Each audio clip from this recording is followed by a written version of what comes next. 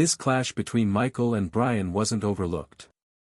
Their confrontation had grown too fierce, too loud, too destructive, impossible to ignore when the teachers watched from above with a bird's-eye view of the island. 9 out of 10 supervising instructors reached the same conclusion: for the stability of the exam, Michael needed to be removed. Only one thought differently: the very teacher from the academy Michael had chosen to join. To him, this was not a threat but an opportunity. With his undead to anchor his defense and his sheer combat ability to push outward, Michael could turn this exam into his stage, fortifying his keep while sweeping across the island, crushing opponents and claiming points in a relentless rampage. At his current level, there were few, if any, who could stand against him. As for the possibility of Michael clashing with other students bound for the same academy, the teacher hardly cared. At a first-rank academy, quality outweighed quantity. One extraordinary student was worth far more than 100 ordinary ones. It was precisely this ruthless standard that kept their academy at the top. Unlike lesser institutions, they did not gamble on numbers. What puzzled him, however, was the source of Michael's strength. For a necromancer, his combat power defied logic. He didn't seem to have crippled himself by abandoning his class's foundation. Yet nothing about this level of power should have been possible. The teacher's thoughts drifted to the only explanations that fit. Either Michael possessed a hidden class he didn't reveal, or he carried a body-strengthening talent of rare and terrifying caliber. Either possibility placed Michael above most candidates. Either was enough to mark him as someone worth more than the rest combined. What happens when examiners with such authority form thoughts like these? Perhaps it seemed like nothing. But under the will that governed the land of origin, their intentions carried weight. Enough to shape the trial itself. At first, the quest given to Awakeners had been simple: defend their castles. After all, surviving to the end was considered the true benchmark to passing. Even if one destroyed another's keep, it was holding their own afterward that marked a true pass. The system reflected that balance. But when the teacher's will shifted, so too did the exam. A ripple passed across the island. More than 1,000 participants froze as their panels flickered, the text reshaping itself before their eyes. Destroy Castle 37. Objective: eliminate Castle 37 within 1 hour. Reward: 60 million experience points, 5 level-ups, and plus 40 attribute points to all stats. When the Awakeners saw their panels shift, they were stunned beyond measure. They didn't even know of Castle 37, and now they were ordered to destroy it. But the real shock wasn't the objective, it was the reward. 60 million experience points. 5 level-ups. 40 free attribute points across the board. The island seemed to hold its breath. Awakeners were greedy by nature, yes, but greed didn't make them fools. For a prize like this, the danger had to be equally staggering. The panel might as well have been screaming, "Beware." What they didn't know was that this was already the system's restraint. The quest hadn't named Michael directly. It hadn't told them to eliminate him. It had only marked his castle. If it had been otherwise, if the target had been Michael himself, the reward would have been enough to tempt even rank 3 Awakeners. But the system knew what most of them didn't. It knew Michael's strength. And so the reward was balanced against him. Commotion spread like wildfire among the students. Some stared at their panels in silence, unwilling to even try. Others exchanged hungry, fever-bright looks, already planning how to converge on Castle 37. It was then that some realized something crucial. This mission wasn't limited to a single participant. Any number of Awakeners could accept it, and as long as Castle 37 fell within the hour, everyone who had accepted would receive the reward, whether they had fought tooth and nail or merely shown up at the right time. The realization spread like lightning. For a heartbeat, the island seemed to fall into silence, a strange, heavy peace reigning where chaos had once buzzed. Moments later, under the eyes of the 10 teachers, who noticed the odd shift but could not yet discern its cause, the strangest sight unfolded. Large groups of students began to move in the same direction. Not toward scattered keeps, not hunting each other, but converging in eerie unity. Their destination was clear. Castle 37. Apparently, the system had even provided a map for convenience. Awakeners were greedy. The panel had promised them what amounted to months, perhaps even years, of advancement in one stroke. 5 levels, dozens of attributes, and more experience than most could dream of earning in so short a time. That didn't mean they were reckless, though. To avoid leaving themselves vulnerable, many left defenders behind to guard their castles. But the bulk of their forces? They surged toward Michael's keep like a tide. As for Michael, he was back inside his castle. A deep frown etched across his face as he reread the 2 panels hovering before him for what felt like the 100th time. The first read. Quest, defend your castle. Objective, defend your castle for 1 hour. Reward, plus 30 to all attributes, 2 level ups, plus 40 free attribute points. The second. Quest, Defiance. Objective, eliminate at least 30% of the castles on the island within 1 hour. Reward, plus 50 to all attributes, for level ups, plus 50 free attribute points. There were no experience points listed. Strangely, that absence came as a small relief to Michael, though it didn't improve his mood. 2 questions gnawed at him. 1. Why did he have to defend his keep? Who or what was attacking it? And 2. Did he have to end the trial with his own hands? Malice. That was what it felt like, as though the world itself conspired against him. But Michael was an awakener. And awakeners were greedy for strength. He was no exception. Especially when it seemed both quests could be accepted simultaneously. Malice. That was what it felt like, as though the world itself conspired against him. But Michael was an awakener. And awakeners were greedy for strength. He was no exception. Especially when it seemed both quests could be accepted simultaneously. Though confusion lingered, Michael noticed neither quest carried a failure penalty. That alone made his choice easier. He accepted both, and then waited. It didn't take long. The moment his will confirmed the quests, his senses stirred with incoming signatures. First dozens, then hundreds, then more. 100, 200, 500, 1,000. The numbers kept climbing as his awareness swept 10 kilometers outward. More than 1,000 students were gathering stopped 5 kilometers from his location, and still more signatures flickered into his range. Yet none dared draw too close.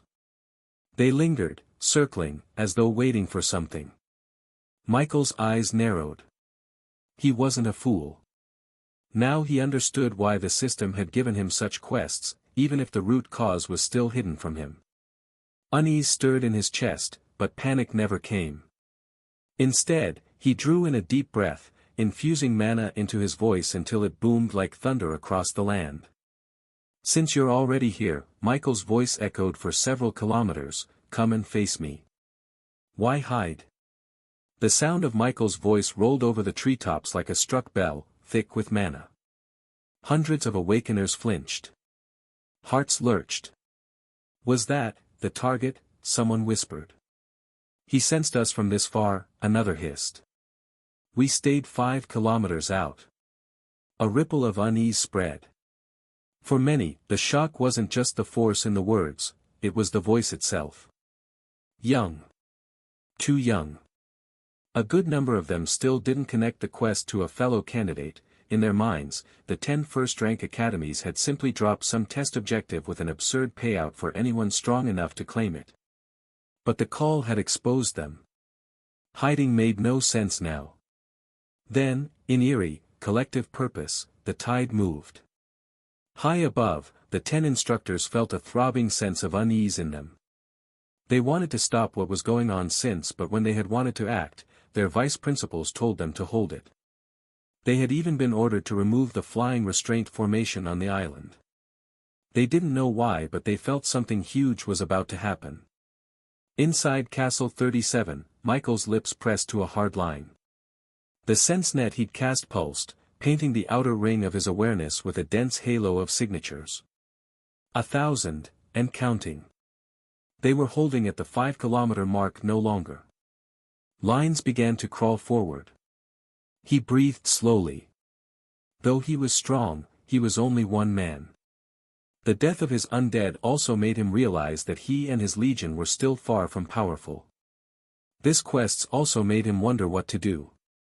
He wasn't scared because he knew how powerful his trump cards were. But did he want to reveal them? It was when this thought came to him another followed. Why couldn't he reveal them? After all, this was his true strength. Also, when he thought of it, what was the use of holding onto trump cards that in the nearest future would turn to regular strength? When this thought came, for the first time in a long while, Michael felt free. He seemed to have made a certain decision. The sky darkened, not with storm clouds, but with bodies. Hundreds of awakeners hovered above Castle 37. Below them, Michael hovered above his castle, 15 undead below him. From this height he looked, boxed in. Mana pressure stacked on mana pressure until the air rang like taut wire. 1,000 eyes fixed on one man.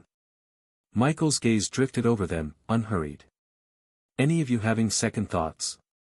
Silence stretched, then a snort from the front rank. A spearwoman in slate armor glared down her nose at him. We don't know what trick you think you've got, pretty boy, but against thousands. It's useless. Murmurs rolled, agreement, derision, a few nervous laughs. More than a few were startled that the guardian of Castle 37 was a fellow student, and this young. Handsome, even. But they didn't buy that he was the reason the quest was labeled like a calamity. Surely the difficulty came from something else. Michael's mouth quirked. Okay, then. A small coffin appeared in front of him and they all tensed. Michael raised 2 fingers. Immediately, 2 figures appeared beside him. One was dark and had feathered wings. The other was tall, had 2 sharp teeth threatening to leave his mouth and a huge bat-like wing behind him. The pressure slammed down like a mountain, a suffocating weight that made the very air groan. Mana surged so violently it warped space itself, bending light into shimmering distortions that rippled outward from Castle 37 like shockwaves. The invisible force wasn't merely felt, it pressed against flesh and bone, a tangible storm of energy that clawed at them. Even seasoned awakeners, those who had weathered battle after battle, found their chests tightening as though an unseen hand gripped their ribs. Hundreds faltered mid-flight. The sky, once filled with confidence and noise, turned tense, quiet, and fearful. The 2 new figures didn't roar. They didn't posture. Their mere presence was enough. Gale and Lucley. For the first time since their awakening, they stood revealed before public eyes. Michael's voice cut through the trembling silence, firm, calm, absolute. Clear everything on this island. The words were not shouted. Mana carried them, and every awakener within kilometers heard them as clearly as if whispered in their ears. Gale's wings snapped once, a hurricane's edge exploding outward. The students hovering above had thought Michael trapped. But now, boxed in or not, it was the hunters who suddenly felt like prey. And Michael? He simply raised his spear and pointed it skyward. Begin. The sky convulsed as Gale moved. The winged undead didn't hesitate. With a single beat of his enormous wings, the air shattered into a cascade of pressure waves. Wind howled like blades, every gust carrying shards of condensed mana that sliced through the formation of awakeners above. Gale didn't let up, wave after wave of mixed attacks poured out of him, compressed wind lances and raw slashes of mana that tore through the very sky. The disciplined formations of the flying awakeners broke instantly. Some raised barriers, others countered with their own spells, but it was like throwing sand against a flood. Entire clusters of students were flung aside, screaming as they plummeted from the air. Shock hit the gathered awakeners like a hammer. They had come expecting something else. At worst, they thought they'd face some nasty tricks or hidden trump cards. But this, this was something else entirely. The pressure radiating from Gale and Lucky was suffocating, enough to make even battle-hardened candidates feel their lungs seize. The sheer weight of it made their own power feel small, flimsy, like sparks against a wildfire. And suddenly, the reward made sense. 60 million experience points. 5 levels. 40 attributes across the board. It wasn't generosity, it was compensation. A warning wrapped in temptation. The system had known what they would face here. The reason the reward was so outrageous was simple: Castle 37 wasn't just another keep to topple. It was a calamity. Voices rose in disbelief and fear, panic breaking their unity. This is insane. That's a rank 3 undead. 2 of them. That's impossible. Who the hell is this guy? Eyes turned downward. To Michael. To the calm figure hovering above his keep, black spear angled casually toward the heavens, gaze steady as if the army above was nothing but passing shadows. For the first time, many realized the truth. The guardian of Castle 37 wasn't some fabricated challenge. It was him. A fellow candidate. A necromancer, no less, commanding monsters that had no business appearing in an entrance exam. Fear rooted deep. Now they understood why the quest was so rewarding. The system wasn't bribing them. It was paying them to risk their lives against someone who should not exist at this stage. Michael remained still, hovering above his keep with his spear lowered, eyes sharp. He didn't interfere, didn't rush. He only watched, measuring the tide of destruction Gale was unleashing, his senses stretching far beyond the castle. As for his other undead, he placed them back into the coffin. Lucky, on the other hand, had vanished. Michael had 2 missions. Defend and attack. Defend was left to him. Attack was left to the 2 rank 3 undead. One focused here and other focused on areas that wasn't here. Lucky focus was the whole island. Since he decided to play big, Michael played big. Since others dared to show him malice, he'd return the favor. Gale turned the sky into a grinder. Every beat of his wings birthed another wall of pressure, a heaving curtain of wind that shredded everything in its path. Barriers ballooned, buckled, and burst, elemental bolts were torn off course and hurled back into their casters.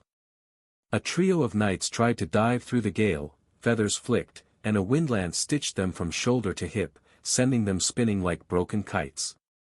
Fall back. Regroup. The order never finished. Gale tilted one pinion and the air itself corkscrewed, a roaring funnel that vacuumed a dozen awakeners in certain direction. Their cries pinwheeled together, then vanished under the howl as the vortex spat them earthward in a rain of bodies and broken gear. Panic detonated. Higher. Get above it, above it. They tried. The sky wouldn't let them. Gale's pressure climbed with them, an invisible ceiling that crushed shoulders and spines. Those who forced speed found the air thickening around their ankles like wet sand, those who slowed were swatted from the air by crescent slashes that arrived first as a hiss, then as pain. Only then did the truth dawn in full. This was disparity in rank. Why can't I move? Keep casting. Keep. Their voices broke under the next blast. Gale folded his wings, dropped like a meteor, and unfurled with a thunderclap. The shock front rolled through hundreds, flipping them belly up. A net of razor-thin currents zipped across the stragglers. One battlemage poured everything into a prism shield, it held for a heartbeat, then spiderwebbed and atomized, the backlash pitching him like a stone. Far from Castle 37, a different storm walked on 2 legs. Lucky moved through the forest in his human guise. The first keep was soon ahead of HJM. Awakener stood on its walls, glancing skyward toward the distant uproar where Gale was carving the heavens. Who goes? Lucky exhaled. Green flame cascaded from his mouth in a smooth, unbroken sheet, no roar, no theatrics, just a quiet tide that kissed stone and metal and flesh alike. The fire didn't burn bright, it burned wrong, seeping into seams and pores, crawling under armor like liquid night. Screamers staggered, clutched their throats, and puked smoke. Within 3 breaths, the keep was empty. Another keep. 3 keeps. 5. 7. In the void above the island, 10 figures watched the sky come apart. Gale's pressure. Lucky's green fire. The teachers felt both, muted by distance, yet heavy enough to make their marrow throb. 9 of them went very still. We should have picked him. Damn it. Fuck. In the void above, 9 teachers cursed under their breaths. A good number of them, if not all, had nothing to do with selecting who out of the final 50 of the previous round the Academy would send an offer to. Yet now, watching Castle 37, they couldn't help but wonder, who had been so blind as to leave Michael unclaimed. Verant's Edge, the first-rank academy whose offer Michael had accepted, stood as the lone exception. The teacher's lips curved in quiet satisfaction, his eyes gleaming. To the teacher, this was fortune beyond measure. There was a universal truth in the world, the strong grew stronger. And with Michael's foundation at this stage, already at the level of 2 teachers combined, what would he become when he peaked? It wasn't just Michael who would benefit. By the time he grew strong enough to give back to his academy, so too would Verant's Edge bask in his rise. The saying echoed in the teacher's heart like a mantra, when the homemaker ascends, even his chickens follow. The others could only gnash their teeth in frustration. Necromancers had limits, yes, bound to the race rank of their undead. But at rank 3, things started to bend from previously established rules. Rank 3 creatures could cultivate laws, and with each advancement in their laws, their own strength advanced as well. To put it simply, there would come a time when Michael would witness several rank 3 creatures at the 3-star extraordinary rank surpass the supposed limits of their race. In fact, he had already seen it once, beginning. Through his law, beginning had propelled himself all the way to level 70, a threshold that, at least in theory, should only have been accessible to epic rank monsters, even if only temporarily. That was the sheer power of cultivating a law. It was also the reason that, upon reaching rank 3, experience points were no longer shown as raw numbers but as a percentage toward the next level.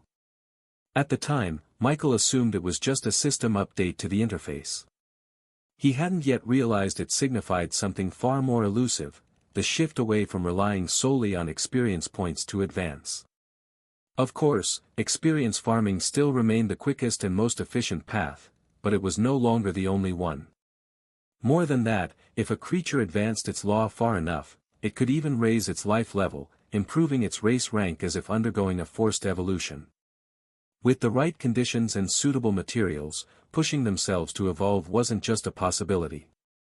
Take the tailed fox, a favorite among beast tamers. By nature, they possessed a weak racial limit, yet their potential was immense. If provided with sufficient evolutionary materials to bring them to rank 3, the cultivation of their law would gradually increase the number of tails they bore, each tail a testament to their advancing power. Of course, none of this diminished the importance of race rank. Was it easy to improve a law through cultivation, let alone push it far enough to force an evolution? Absolutely not. But if a creature's race rank was already high, then the opposite held true, their laws only needed to catch up, and they would naturally advance on their own. With each step forward in law cultivation, those undead would grow stronger, and if their laws advanced far enough, they could even ascend their very race rank. Forced evolution wasn't a fantasy, it was an inevitability if the right conditions and resources aligned. And now, Verant's Edge had 2 such monsters delivered into their fold for free. The 9 teachers stared at Michael and felt bitterness rise in their throats. Below, Gale's storm raged without pause. Though he held back from invoking his law, Michael had been cautious about risking anything that could truly harm the real bodies of the Awakeners, their lives were only prolonged by seconds. Even without tapping into his law, the affinity it granted sharpened every gust, every blade of wind, into devastation amplified far beyond what ordinary students could withstand. Gale was on a relentless kill streak. It was Lucky, on the other hand, who seemed to have calmed down. The reason was simple. It was an acquaintance. Hovering above a castle, Lucky tilted his head, his gaze settling on the lone girl standing before its gates. Her expression was cold, distant, but familiar enough to stir recognition in him despite it being the first time he saw her without his previous black and white vision. Mira. To Michael, his master, she had once been a classmate. A girl with an intriguing class, alchemist. Now, she stood at the front of her keep with a black stone cradled in her hands, its surface veined with blue light. A formation stone. Like Michael, Mira had been unfortunate at the start, placed in a castle with only 3 people including herself. Yet her class had given her methods others lacked, and through them, her group managed to avoid being crushed early. As for why she was alone now, it was because her 2 teammates had left her to guard the castle while they chased the newly issued quest alongside the rest. Like the others, Mira had never once connected that quest to another participant. She certainly never would have imagined it linked to someone she actually knew. And the man before her, this cold figure cloaked in human guise, looked nothing like the Lucky she had once seen. She had no way of knowing. This final round of the exam, though filled with ups and downs, had actually been easier for Mira than the previous one. Yesterday's trial in the virtual space had left her nearly useless, her class had been of little value in that artificial battlefield. But fortune had smiled in an unexpected way. After the incident in Woodstone City, she had forged a connection with the manager of the Supernatural Association branch in her new city. Through that connection, word of her rare talent had been passed along to a first-rank academy, which had wasted no time in sending her an offer. If not for that, even with her special class and her hard-earned level 30, achieved only by completing her grueling advancement quest, Mira would likely have been forced to settle for a second-rank academy, or worse, a third. This round, however, had been different.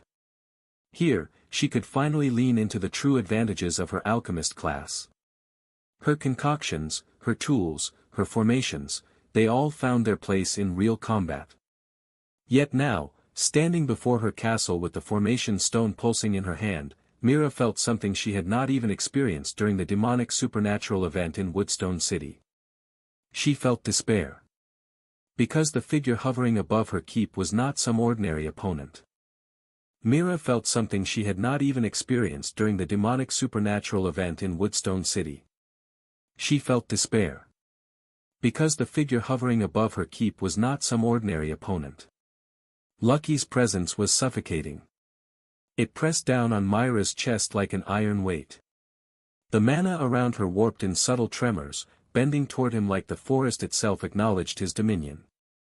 Her hand clenched tighter around the formation stone until her knuckles turned white, the faint glow spilling across her pale fingers. Her mind screamed at her to act, to hurl the stone down and activate the formation at once. But her instincts betrayed her. They told her the truth her pride refused to accept. It wouldn't matter. The stone might buy her time. A few breaths.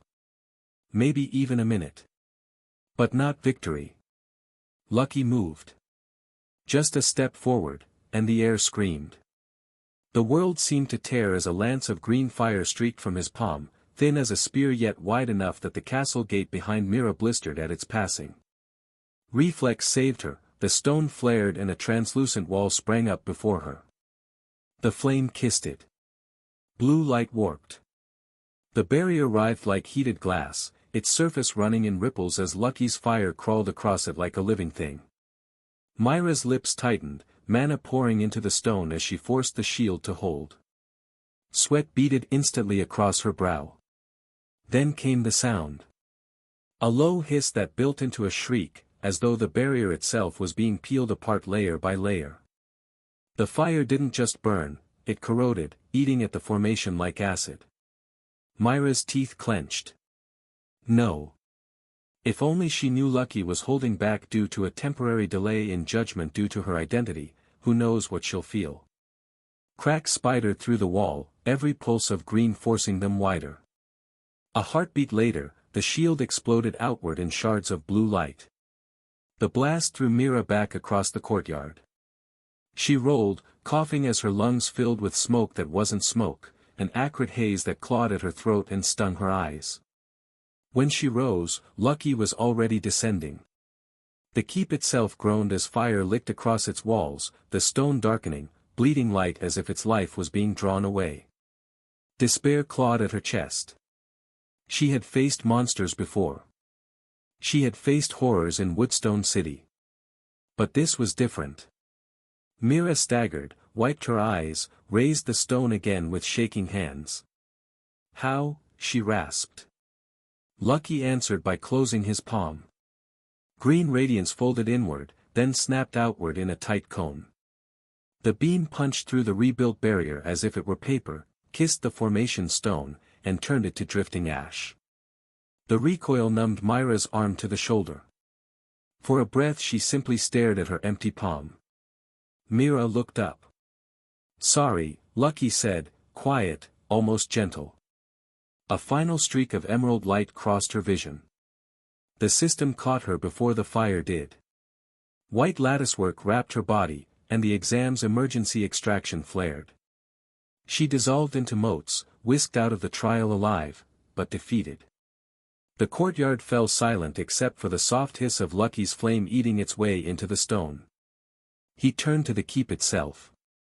A single breath, and green fire poured from his mouth in a smooth arc that slid along walls, windows, and seams. Castle 112 destroyed. Lucky was already gone, blurring into the trees. Castle 089 destroyed. Castle 064 destroyed. Castle 173 destroyed. In high air, the teachers watched the island's map freckle with extinguished sigils. Lucky never hurried, yet he was everywhere. For some that day, he was a nightmare of despair. For a few long minutes, the island sounded like the inside of a storm. Then it ended. Silence. Trees bent and slowly righted. Ash drifted like gray snow. Aside from Michael and his two undead, nothing else on the shattered island still moved. Gale hovered back to his master's side, wings folding, pressure vanishing like a clenched fist opened. Lucky arrived a heartbeat later. Panels bloomed in Michael's vision. Quest, defend your castle, completed. Objective, defend your castle for 1 hour. Threshold surpassed. Base reward, plus 30 all attributes, plus 2 level ups, plus 40 free attribute points. Performance bonus applied. Final reward, plus 40 all attributes, plus 4 level ups, plus 40 free attribute points. Michael exhaled, a happy smile showing on his face. Another pane slid into place. Quest, Defiance, completed. Objective, eliminate more than 30% of castles in 1 hour. Result, 66% of castles eliminated. Threshold surpassed. Base reward, plus 50 all attributes, plus 4 level ups, plus 50 free attribute points. Performance bonus applied. Final reward, plus 60 all attributes, plus 6 level ups, plus 50 free attribute points. A warm surge rolled through his body, raw, ordered power snapping into bone and tendon, coiling in his core. Stats climbed. The world sharpened another few degrees. Joy hit him like fresh air after drowning. He didn't whoop or pump a fist, Michael wasn't wired that way, but the grin that cut across his face was unguarded, boyish. This right here, was part of why he'd stopped hiding. After his last breakthrough, the limiter the system slapped on him for outlier performance had turned EXP into. If he tried to climb on experience alone, he'd waste weeks for gains that should have taken hours. But quests were different. Do more than the requirements, and the system pays you more. Now, thanks to this opportunity he did not let pass him by, Michael was now a level 50 Necromancer. A peak rank 2 Awakener, just 1 level away from achieving rank 3. 1 more level. Michael didn't know how long the last step would take, but the distance wasn't the yawning gulf it had been at level 40. It felt near. Reachable. Real.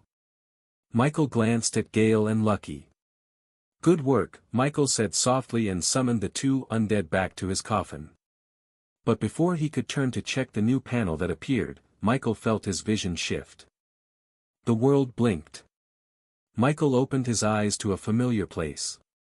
Below him, the same glassy, ink-black water lay perfectly still, a mirror that refused to reflect. Above, black suns hung like holes punched through the sky, bleeding no light, just weight. He drew one slow breath. Before he could fully center himself, the floor of nothing swayed. And dropped. Sight and sound snapped back with a soft clap. Stone underfoot. Voices. A wash of mana like ocean wind breaking across cliffs. He stood in a plaza, but not the one he'd first arrived in.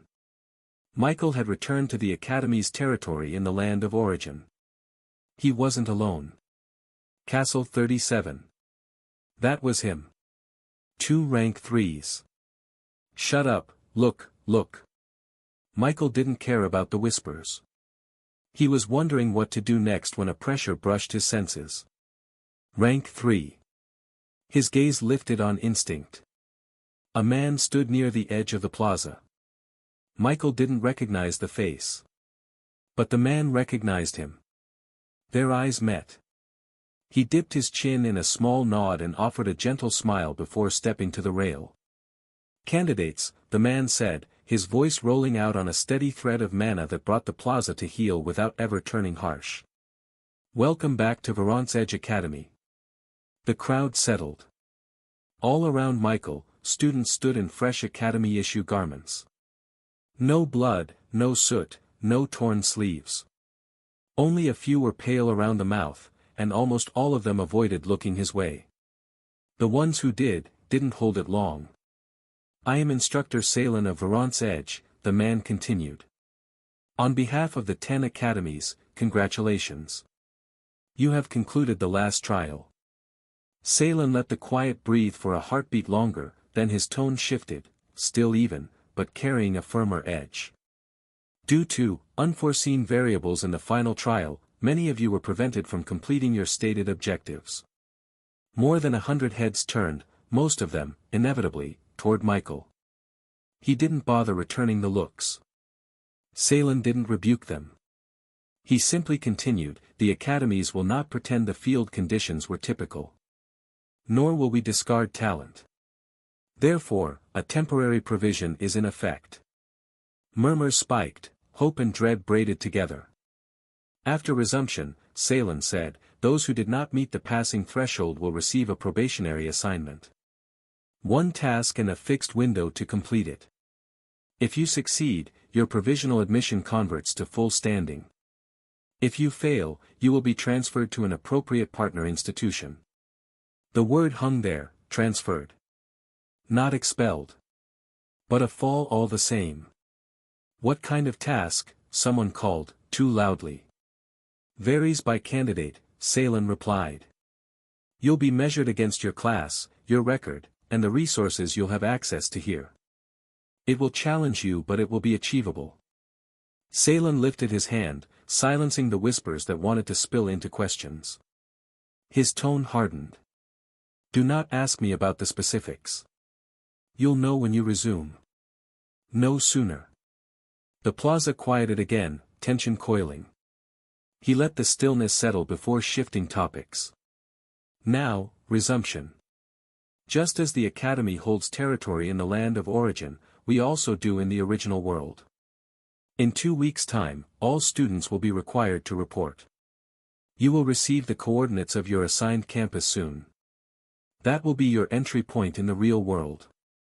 Mana rippled subtly with his words, carrying them to the very edges of the plaza. "During those 2 weeks, prepare yourselves. When you step through our gates in the original world, your life as Academy disciples begins in earnest. What follows next will be revealed to you there." Students glanced at one another, unease mixing with excitement. Salen gave a single nod, his eyes sweeping the crowd once more. "That concludes this assembly. You are dismissed." His voice dropped just enough for only some to catch the last line. Michael Norman, remain. The plaza lit in flashes of white. In an instant, more than 100 figures dissolved into light and vanished.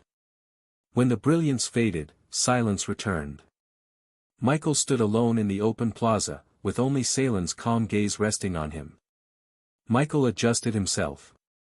"Sir," he said, his voice even, "may I ask why I was told to remain?" Salen's expression softened further. "Because you are our top newcomer."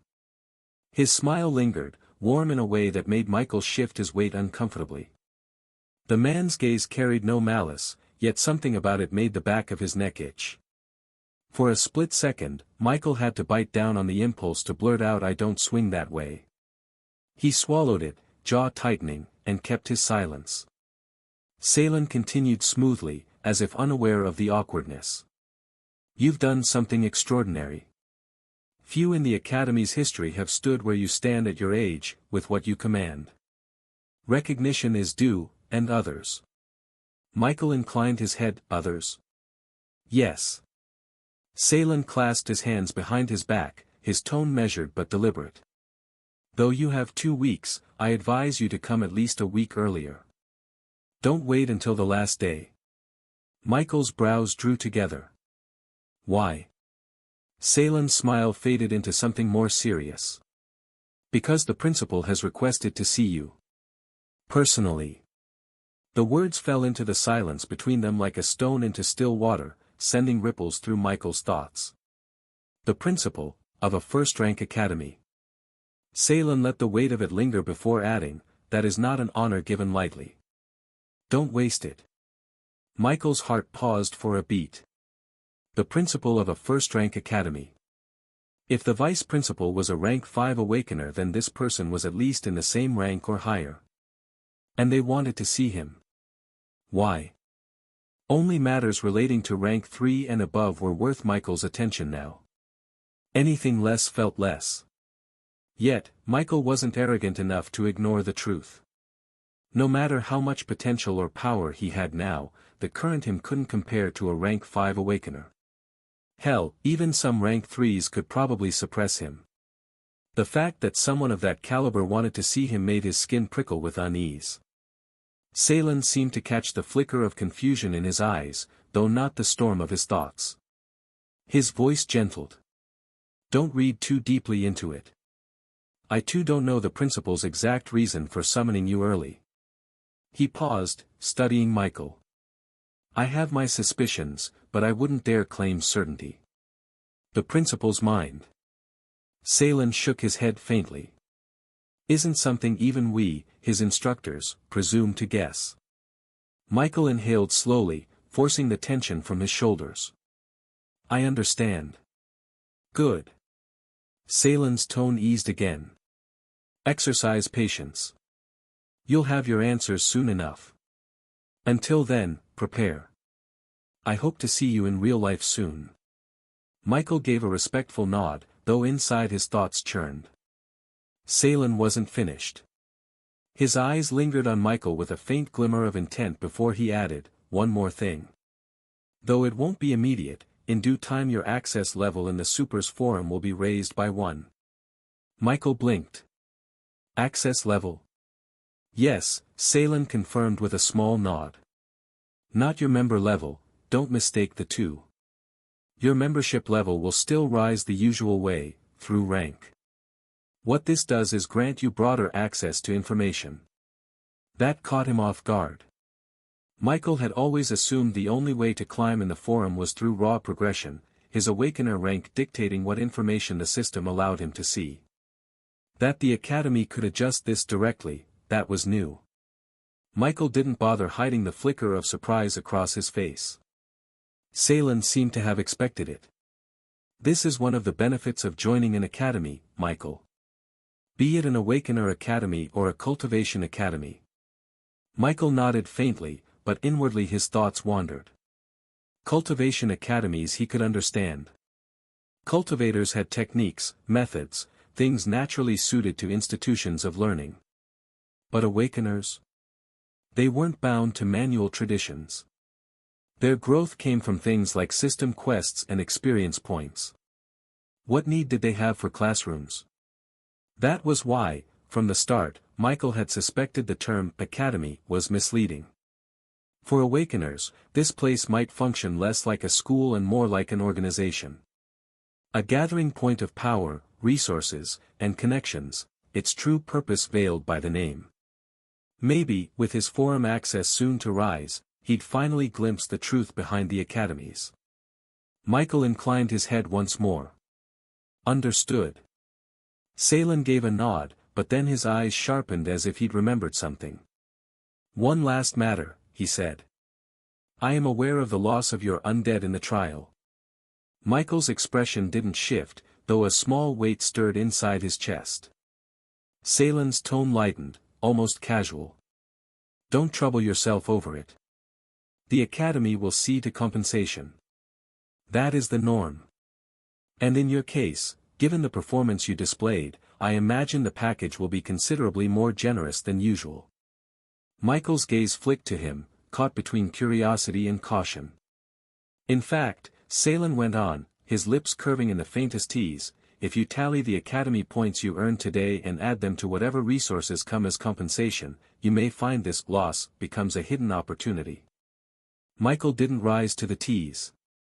He let the words pass with a neutral look, pretending not to catch the undertone, though his mind was already turning. Salen's voice lowered slightly, a thread of warning beneath the mildness. A word of advice, be careful with your academy points. They are not currency to be squandered.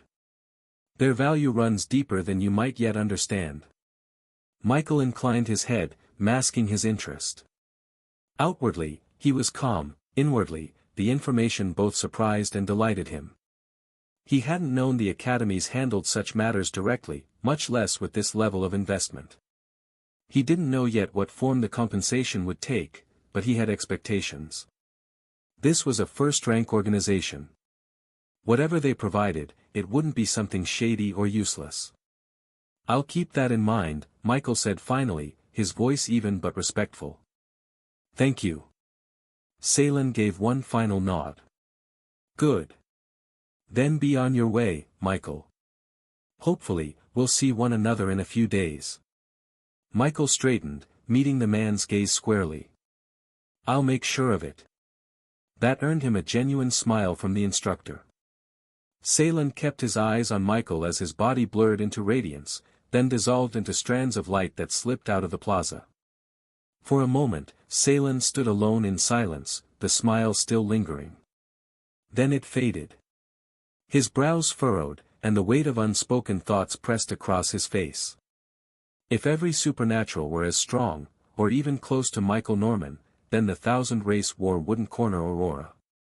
The idea made his chest tighten. Aurora's survival strategy had always been defense, the great turtle shrinking into its shell, waiting for storms to pass. But with too many outliers like Michael rising, the tide could shift entirely, opportunity and danger merging into the same blade.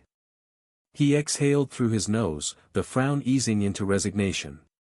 No, rather than worrying, it's better to focus on my own strength. If the sky falls, there are stronger ones than me to hold it up. Yet even as he said it, his mind drifted. He thought of some special beings. Not all on Michael's level, perhaps, but not inferior in every aspect either. A few might even surpass him in certain paths. Salen's lips moved, voice low, more to himself than to the empty plaza. If the older generation cannot endure, then the new must surpass them. The words lingered in the air like a quiet oath, before the rank 3 instructor finally turned and walked away. Michael had no idea of the teacher's thoughts. When his vision steadied again, he was back in the quiet, familiar walls of Thornvale. The study. He found himself standing in the center of the chamber. For a heartbeat he didn't move. Then, almost by instinct, his steps carried him toward his chair. His palm brushed the surface of the desk, fingers dragging across the wood as if to anchor himself in the present. The exam had demanded little of his body, but his mind was another matter. The cascade of events left a heaviness behind his eyes. That, and the loss. 2 undead.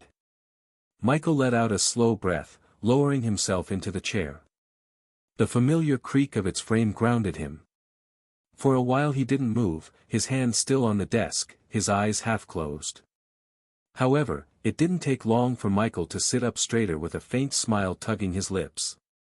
For all the unexpected turns, what he had gained outweighed what he had lost. The undead would be compensated. Salen had all but promised it, and Michael didn't doubt the Academy's ability to follow through. But what thrilled him most wasn't this. When he had advanced to rank 2, Michael had expected the climb to be slow. The number of experience points he needed, and his undead needed, was massive. Worse, the limiter that throttled how much EXP he could harvest meant his progression would always lag behind. Yet. Peak rank 2 already. The realization still seemed impossible, but it was nothing but the truth. A fact. Barely days after stepping into rank 2, he was already at the peak. Michael's delight flared, sharp and unrestrained for once. He couldn't deny the thrum of triumph in his chest. The kind of leap others would take years was met in days. And with that, a thought snapped into place. Since he was now at peak rank 2, the next step forward was rank 3. Michael's eyes lit with intent. For the first time since reaching level 50, Michael turned his focus to it. Class Advancement Quest. The panel flared to life before him. Class Advancement Quest. Quest 1, have 5 rank 3 undead. Quest 2, cultivate a law. Michael froze. 2 quests. This was the first time the system had ever shown him such a thing, and for a breath it unsettled him. But when he thought about it again, his surprise eased. Rank 3 wasn't just a step forward. From everything he had witnessed, it was the threshold where supernaturals turned into something else entirely. The first real transformation. A level where the word supernatural wasn't just a title but a truth. And every path reflected that. Whether it was cultivators or awakeners like himself, below this level, there were wild gaps in strength. One system might seem superior, another inferior, advantages tilting one way or the other. But once they reached rank 3, all of them became terrifying. Differences remained, yes, but each path became valid. Each carried weight. In that light, it made sense. It was as if the system itself was saying, to step beyond, you must prove yourself. 5 rank 3 undead, and a law. Michael exhaled slowly, eyes fixed on the panel. The first task might be daunting for any other awakener, but not for him. A quest like this couldn't be easier. Michael wasn't surprised by its content either. He already knew that from the very first class advancement quest, one could usually glimpse the shape of the ones to come. It wasn't set in stone, but it was more or less reliable. As for this particular quest, Michael had already completed it before it even appeared. After all, he already had 5 rank 3 undead. Lucky, Gale, Beginning, Lucy, and Prince. Unfortunately, had this been the only requirement, and had he been satisfied with just this level of effort, he would have ascended to rank 3 immediately. Even if he aimed higher, Michael dared to say that within half a year he'd achieve it regardless.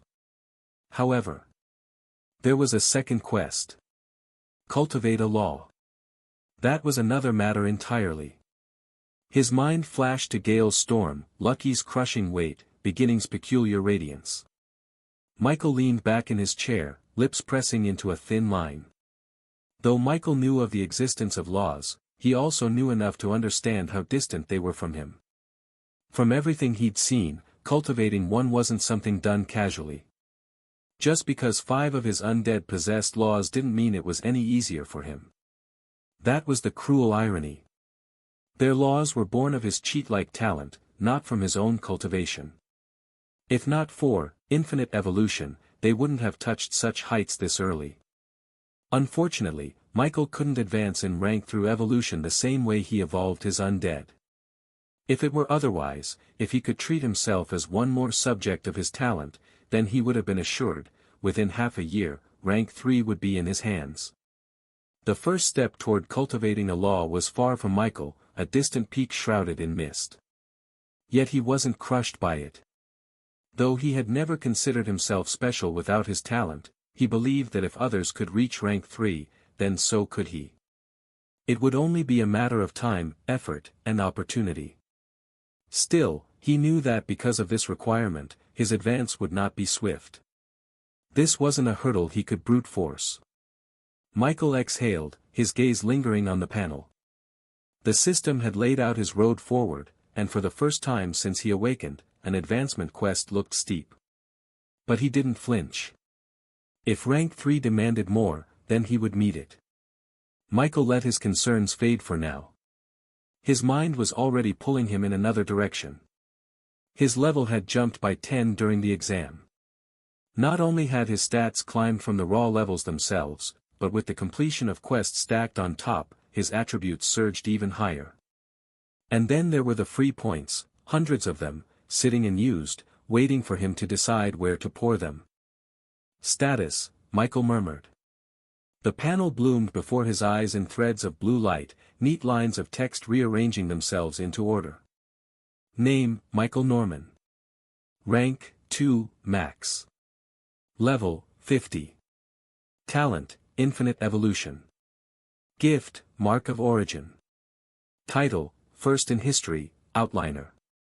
Class, Master Necromancer. Attributes. Strength, 592.75, plus 100. Agility, 632.71, plus 100. Constitution, 640.92, plus 100. Intelligence, 755.92, plus 100. Attribute points, 340. Michael leaned back in his chair, studying the numbers after excluding the ones his class and race gave with sharp eyes.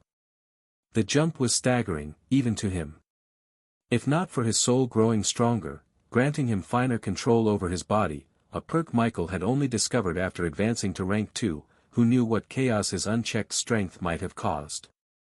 Even now, his control was far from perfect. Day-to-day movements were manageable, but if he tried to throw a playful punch, he might just end up playfully killing someone.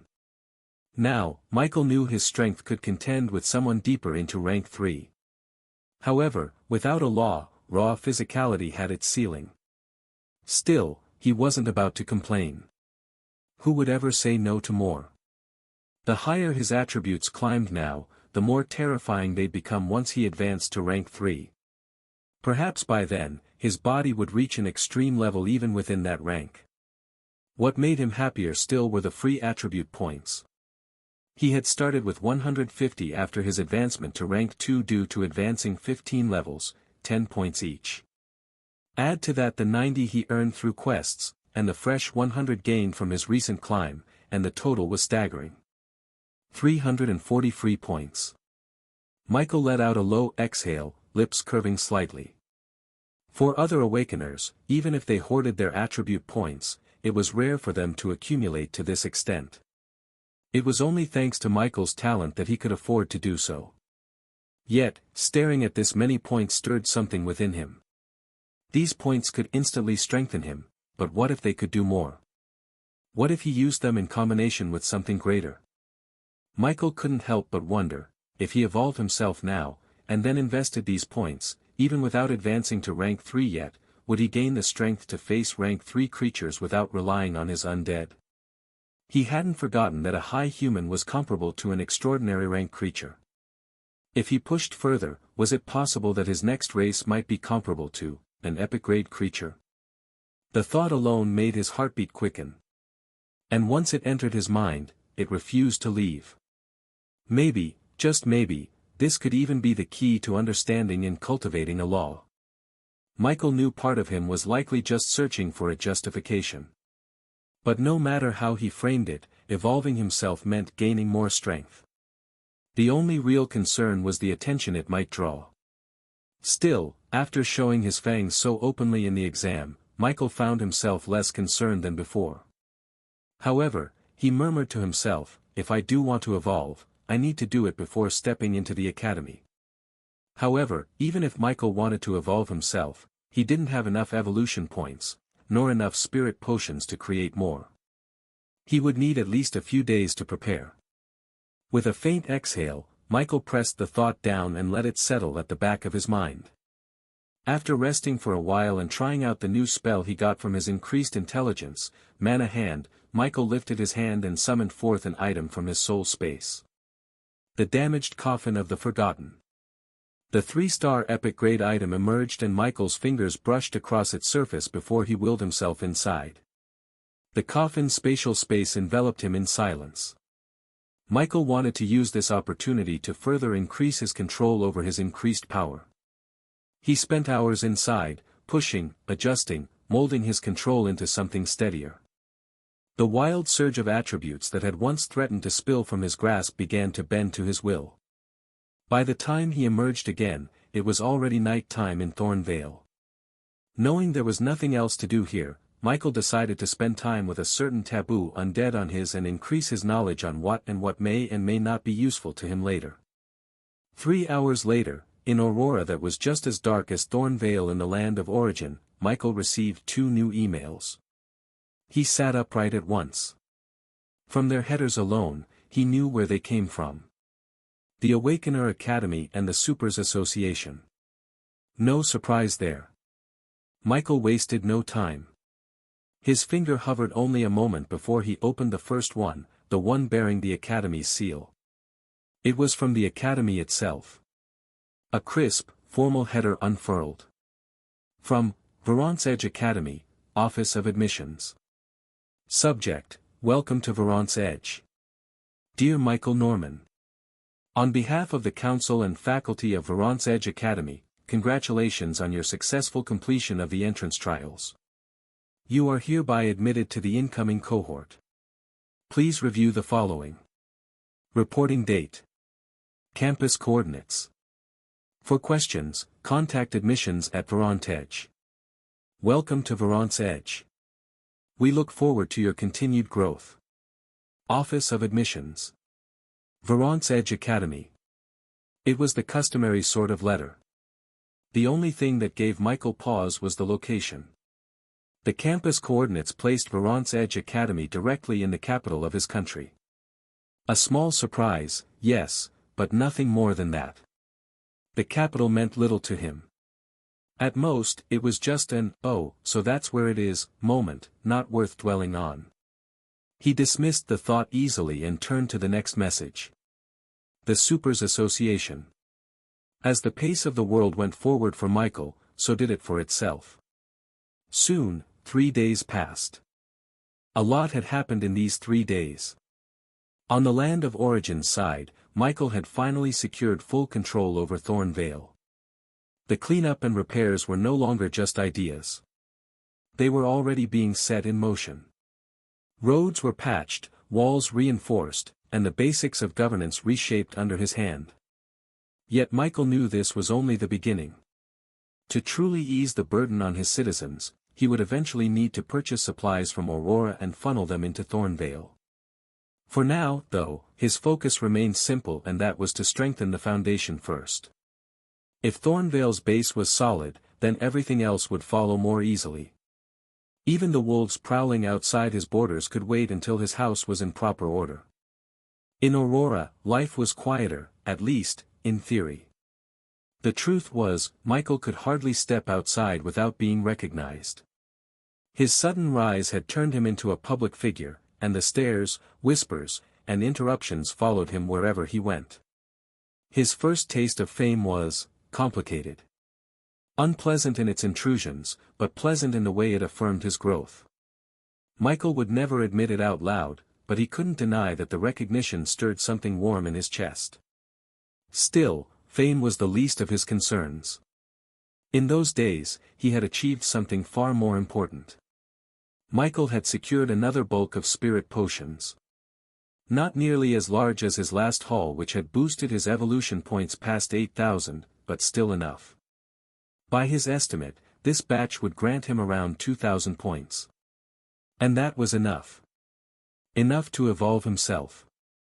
The decision had already been made. Aside from Teacher Brian, no one knew his true race as a high human. But Michael had a feeling this secret wouldn't hold once he stepped into the academy. Rather than arrive there like he was now, he wanted to walk in a new state. Whatever came after, the future Michael would handle it. This evolution would be his step forward now. This wasn't the only thing Michael had accomplished. Thanks to his increased forum access, Michael now knew more than he ever had before. Not everything, of course. The Supers Forum wasn't a place that laid out truths on a silver platter, but whenever he searched, answers began surfacing where before there had been walls. And with his current concerns weighing on him, Michael had only focused on two things. What the academies truly were and how one cultivated a law. Like he had suspected, cultivator academies functioned as genuine schools. They trained, instructed, and passed down techniques. But for awakeners, it was different. Not a school. Not quite an organization either. Something else. A gathering of awakeners, for one purpose. To fight. But fight what? That was the question. The answer was uglier up close. It wasn't mere skirmishes but a campaign for dominion. A war so broad that multiple civilizations across the cosmos bled into it. A race war. And the academies, cultivator and awakener alike, stood as the Federation's cultivated edge, supplying trained force to defend their realm. Reading that, Michael felt his chest grow heavy. This wasn't some safe simulation. It was a war fought in your real body, with real death at the end of a mistake. Yet he wasn't as afraid as he'd imagined he might be. Maybe it was because of the knowledge of his own strength. Or maybe it was the simple uselessness of fear when the road ahead didn't fork. Either way, the conclusion he'd been circling clicked into place. Evolve. If the battlefield demanded more than he had, then he would bring more to the battlefield. More strength for himself, not just through his undead. If the academies were garrisons, then rank 3 wouldn't wait for him, he had to chase it. And if evolution shaved a layer off the gap, even before he touched a law, then the choice wasn't really a choice at all. The second half of Michael's search led to a deeper, and far more abstract revelation. Law cultivation. It was nothing like mastering a skill. The answer he found came cloaked in philosophy and fragmented explanations. None of them direct, but all circling a singular truth. To cultivate a law was to comprehend a piece of the universe. To take hold of it, one first had to understand it. To observe how a principle governed all things and then, through will and insight, carve a sliver of that order into the soul. It was to study cause and effect until the threads behind reality began to loosen. The more Michael read, the more he realized what separated those who stumbled into laws from those who truly cultivated them. Understanding. Not shallow comprehension, but deep, systemic awareness. The kind that came from peeling back layer after layer until only essence remained. It explained why those who had a profound grasp of their core skills were often the first to brush against law. A swordsman who understood not just the motion of a blade, but the flow of force and the stillness between movements, might glimpse the law of sharpness or the law of cutting. A pyromancer who dissected the birth of a flame, the way heat devoured and light revealed, could reach toward the law of fire. It was knowledge, and it was talent. Knowledge, Michael could accumulate. He could learn the mechanics behind every supernatural he faced. Talent was trickier. It was what separated a prodigy from the masses. But Michael had long since stopped believing in the fairness of that divide. For him, evolution had always been a bridge across gaps that should have been insurmountable. If talent was what it took, then he would cheat talent itself. What made Michael delighted though was that it was said that academies had a way to make the path a bit easier. However, he would need to get there first to see what that opportunity was. Right now, in the space of the damaged coffin of the forgotten, with no undead but only himself inside, Michael downed several bottles of spirit potions, chuckling as he watched the number of his evolution points steadily increase. I still can't get used to this. Even if it was your favorite thing, anyone would grow tired of taking the same thing over and over again. Michael hated the sensation, but he was delighted at the sight of his accumulated evolution points, both from the spirit potions he had just consumed and from the amount he had saved up since evolving his spear. Evolution points, 2,721. However, what Michael hadn't expected was that it would take 1,500 points to evolve his race. He had thought that evolving his race would follow the same 5 times multiple rule, where the next evolution would cost 5 times the previous amount. Instead of the 500 he had assumed, it became 1,500. That was 3 times higher than his original estimate. If Michael had been uncertain before about whether this evolution would compare to an epic-grade creature, now he was sure. Still, he prayed this was only for his own race and not his undead. Previously, he had calculated it would take just over 3,000 points to evolve one of his undead to 1-star epic grade.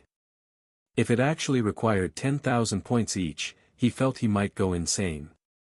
He truly hoped that wasn't the case. If any other necromancer knew Michael's thoughts, they would spit in his face with disdain. He could at least evolve his undead, even if the cost was steep, but was it truly steep? With his current daily gain, he would need just about 4 months at most to accumulate 10,000 evolution points. An epic-grade creature every 4 months was considered slow. 4 months, not even 0.5% of their lifespan. The ungrateful Michael, the ignorant main character, who at first felt like he had been robbed, soon pushed all distracting thoughts away from his mind. Right now, it was his original body that was inside the coffin space. If he wasn't certain that evolving brought only pain and not death, Michael would never have attempted this. But to avoid calamity caused by evolving, like attracting attention or breaking things, or even harming people, Michael had no choice but to use his original body. Just like in the land of origin, Michael remained extremely cautious about his surroundings in the real world as well. That world mattered more to him for several reasons. Of course, just as he took precautions in the real world, Michael did the same in the land of origin. With the Everlong forest so close, he ventured deep into its depths and had both Prince and Gale guard him, with the former instructed to contain any commotion he caused as much as possible. Michael had a feeling that this evolution wasn't going to be simple. Inside the dome Prince had conjured in the land of origin, Michael summoned his talent and willed it to begin evolving his body. Michael immediately braced for agony. A second passed. Then another. Then a third. Nothing. Frowning, Michael opened his eyes. What he saw left him stunned. He was no longer in the coffin space. No longer in the dome Prince had raised in the Everlong forest. He stood adrift in a boundless sea of stars. What shocked him more was the sight of a familiar item floating before him. It loomed vast, as massive as a moon. A cauldron. His talent. What's happening? Michael tried to speak, but no sound left his mouth. The cauldron began to tremble. At first, the vibration was faint, like the hum of a distant bell, but soon it grew stronger, sending ripples through the star-filled void. White light seeped from its bronze surface, soft at first, then blinding as if a sun had awoken inside it. Michael blinked against the glow, only to realize something even more unsettling: he was naked. Not in the vulnerable sense, but stripped of everything physical. He could feel his body, and yet, it wasn't a body. It was something else. My soul. The thought came unbidden, and it made sense. Only, why was his soul here? And more importantly, why was his talent, something that should have been nested deep inside his soul, standing before him as if it had taken on a life of its own? He didn't have time to answer the question. The cauldron's light surged, erupting like a tidal wave. Engravings Michael had never noticed before lit up across its bronze hide: mountains rising, beasts roaring, humans kneeling, gods descending. Each image seemed alive, moving in sequence, like an ancient story unfurling in fragments.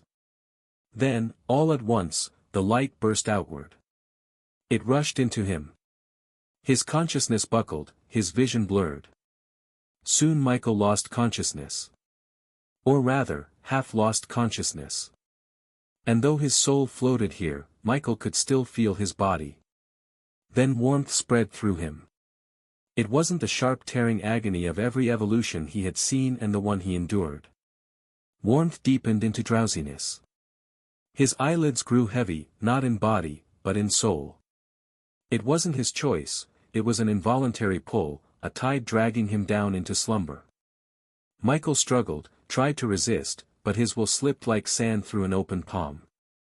The last thought he clung to made his chest tighten. Was it wise, to step into this without testing it first? If he had let one of his undead attempt this path before him, he might have known what awaited. Now, all he could do was surrender to the unknown. The starlit void blurred. The cauldron's engravings pulsed one final time, spilling light across his being. And Michael fell asleep. What Michael did not know was that, outside the starry void, his true body had begun to change. First came the light.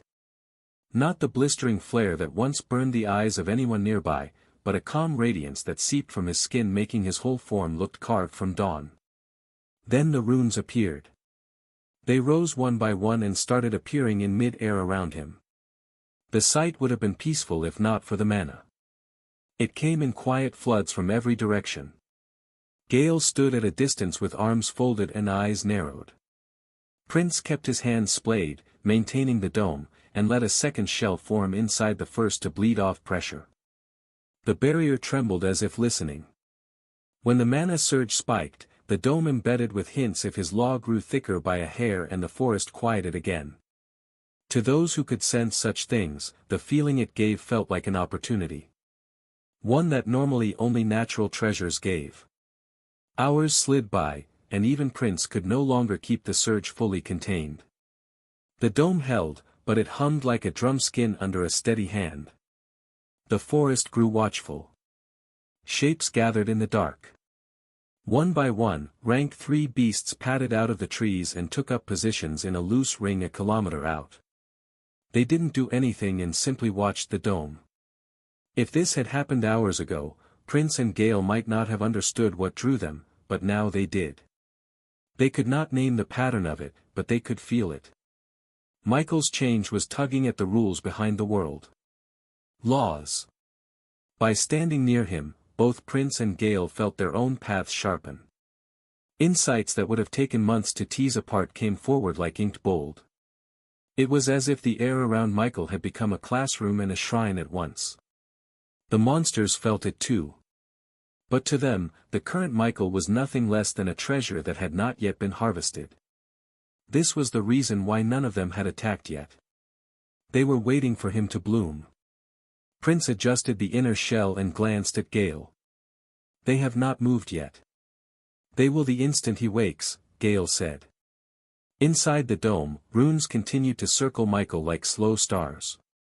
The calm glow on his skin did not fade.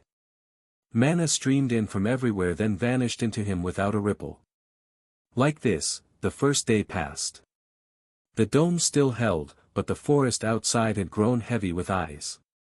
The number of rank 3 monsters watching from the shadows had swelled to nearly 24. By the second day, that number doubled. Almost 40 beasts now ringed the dome, serpents coiled around trees, avians perched like gargoyles, horned predators crouched low. The circle tightened without a single roar. All of them stared, all of them waiting. The mana density around Michael had reached the point where even the weakest of them could sense their laws stir faintly, as though an unseen teacher whispered directly into their souls. Then came the third day. Close to 50 monsters had gathered. Compared to the first day, this time the monsters around seemed restless. Their breathing was heavier, their claws dug grooves into the soil, and their eyes flickered with a light that was far from calm. Prince and Gale were restless too, though for an entirely different reason. For the beasts it was hunger for the fruit before them. They could feel that the treasure they waited for was about to bloom, and if they could seize even a fraction of it, their paths would advance by leaps and bounds. That was enough to drive them half mad with anticipation. For Prince and Gale, it was dread. Though they had laws more profound than their peers, and though their strength eclipsed what their levels suggested, the truth was simple, they were still only 2. Facing close to 5 rank 3 monsters was suicide. Just like Michael had once suspected, his undead were beginning to change. The more intelligent they became, the longer they spent in places outside the netherworld or his storage space, where time either stopped or trickled too slowly, the more individuality they began to emit. It was like now. Before, Prince and Gale would have simply stood still like silent guardians, willing to die before their master without hesitation or thought. But now, they were different. Their instincts remained the same, but their minds stirred. It wasn't that they wouldn't die for their master. They would do so without hesitation, but now it wasn't like before when they died and that was it. They wanted to make sure that even if they died, their master would still be safe. This was the cost of intelligence. Even without full emotions, it was mimicked by intelligence, and as intelligent beings they became more complex. This had its good and bad points, but it would be up to Michael to decide which parts were good and which were bad. Like that, the third day pressed on, with 50 predators and 2 guardians circling one silent man whose body glowed like dawn. Prince could stop the light but not the radiance. Though it had only been barely 3 days, the situation around Michael had already brought gains that were nothing short of extraordinary. Prince and Gale weren't even fully cultivating. They stood as guardians, suppressing the commotion and holding the dome in place, yet the benefits they reaped were undeniable. 3 days, and each of them had leveled 3 times. Even the monsters lingering outside, waiting for Michael to bloom, had received their own benefits to varying degrees. And this was only the surface reward from the initial overflow. If they took time later to digest it properly, they knew the results would be even greater, even if slightly reduced compared to this torrent. But the point was clear. If these gains were merely scraps, leftovers leaking from Michael's transformation, then how unfathomably profitable would the source itself be? The realization made Prince Gale tense. They understood, as did the 50 monsters crowding the forest edge, that the man/fruit, glowing inside the dome was a treasure. And treasures, once they bloomed, were always fought over. For treasures, like this, even if blood had to be shed, it will. Night fell, and the change was impossible to hide any longer. The light streaming from Michael's body pierced even Prince's layered dome. Threads of brilliance bled outward until the barrier itself began to shine, fractured seams glowing like molten cracks. Then the sky shifted. The once muted heavens suddenly bloomed with stars, brighter and sharper than before, as if pulled into resonance with the man below. Strands of starlight broke free, falling gently from above until they draped the dome in a celestial veil. Every monster watching froze. Their breaths grew shallow. Claws dug deeper into the soil. Not one dared to move, because they all understood what it meant. The moment the light stopped, the fruit would have bloomed. Anticipation tightened the ring around the dome. What none of the monsters knew was that, deep within the starry void, the cause of this phenomenon had already stirred. In the land of origin, Michael's eyes flickered open. For a moment, he didn't know where he was. The last thing he remembered was that strange starry space, the cauldron, the light, the warmth that had dragged him into slumber. How long had he been out? Michael couldn't tell. His mind said hours, maybe a day, but the heaviness in his soul whispered longer. His body felt different, heavier and lighter at once, as though time itself had pressed against him. Startled, Michael realized he wasn't standing. He wasn't even lying down. His body floated midair, suspended as if caught in invisible threads. Panic sparked, but it died quickly when he tried to move and found he couldn't. His limbs were unresponsive, his body paralyzed. Yet his consciousness was clear. Only his eyes obeyed him. Slowly, he turned them upward. There, above him, a strange light spilled down. It was not harsh or burning. It was warm. Comforting. Familiar. The sight calmed him even as confusion deepened. And then, without warning, blue panels started to appear before him. Michael Norman has evolved and advanced into a true human. You have grown significantly stronger. Your affinity with the world has increased significantly. Your strength has been significantly enhanced. Your agility has been significantly enhanced. Your constitution has been significantly enhanced. Your intelligence has been significantly enhanced. It didn't stop. More came. The panels shifted again. You have received a new title, True Person. Summary: you have been acknowledged by the universe as a true person, one who has stepped beyond illusion and touched the essence of reality. A true person is a being one step closer to unity with the universe. Effect: your perception of laws has deepened. Insight into universal principles is enhanced, reducing the barrier to understanding laws by 20%. You have received a new title, Mortal God. Summary: against the natural order, a mortal body not yet divine has taken the shape and resilience of a god's vessel. This title recognizes your defiance of limits. You have received a new title, Mortal God. Summary: against the natural order, a mortal body not yet divine has taken the shape and resilience of a god's vessel. This title recognizes your defiance of limits. Effect: physical durability, vitality, and recovery are drastically increased. Your mortal body functions as a pseudo-divine vessel, granting resistance to law-based damage. Another panel followed, threads of light coalescing into sharper lines. You have received a gift, Eye of Truth.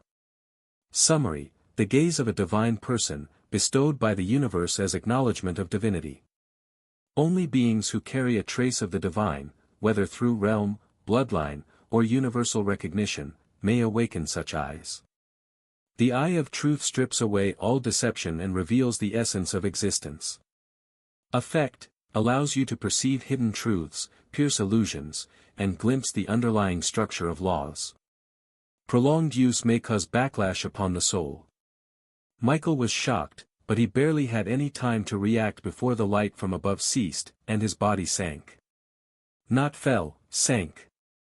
The supernatural body was a peculiar thing. For example, a frame weighing little more than 70 kilograms to house the strength to shatter mountains was a contradiction by mundane logic.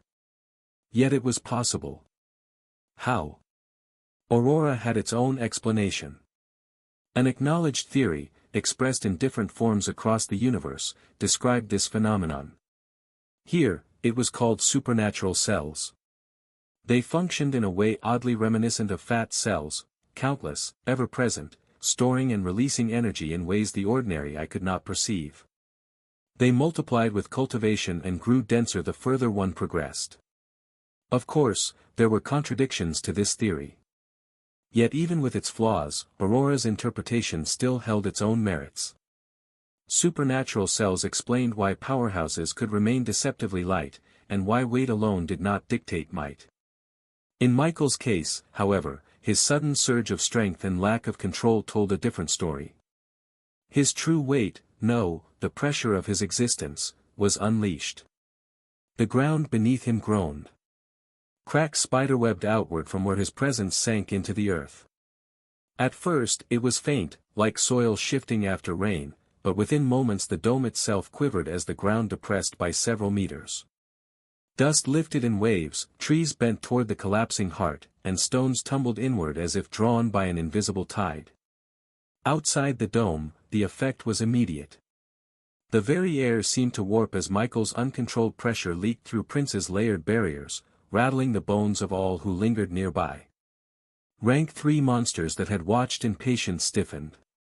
Their claws bit deeper into the dirt, their eyes glowing hotter. Some snarled low, unable to hold back the sound, others flexed wings or tails, striking the ground with anticipation. Prince immediately adjusted the barrier, a ripple of pale light shoring up the trembling dome. Gale's eyes, sharp and calculating, scanned the restless horde outside. Immediately the two both revealed their true form.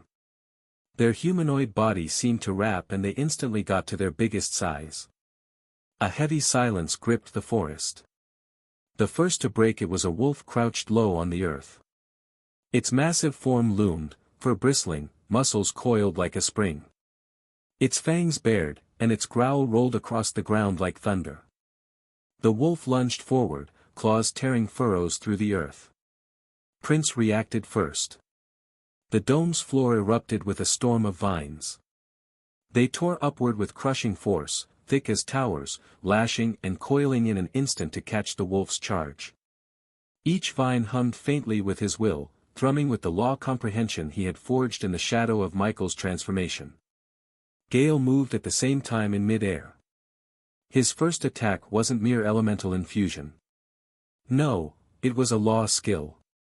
Though still raw, still a blueprint etched during the flood of insights, it was unmistakable. His law of severing wind bent into shape, sharper and more absolute than anything he had wielded before. The air itself screamed as his blades of wind descended. Prince's vines struck first, smashing upward and unleashing a wave that wasn't physical at all. The sound carried something deeper. It pierced past flesh and bone, diving straight into the soul. A soul strike, hidden in resonance, that made the wolf stagger mid-charge with a snarl of pain. In that same heartbeat, Gale's severing blades fell. Prince's soul wave and Gale's severing wind had combined without planning. The combination tore through a wide space. The wolf reeled from the soul wave, its body collapsing mid-step as Gale's wind cleaved down. The strike carved through its body. For rank 3 beasts, those who had edged too close, fell without even knowing why. Then something surprising happened. Prince moved with a chilling howl. His first strike had been the soul shatter howl, a wave that rattled the spirit of touched. But what came next was something deeper. The air chilled, heavy with a pressure older than killing intent. The fallen monsters twitched once, their lifeless eyes dim. Wisps of pallid light tore free from the corpses, spiraling toward him. The souls of the slain were dragged screaming into his command, tethered by a law skill he had unknowingly forged after the first. Nether claim. In an instant, those fragments bound to him, bending to his will. Their forms lingered like shadows, skeletal outlines of what they once were, kneeling at Prince's side before fading into his body. Gale's head snapped toward him, eyes narrowing. He had known Prince was strong, but this was different. The dead had become Prince's strength.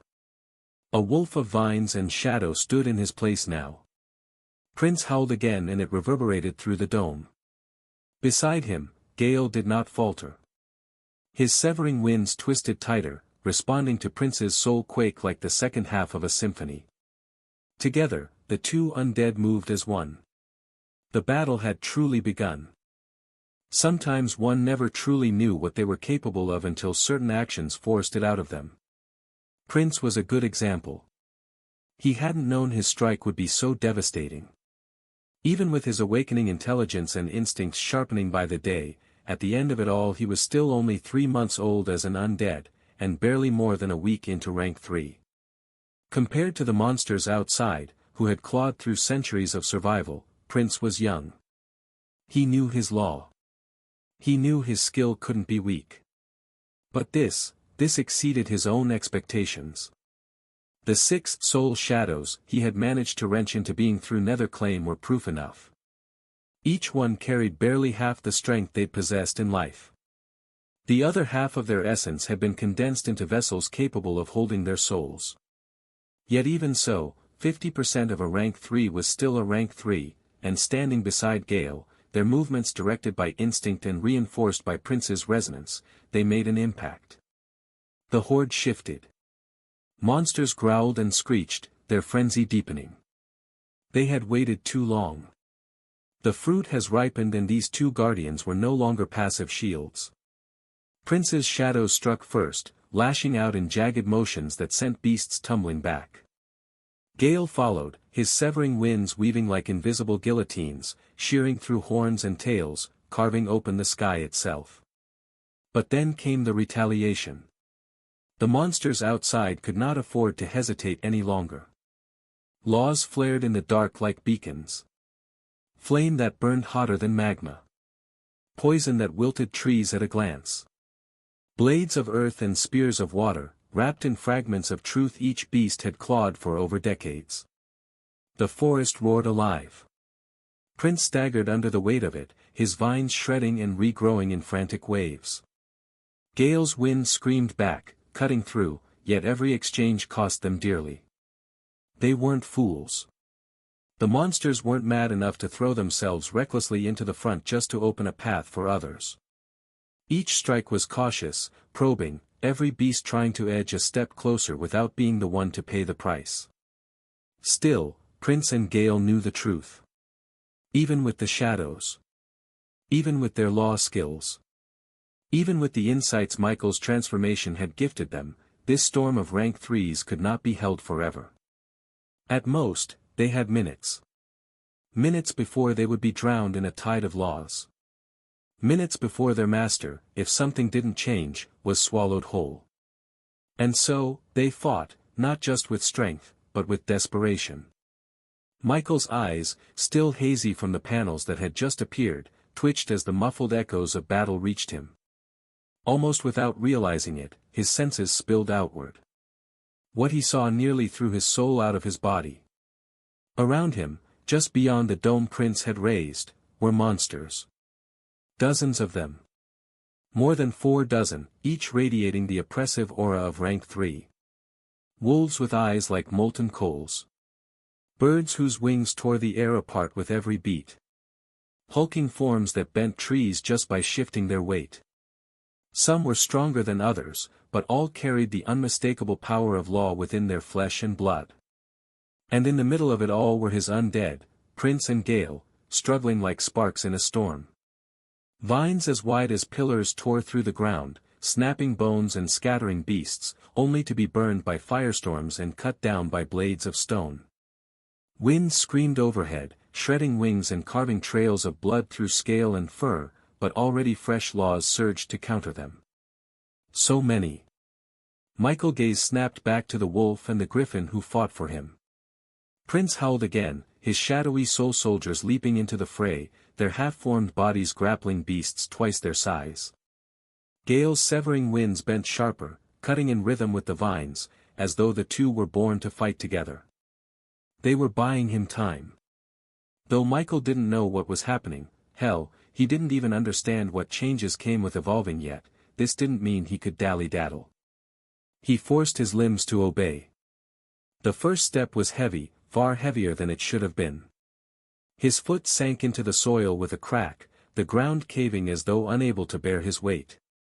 Dust lifted around his ankle, stones popping loose and rolling into the crater his step had left. Michael grimaced. He tried again. Another step, another crater.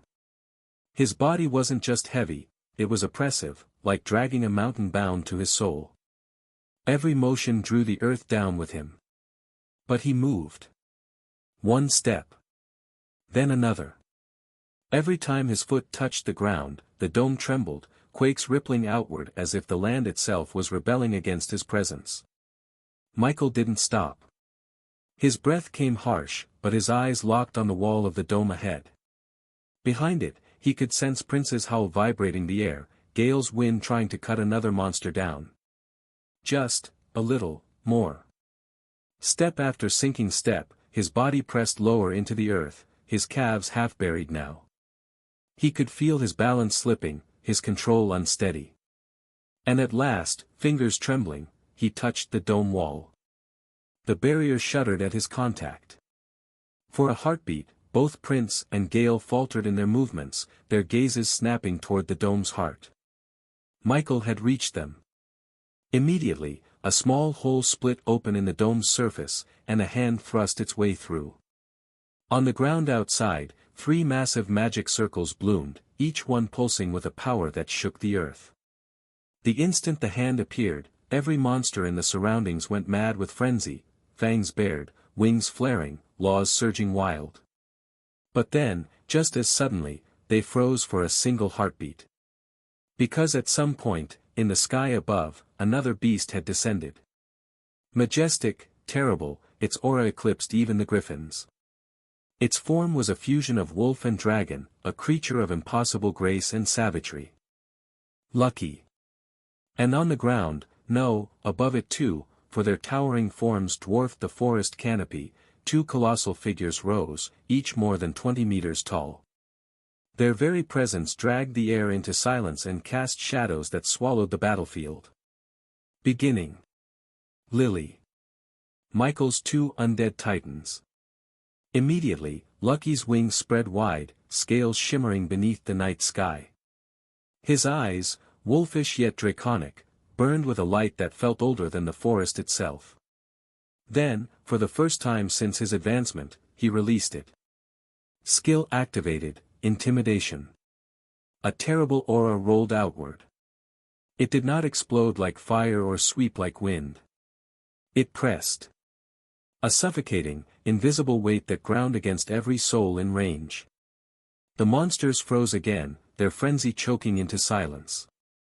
Their bodies trembled as though the forest itself had collapsed upon them.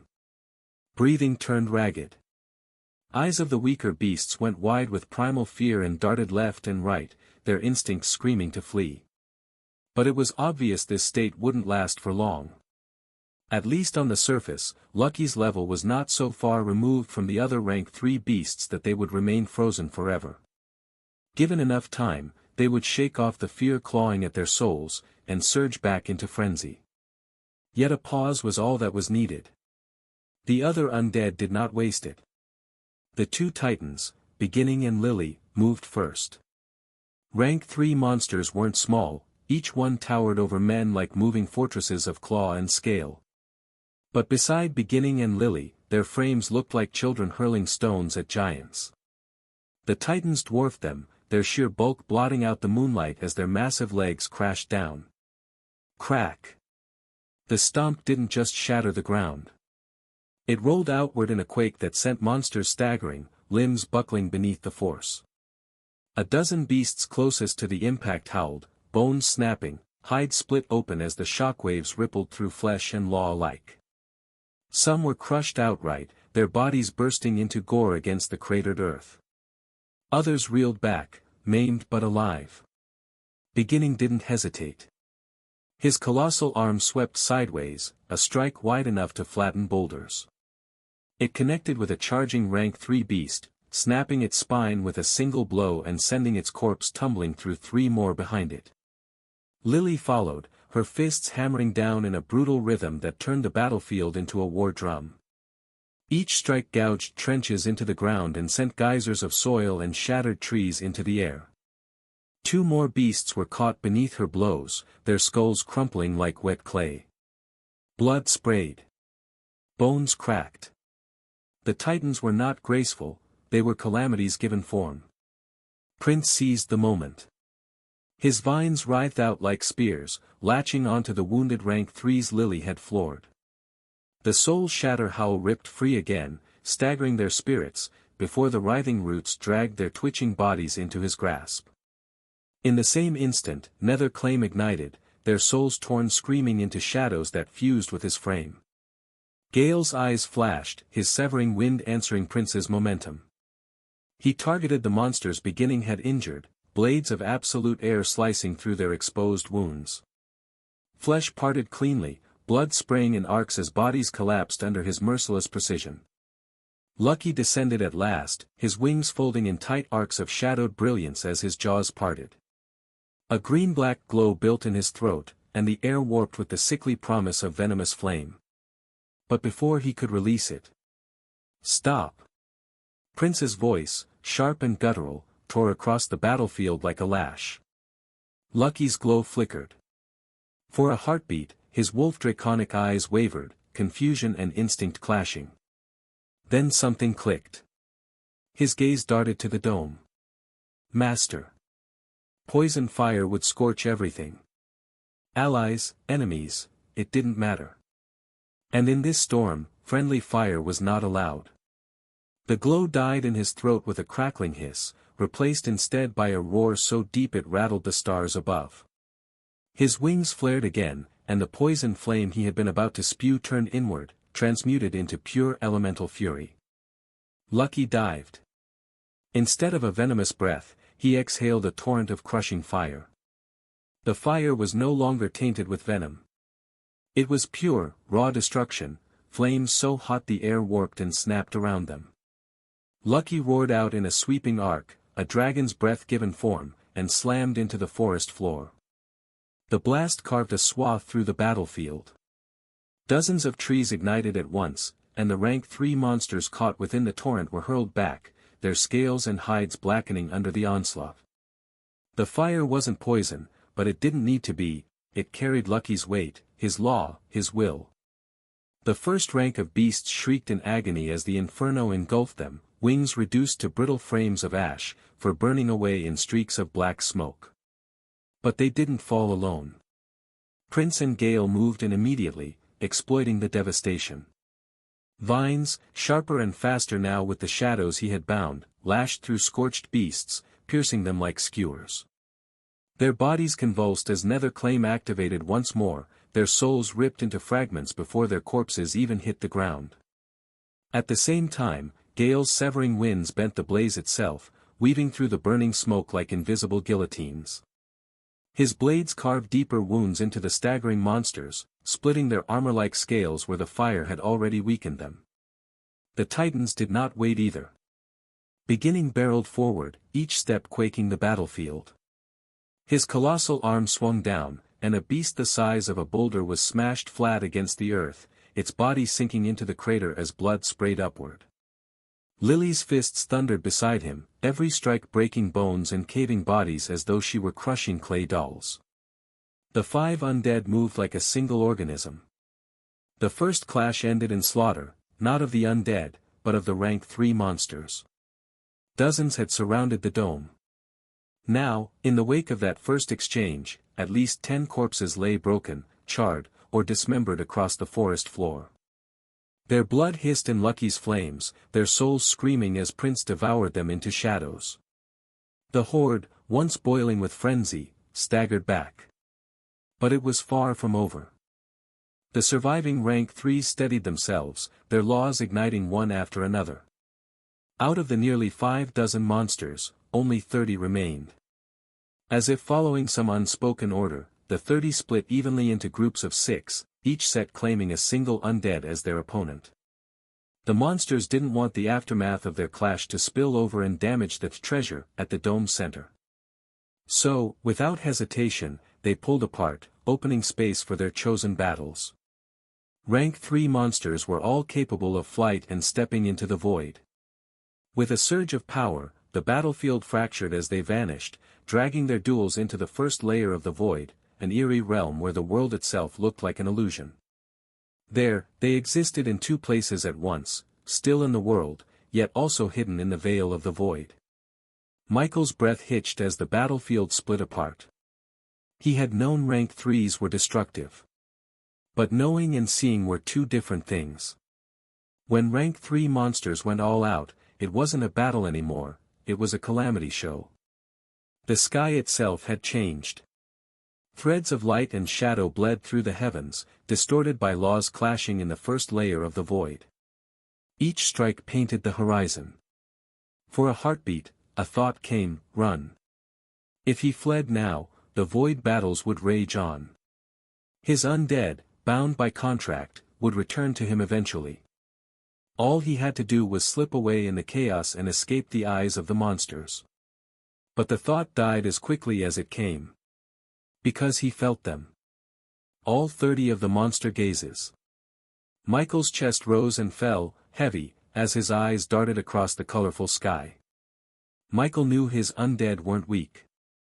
Gale's severing wind, he already knew, could cut through a lot of things. Beginning, he suspected, carried the greatest strength among his rank 3s. Even if temporary, Michael had always thought beginning would be the most terrifying of them. But Lucky and Prince, they had blindsided him. Lucky's aura alone had frozen a dozen rank 3 monsters in place, and his draconic flames, untainted by venom yet far more destructive, looked nothing like the creature Michael had first raised. That was no wolf-drake hybrid anymore. That was a calamity beast in the making. And Prince. Michael's fingers trembled against the dome wall. He wanted to think more about it, to unravel how Prince's law functioned, what it could mean for their future. But he couldn't. This wasn't the time. Somehow, Michael could already guess that these monsters were here because of him. Michael sucked in a sharp breath, jaw clenched, his gaze lifting again to the warped, colorful sky above. The void shimmered there, laws clashing and folding into illusions that painted the world in impossible hues. Every pulse of energy from above hammered into him. Michael's heart pounded with urgency. I have to think of a solution. Now. Thinking that since this was caused by his evolution, it might be the solution to his problem. Subconsciously, Michael called out his status. Name, Michael Norman. Rank, 2, max. Level, 50. Talent, infinite evolution. Gift, mark of origin, eye of truth. Title, first in history, outliner, true person, mortal god. Class, master necromancer. Attributes. Strength, 385.29. Agility, 411.26. Constitution, 416.60. Intelligence, 491.35. Attribute points, 340. Contract slots, 122 out of 500. Skills, Undead Summoning, Undead Revival, Genesis Body. Michael's eyes skimmed the panel, his pupils dilating. Immediately, he noticed something strange. His stats were lower, visibly, at least, but his body told him the opposite. He wasn't weaker. He was stronger. Much stronger.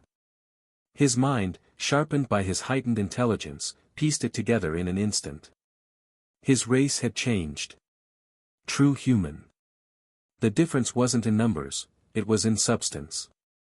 If a high human and a true human both had the same stats, the latter would crush the former with overwhelming ease. 2 times, no, perhaps even more.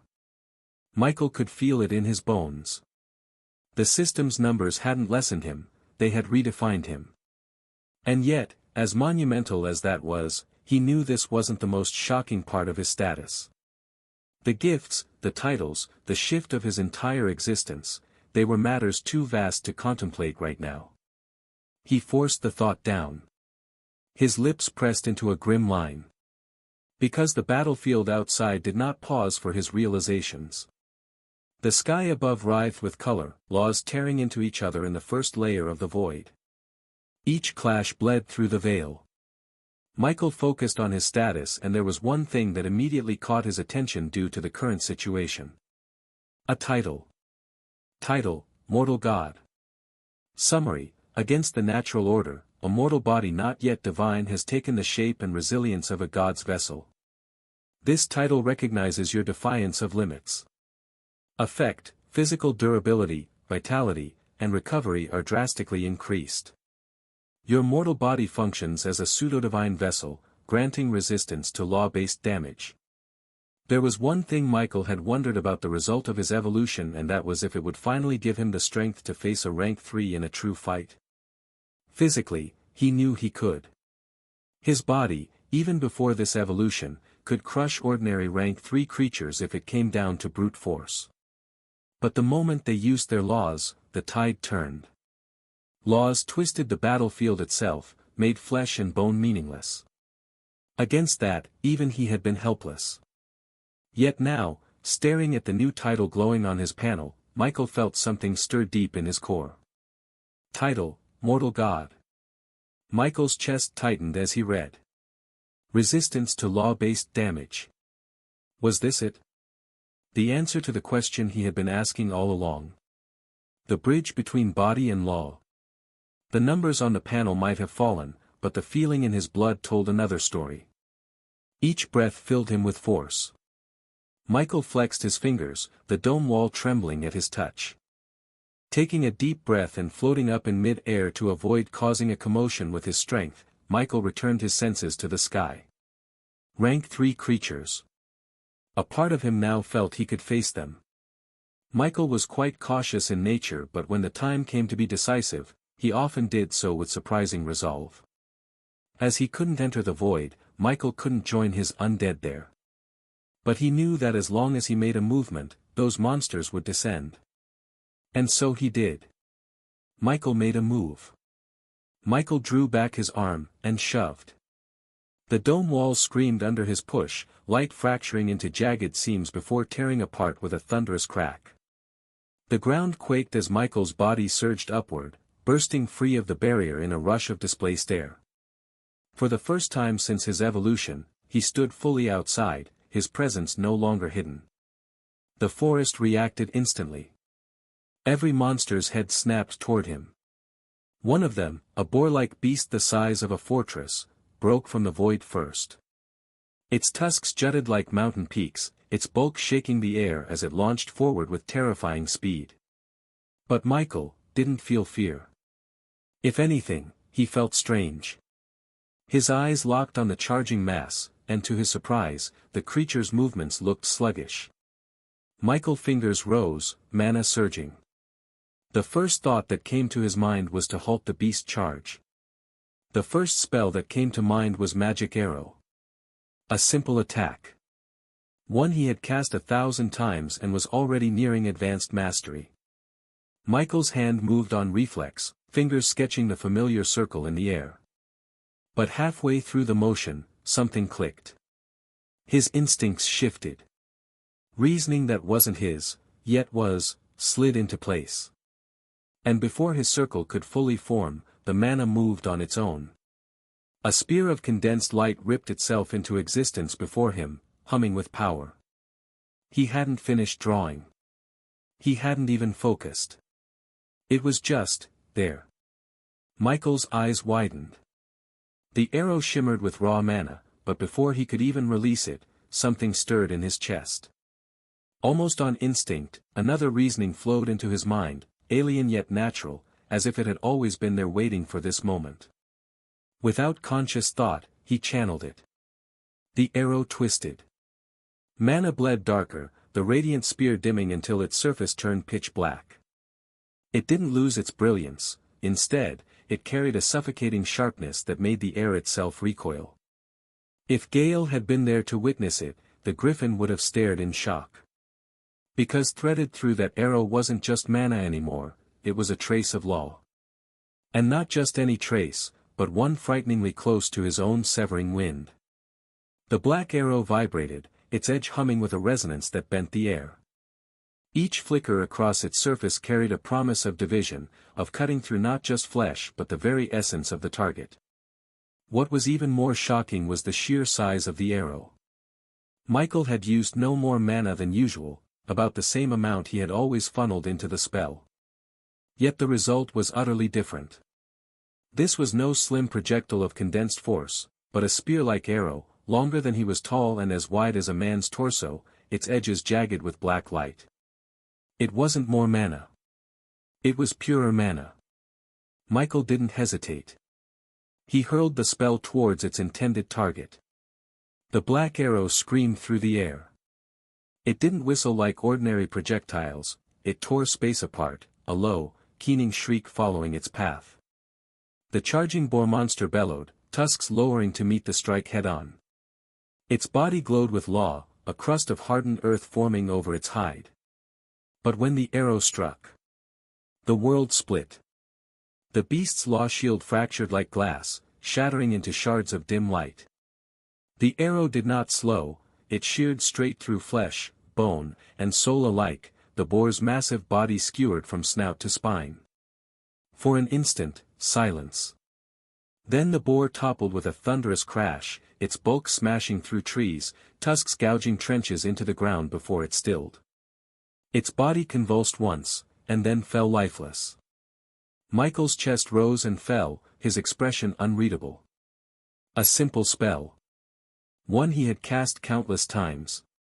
Yet with nothing but instinct and this new body, it had become something else entirely. The forest around him quieted for a beat. Even the rank threes in the void hesitated, their gazes sharpening, flickering with unease. Michael looked down at his own hand, fingers trembling faintly.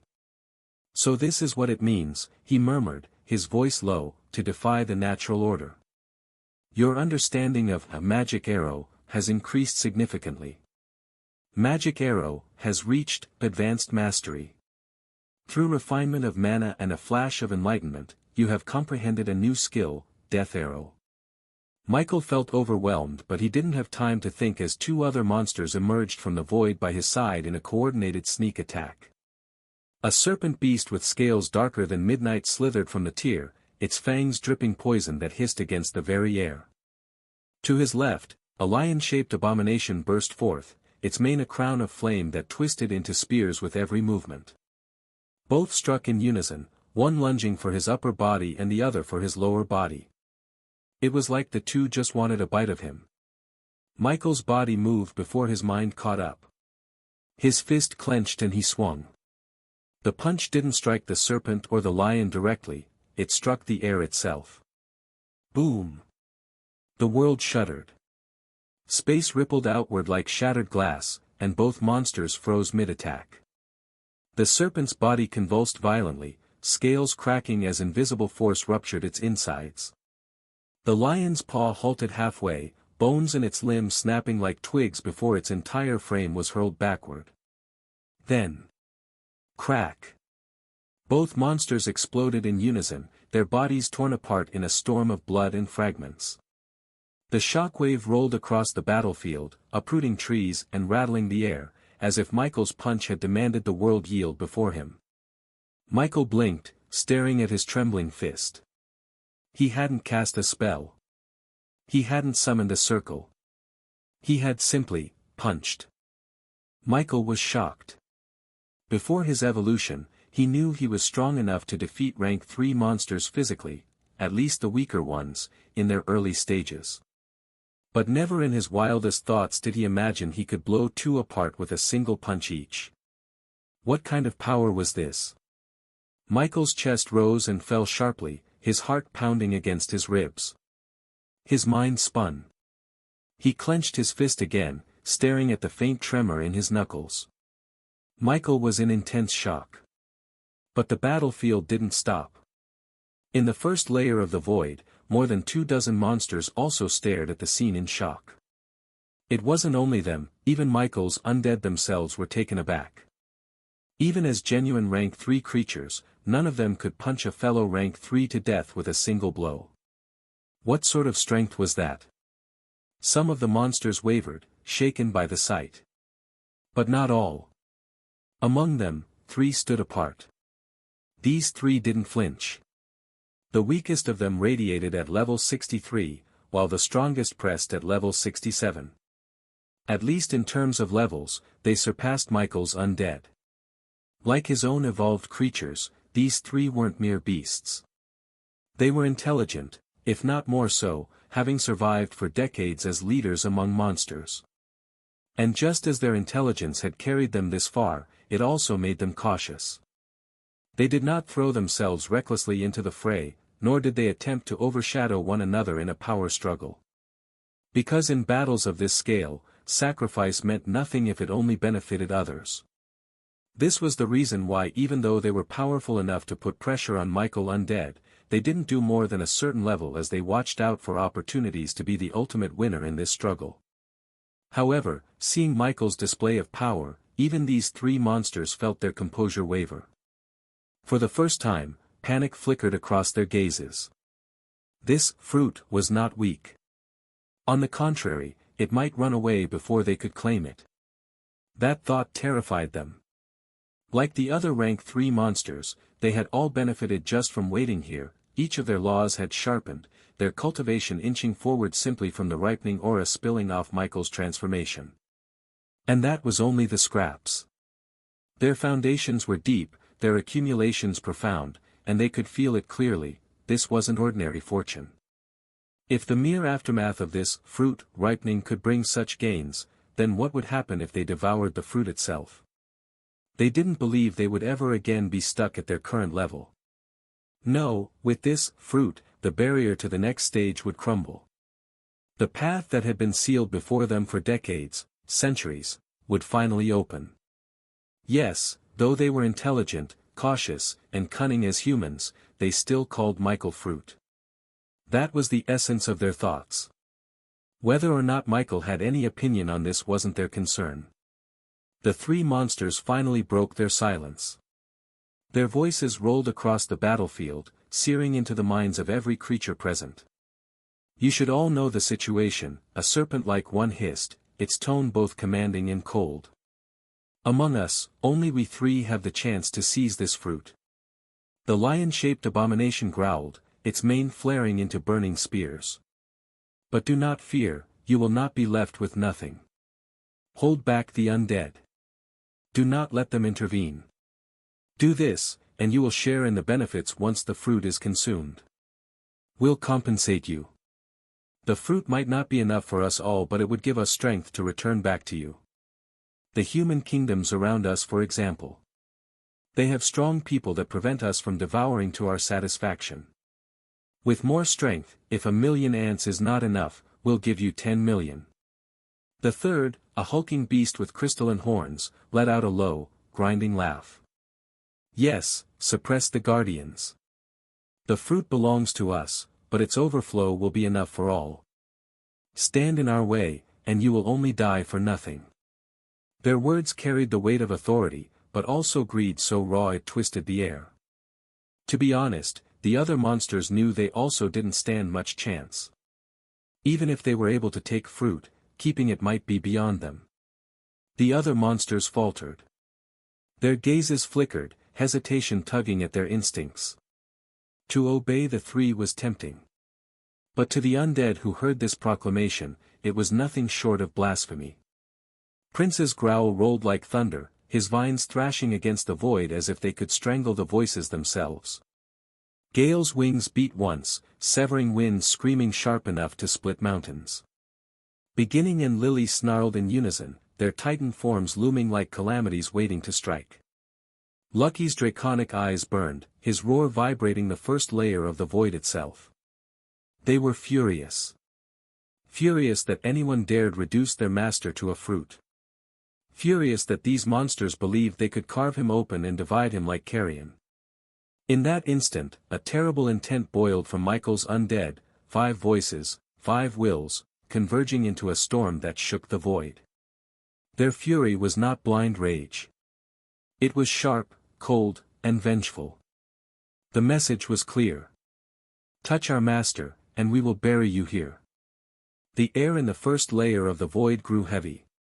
The serpent's tongue flicked, its eyes narrowing into slits of venomous green. Defiant dogs. Do you really think you can match us? Did our mercy confuse you? For a heartbeat, both sides held still. The lesser monsters glanced back and forth between the 3 leaders and the furious undead, caught between fear and greed. Their hesitation fractured, resolve flickering like dying candles. Then the crystalline horned monster gave the order. Its mana voice boomed like a bell. Hold the guardians. We take the fruit. The void cracked like glass under the crystalline horned beast's roar. With a single sweep of its arm, the 3 leaders withdrew, their bodies vanishing from the void. They did not waste their strength clashing with the guardians, they would conserve it for the fruit itself. What followed was madness. Dozens of rank 3 monsters surged as one, descending on Michael's 5 undead with ferocity. Laws erupted in every direction. Firestorms raged, blotting out the void sky. Spears of earth ripped from nothing, while lightning storms howled bright. The first collision was apocalyptic. Prince's vines lashed outward, thousands upon thousands weaving together into a black canopy. Gale wheeled through the storm, his wings slashing arcs of severing wind. Each flap carved through fire and lightning alike, splitting a thunderous lion in 2 before the beast even realized its body had been pierced. Beginning and Lily roared together, their titan forms towering like mountains within the void. When the first wave of monsters tried to overwhelm them, Beginning swung a fist. The air folded like cloth, half a dozen beasts thrown back, their laws scattering in fragments. Lily followed, her palms smashing down with flames and weight that everything seemed to bend to her command. Lucky's flames erupted with pure, searing destruction. The sky itself brightened under the blaze, for monsters caught in the torrent screaming as their laws failed to shield them. This time Lucky used the venom aspect of his law. A law so venomous it burned just not the body but soul too. Lucky's jaws unhinged wider, a torrent of flame venom bursting forth like a river of molten night. Every ember seethed with corrosive venom. For rank threes screamed as the tide swallowed them. But before the flames could consume them entirely. Boom! A sound like chains snapping echoed across the void. From the haze, a towering insectoid monster spread its crystalline wings. Its mandibles clicked, spilling threads of strange light. A domain spread around it, thick and suffocating. It had unleashed its law that seemed to be related to sealing. Laws like this were quite unique as they didn't follow any elemental-like foundation. Of course, unique didn't mean powerful, but compared to elemental laws that were more times than usual almost the same thing with individual teals by the usual, laws like this were truly unique. The venom flames hit the shimmering cocoon of light but didn't break through. First seal, quarantine. Second seal, stasis, the mantis hissed, mandibles ringing with law. Lucky's eyes narrowed. His law wasn't beaten. It was being contained. In the void, the battle continued, and as it went longer, the disadvantage tilted more and more until it fully fell on the undead side. After all, no matter how strong the undead and their laws were, they were outnumbered and somewhat outleveled as well. At least, victory seemed to be leaning toward the monster's side, until suddenly, one of the titans on the undead side that was heavily injured erupted with terrifying energy 2 times in a row, like some release of accumulated force. Undead Titan, level 70. Suddenly, the void trembled. A while earlier. Outside the void. Michael floated in the air, his chest still rising and falling sharply. His mind was a storm. Even now, he couldn't quite process it. The black arrow that split the boar. The punch that tore 2 rank 3s apart. What kind of power is this? But there was no time to dwell. His undead were locked in a brutal clash. Michael's jaw tightened. If this keeps going, they'll be worn down. What should I do? The thought weighed on him. He had evolved, but he had only just begun to grasp this new body. Suddenly his pupils contracted. The air shifted. 3 shadows fell across Michael at once. From the east came a serpent wreathed in emerald light. From the west, a lion-like monster whose mane burned with golden flames. And from above descended a crystalline avian, its wings spreading wide enough to cover a part of the night sky. The 3 had surrounded Michael. The serpent lowered its head, its tongue flicking with disdain. Fruit, your guardians are occupied. Now, it is our turn. The lion's mane flared, each ember curling into burning spears. Above was a hulk beast with a crystalline horn. Its cry was shrill, but beneath the sound was a voice, cold and sharp as glass. Do not resist. It will only make your end more bitter. Yield, and perhaps we shall make it swift. Michael's brows furrowed. As he floated there, facing these 3, the hairs on his neck bristled. This wasn't because of their size, or even their numbers. It was the weight they gave off. His instincts screamed at him. Without meaning to, Michael had already triggered, detect. The results flickered into his mind like a brand. Serpent Beast, level 64. Lion Flame Horror, level 66. Crystal Raptor, level 67. Michael's chest tightened. All above 60, and stronger than anything I've faced until now. Michael didn't know what was happening or why, but he understood one thing clearly, the 3 had come for him. That alone was enough to confirm what he had already begun to suspect, he was the cause of everything unfolding here. Without hesitation, Michael activated every, bull strength, and, iron skin. The skills surged through his veins, the familiar enhancements wrapping around his body. Yet even as they did, Michael felt the difference. It was still, bull strength. Still, iron skin. Still the same mastery levels as before. But the sensation wasn't the same. His flesh seemed denser, his bones harder, his muscles thrumming with an intensity that hadn't been there before. The effect gap of now and then was terrifying. It was as if something changed. Unfortunately, Michael didn't have time to savor the discovery. A sonic crack split the air. The serpent blurred, its scales trailing lines of green that hissed against the wind. Fast! Michael's instincts screamed. He could dodge, but no, even if he twisted away, the serpent's range was too wide, its strike too precise. There was no escape. So he did the only thing he could. Michael's instincts screamed. He could dodge, but no, even if he twisted away, the serpent's range was too wide, its strike too precise. Michael braced himself. His jaw clenched as he poured mana inward, forcing it into his limbs, his skin, his very bones. The air around him shivered as his flesh hardened like steel, the reinforcements of iron skin digging deep into his marrow. He crossed his arms over his chest. Boom! The serpent's body slammed into Michael. The shockwave blasted through the air, splintering trees below and kicking up a storm of dust and shattered stone. Michael grunted, his arms trembling from the impact, but he held. His body didn't fold. His flesh didn't tear. Instead, a faint crack split across one of the serpent's gleaming scales. The beast recoiled with a violent hiss, its massive body twisting back in shock. What?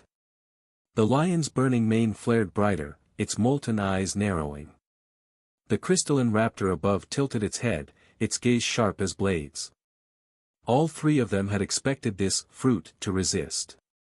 But to withstand a direct strike from the serpent, whose physical strength was the greatest among them, and to even damage it? That was unthinkable. The serpent coiled tighter, emerald light rippling along its body as it stared at the faint crack marring its scale. This human had actually forced it back in raw strength alone. How strong was this fruit? Michael lowered his arms, his chest rising and falling as he steadied himself. His forearms throbbed from the blow, but he was still standing. Still glaring back. He could see it in their eyes now. Their earlier disdain had shifted. The contempt they held moments ago had hardened into something heavier. However, this didn't make him happy in the slightest. From the conversation of the three, he could already tell what their purpose was, and as rank 3 creatures, physical strength might be the least of their true power. While Michael's mind raced, weighing what he could do to turn the situation around and secretly scouting for any possible escape route from the encirclement, the monsters gave him no room to breathe. They struck again, mercilessly. The first to lash out was once more the serpent. But this time, to Michael's horror, the attack wasn't just physical. The serpent had unleashed its law. A shiver ran down his spine. Instinct roared in him, and almost without thought, Michael conjured a mana shield in front of himself, bracing just as the strike came crashing down. A hiss split the air. Something spewed from the serpent's fangs. The torrent smashed into Michael's hastily raised mana shield. The barrier screamed as its surface melted away, chunks of shimmering energy collapsing like ice tossed into acid. Michael's eyes widened. If not for the purity of his mana after evolution, and that strange, instinctive reasoning that had urged him to tweak the shield mid-casting, the barrier would have shattered on impact. Pre-evolution, it would not have lasted 3 heartbeats. Even so, fissures spiderwebbed across the construct. His shield was being eaten alive. Michael grit his teeth, sweat beading on his brow. This law felt a bit too familiar too. Michael thought of Lucky, whose flames burned with venomous fire. The serpent's law wasn't exactly the same, but the resemblance was enough to chill him. If this was anything like Lucky's law, then Michael's body wasn't the only thing at risk. The shield groaned, buckling further. His instincts screamed louder. Damn it! Michael muttered, reinforcing the weave with another flood of purer mana, forcing the construct to hold even as the venom gnawed holes through it. The serpent's eyes gleamed with cruel light, emerald light dancing across its scale. Unfortunately for the fruit, it wasn't the only one hunting. Before Michael could steady himself, the lion moved. Its mane flared, every strand igniting into burning spears of molten gold. With a guttural roar, the beast hurled them down like a storm of divine javelins.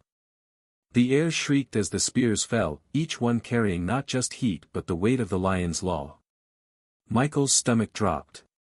His shield was already buckling against the serpent's venom, and now this. Boom! The first spear slammed into the corroding barrier. The weakened construct shattered like glass, venom and flame colliding in a blast that lit the night sky white. Michael's arms crossed instinctively, mana flooding into his skin and bones as he layered iron skin deeper than ever before. Crash! The second spear struck him squarely, detonating into a torrent of searing light. His body jolted midair, pain roaring through his arms and chest, but he didn't crumple. The lion's molten eyes narrowed. "What kind of human?" the lion muttered. The serpent's gaze sharpened, the crack in its scale aching as it recalled the earlier clash. The serpent's law as Michael had seen it, was venomous in nature. It was pure and unadulterated poison. There was no subtlety, no intricate weave of elements, just the direct amplification of what its body already possessed. This was the common shape of monster laws. Unlike intelligent races, beasts did not abandon their bodies in pursuit of technique or abstraction. To them, the body was the foundation of survival.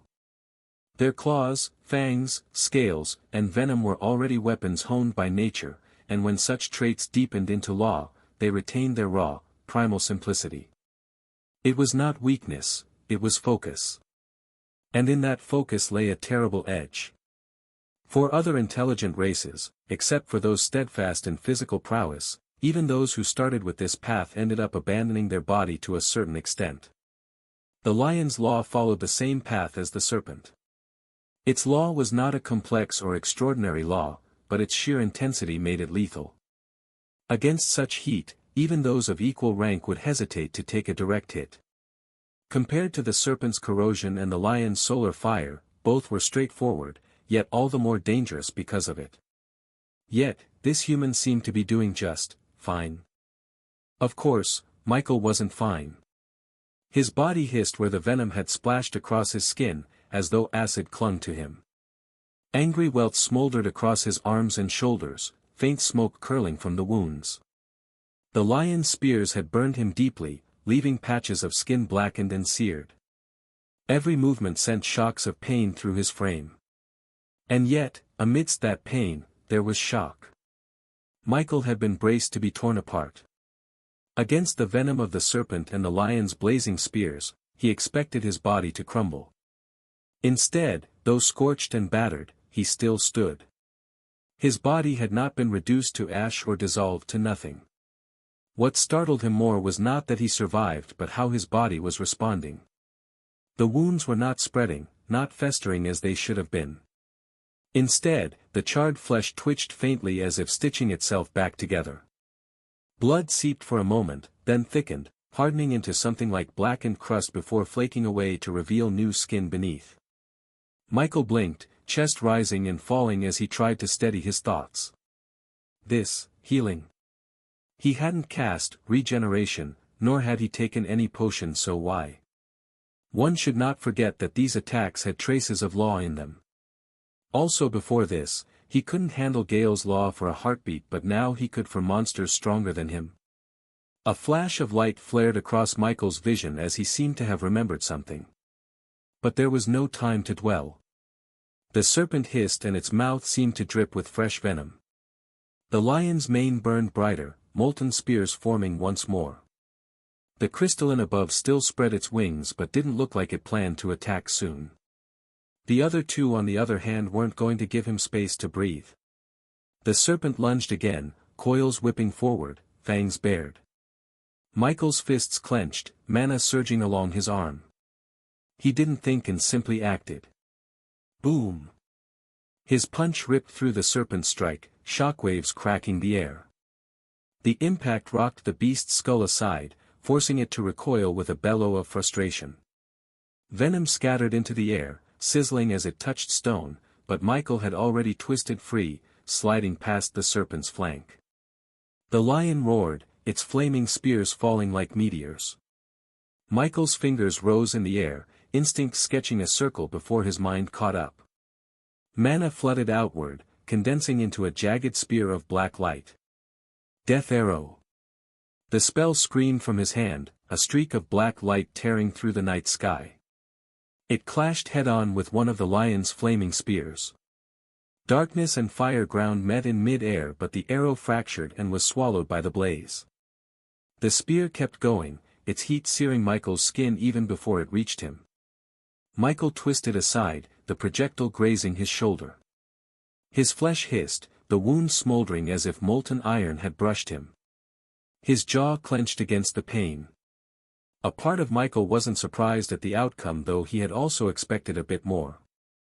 After all, his death arrow was stronger than any spell he had cast before today. Yet here, against the lion's solar fire, it was reduced to little more than an inconvenience. The serpent lunged, its fangs gleaming. Michael's hand flicked upward, channeling mana. Death ray. A beam of black light lanced forward, screaming across the air. It caught the serpent across the side of its jaw. For an instant, the beast jerked, scales sizzling under the ray's touch. But the effect was shallow. Instead of piercing through, the spell skated along its surface, leaving a blackened scar across emerald scales before dissipating. The serpent's head snapped back toward Michael, fury boiling in its eyes. Michael gritted his teeth. Even his improved spells, bolstered by purer mana, were not striking as deeply as he hoped. Against ordinary foes, they might have been devastating. Against rank 3 monsters, they were barely scratches. He swept his hand sideways, conjuring another spell. Slow curse. The serpent's charge faltered. Its body dragged mid-lunge, coils weighed down as though invisible chains clung to them. Yet the effect lasted only a breath. With a violent thrash, the beast broke through, momentum returning in a rush. Michael managed to pivot aside, his fist slamming into its flank. Crack. A faint fissure spread across its scales. Not much, but enough to make the serpent hiss in fury. Michael's other hand flicked upward to the other monster, weaving another curse. Blind curse. Darkness rippled across the lion's eyes. The beast staggered for a step. But then its mane flared, golden fire erupting outward. The curse evaporated in an instant, burned away as if it had never been. The lion roared, claws already raking forward. Michael's eyes narrowed. His curses barely slowed them, his destructive spells left shallow marks, and his shields shattered almost as soon as they were raised. But Michael refused to give up. He thrust his arms forward, conjuring another, mana shield. The barrier shimmered into place, its weave tighter this time. The lion's claws slammed into it, cracked spiderwebbing across the construct. With a sharp crack, the shield collapsed, shards of light scattering like broken glass. Michael twisted with the blow, pain roaring across his ribs, but he swung upward. Boom! His fist connected with the lion's jaw. Blood sprayed in molten arcs as the beast's head snapped back, its mane scattering embers across the night. The lion staggered, growling in fury. Michael panted, his body scorched and aching, venom burning at his skin, his chest still seared from earlier strikes. His spells were working, but only just. The serpent coiled tighter, venom dripping like rivers of acid. The lion's mane blazed hotter, golden fire curling into new spears. Michael stood battered but unbroken, his body healing slowly. Michael kicked off the air and climbed, a streak of pale light rising into the night. The serpent and lion snapped after him, but Michael was already moving his hands, fingers cutting precise arcs that his mind barely needed to follow. A circle bloomed beneath Michael's palms. Lines of blackish-green mana chased each other in tight geometry, then spread. The ring widened, then widened again as Michael poured power into it. Runes ignited around the circumference like a crown of eclipsed stars. The air shook. Now. The array flared. Death arrow. The circle ruptured into a storm. Spears of black light poured out in sheets, a rain that turned the night into a field of falling stars. Each arrow keened as it dropped, air warping around their edges. They came by the hundreds, then by the thousands, a deluge aimed at the two predators below. Michael had only attempted a large-scale casting of this magic a few times before, but even those instances could not compare to what he was unleashing now. The lion reacted first. Its mane swelled into a blazing corona and it threw its head back with a roar. Solar fire billowed upward in a rising dome, a sun-forged canopy to meet the storm. Death arrows struck it and burst like cinders on the surface, leaving pits of darkness that healed almost as fast as they formed. Not all were erased. Gaps opened in the blazing shield where the volley pressed hardest, and a handful of arrows punched through to rake the beast's shoulders and back. Black wounds smoked against molten fur, shallow but the pain and damage was real. The serpent chose a different answer. It widened its jaws and exhaled a river of venomous mist, turning the air into a hissing veil. Arrows entered the cloud and dimmed at once, edges bubbling, shafts pitted as if eaten mid-flight. Many died there. However, enough survived to rain through, peppering the serpent's coils and scoring thin trenches across emerald scales. One sank near the earlier crack and the beast flinched, body nodding as it bled a thread of oily black. Michael held the array open, teeth clenched, shoulders trembling. The circle drank his mana like a bottomless well. The circle pulsed again, another cascade of arrows screaming downward. The lion roared, its mane flaring brighter as it forced its dome of fire wider. The serpent thrashed in frustration, venom pouring from its mouth in rolling waves to consume the onslaught. And then, a sharp, crystalline hum split the night. The crystal beast with wings finally moved. Its feathers shimmered like jagged shards of glass, each one refracting starlight into razors. Pathetic. For all your roaring and hissing, you let the fruit press you this far. Its voice carried mockery and disdain, slicing through the chaos. You barely scratched him. Is this what passes for strength now? It lowered its wings, glass-like edges catching the light. Watch. The crystal beast's wings spread wide. Its body pulsed once, light scattering like fractured glass. The storm of death arrows met its feathers, then twisted. Each arrow that should have pierced down rebounded, turning mid-flight. Hundreds, then thousands of black streaks reversed their descent, rising back into the sky, bending in arcs until they aimed at their original caster.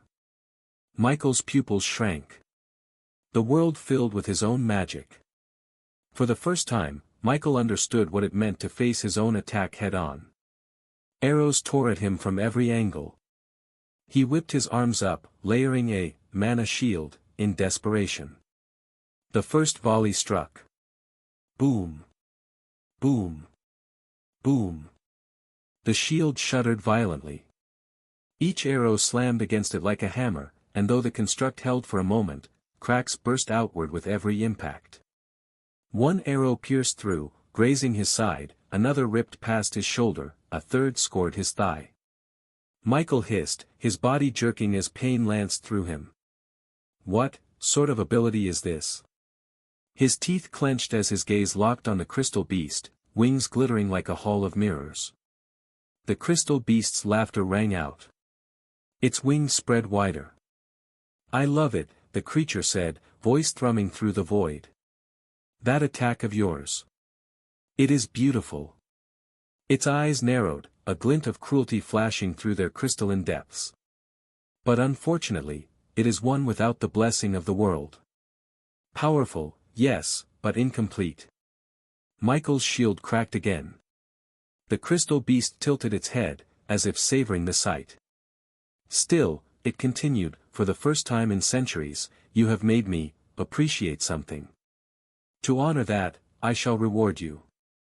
Its wings pulsed, light scattering outward like 1,000 mirrors igniting at once.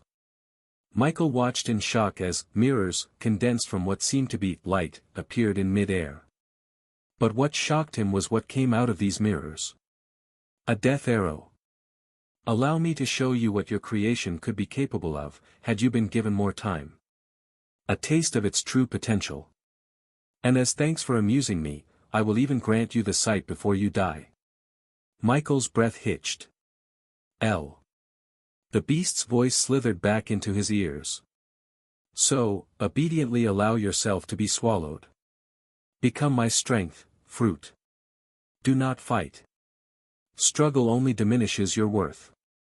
The arrows began to tilt, their points all aligning with Michael's position in mid-air. Shock rippled through him, sweat slicking his back even as his healing struggled to keep up with the cuts and burns already scarring him. What kind of law is this? He thought, chest tightening. Just as Michael watched in desperation, the arrows of his own creation curved downward at blinding speed, converging from every direction. His body tensed, ready to throw itself through the smallest gap in the storm. And then, a shadow eclipsed him. From behind, a gigantic hand surged out of the void, its fingers gnarled and vast enough to blot the arrows from sight. The hand closed with a thunderous crack, shattering dozens of black lances in its grip. A tide of power rolled out, a crushing aura that warped the air itself. Michael's eyes widened. Sorry I'm late, Master. It was beginning. The Titan's form emerged from the void. His massive silhouette loomed, his eyes gleaming like twin abyssal green suns. The aura pouring from him was suffocating, yet to Michael, it carried something familiar. Beginning's voice rumbled. You dare, throw his strength back at him. The Titan raised his hand again. You shall die first for your insult. Titan, level 70. The void rippled again, and more figures stepped forth. 4 of them were instantly familiar to Michael, his 4 rank 3 undead. Prince. Gale. Lucky. Lily. Their colossal forms emerged in unison, spreading out to form a circle around the 3 rank 3 monsters. The pressure of their arrival alone made the air quake. But what came after was even more shocking. From the same rift, more than 24 other figures spilled into existence. Their forms were strange, flickering between presence and absence, as though they straddled the line between life and illusion. Prince's soul puppets. Together with Michael's 5 undead, they formed a terrifying circle. More than 36 powerful entities closed in, surrounding the 3 monsters who, just moments ago, had been dripping with arrogance. The serpent, the lion, and the crystal beast could not mask the flicker of shock that passed through their gazes. And Michael? He found himself stunned as well. Since when had his undead grown this overwhelming? The moment Beginning's aura spread, the 3 rank 3 monsters stiffened, their bodies instinctively recoiling. Beginning moved. The Titan's colossal fist swung downward. The air folded like paper under the strike. The serpent tried to slither aside, but the fist crashed into its body like a mountain falling from the sky. Boom! The impact hurled the serpent's massive frame across the forest field. Its emerald scales shattered in great chunks. The beast let out a pained hiss. The lion roared, throwing a dome of fire between itself and the Titan's follow-up. Beginning didn't even slow. His second strike punched straight through the burning shield, the flames scattering like sparks before a hurricane. His knuckles connected with the lion's chest. Crack! Molten blood erupted in a spray, the golden-maned beast hurled backward with a thunderous crash. Its roar twisted into a coughing snarl. The crystal beast flared its wings, mirrors blooming across the atmosphere. But the Titan only sneered. His hand opened, seizing one of the mirrors mid-bloom, and crushed it to shards with brute force. The fragments screamed like glass breaking in all direction. Tricks, Beginning rumbled, his voice echoing through the void. You cannot hide. You cannot flee. You cannot match what you dared provoke. Michael's eyes flickered. He could tell the tide of battle had shifted. What moments ago had seemed like a desperate struggle for survival was no longer the same. With Beginning's arrival, followed by Lucky, Prince, Gale, Lily, and the legion of soul puppets, the battlefield was transformed. The hesitation in the monsters all told him the same thing. For the first time since this clash began, Michael was standing with the upper hand. Yet, he was not satisfied. His body bore the marks of the punishment he had endured. Venom had eaten through his flesh, flames had scorched his skin, and force had rattled his bones. Even now, pain rippled through every fiber of him, each breath like fire in his lungs. And still, beneath the agony, a deeper truth stirred. This new evolution, it was not weakness. Michael could feel it in his bones. Before, Gale's law alone had nearly broken him in a heartbeat. Now, he stood against three monsters, each older, more experienced, and naturally stronger than him, and still, he had not fallen. They had ganged up on him, struck him again and again, and yet here he was. Battered, yes. Bloodied, yes. But alive. More than alive, fighting back. A flicker of anticipation came to Michael. At least aside from the crystalline beast, he didn't seem so bad compared to the serpent and lion. One against one, he might even stand his ground. Perhaps he would not be in this miserable state if the three hadn't cornered him together. Michael exhaled, steadying himself as his gaze shifted over the battlefield. Beginning loomed like a mountain, and his other beast, though low in presence, were just as intimidating with the soul puppets. The three-ranked three monsters that had strutted in arrogance were suddenly cornered. Michael clenched his fists. This was his chance. He raised his voice, steady despite the pain lacing his body. Handle the serpent. Keep that crystal one's body complete.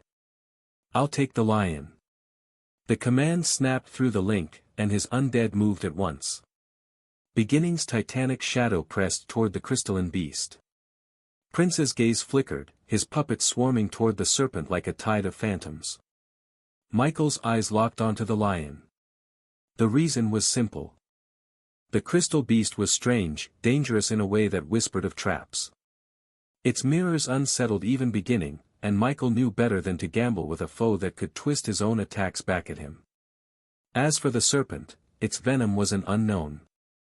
If it could corrode mana shields and scar his flesh so viciously, then who knew what else it was capable of? He was not so arrogant as to test it with his body. But the lion? The lion's law was pure.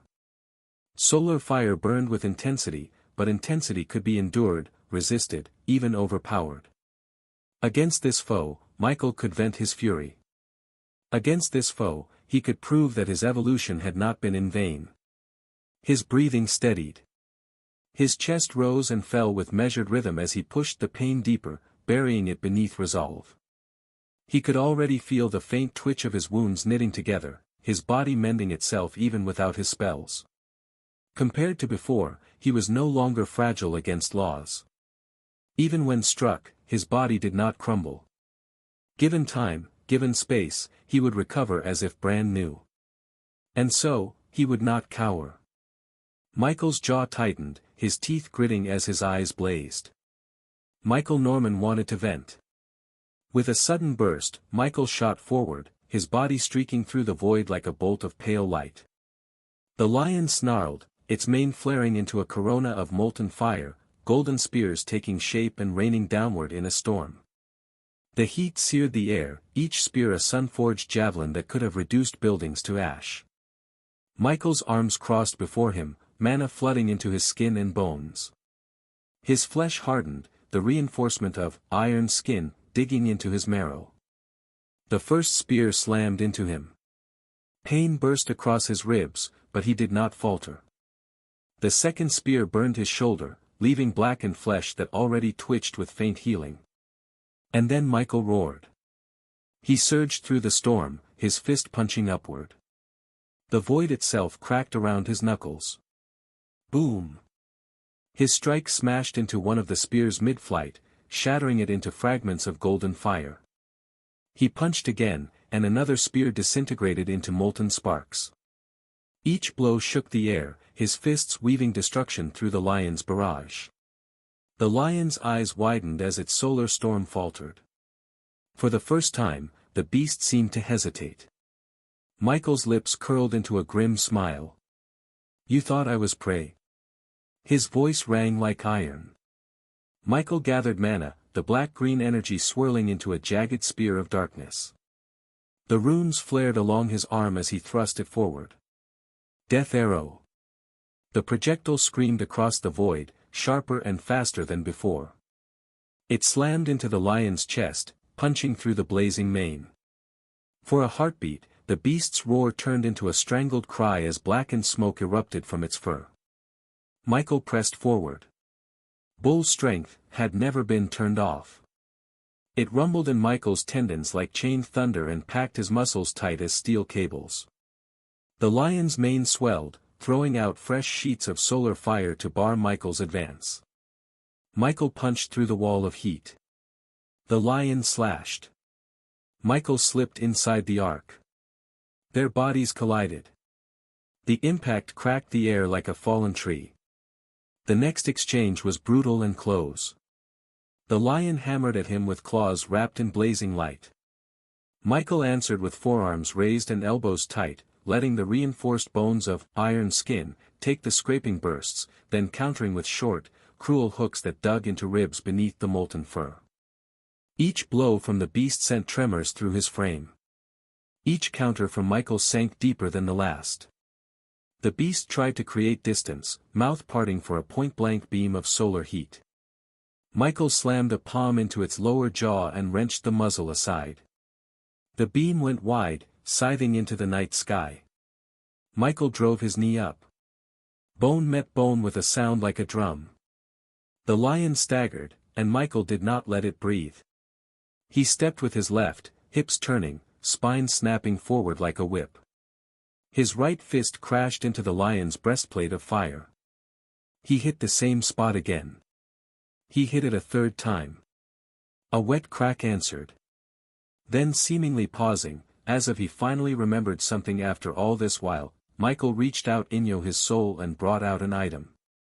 It was his 3-star extraordinary rank spear. Approaching the monster slowly, Michael muttered words that though the monster didn't understand, it feared. "I guess I can start breaking my advancement quest early on thanks to you." Michael stood in a terrible state. The lion, however, was in an even worse state. Its golden mane had dulled. Its chest heaved with effort, molten blood spilling from deep fissures that split through its ribs and across its jaw. Cracks ran along its radiant hide where Michael's fists had landed again and again, leaving blackened scars. Its once proud roar was broken, ragged, closer to a cough than the voice of a king of beasts. And beneath that pain was disbelief. When it had fought alongside the serpent, when their laws struck Michael from both sides, the lion had believed the fruit was only barely managing to survive through sheer stubbornness. But now, stripped of the serpent's cover, forced into a one-on-one clash, the truth had become painfully clear. Alone, Michael was a monster. The lion's mind struggled to grasp it. This human, this fruit, should not have been able to match them. His life force, though robust, still told he was young. Also, he hadn't even been blessed by the world like him. The beast staggered back a step, molten blood spattering the ground beneath its paws. Michael's gaze narrowed as he advanced.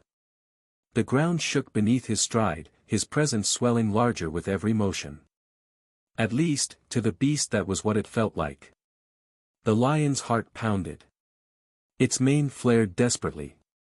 Michael raised his spear, its black-green edge gleaming with killing intent. What followed after that held no suspense. The lion died, though it was not Michael who struck the final blow. It couldn't be helped. At his current level cap, the experience points would have been wasted on him anyway. So, Michael had Gale deliver the finishing strike. The reward was immediate. The undead surged with power, leaping straight to level 58 thanks to its accumulated foundation and the massive bonus from killing such a high-level foe. Michael couldn't help but reflect. Had Gale fought from the start, the gain might have been even greater. But the irony wasn't lost on him. Once upon a time his undead had dwarfed him in strength, yet now it seemed weaker in comparison. Michael turned his gaze across the others. They were done as well. The serpent had fallen under the combined assault of Prince, Lily, and Lucky, with Lucky delivering the final strike. As for the crystalline beast, Beginning's overwhelming force and Prince's soul puppets left it no chance. Prince had been the one to land the killing blow. The forest grew quiet at last. 3 rank 3 monsters lay defeated. Michael let out a breath, his eyes scanning his undead. This was, in some ways, a good ending. His undead had grown stronger. Prince now stood at level 59. Lucky was at level 58, the same as Gale. But what truly stunned Michael were his titans. Lily, so quiet and unassuming, had risen to level 59, equal to Prince. And Beginning now stood at level 61. Too strong. Far too strong. When Michael pressed them for answers, the reason became clear. It was their laws. Law of brutal rebirth, seed. Born from agony and forged in survival, this law transforms pain into fuel. Severe wounds trigger powerful regenerative bursts, the closer to death, the stronger the rebirth. Connected to the law of life. This was Beginning's law. According to it, activating rebirth this time had granted the Titan several permanent levels. Combined with the vast experience harvested from the crystalline beast's death, its current level suddenly made sense. Michael was in awe. And yet, a sliver of suspicion gnawed at him. Beginning's law was already formidable, but the more he witnessed it, the more he suspected there was something hidden beneath the surface. The fact that its activation could sometimes bestow permanent levels was proof enough. Such a phenomenon was anything but ordinary. Michael's gaze lingered on the Titan, eyes narrowing slightly. There had to be more to this law, more than even Beginning itself might yet understand.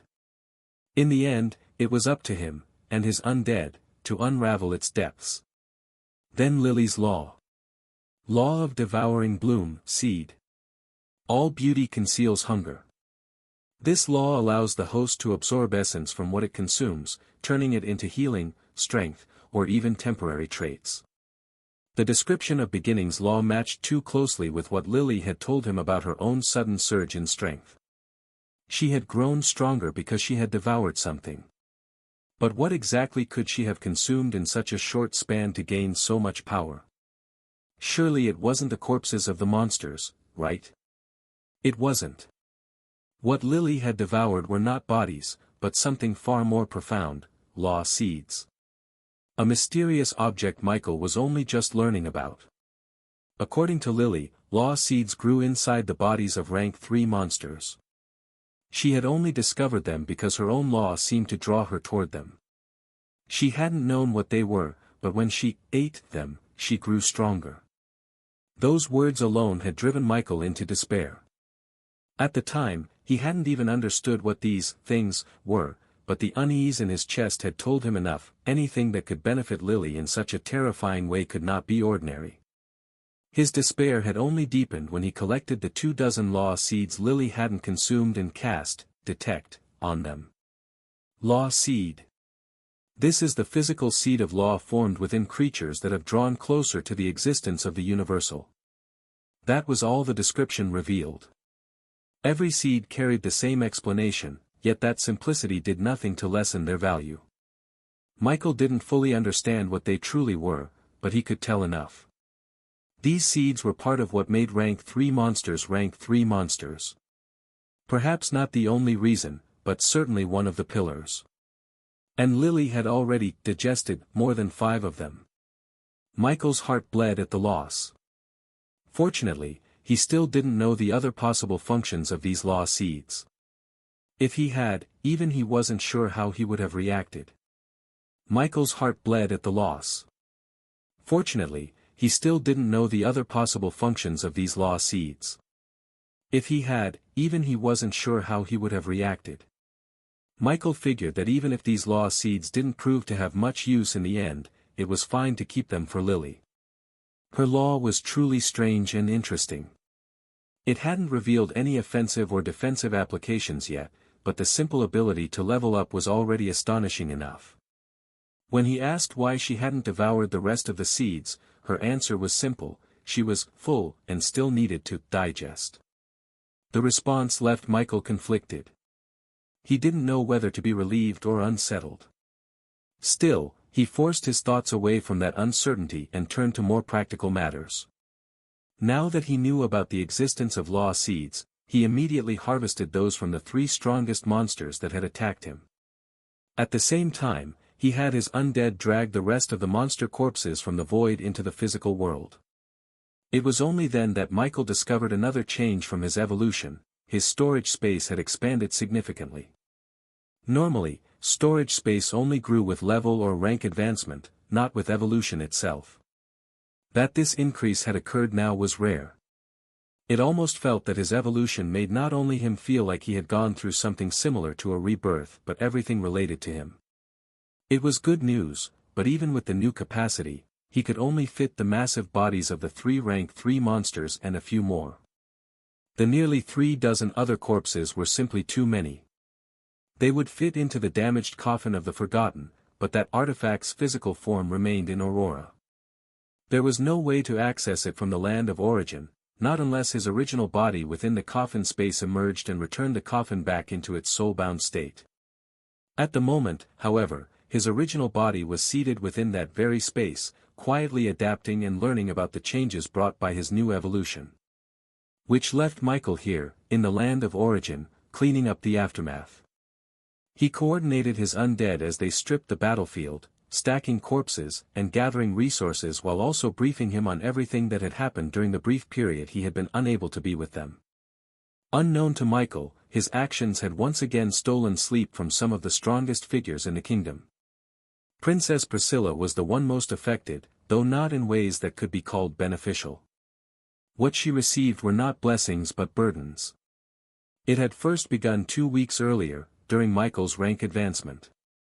The evolution of 5 of his undead into rank 3 had already rattled her, shaking her composure.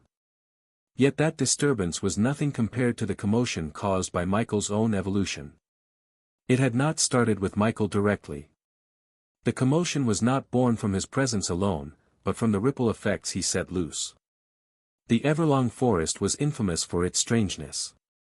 Few dared to enter deeply, and fewer still understood its nature. Its depths were said to contain remnants of ancient battles, buried ruins, and so on.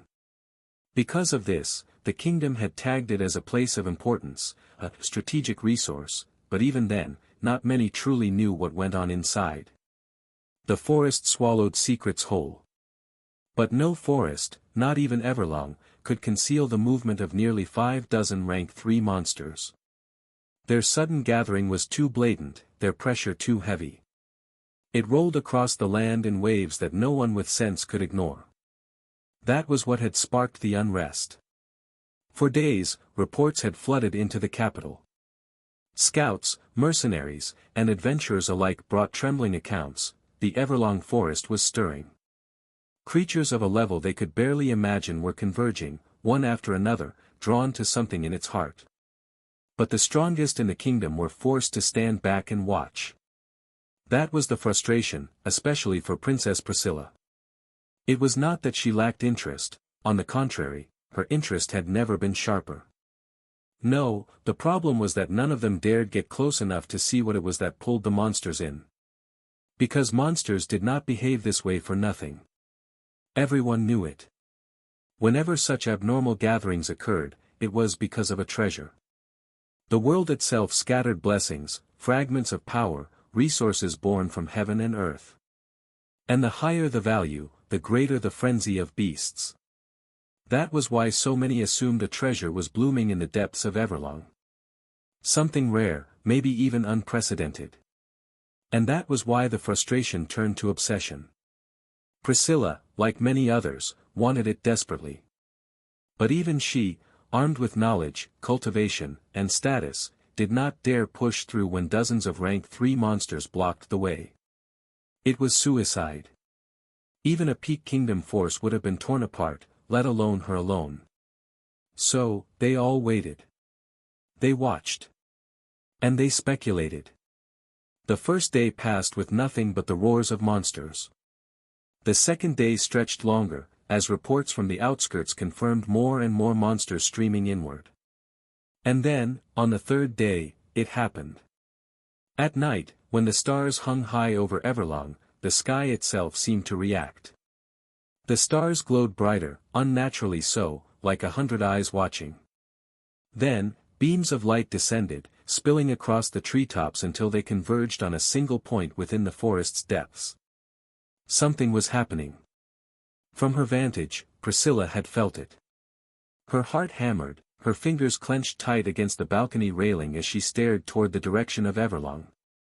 She had whispered aloud then. This isn't just a treasure.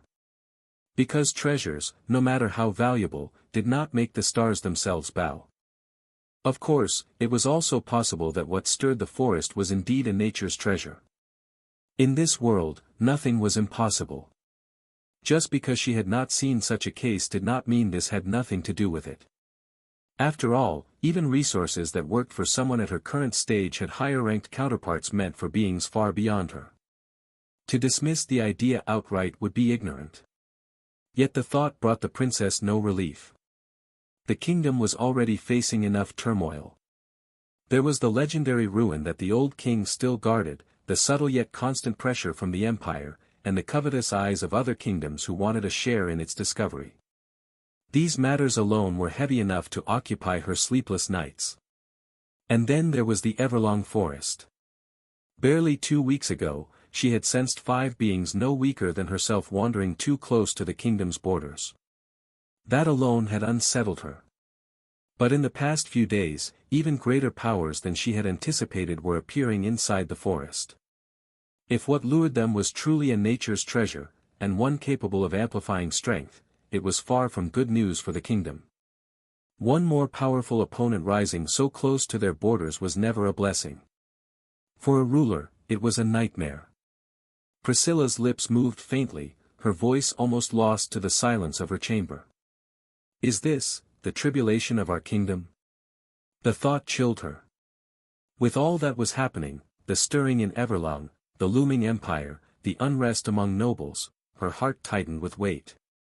Just then, the air behind her shifted. A ripple of shadow folded into the room, coalescing into the outline of a kneeling figure draped in black. Their presence carried neither malice nor surprise. Priscilla had sensed them long before they stepped from the dark, so her gaze remained fixed on the horizon as she spoke. What is it? The figure lowered their head further, voice soft and respectful. Great One, news from the king. At that, Priscilla finally turned. The king here was of course her older brother. To most, he was called the Old King due to his intentions to step down, but until a successor was chosen, he remained the king. In official matters, especially those tied to him directly, the subjects never dared speak of him otherwise. Speak. The figure's words spilled out carefully. The king has succeeded. The legendary ruin, it has been opened. For a heartbeat, Priscilla's composure cracked and her breath caught before she forced it steady again. A thrill rose in her chest, but the thrill was quickly tempered by the flood of worry that followed. She paced a step forward, her gown whispering against the marble floor. At last, yet this is as dangerous as it is fortunate. Her informant said nothing. Priscilla's thoughts spun. The empire, ever watchful, had always maintained the stance that kingdoms ruled their own matters, that the empire would not interfere without reason.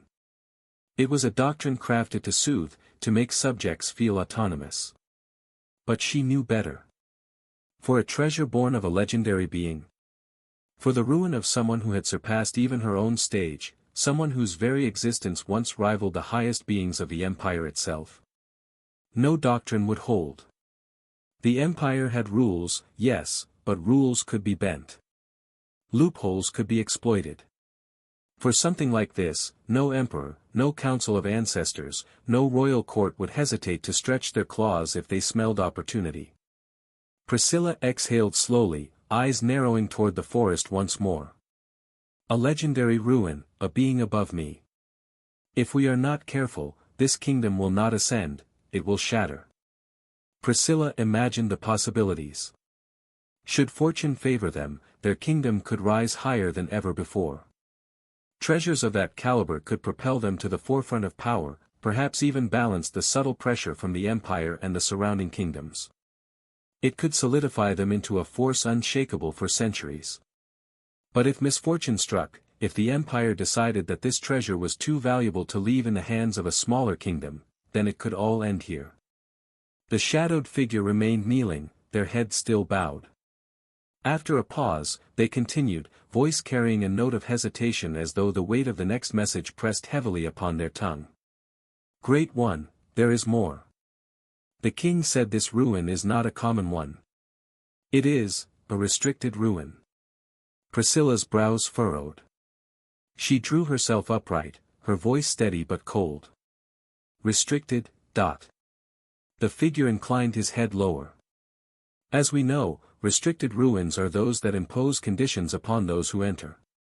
Limitations placed by the will of the ruin itself. Some forbid the weak. Others demand certain bloodlines or talents. But this one. His words slowed, careful. This one restricts by age.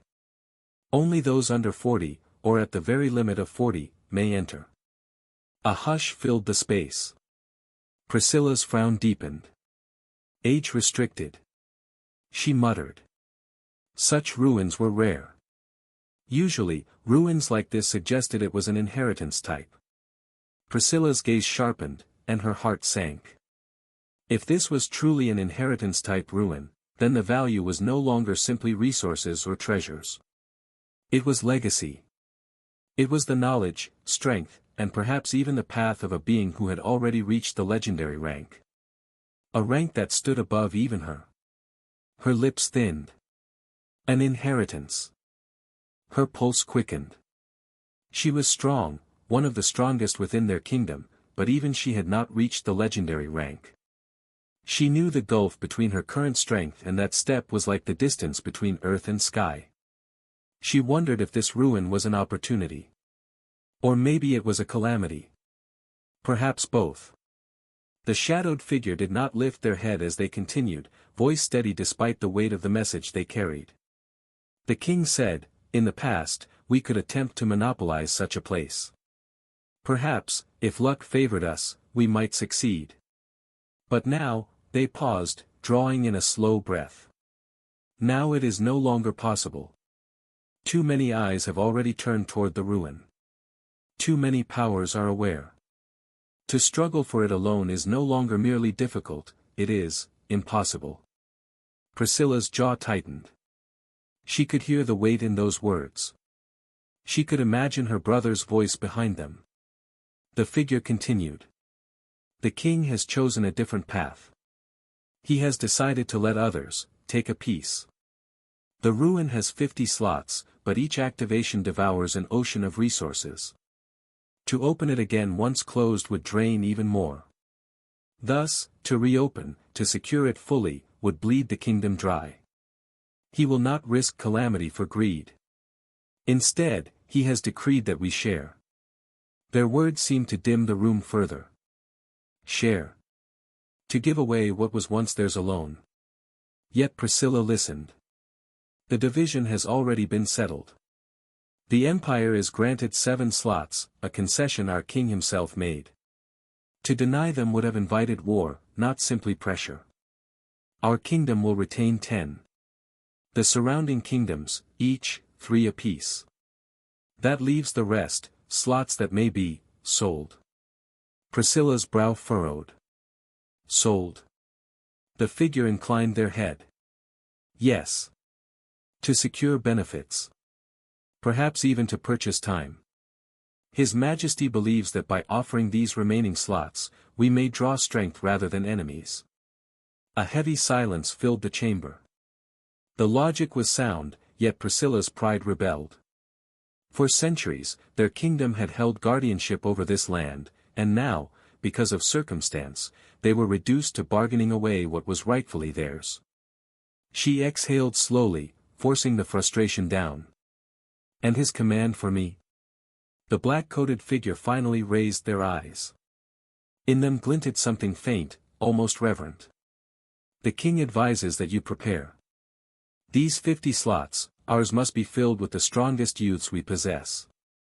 He wishes you to oversee the selection personally. His words, gather our brightest, our fiercest, our most unyielding. If the ruin is to be shared, then let the kingdom's portion shine brighter than all the rest. Priscilla closed her eyes briefly. Her brother's intent was clear. Even if they could not have the ruin wholly, they would ensure their kingdom carved the largest slice from its heart.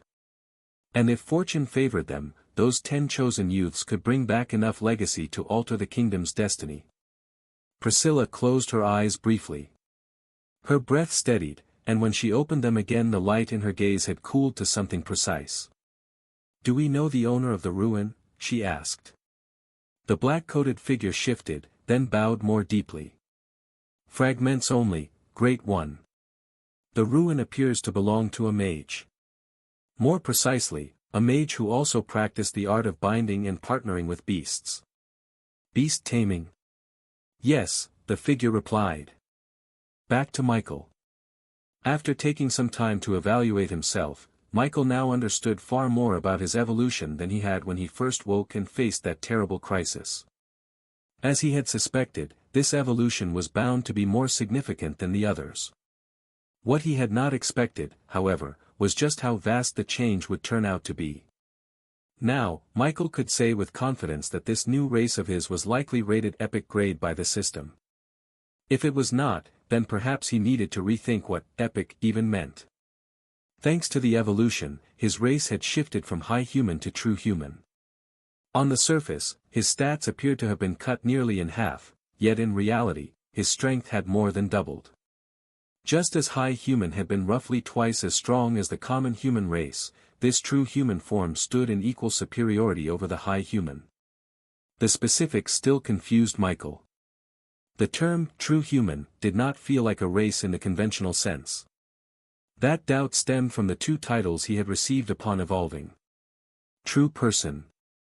Summary: you have been acknowledged by the universe as a true person, one who has stepped beyond illusion and touched the essence of reality. A true person is a being one step closer to unity with the universe. Effect: your perception of laws has deepened. Insight into universal principles is enhanced, reducing the barrier to understanding laws by 20%. Mortal God. Summary: against the natural order, a mortal body not yet divine has taken the shape and resilience of a god's vessel. This title recognizes your defiance of limits. Effect: physical durability, vitality, and recovery are drastically increased. Your mortal body functions as a pseudo-divine vessel, granting resistance to law-based damage. Instead of calling it a race, it seemed more appropriate to Michael to think of it as a checkpoint, a stage humans would eventually reach once they touched a certain threshold.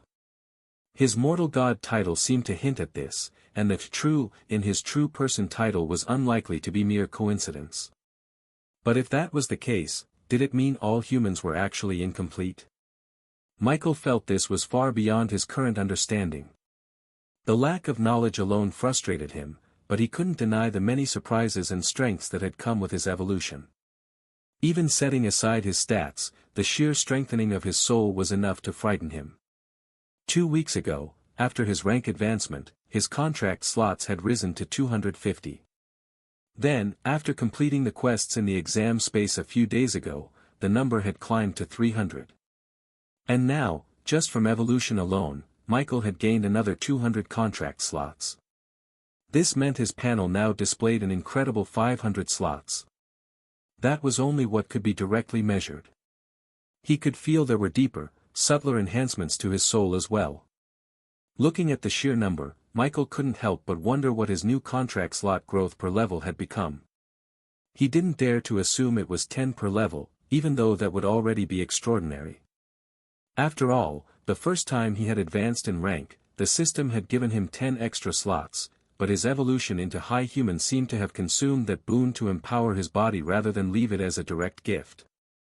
Unfortunately, his second advancement to rank 2 had not provided him with any slots, leaving him with no basis for comparison now. Was it because the first rank advancement was unique, a one-time reward? Or was it because the nature of his second advancement? Did it alter the distribution of gifts from the system?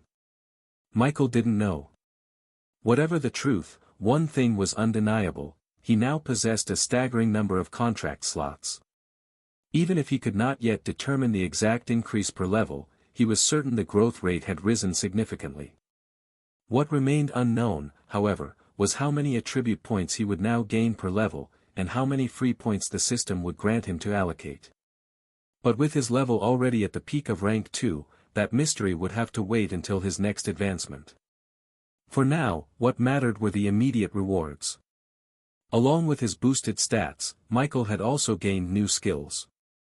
They were not only tied to intelligence, as had often been the case before. This time, he had acquired skills rooted in physicality.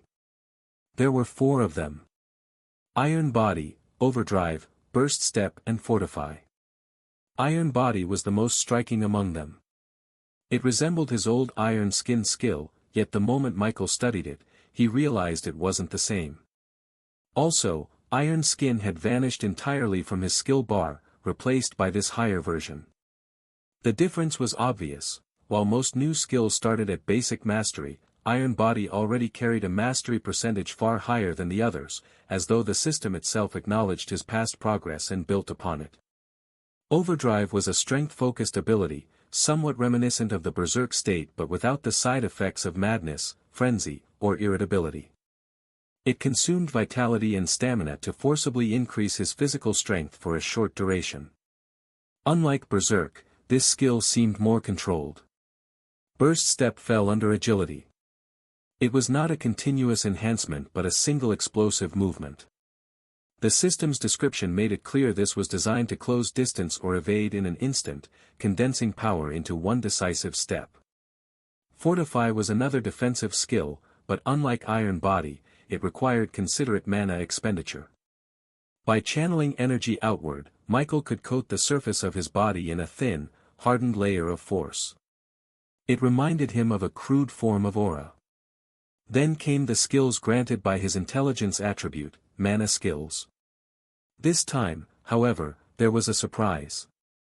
Previously, this attribute had only ever given him non-elemental skills or those tied to the dark element, a result of his dominant affinity. But now, things were different.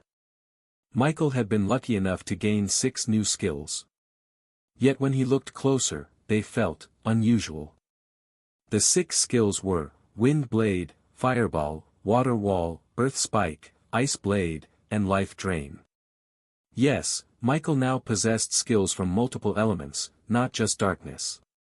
It was the first time he had seen such variety in his panel, and the sight immediately reminded him of a particular notification he had received upon waking from his evolution.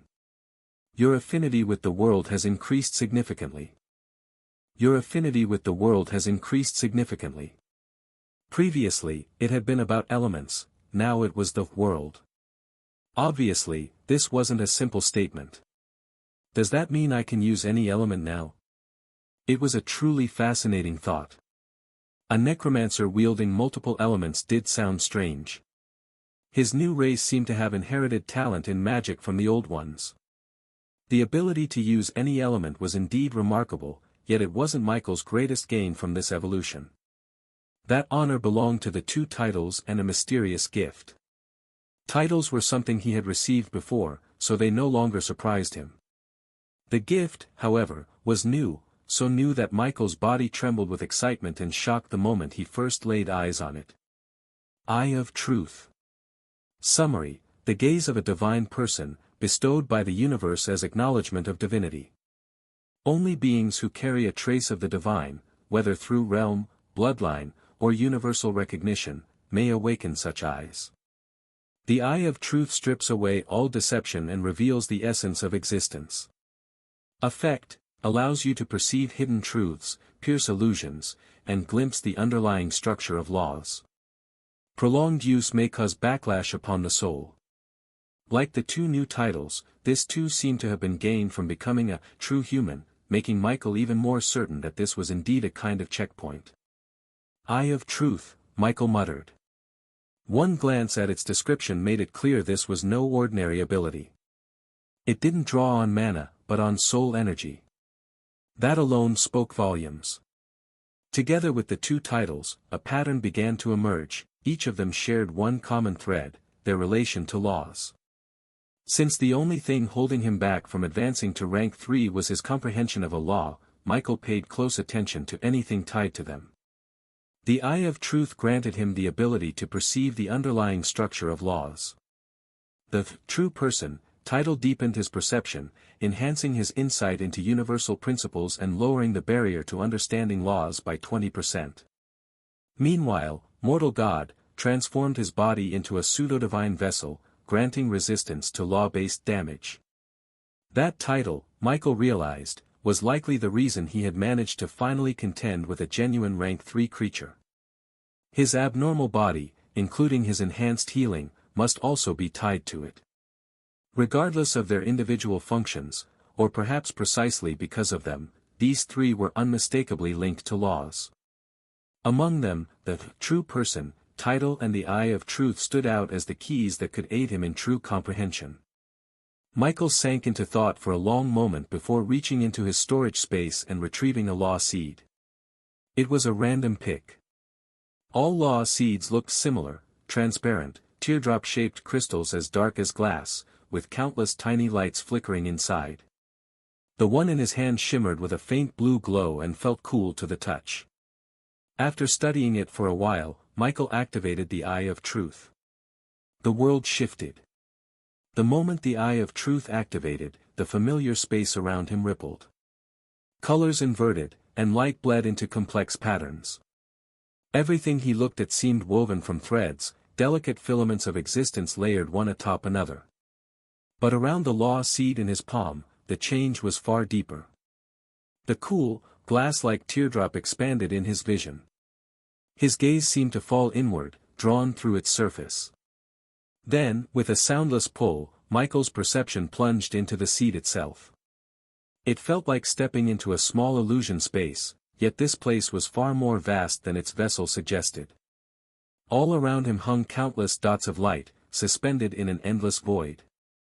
They flickered softly, each one carrying weight and presence far beyond its size.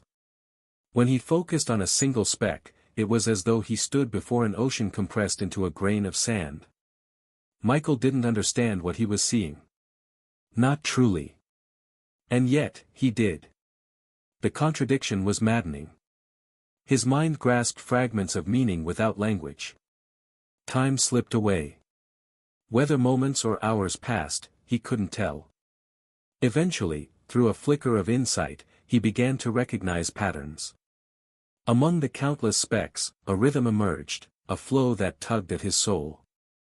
Cold, fluid, ceaselessly moving. The lights connected in streams, forming ripples across the illusion space, and Michael felt his chest tighten. This is water. The realization crashed into him. This seed, this fragment of reality, was bound to the water element. Not simply the water he could conjure with a skill, but the concept itself. The lights around him shifted. Streams gathered into rivers, flowing endlessly through the illusion space. When he followed them, they did not stop, they wound into seas, then oceans, each vaster than the last. Water is movement. It adapts, bends, twists. Where fire burns and consumes, water flows and persists. It does not break when met with resistance, it finds a path around. The stream shifted again, and he saw rain falling across endless fields, soaking into the earth. Plants sprouted, growing green and strong. Rivers brought life to villages, to cities, to civilizations that thrived upon their banks. Water is life. It nourishes. It heals. Without it, nothing could endure. Then the vision changed. The rivers swelled into floods, drowning the land. The oceans raged, waves towering higher than mountains, crashing against all in their path. Ships splintered, cities crumbled, and even stone was ground away into sand. Water is destruction. Gentle though it may seem, water's patience made it terrible. What fire could consume in moments, water could wear down across centuries until even the hardest mountain bowed before its persistence. That was the other side of life-giving flow, unyielding erosion, unstoppable force. The lights dimmed and reshaped once more.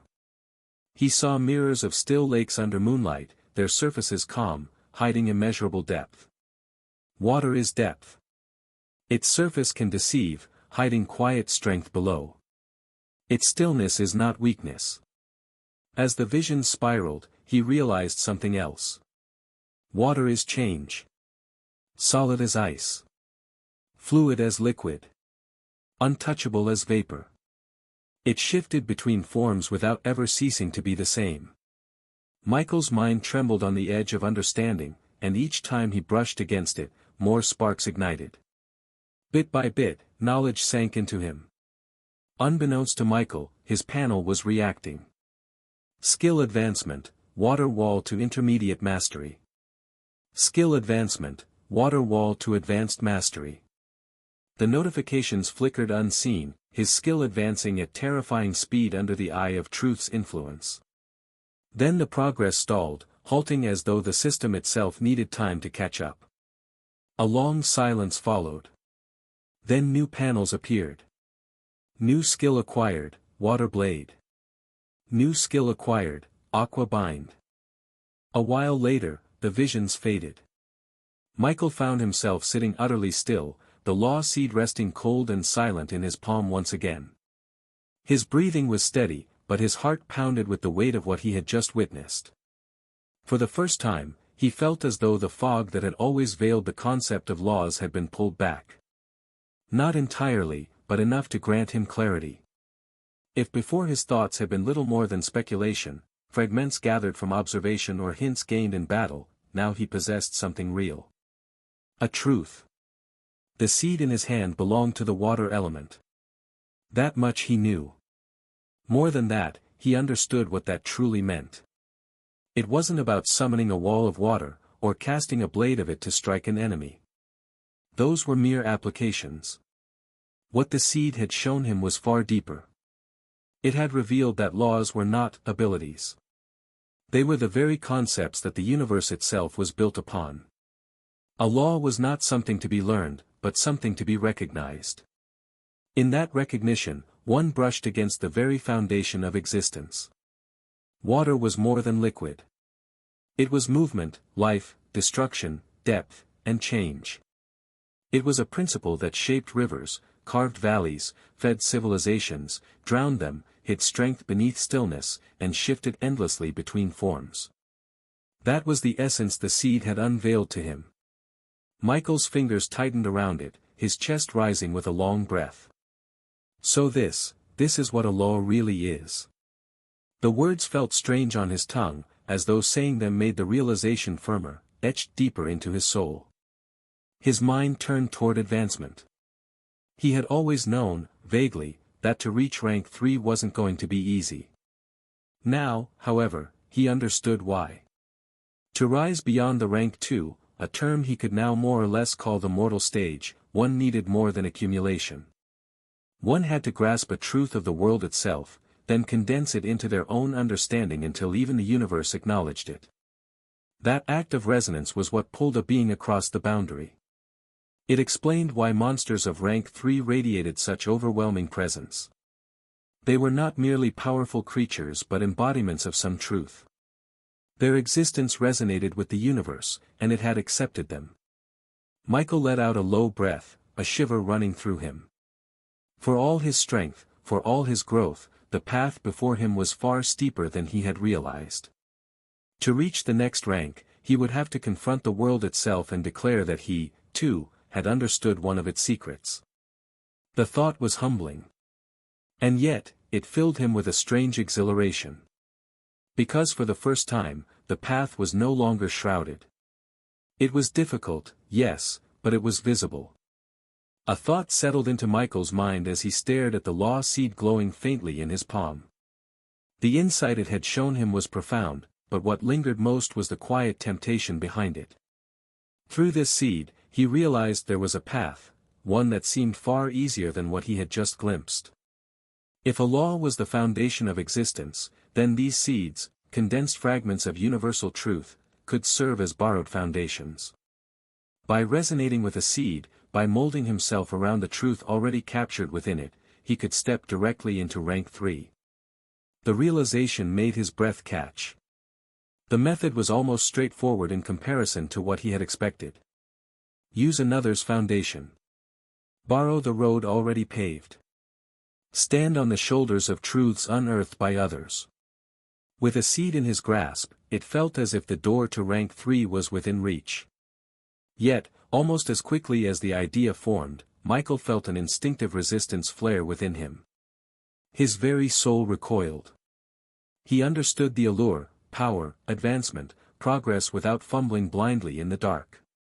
But something inside him screamed that such a step would never sit right. Following another's path was not inherently wrong, but there were truths to consider. First, even if the path could be taken, it could not be so simple. Even if the seed offered him a glimpse of water's nature, could he really believe the universe would accept such an imitation as his truth? Perhaps it might. Perhaps many had already taken this path. But to him, it felt like a chain as much as a gift. Second, it was not his path. The water seed belonged to the beast his undead had slain, its truth carved by its own life, its own essence. To mold himself upon it would be to acknowledge another's existence as greater than his own, to bind his future to their foundation. And third, though most intangible, it was the most important. Perfection could only be found in what he recognized for himself. Borrowed truths might carry him far, but they would never be flawless. The cracks would remain, invisible until tested by calamity. Only the law he comprehended with his own soul would be whole. Michael sat in silence, weighing the thought. His instincts rejected it, but he wasn't arrogant enough to assume his view was absolute. Perhaps his suspicion that following another's law was inferior was wrong. Perhaps those who did so could reach heights just as great, maybe even greater, than those who clawed their way forward alone. He remembered his earlier thought, that no power was truly useless, that value lay in how one wielded it. Couldn't laws be the same? If someone took another's truth and reshaped it, cultivated it until it was no longer a shadow but a blade of their own, could that not become a strength equal to any self-realized law? The possibility was there. He couldn't deny it. But still, the unease persisted. Michael's gaze shifted to the seed again. Its soft blue light flickered like a droplet poised to fall, full of potential. With it, rank 3 was within reach. Yet his fingers tightened around it until his knuckles whitened. No, he whispered to himself. Michael closed his eyes and breathed slowly, steadying the restless pulse of his heart.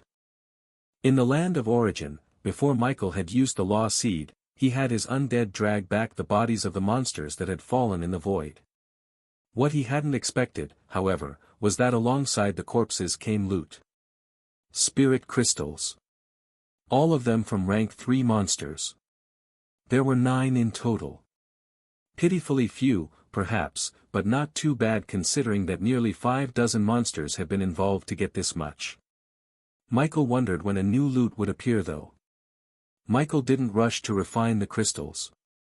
Instead, he stored them away for later use. With the corpses piled before him, he separated those whose remains were too mangled to be useful, unless he chose to evolve them back into shape, and set aside the intact ones. Michael's plan was simple. He wanted to see if, as a rank 2 necromancer, he could revive a rank 3 monster. Normally, not many necromancers would attempt such a thing. But Michael was no ordinary necromancer.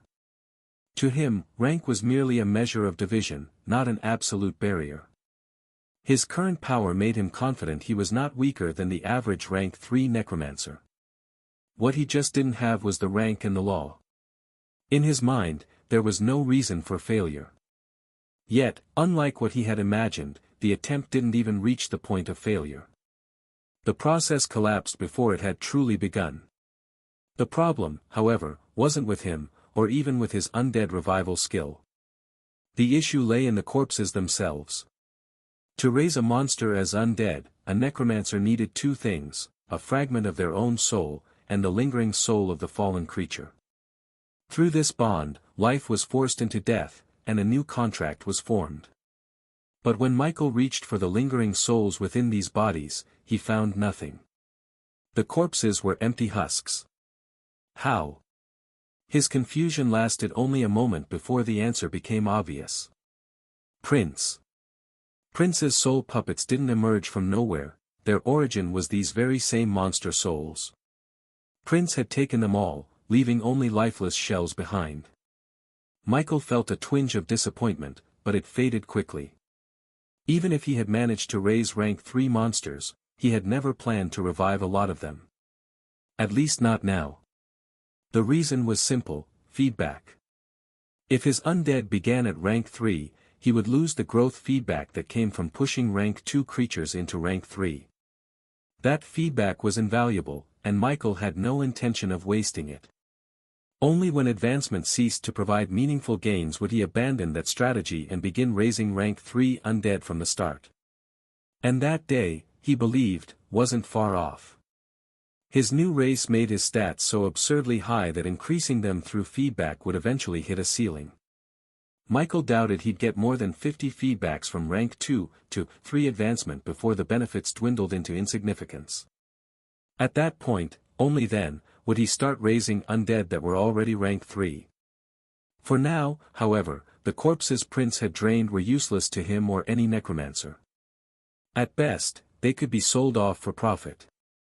Which meant that, at present, only 3 monsters could be revived as undead. And as luck would have it, these 3 were the strongest among the entire group. Michael was just considering which one to start with when, at that very moment, his original body within the damaged coffin of the Forgotten began using a law seed to seek out the truth behind laws. He had thought he could keep his attention divided between both bodies, but it proved more difficult than expected. After instructing his undead to remain on guard, Michael sat cross-legged on the floor and shifted the majority of his focus back to his true body, allowing the two of them to comprehend the mysteries of the law seed together. Only after the original body paused did Michael's body in the land of origin regain the ability to freely divide its focus once more.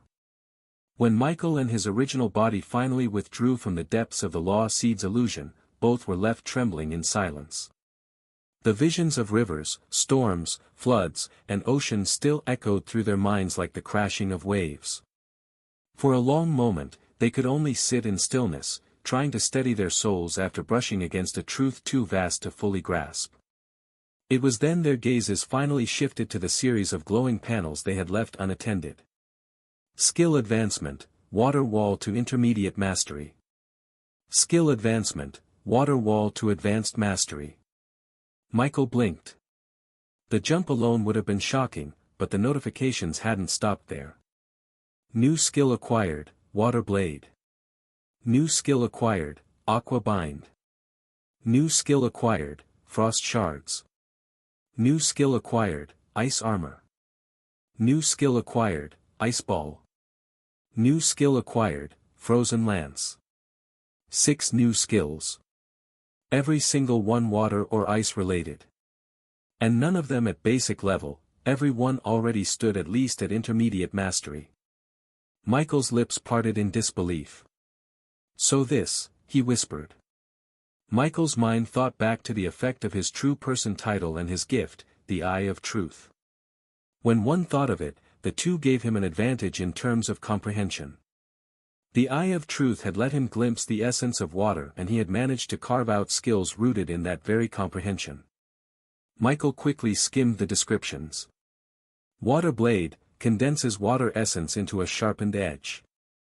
Aqua bind, condenses liquid chains that can turn to ice to restrain target. Frost shards, condenses cold water vapor into crystalline projectiles. Ice armor, forms a layer of hardened frost over the body, reducing damage. Ice ball, condenses water into a solid sphere of ice and hurls it at a target. The impact delivers blunt force along with freezing energy, slowing or immobilizing the enemy. Frozen lance, focuses water into a spear of ice capable of piercing defenses. Michael clenched his fist and thought back to another panel. Your affinity with the world has increased significantly. Does that mean I'm more or less a genuine genius now? Michael murmured. Michael conveniently ignored the fact that even if that was the case he had gotten it from cheating. This evolution had indeed brought him a lot. It was then Michael thought of one last thing he was curious about. His talent. This evolution was unlike his previous ones, where even the sole representation of his talent had never truly manifested outside.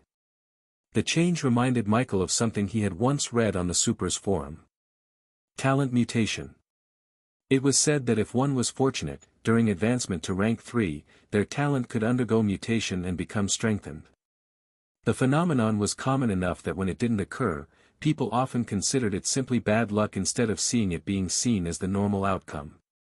Michael wondered if that was what had happened to him. Had this evolution strengthened his talent ahead of time? He didn't know. But the thought left him expectant. Resolving himself, Michael's body within the damaged coffin of the Forgotten reached into his soul space. At first glance, everything looked the same as before, his spear and the cauldron, the sole representations of his talent, floating in the void. The cauldron's surface appeared unchanged. But the moment his senses brushed against it, a shudder ran through him. Something was different. Driven by instinct, he attempted something he had never managed with the cauldron before. Something he had only been able to do with his spear and the coffin. He tried to draw it out. And it answered. The cauldron stirred, rattling in his soul, before it suddenly tore free of its place and emerged. Michael's eyes widened. It actually came out. However, there was a difference. Unlike his spear or coffin, which always manifested as solid, tangible things, this cauldron was different. It looked real, its surface gleamed faintly, its body massive and imposing, but Michael could tell with just one glance that it wasn't fully physical. It was an illusion form. A projection of his talent given shape. Yet, even in this hazy, illusory state, the moment the cauldron appeared, a stream of information entered Michael's mind. It wasn't a voice, nor was it text. It was instinct. His talent whispering to him what had changed. The cauldron could now eat. The word pressed into his mind with such certainty that he froze. Eat. Devour. The vague idea carried weight, but no specifics. Feed it, and it would consume. For what purpose, Michael couldn't tell. But he knew instinctively it wouldn't be something simple. Even so, a problem rose immediately. If it could eat, what exactly could I feed it with? The question lingered until, in the corner of his awareness, another thought surfaced. His body in the land of origin stirred, eyes narrowing toward the pile of corpses at his side. Most were useless husks, their souls long stripped away by Prince. To other necromancers they were worthless, but perhaps. Michael hurriedly moved one into his storage space. Inside the coffin world, he extended his hand into that same storage and pulled the corpse out. With a heavy thud, the body landed beside him, massive and grotesque even in death. The instant the corpse appeared, the cauldron shuddered. The illusionary surface trembled, and faint ripples of light coursed along its body. It was like watching a starving beast catch the scent of food. Michael's breath quickened. So that's it, it wants this. Following instinct, he didn't resist. He allowed the cauldron to act. At once, light spilled from the cauldron's illusory rim. Threads of brilliance stretched outward, coiling around the corpse. The body rose from the ground as if weightless, shrinking steadily as it floated toward the cauldron. Inch by inch, it compressed, its massive frame folding upon itself until it was no bigger than a fist. Then, with a final pull, it vanished into the cauldron's shadow. Boom! A muffled vibration echoed through Michael's soul. The cauldron emitted a deep hum, its surface glowing faintly as if something within it had ignited. Waves of light rolled across its body, painting it with ephemeral patterns. Michael's eyes widened in shock. So it really can. His words trailed off as instinct screamed at him to use the eye of truth. He obeyed instantly. His gaze sharpened, soul energy pouring into his eyes as he activated the gift. The world shifted into threads, illusions peeled away, and yet all he saw when he looked at the cauldron was fog. Thick, impenetrable fog. The eye of truth, which had stripped apart the very structure of a law, revealed nothing here. Michael's heart pounded. That alone said more than anything. If even the eye of truth couldn't pierce its workings, then the cauldron's evolution was far beyond ordinary. He drew a steady breath and forced himself calm. The cauldron was his talent. It wouldn't harm him. If it had changed, then that change was his to claim. Still, he needed to know more. It was at this moment, a series of panels suddenly appeared in front of him. Devour complete. Essence assimilated, monster corpse, rank 3, dot. Evolution points, 355. Michael froze. Evolution points. Michael wasn't a stranger to evolution points. They were, in fact, the very foundation of his current strength. But when had they ever come from this? Until now, evolution points had always been tied to the soul. He gained them by increasing the number of undead under his command, or by consuming spirit crystals and specialized potions that nourished the soul. That was the system he had grown used to. Yet now, after feeding a mere corpse to his cauldron, the familiar notification had appeared.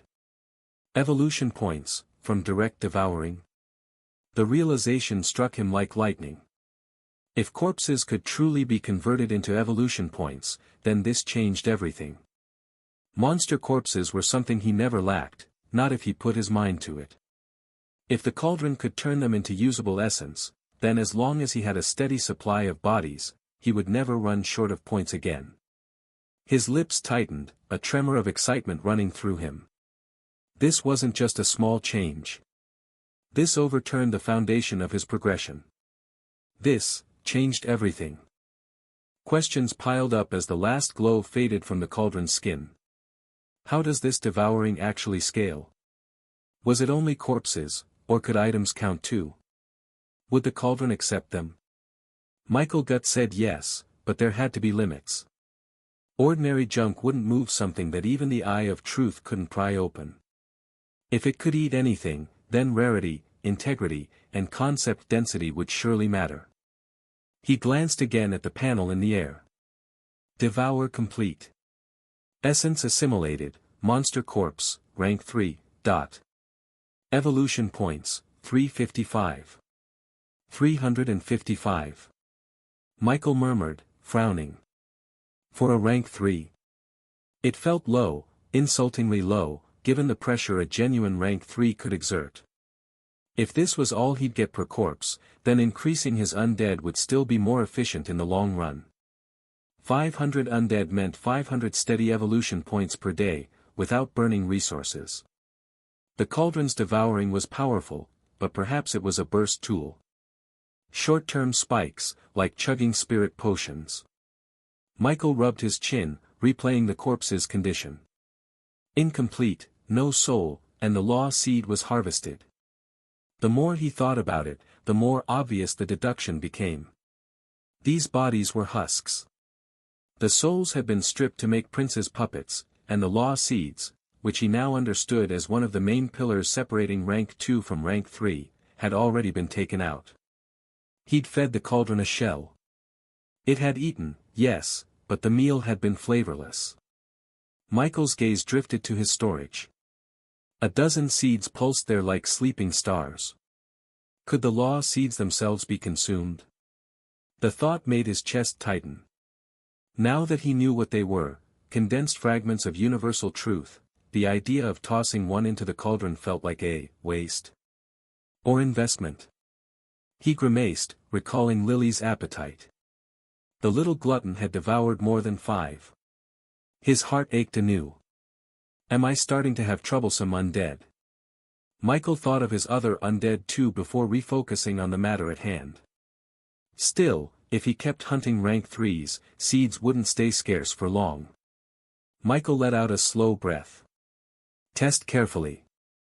1 seed. Michael reached out into his storage space, drawing out a law seed. He chose another one related to the water element. The cauldron reacted the second it appeared. Michael didn't hesitate. Eat. Light poured from the cauldron. A few seconds later, panels flared in front of Michael again. Devour complete. Essence assimilated, law seed, water, dot. Evolution points, 1600. Michael sucked in a breath. 1600. Michael's hand trembled faintly as he read the numbers again. 1600. It was far beyond what he had expected. Compared to the 355 points he'd received from a harvested rank 3 husk, this was nearly 5 times as much. His lips pressed into a tight line, his mind racing through the implications. He glanced back at his storage. More than 30 law seeds pulsed faintly inside like caged stars, each radiating that same silent rhythm of truth. His pulse quickened. If 1 seed granted 1600, then 30 meant nearly 50,000. 50,000. The sheer thought made his body tighten with a hunger he didn't even realize had rooted itself within him. Michael swallowed hard, forcing himself to stay calm. 50,000, no. More. The temptation gnawed at him. For a moment, he could almost see it, pouring every seed into the cauldron. But his hand clenched shut. No. He couldn't. If the seeds were fragments of universal truth, then using them merely as fodder for points was wasteful. At least he couldn't use them now. Michael closed his eyes and forced his breathing steady. Waste, or investment? Michael muttered under his breath. The glow of the cauldron had already faded, but its faint hum lingered in the back of his mind, like a predator waiting for its next meal. Michael grimaced. He'd need to test more, but not recklessly.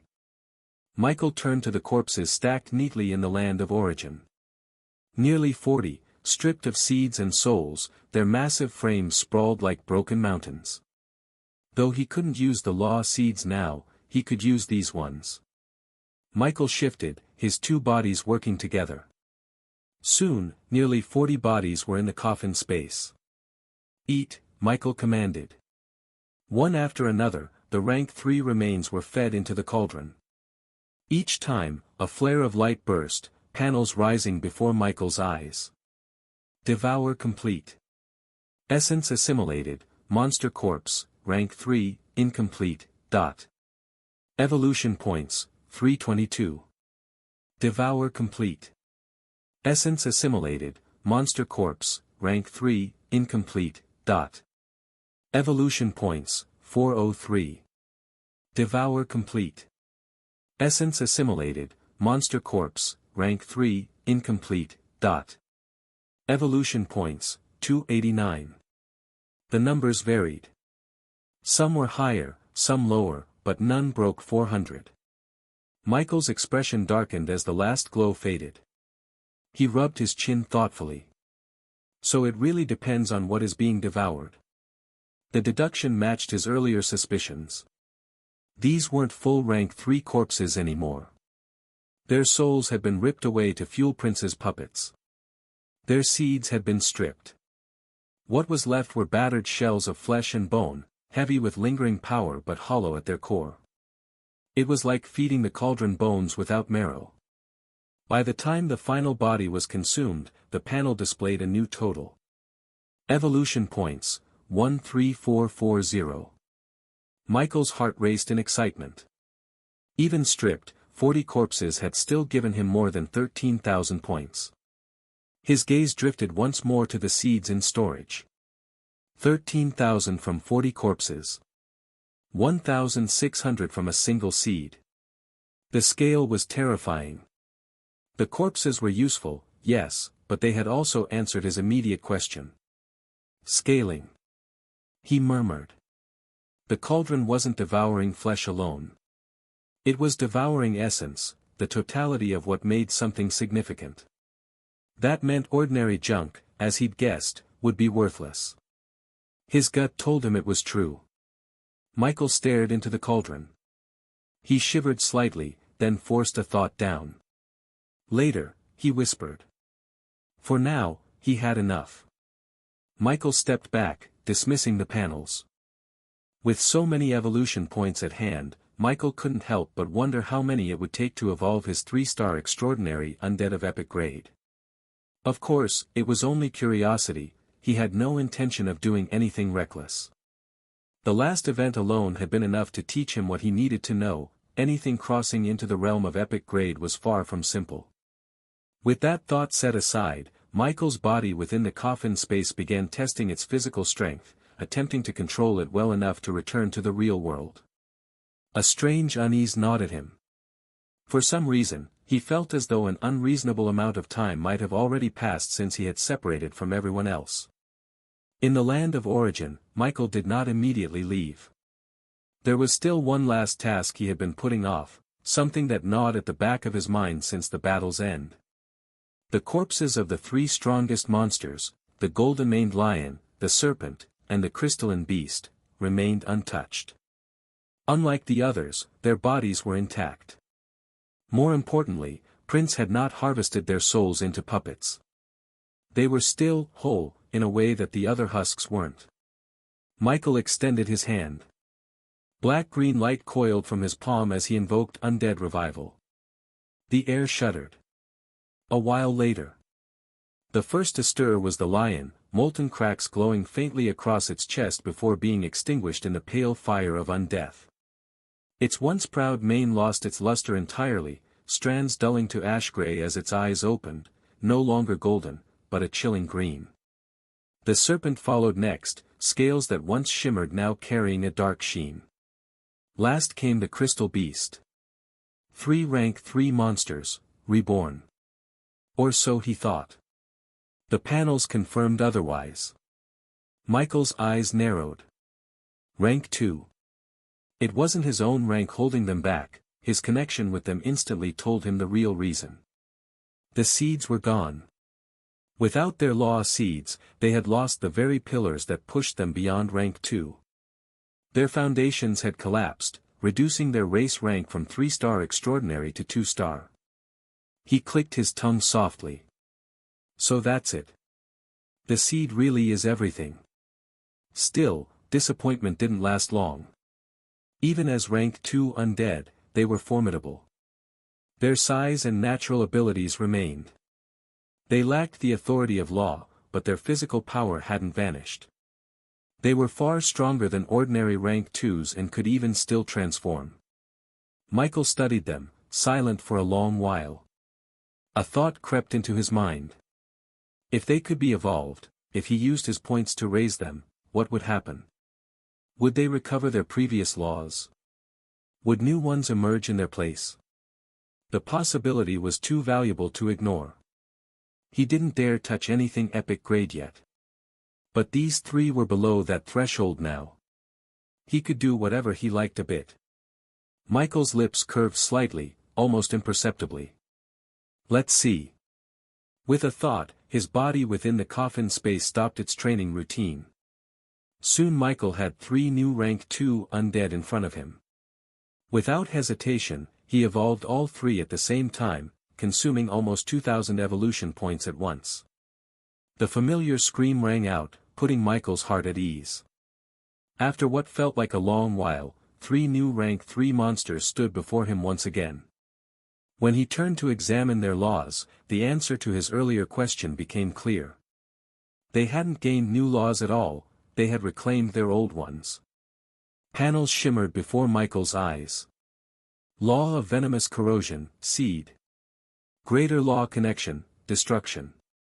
Effect, releases a corrosive poison that erodes nearly any material or defense. Law of solar flame, seed. Greater law connection, fire. Effect, manipulates searing flames born from the sun's radiance. Straightforward, destructive, lacking complexity, yet brimming with raw power. Law of prism reflection, seed. Greater law connection, light. Effect, harnesses crystalline resonance to reflect attacks, bending force and energy back upon enemies. Michael's brows furrowed slightly as he read. The serpent's poison and the lion's fire were exactly what he expected, straightforward laws. Powerful, yes, but not particularly deep. It was the crystal beast's law that caught his attention. Reflection, a branch of light, subtle and elusive. It wasn't raw destruction, but it could turn an enemy's strength against them.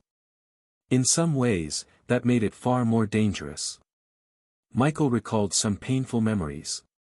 Yet, though they stung, those memories made him appreciate the crystal beast even more.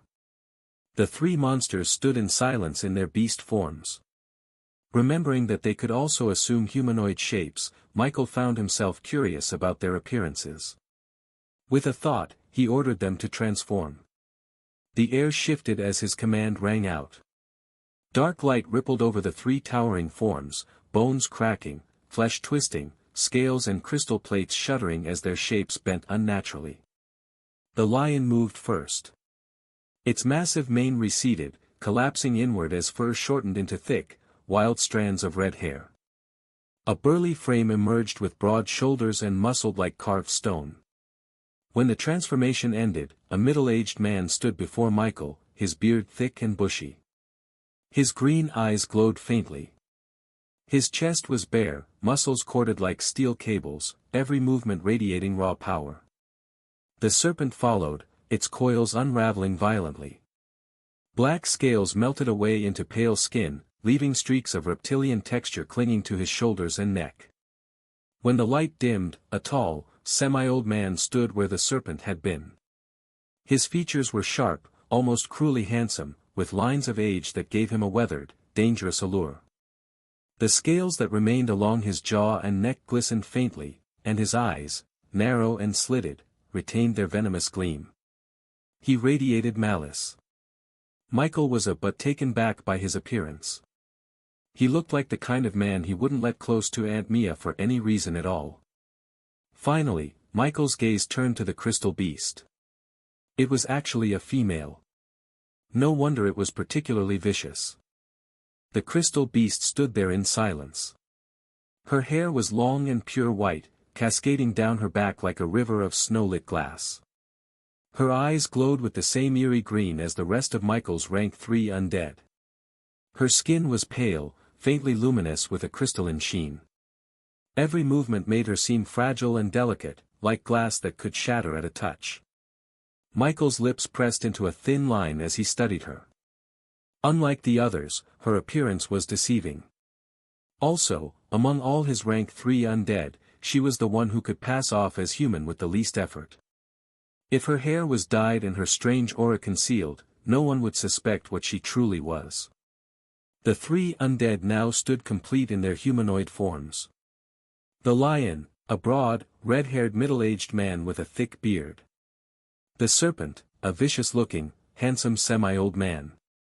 And the crystal beast, a white-haired woman who seemed to be in her late 20s. Michael allowed himself a quiet exhale. "Not bad," he murmured. The undead didn't respond. As freshly raised undead, their wills were still blank, clean sheets waiting to be filled. Unfortunately, their levels had dropped, and all 3 stood below level 60. Even so, they were far from weak. After giving them simple clothes to wear, Michael sent the trio to stand aside and remain out of the way. Then, refocusing, he returned to his own training, continuing to push until he could fully control the strength of his newly evolved body. Meanwhile, back in the land of origin, his other self oversaw the battlefield. Lucky and Prince were commanded to use their powers to restore the ravaged forest to the best of their ability, healing the ground torn by the clash of rank 3s. At the same time, Michael began to carefully inspect the unique skill that had come with his new race. A first-time experience for him. Genesis Body. The authority of a true person, whose essence has been acknowledged by the universe. Genesis Body allows the user to separate a fragment of their life force and shape it into a living form. This skill could also serve as the seed of an entirely new race, born from the user's essence. It was a skill without a mastery level, like Detect.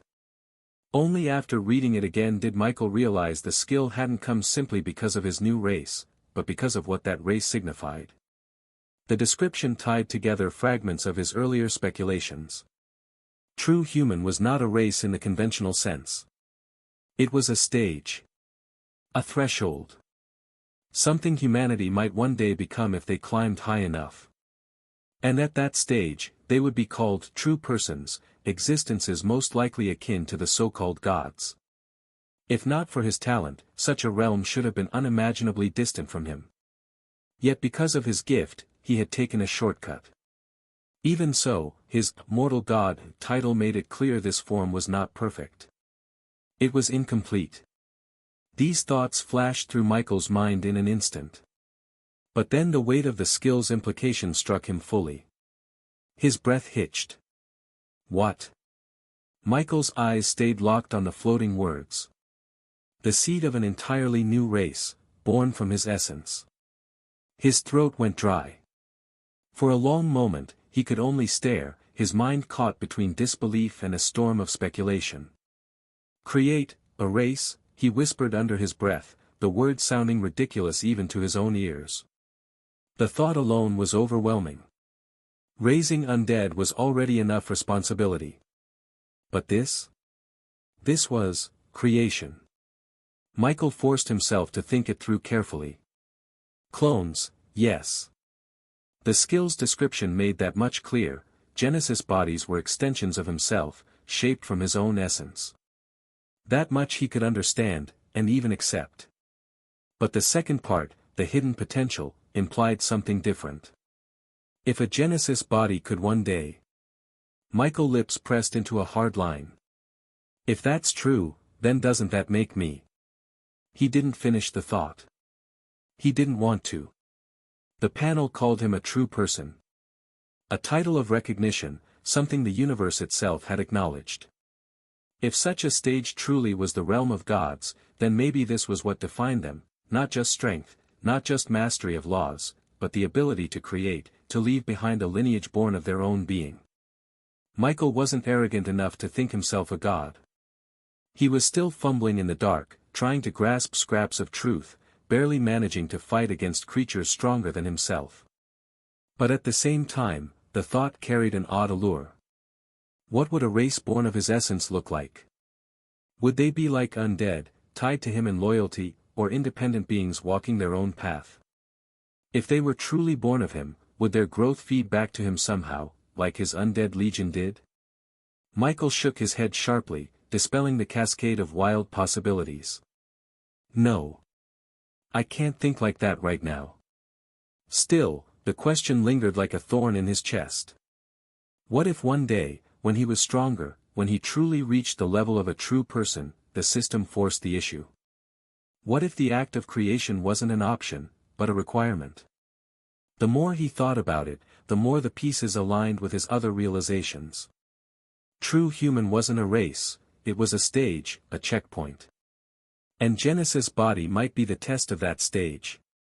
To be true, perhaps one had to prove not only that they could survive the universe's truths, but that they could add something to it. Creation. Michael's thoughts refused to settle immediately. If Genesis body hinted at creation, then what did that say about humanity itself? After his evolution, he had wondered whether humans were truly complete. Was it because they were fragments of something greater? The theory held weight. Yet there were holes in the theory too. If humanity were fragments, what of the other races? Were they fragments as well, or were they complete in ways humans were not? Was it because they were fragments of something greater? The theory held weight. Yet there were holes in the theory too. If humanity were fragments, what of the other races? Were they fragments as well? This theory seemed to suggest that before all races, there had been some form of progenitor, the true origins from which all others descended. Maybe I'm just thinking too much. Maybe creation is just the aftermath. A byproduct of reaching that stage. The more he dwelled on it, the more the uncertainty twisted in his chest.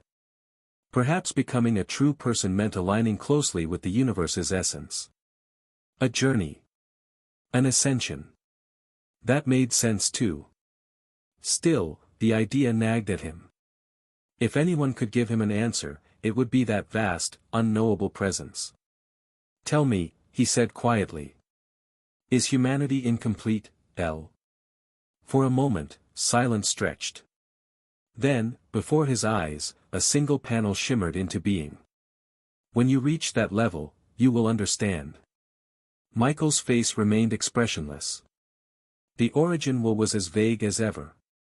In the end, he chose not to dwell too deeply on the matter. When the time came to face those truths, he would reach them naturally. For now, these matters were far from the current him, far too distant for a newcomer like him to know everything. Michael turned his attention back to the panel, his gaze locking once more on Genesis' body. The earlier implications still rattled in his head, but curiosity was something he couldn't ignore. What would a clone of him even look like? Would it be a perfect mirror of his current self, or something distorted? A small spark of anticipation stirred inside him. Yet doubt quickly followed.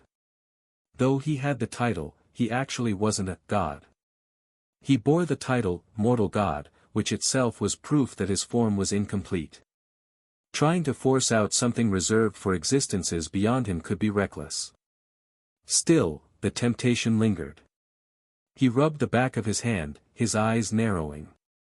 If it fails, I'll stop it immediately. If it causes even the smallest disturbance. His lips tightened.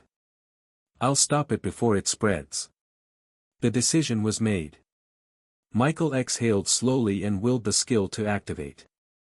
Brother, are you really not going to reveal your secrets? Michael blinked and turned his head. Lily stood there, arms folded, her expression pinched in quiet disapproval. What secrets? He asked, his tone flat. Lily pursed her lips, clearly unconvinced. Don't play dumb. It had been 3 days since she had last seen him. 3 days of his strange absence. And when she finally did lay eyes on him this morning, she couldn't believe what she was seeing. Because somehow, her cousin had gotten more beautiful. Michael's face remained flat, and he didn't respond to Lily's prodding. Instead, he turned toward his aunt, who sat quietly at the dining table, her gaze fixed on him. Are you okay? She asked softly, her tone filled with concern. Yes, Ma, Michael replied with a nod. After a pause, he added, something came up on the other side that demanded my attention. Aunt Mia gave a slow nod. He didn't need to say much for her to understand.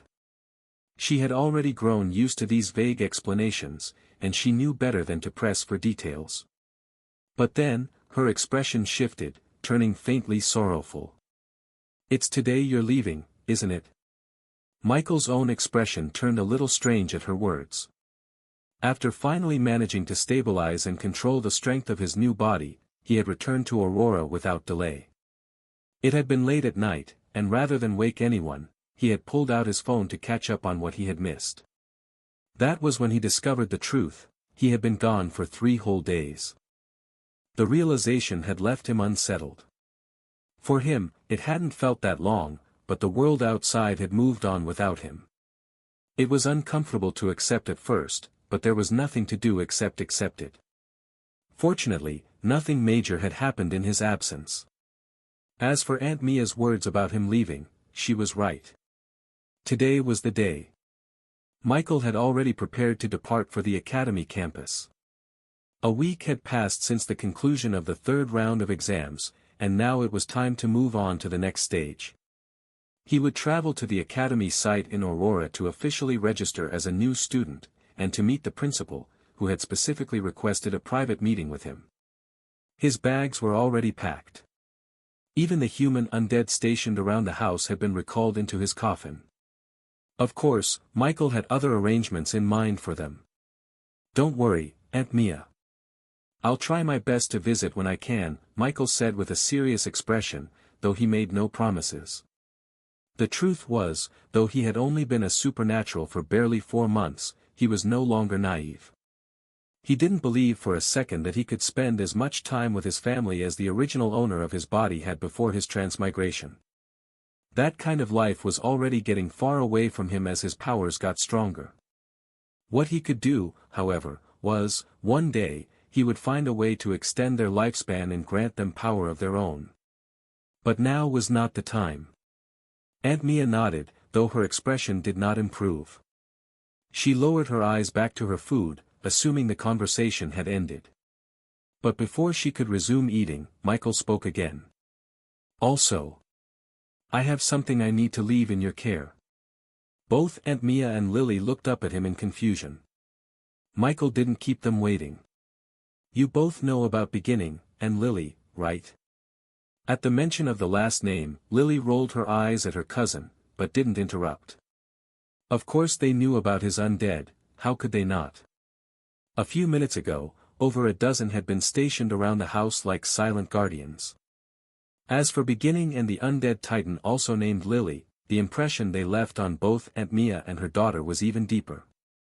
The female titan had even shared makeup sessions with Lily, much to Michael's continued bewilderment. Seeing their puzzled looks, Michael exhaled lightly and reached into his soul. A palm-sized coffin materialized in his hand, its surface gleaming faintly with an ominous glow. The two women barely had time to register the strange artifact before a figure stepped out from within. Lily blinked in surprise. The figure that had blinked out of the coffin was a boy. He looked to be about her own age, 15 at most, and stood tall with a natural presence that felt familiar. His long hair, dark and flowing, carried the same texture as Michael's, and when his gaze lifted, twin green eyes glowed faintly. Lily's breath caught for half a second. The resemblance was undeniable. The sharp lines of his face, the height, even the slight stoicism in his expression, he looked like a younger Michael, almost a sibling carved from the same mold. Guys, let me introduce you, Michael said, his voice steady. He paused for a brief moment, then finished. This is Jester. To understand why Jester now stood in Aurora, and why he even had a body to inhabit, one had to trace events back a few hours earlier. Michael exhaled and willed the skill to activate. His body trembled as blood essence seeped from his skin, followed by torrents of mana and, finally, a shard of his very soul. Pain stabbed through him, nearly buckling his knees, but he held firm as flesh, bone, and veins wove themselves into form from the crimson mist. He quickly realized he could strengthen the vessel further by pouring in more essence, but the backlash was immediate. His own attributes dimmed. Immediately, Michael stopped the reckless drain. Michael exhaled sharply as the last threads of essence settled into the forming figure. The crimson mist solidified into pale flesh, long dark hair cascaded down its back, and faint green light flickered in its eyes, an eerie, younger reflection of his own. But as the body stood there, Michael felt something stir deep within him. His instincts whispered that this process wasn't fixed. He could design it. A shiver ran through him. He could sense countless branching paths, veins to reroute, bones to reinforce, meridians to sculpt differently than his own. If he wanted, he could mold this figure into something sharper, faster, harder. He could rebuild the very foundation of a human body. Yet it was his first attempt. Recklessness now would mean destroying the vessel entirely, or worse, harming himself. Michael forced restraint. He let the crimson mist morph naturally, copying his own structure. Still, he made one deliberate change. He opened every meridian. Not just the pathways that would let the body absorb mana for physical strength, but also the vital channels that marked a natural-born mage. He carved that much into the framework with careful precision, sweat beading his brow as he worked. By the end, though, he realized there were limits. His blood, mana, and soul he let out could only provide so much. The result was a body that stood solid, but incomplete, strong, yes, yet capped. Its physical power felt comparable to how he himself had been when he approached level 10. And while the physique was far stronger than ordinary humans, even bearing resemblance to the durability of a high human, it wasn't quite the same. More like a half-finished version, a shadow of the true form. And then there was its age. Michael frowned. The vessel peaked at 15. No matter how he tried to nudge the shaping process, it refused to age further. A teenager's frame, locked in place. Still, when he stepped back, he couldn't help but acknowledge it. Even with its limits, this was no failure. Far from it. This body was a genius. The meridians were open, its foundation stable, its potential far beyond what its appearance suggested. Given time, it could grow into something terrifying. Michael wiped the sweat from his brow and exhaled, his lips curling faintly. Not bad for a first attempt. The figure before him said nothing, but its silent presence felt oddly alive, as if it were waiting for the next command. Michael reached out with his will, testing the bond. At once, the new body stirred. His awareness slipped into it like water into a jar, and immediately clashed. It wasn't the body that resisted. The problem was him. His soul didn't align with the one in the body perfectly. Each movement felt jagged, like gears grinding against each other. What should have been a smooth reflection of himself was instead messy, raw, barely holding together. In the end, unlike what he thought, his inexperience did end up biting him. This isn't right, Michael muttered under his breath, pulling his awareness back. Michael narrowed his eyes. So, does that mean you're a failure? The body blinked, then spoke for the first time, its voice eerily similar to his own, though softer, younger. Yes, the body answered, its tone strangely calm. I can feel it. In an hour at most, this soul will disappear, and the body will be empty. So in that sense, I am almost a failure. Michael was taken aback. His lips parted, but for a moment nothing came out.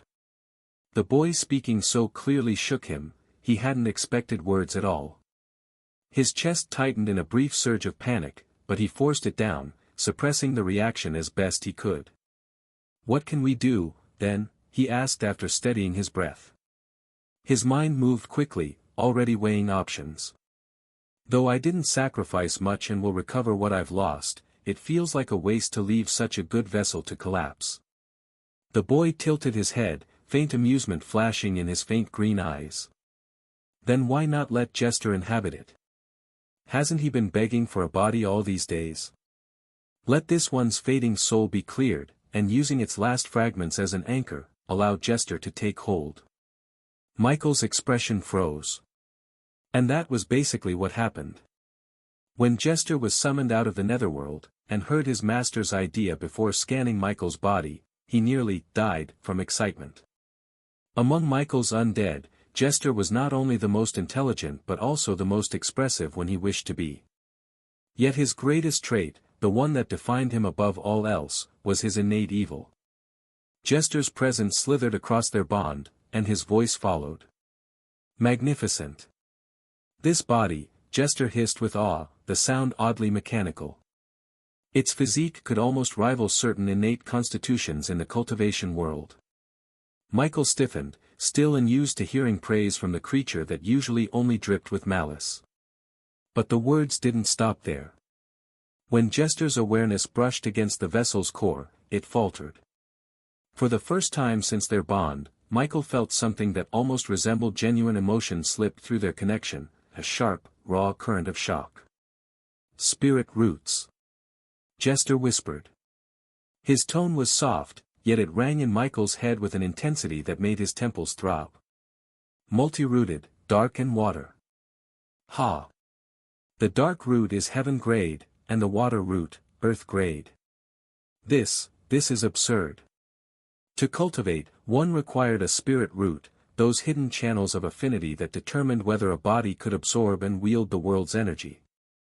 And spirit roots were ranked, low, mid, high, earth, heaven, and above them all, supreme grade, said to belong only to chosen prodigies fated for greatness. Hearing Jester's words, Michael realized what it meant for the vessel before him. Staring at Jester's smiling face on a body that looked like a younger version of himself, Michael couldn't help but recall some of their earlier conversations from a few hours ago. After hearing Jester describe the state of the clone in cultivation terms, Michael finally pieced together why it had turned out the way it did. The dark element made sense. It had been his dominant affinity since the very beginning, one that had only grown stronger the further he advanced. But the second element, that was likely tied to his recent comprehension of water. That insight had deepened his connection to the element, raising his affinity to an impressive level, so much so that it stood just below his dark affinity. From the way things were shaping up, Michael suspected that if he studied the water element further, its spirit root might evolve into a heaven-grade root. And if he pursued it to the extreme, even his dark element could reach the fabled supreme grade. The same logic applied to his other elements. If he nurtured and refined them properly, his next clone creation could surpass this one entirely. Michael voiced the thought aloud, suggesting to Jester that it might be better to wait for the next attempt. But because his tone was casual, more a discussion than a command, Jester was free to offer his own opinion in return. Master, to think not only could you create copies of your marvelous self, but you can casually grant them such treasures. His tone dripped with something between admiration and hunger. Tell me truly, are you sure you are not a god already? Michael didn't answer, his expression flat. Jester didn't seem to mind the silence. He pressed on smoothly. Still, more spirit roots is not always better. Do not be deceived by the shine of quantity. In the cultivation world, there were many with multi-roots who ended as wastes, forced to abandon them because one was too low in grade, or because their cultivation speed was slowed, or simply because they lacked an art to harmonize them. Even among Li Yang's vast recollections, there were not many arts that used many elements at once. But there was one art, dark and water together, and it could go all the way to the nascent soul stage. It was an opportunity he got from a ruin when he was still alive. And for this vessel to bear those exact roots. From their earlier conversations, Michael already understood that this so-called nascent soul stage Jester referred to corresponded loosely to his own Awakener rank 3 stage. If Master also wishes to give me a better body in the future, then that is not a bad thought, he said, his tone almost thoughtful.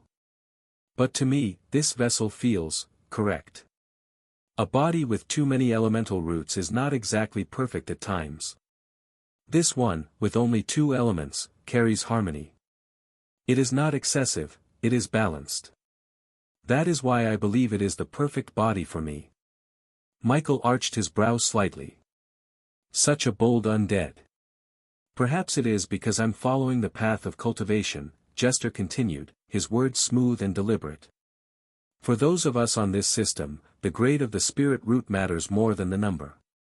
It was then that understanding came to Michael. It wasn't that having many elemental spirit roots was bad for Jester, but rather that the cultivation power system simply didn't require it. If it had been a magic-based system, however, possessing more elements would have been better than relying on just one. This wasn't a matter of which path was superior. It was a matter of what suited the person walking it. To Jester, having just this 2 spirit roots was perfect for it. Asterisk. Jester. The 2 women of Michael's family muttered in unison as they looked at the miniature version of Michael standing before them. What a weird name. Lily, after recovering from her initial surprise, was blunt as always. Michael, who's, what? Aunt Mia asked uncertainly. She didn't quite know how to phrase the question. Should she say who is this? But Michael had already given a name, so perhaps what was the more accurate question? Fortunately, Michael spared her the struggle. Remember, I just spoke to you about my undead, right? In the end, Michael gave them a roundabout explanation. He told them that due to a particular skill, one of his undead had evolved in an unexpected way. For some reasons he couldn't quite say, he wanted it to remain here with them before he needed it. It wasn't the complete truth, but it was enough to ease their doubts. Michael's voice softened a fraction as he added, treat Jester like you would any other human. He may be one of my undead, but now he has a body of his own. For the sake of appearances, he has to blend in. If I wasn't pressed for time, I'd have already registered him in school, but since I can't, I'll leave this matter to you, Aunt. Aunt Mia's brows lifted slightly, surprise flickering in her expression. Then she nodded slowly, accepting the responsibility with the calm steadiness she always showed when it came to family. Still, she asked, then what name should we give him? Michael hesitated for a brief moment. His gaze lingered on the boy's face, so similar to his own. Then he gave the answer. Jester Norman. At the name, Jester's lips curved faintly. Don't worry, Master. I'll make sure to protect your family, Jester said to Michael through their mind link. This was the main reason Michael had brought Jester into the main world. Though the body it inhabited was still weak, Jester itself wasn't weak. Compared to the previous security, Jester was many times stronger. But security wasn't the only reason. Michael also figured Jester could help fill the void in the family after his departure, while at the same time overseeing Lily's training as it trained itself. After Lily successfully lit up her life seed, Michael already planned to evolve her. If she didn't slack off, he was certain that by the new year she would reach her breaking point, and that was less than 4 months away. Before then, however, he needed to test evolving some life specimens first, before attempting it on his cousin. Soon, Michael departed. He ordered a ride to the capital of Visara. The country had 18 states in total, and its capital lay 3 states away from where he currently was. Normally, that would have meant a long journey if it had been on Earth, but thanks to the network of special roads, Michael estimated the trip would take no more than 5 hours if they maintained speed. Inside the AI-driven car, with little else to occupy his time, Michael reached into his storage space. A familiar law seed appeared in his palm. Without hesitation, he activated his Eye of Truth. A few hours later.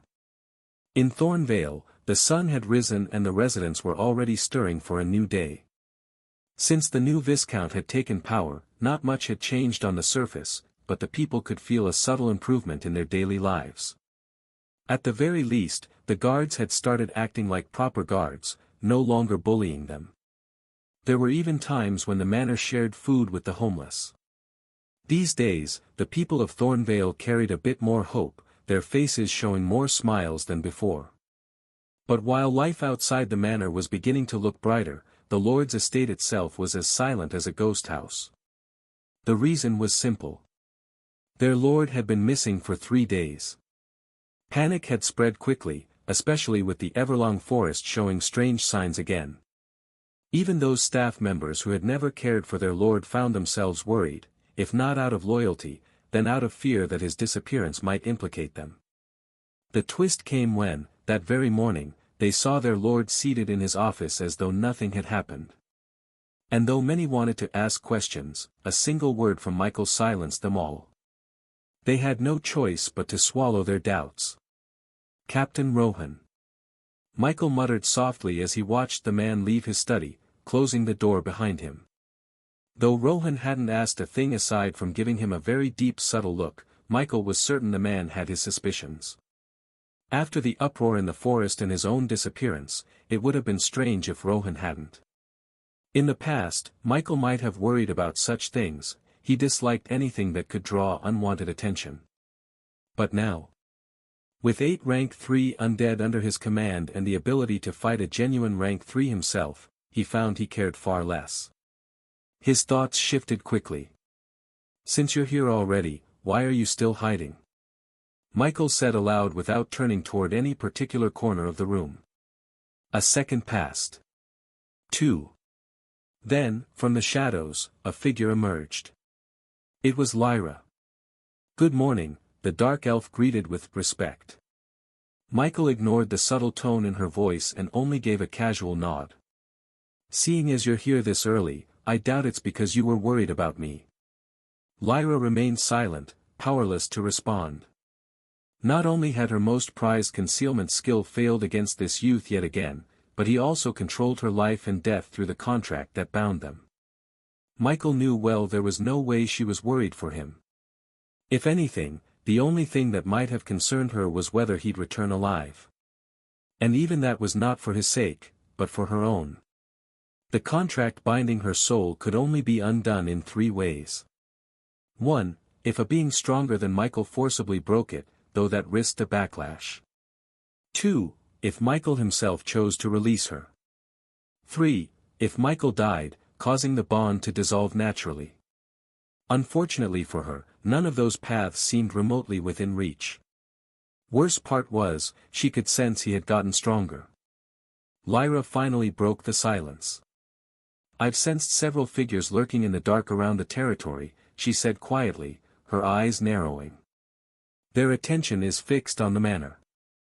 Michael's brow lifted, though his expression hardly changed. He wasn't surprised. "I see, and do you know where they're from?" Even as he asked, his mind was already moving through possibilities. Princess Priscilla was the first. The powerful woman had her suspicions about him being an awakener. Even after his denial, she hadn't seemed the type to let go so easily. If she truly wanted proof, she might have sent people to observe him. The second possibility was Duke Evermoon. After all, this was still the Duke's territory. It made sense the old man would want first-hand reports of whatever occurred in Thornvale. And then, of course, there were the local troublemakers. The barons and knights who resented losing their freedom, or perhaps even the count above him, could have sent spies. Michael's suspicions were confirmed when Lyra finally answered. "I believe they're from the count." Unfortunately. Her lips thinned, her voice lowering. "I couldn't investigate too closely without risking exposure. At least one of the figures was no weaker than me." Michael's eyes narrowed slightly. That piece of information carried weight. Lyra wasn't weak, her concealment and blade work were leagues above most ordinary agents. For her to admit parity meant this was no simple spy. But instead of showing concern, Michael leaned back in his chair, his expression calm, almost indifferent. Michael tapped a finger lightly against the armrest. "Why do you say it's the count?" "I don't have concrete evidence," Lyra admitted. "But I don't believe the barons or knights could cultivate experts of this level. Their reach and resources are far too limited. To field someone on my level, it would take a patron with far deeper influence." Michael's eyes narrowed slightly, but he gave no outward sign of surprise. "So you're certain it isn't them?" "Yes," she said firmly. "Even if it's not the count, it should be someone above the baron and knights." Michael rose from his seat, his cloak brushing lightly against the polished floor. His gaze lingered on Lyra for a moment, then shifted to the window where morning light spilled faintly through the curtains. He turned away from the window and began walking toward the door, his step steady, unhurried. "Come. Follow me." The morning in Thornvale was already alive with the hum of voices and the shuffle of boots against the ground. Sunlight spilled across the crooked roofs and damp alleys of the town. Near the market square, a modest inn stood tucked between two old trade buildings, its wooden sign creaking faintly with every breeze. A man stepped through the inn's doorway, his frame wrapped in a traveler's coat dusted with road grit. His expression was mild, unremarkable, the kind that could blend into any crowd. To anyone watching, he looked no different from a merchant making his routine stop before heading to the next town. "Ah, back already," the innkeeper said, glancing up from polishing a mug behind the counter. His tone carried the warmth of recognition. "Off early today?" The man smiled faintly, dipping his head in greeting. "Business doesn't wait, friend. Had to see a few buyers before breakfast." The innkeeper chuckled, setting the mug down. "You merchants and your business. At least trade's been better lately. Ever since the new lord took over, Thornvale's looking livelier by the day." "Is that so?" the man replied smoothly, his tone polite. People feel safer now. The guards stopped their nonsense, and there's been less trouble from the outer roads." The innkeeper grinned, pride slipping into his voice. "You can tell good leadership when you see it. This new viscount's the real deal." The man's smile didn't reach his eyes.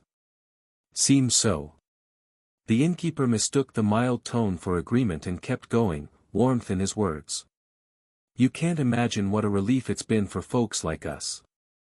Fewer fights, more travelers, better coin flow. If you ask me, Thornvale might finally have its golden stretch. "Let's hope it lasts," the man said softly. With that short reply and a small nod, he took the keys the innkeeper slid across the counter and headed up the narrow staircase. The boards creaked underfoot, though he moved light enough to barely disturb the dust. Once he reached the second floor, his faint smile vanished. His steps grew measured, silent. By the time he reached his room, his expression was flat. He closed the door behind him with care, waited a second, then turned the lock. Satisfied, he moved toward the window and let the curtain fall halfway open. From here, he could see a sliver of Thornvale's outer walls and, in the distance, the faint silhouette of the Viscount's manor. His eyes narrowed slightly. He had been here for nearly a week. The Count's orders had been simple: observe, report, and, if opportunity allowed, confirm the new Viscount's strength. The man didn't need to ask why. Everyone under Count Helen knew that Thornvale was too rich to be left alone without oversight. Still, this particular order had come with unspoken caution. The Count had not called the young lord an enemy. But when power shifted hands, even a neutral figure could become a threat. Especially one rumored to be powerful beyond his years.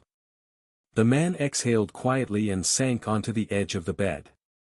The faint ache in his knees reminded him how far he'd come, from starving on the streets of Helen's capital to sitting here, living on the Count's coin.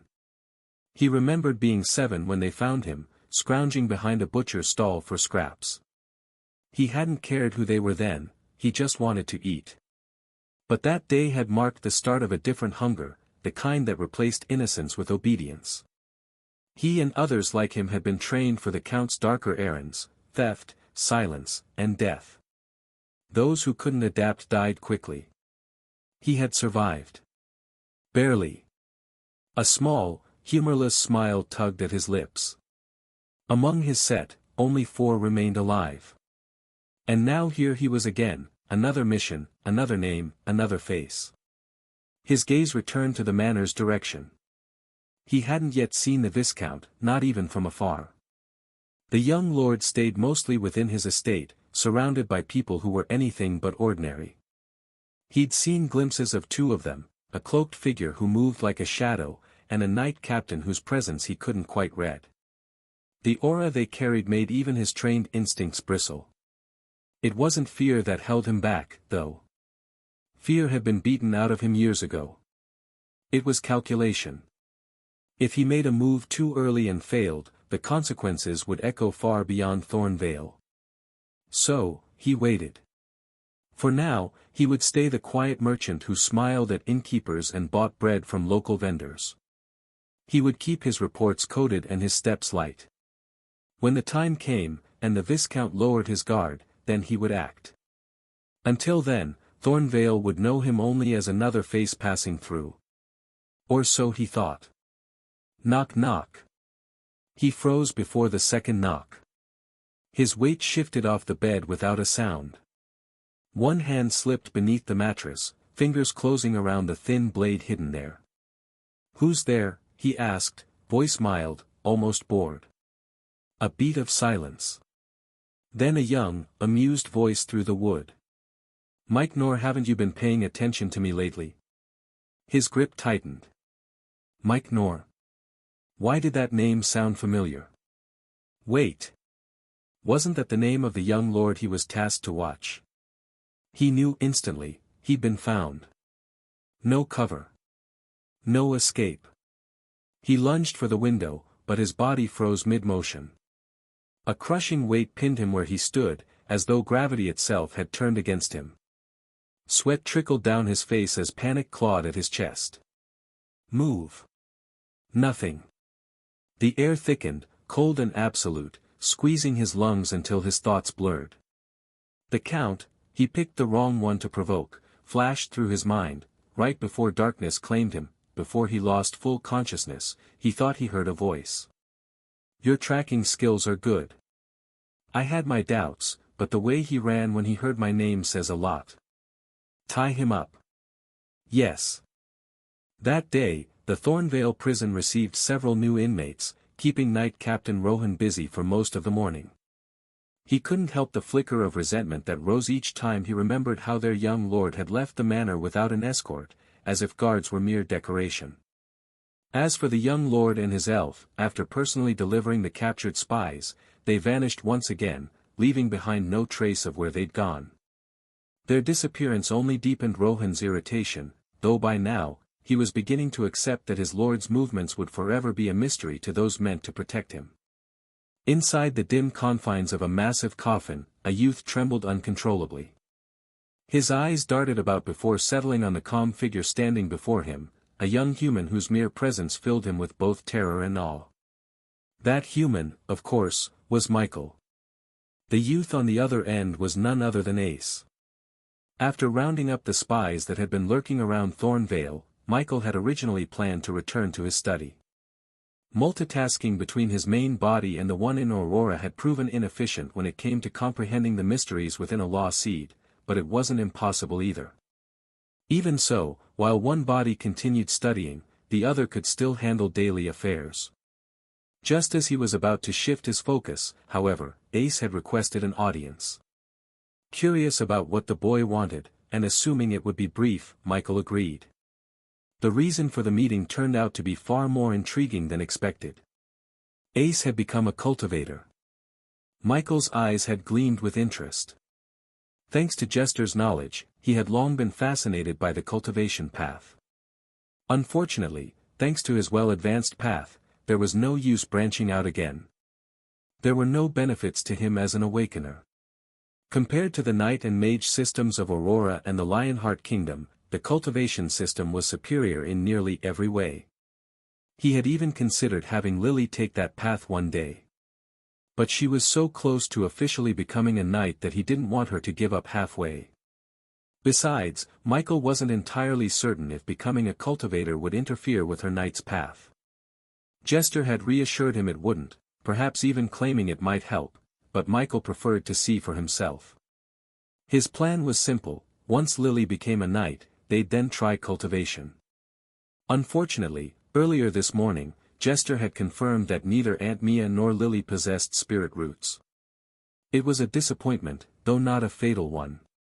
If the high human bloodlines could awaken them naturally, then Lily still had a chance. When she truly managed to acquire a spirit root later, even Michael couldn't predict how far her potential might reach. But for now, Ace was the one who'd succeeded. After confirming the truth, Michael had Ace close his eyes. When the youth reopened them, he found himself inside the eerie void of the damaged coffin of the Forgotten, with Michael standing a short distance away. That was when the fear began.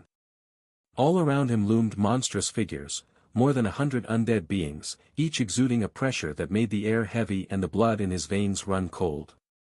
Their gazes glimmered faintly in the coffin, silent yet suffocating. It was little wonder Ace trembled. In the heart of the coffin, surrounded by creatures born from death itself, even the bravest soul would find fear hard to resist. Michael regarded Ace with quiet interest. He recalled what Jester had mentioned earlier: Ace possessed a mid-grade spirit root. In the cultivation world, that was a respectable talent, good enough for a stable foundation and more than enough to reach considerable heights if guided properly.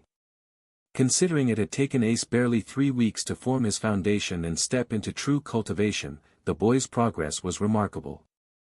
Michael folded his hands behind his back. "Tell me, Ace," he said evenly. "What stage are you in now?" Ace hesitated, lowering his gaze slightly before answering. "Lord, I just entered Chi cultivation stage 1 a few days ago." Michael nodded, intrigued. His curiosity deepened. He'd always wondered what kind of abilities cultivation granted in this world, and now he had a living example before him. "What can you do now?" he asked. "Show me." Ace's face lit up at the command. "Yes, Lord." He straightened a little, still uneasy under the stares of the undead around him. "In the cultivation method you gave me, there are 3 basic spells. They can only be used during Chi cultivation, but for now, I can perform just one." "Oh." Michael tilted his head slightly. "Which one?" Ace took a slow breath, his trembling subsiding as faint threads of wind began to stir around his palms. "It's called Wind Blade," he said. Michael's eyes gleamed faintly. "Then perform it," he said. Ace didn't hesitate. He took a step back, inhaling deeply as his hands began to move. His fingers twisted, pressed, and flowed in a series of hand seals. The space inside the coffin shifted. Tiny ripples of wind swirled around Ace, gathering with each seal until a faint whistle began to echo in the air. Then, a blade of wind erupted from his palm, cutting forward with startling speed. Michael's brow rose slightly. The strike hadn't damaged the coffin's ground, few things could, but the strength behind it was undeniable. He quietly folded his arms, studying the faint aftershock. "Impressive," he murmured. He remembered the chaos back in Woodstone City. He had been able to see the strength of an official knight. Comparing the two now, he realized with some surprise that this single wind blade was already enough to threaten an official knight if it hit. Of course, an official knight who was also at rank 1 of the knight power system. "Ace. If I said I could make you even stronger, what would you do?" A subtle change had begun to happen to Michael the more his powers grew. It wasn't too evident in Aurora, but in the land of origin, where power was divided by regions, it became clear. One such change was his confidence. Before, although it couldn't be said that Michael was overly cautious of everything, he wasn't far from it. But as his power grew, the same things he once obsessed over, he now found himself caring less about. For example, the damaged coffin of the Forgotten. If this had been in Michael's possession a few months ago, allowing anyone else to even catch a glimpse of it would have driven him into paranoia. But now, he didn't even hesitate before bringing an outsider into the coffin space for the sake of convenience. Of course, that didn't mean Michael had thrown all caution aside. No. He was still a cautious person at heart, but as his power scaled, so did the threshold of things that could bother him. Right now, the Lionheart Kingdom wasn't even on that list. Michael hadn't brought Ace into the coffin space just to test his new powers as a cultivator. Hearing that the boy had become one sparked certain ideas in his mind. What would his first non-undead high human aside from him look like? This was the same reason Michael had once been intrigued by how beast tamers bonded with their beasts. Unfortunately, thanks to a previous mistake, it had become clear that the taming skill had some flaws, and those flaws touched on Michael's greatest insecurities. That was also the reason he hadn't evolved Lyra yet. At first, he had believed that because of the master-servant contract between them, he had nothing to worry about. Loyalty seemed guaranteed.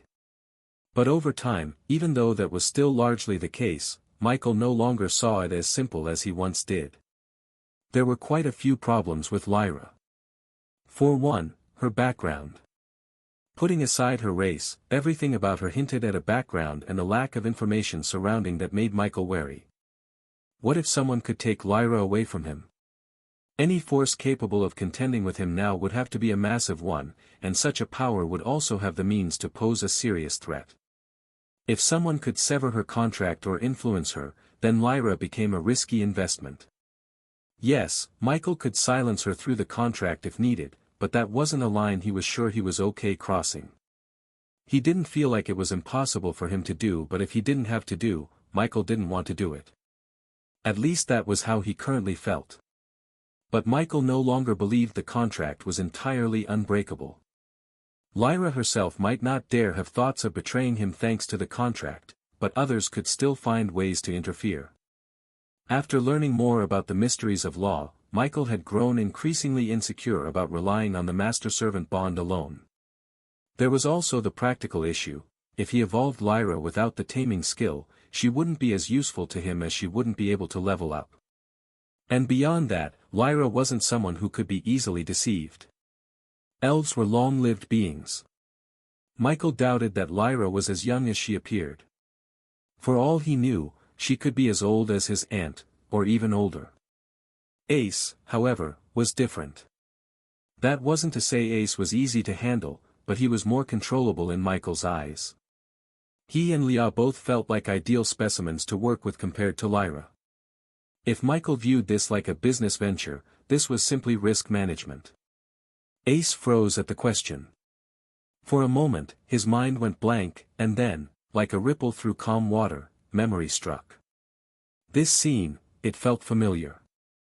He realized suddenly that Michael had asked him this same kind of question weeks ago, back when he and Leah were still ordinary humans struggling to grasp what power even meant. Back then, those words had marked the start of everything.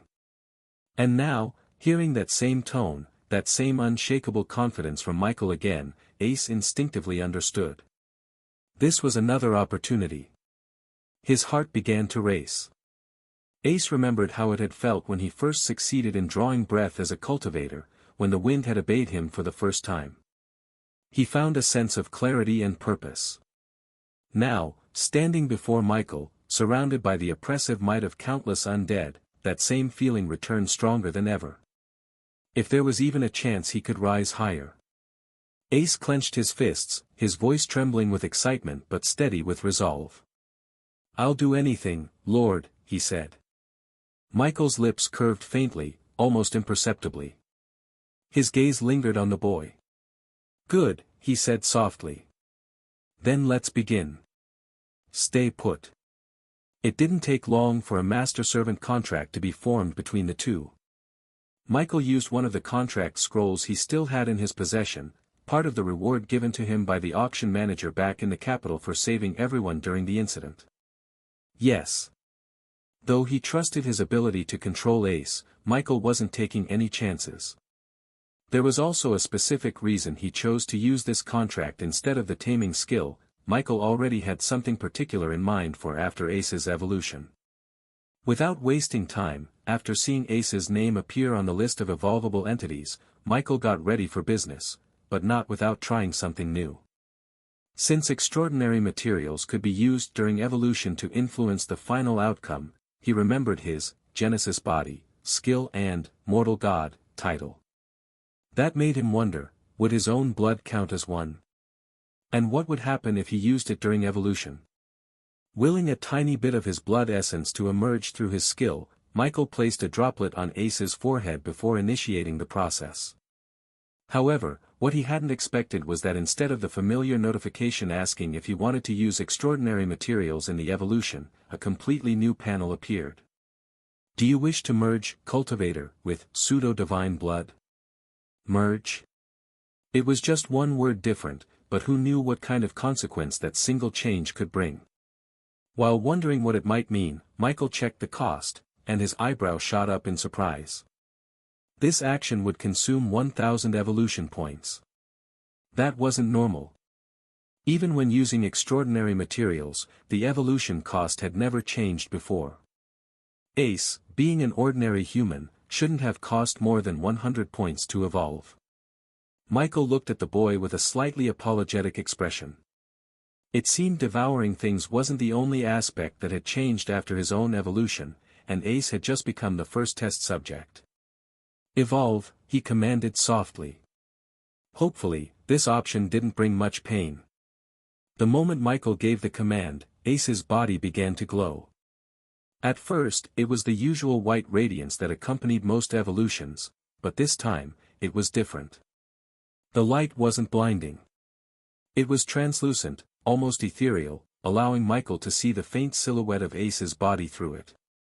Veins of shimmering energy pulsed beneath his skin, like rivers of molten silver weaving through fragile flesh. But while the light was gentler to the eyes, the pain was anything but gentle. Ace's scream tore through the coffin's silent air, raw and unrestrained. His back arched violently as the energy coursed through every fiber of his being, veins bulging as if trying to burst through his skin. His body convulsed. Michael watched quietly, his eyes reflecting the faint white glow. "Interesting," Michael murmured under his breath, his voice calm, analytical as he activated Eye of Truth and started to see what was actually happening in Ace's body. What he saw made even him pause for a brief moment. Ace's body was indeed changing, his bones strengthening, his muscles tightening, his organs pulsing with newfound vitality, but that wasn't what caught Michael's full attention. It was his blood. Through the lens of the Eye of Truth, he could see every droplet coursing through the boy's veins, each one flickering with an unusual light. Michael could see his blood essence was reacting within him. But something odd was going on. Michael narrowed his eyes. "It's assimilating," he muttered. "No, transforming." At first, he thought his blood was simply strengthening Ace's body. But this was something else. The boy's blood wasn't just being empowered, it was changing its nature. Each beat of Ace's heart grew louder in Michael's perception, echoing like distant thunder. His mortal blood was slowly abandoning its human state. Its color deepened from red to a faint, luminous scarlet edged with gold.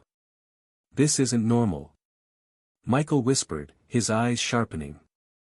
"It's imitating mine." Indeed, when he looked closer, the blood's composition had begun to mirror his own. It was still incomplete, but the resemblance was undeniable. Michael felt a ripple of astonishment followed by a faint thrill. Did I just create a fake Genesis body? To be honest, Michael had only wanted to test a theory, to see if his blood was valuable enough to significantly alter the course of an evolution. Just as he suspected, with his title, race transformation, and unique physique, his blood essence was far from ordinary. In fact, he realized now that it was perhaps even more potent than the blood essence he had used when evolving Lucky. While several thoughts flashed through his mind, Michael's gaze stayed locked on Ace, watching the process unfold with meticulous focus. The glow surrounding the boy began to dim, the swirling light thread slowly retreating into his body until only a faint crimson aura remained, pulsing in rhythm with his heartbeat. Then, the system's familiar chime rang out in Michael's mind. Cultivator has merged with pseudo-divine blood and successfully evolved into blood servant. Michael's eyes narrowed slightly, his expression unreadable. Blood servant? Before he could dwell on it, another series of notifications appeared. New traits unlocked, divine resonance, and servant's mark. New skills acquired. Blood sense, master allows the master to sense and locate their servant through blood connection. Regenerative veins, servant greatly accelerates natural healing and allows recovery even after severe organ or limb loss. Bloodborne amplification, servant temporarily enhances physical strength, agility, and perception by burning blood essence. Strength increase depends on synchronization with the master's bloodline. Servant's awakening, master establishes a direct channel between master and servant, allowing the master's consciousness to temporarily inhabit the servant's body. During this period, the servant gains access to a fraction of the master's power, vastly amplifying strength, perception, and control.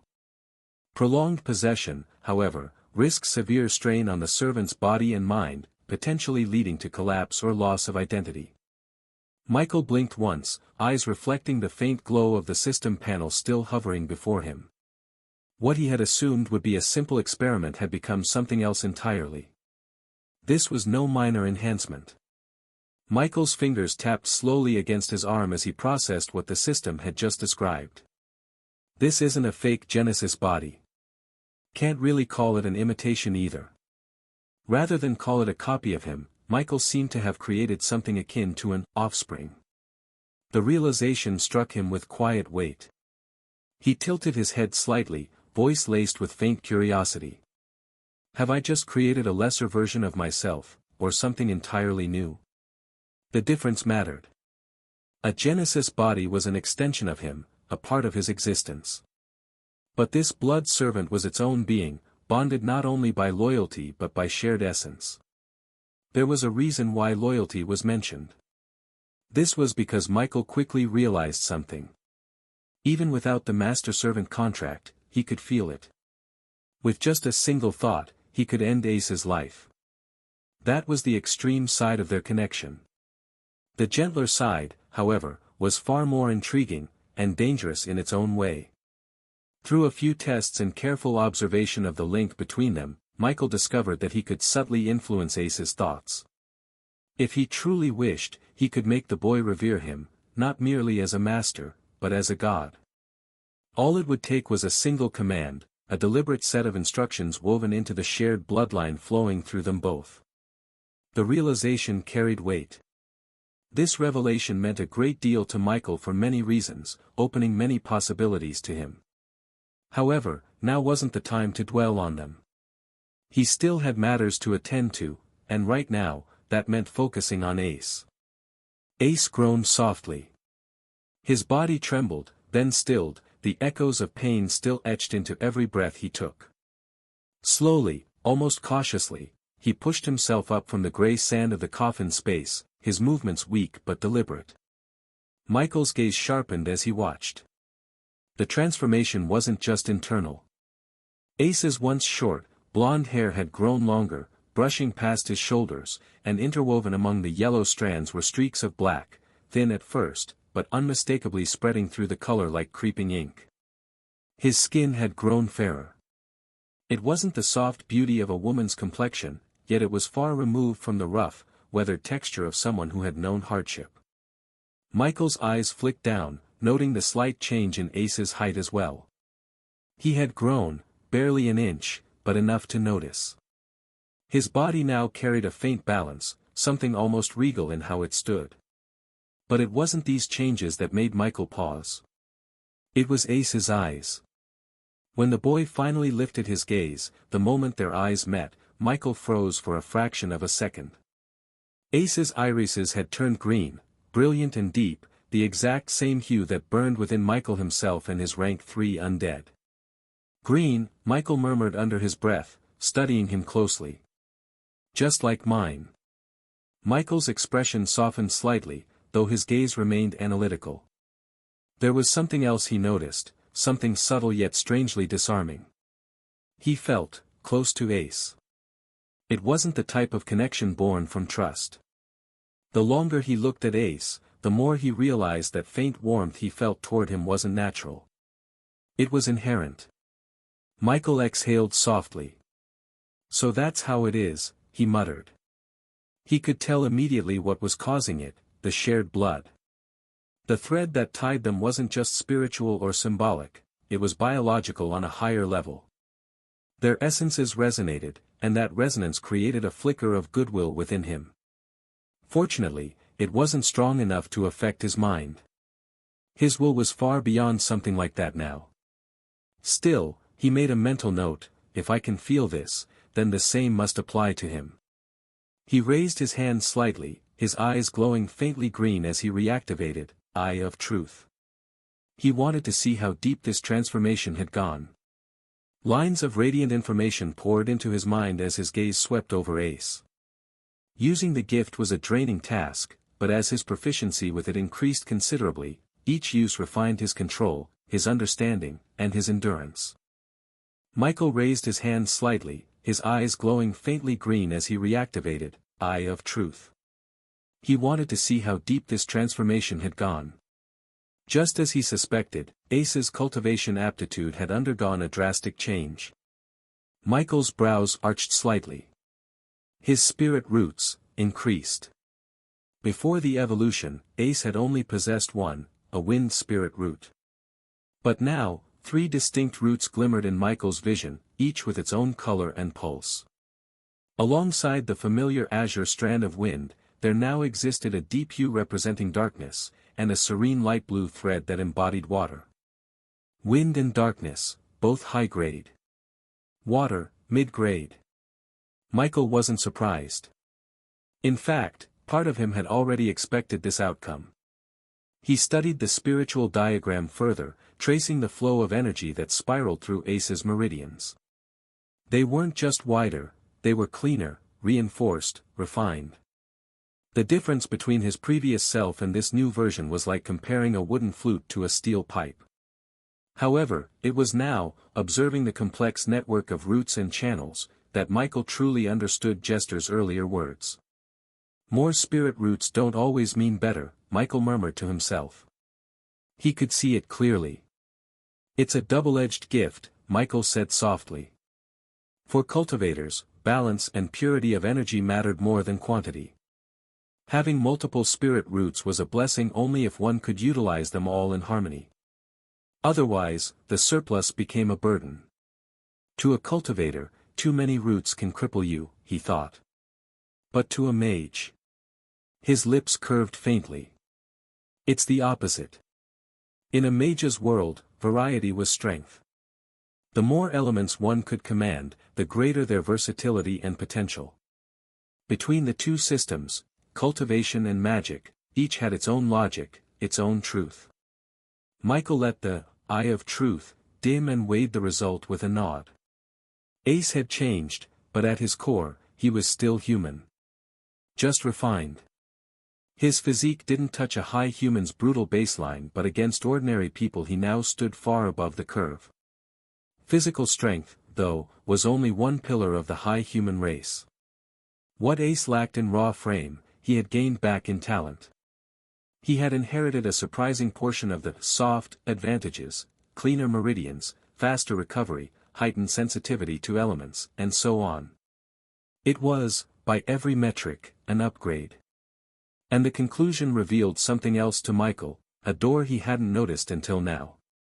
Because Ace was still human, he remained eligible for a racial evolution. If Michael wished, he could push him further, raise him into a high human. His gaze lingered on the green irises that mirrored his own. A high human layered atop a blood servant, what would that produce? However, though the thought was tempting, Michael believed this much was enough for now. Michael studied Ace for a long moment, then finally broke the silence. How do you feel? Ace blinked, his chest rising and falling in uneven rhythm. He swallowed hard, still trying to steady the strange pulse in his veins. It's hard to explain, my lord, he said hoarsely. Everything feels. It was obvious he couldn't describe his current situation with words. Ace hesitated, then added, and you. I can feel you. Michael's brow lifted slightly, though his tone remained calm. You can feel me? Ace nodded, his hand instinctively rising to his chest.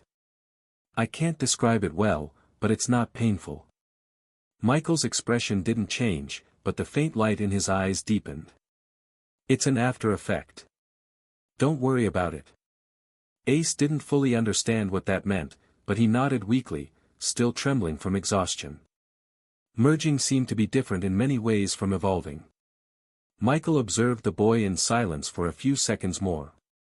Your body will need a few days to adjust, Michael said at last, his tone even. Spend the next few days training to adapt. Ace straightened his posture, though his legs were still unsteady beneath him. Despite the exhaustion etched across his face, his expression was filled with something else, determination and awe.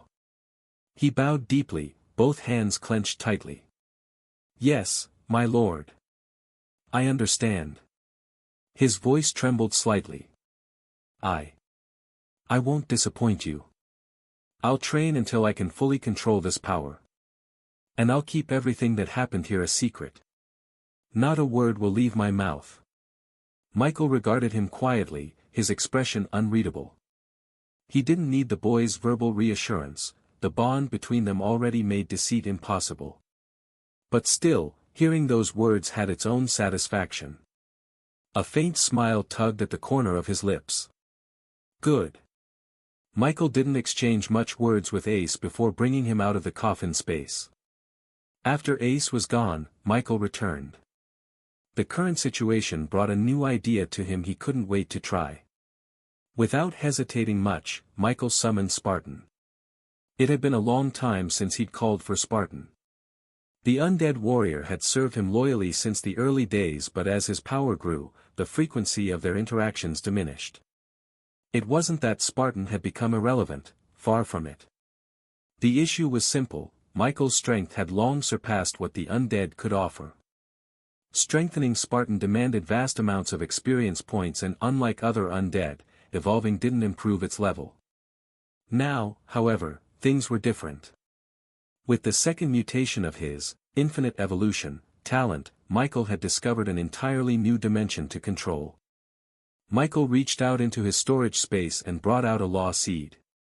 This law seed belonged to the lion who had attacked Michael alongside the serpent and the crystal monster. All three are part of his legion. No. Michael handed the law seed to Spartan. Without another word, he pricked his thumb, letting a single droplet of his blood essence fall onto Spartan's head. Then Michael activated his talent. Due to wish to merge undead human with pseudo-divine blood and law seed. Yes.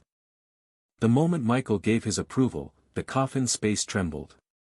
A deep, resonant hum filled the void as the law seed in Spartan's armored hand began to dissolve, bleeding radiant threads of gold and red energy that snaked into his body. The undead warrior remained standing, motionless even as the force tore through him. His armor cracked, faint streams of crimson light leaking through the fractures like molten veins. The merging was far more violent than Ace's. The law energy within the seed wasn't actually docile and resisted. Fortunately, there seemed to be a strange force that prevented the current progress from failing. The air thickened. Pressure rolled outward like tidal waves, distorting the gray sand underfoot. Each pulse felt heavier than the last. Michael could sense the sheer density of energy gathering inside Spartan's form. Until finally. Boom! A burst of golden crimson energy exploded outward, slamming into the coffin ground with a sound like a roaring storm. Michael's cloak rippled violently, but his expression didn't waver. His body, tempered beyond human limits, didn't even flinch. To him, the force was nothing more than a gentle breeze brushing against his cheek. But had Ace still been here, he would have collapsed instantly under the sheer spiritual pressure now filling the spacs. Michael's gaze deepened. The pressure continued to rise. Rank 3, Michael thought, a small gleam flickering in his eyes. The instant the threshold was crossed, the pressure compressed sharply, vanishing in an implosion of silence. The swirling light started to fade, leaving Spartan standing once again, but transformed. Then the panels appeared before Michael. Evolution complete. Undead human has merged with pseudo-divine blood and law seed. Result, undead blood servant. Rank advancement, rank 1 to rank 3. New skills acquired. Regenerative veins, servant. Bloodborne amplification, servant. Michael's eyes flicked across the notifications in quiet satisfaction. The list of skills was nearly identical to Ace's. But unlike Ace, Spartan's foundation as a high human had drastically amplified the effects. His physical strength alone had increased several-fold. The light around Spartan thinned until only a calm aura remained. Up close, the change in his body was subtle. The white in his eyes turned to the same green that lived in Michael's eyes, and the harsh, corpse-like rigidity in his features softened until he could have passed for a living man in full plate. It had not even been a day and the crystal beast that wore a flawless human guise no longer held the title of most convincing in Michael's legion. Michael was truly pleased. With the mutation of his talent, as long as he gathered the right materials, he no longer had to worry that his undead humans would fall behind as his own power climbed. The same applied to any subordinate for whom he could not shovel mountains of experience points. Some would call that a disadvantage. It meant carving a new path over someone else's original one. Perhaps a mismatched law might stunt a future ceiling, or force a servant into a mold that was not theirs. Michael waited in silence and chose the other side of the scale.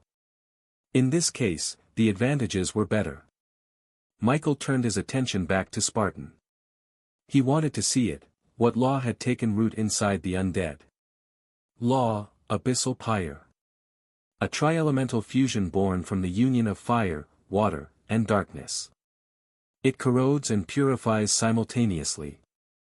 The Abyssal Pyre devours vitality and mana, reduces matter to ash, and then reforms that ash into spiritual residue usable by its wielder. The higher the purity of the target's element, the stronger its consumption becomes. Related to the greater law of fire, water, darkness, and description. Michael's eyes lingered on the panel, the glowing text reflecting faintly against his irises. Abyssal Pyre. Related to the greater laws of fire, water, and darkness. This wasn't the first time he'd seen such a thing. The Fire Lion's last of solar fire law had only tied itself to a single greater law, fire. Its effect was singular, overwhelming, and pure, a blaze that burned hotter than most beings could comprehend. Yet Spartan's abyssal pyre carried more weight than that. It was multi-aspect. The more he thought about it, the clearer the pattern became. Every time a law bore connection to more than one greater law, it grew more complex. It wasn't simply a matter of power, but of function. Single-source laws like the solar fire are sharper, Michael murmured under his breath. Direct. Focused.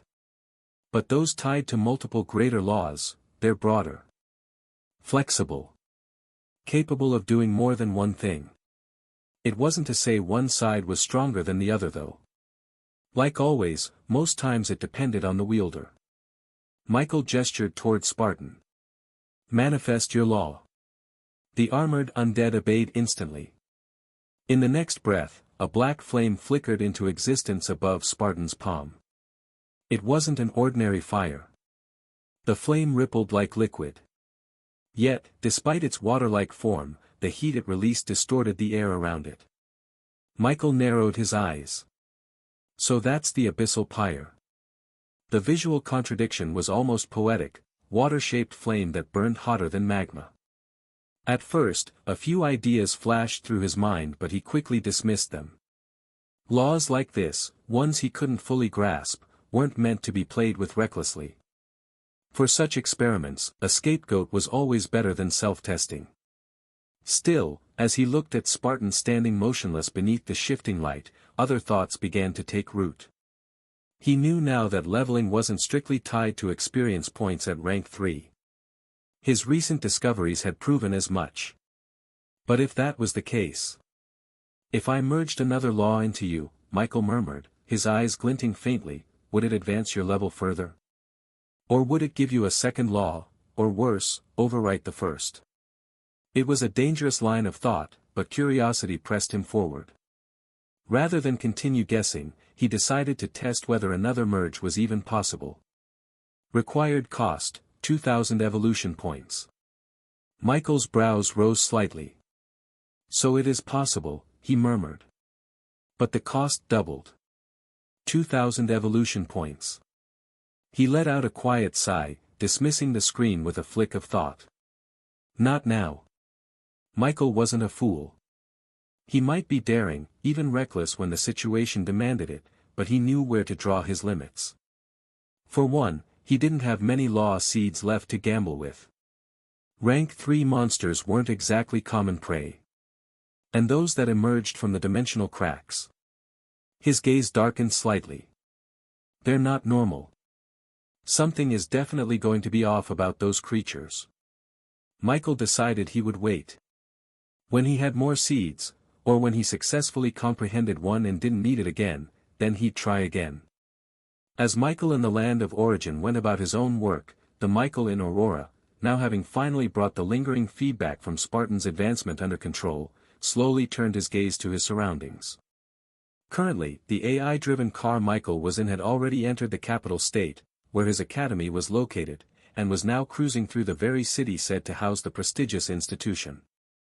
Leaning slightly toward the window, Michael's gaze drifted across the bustling skyline. His eyes reflected the dancing neon hues of holographic advertisements as he silently observed the contrast between this city and the previous two he had lived in. Quite the difference, he muttered under his breath. In his earlier cities, seeing even one floating device was rare enough to draw attention, something that would make people stop and stare in awe. But here, while still not common, they were no longer strange or worth a second glance. Sleek delivery pods glided overhead in stable flight paths, some carrying packages while others transported mana-infused cores between districts. Security drones patrolled intersections with disciplined precision, their scanners emitting faint blue beams as they swept crowds. Above, glassy towers shimmered with holographic projections that shifted every few seconds. Some of the skyscrapers themselves were holograms. What had once been a glass building could, within minutes, resemble a steel monolith or a luminous temple of light. Michael's attention was briefly caught by a small metallic creature darting between pedestrians below. A mechanical fox. It stopped to sniff another machine shaped like a cat, its tail flicking with surprising grace, before scampering off into an alley. Mechanical pets, that's new, Michael murmured, his gaze lingering with quiet fascination. He wondered how it worked and functioned.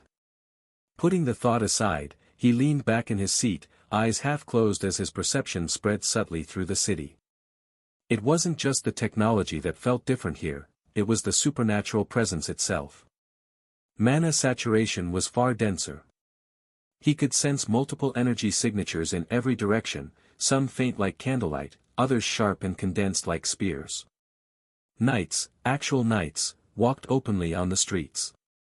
In my last cities, I barely saw a handful of knights in months, Michael thought quietly. Here, there are dozens just in one district, and some of them are strong. The car's AI voice chimed softly. Estimated arrival in 6 minutes. It didn't take long for Michael to arrive at the closest stop to his destination, and as the car slowed to a seamless halt, the tinted doors slid open with a soft hiss. Michael stepped out, the fresh city air washing over him. Usually, the more technologically advanced a place was, the more polluted it tended to be. At least, on Earth, that was partly the case. But here, it was the complete opposite. The air felt clean, crisp, even lighter than what he was used to. Michael's gaze drifted upward, following the faint hum of wind as it passed through a line of sleek, vertical pillars embedded along the sidewalks. It didn't take him long to realize their purpose, air purifiers. If I can, I should bring Aunt Mia and Lily here, Michael thought, a faint smile tugging at his lips. As for relocating, putting everything else aside, a single piece of land here should be worth more than me. Michael's appearance drew a few subtle glances, not because people recognized him, but because he looked effortlessly distinct. His long, dark hair was tied neatly into a low ponytail, a few stray strands framing his sharp features. He wore a fitted black coat lined with faint silver embroidery, its high collar brushing against his jaw.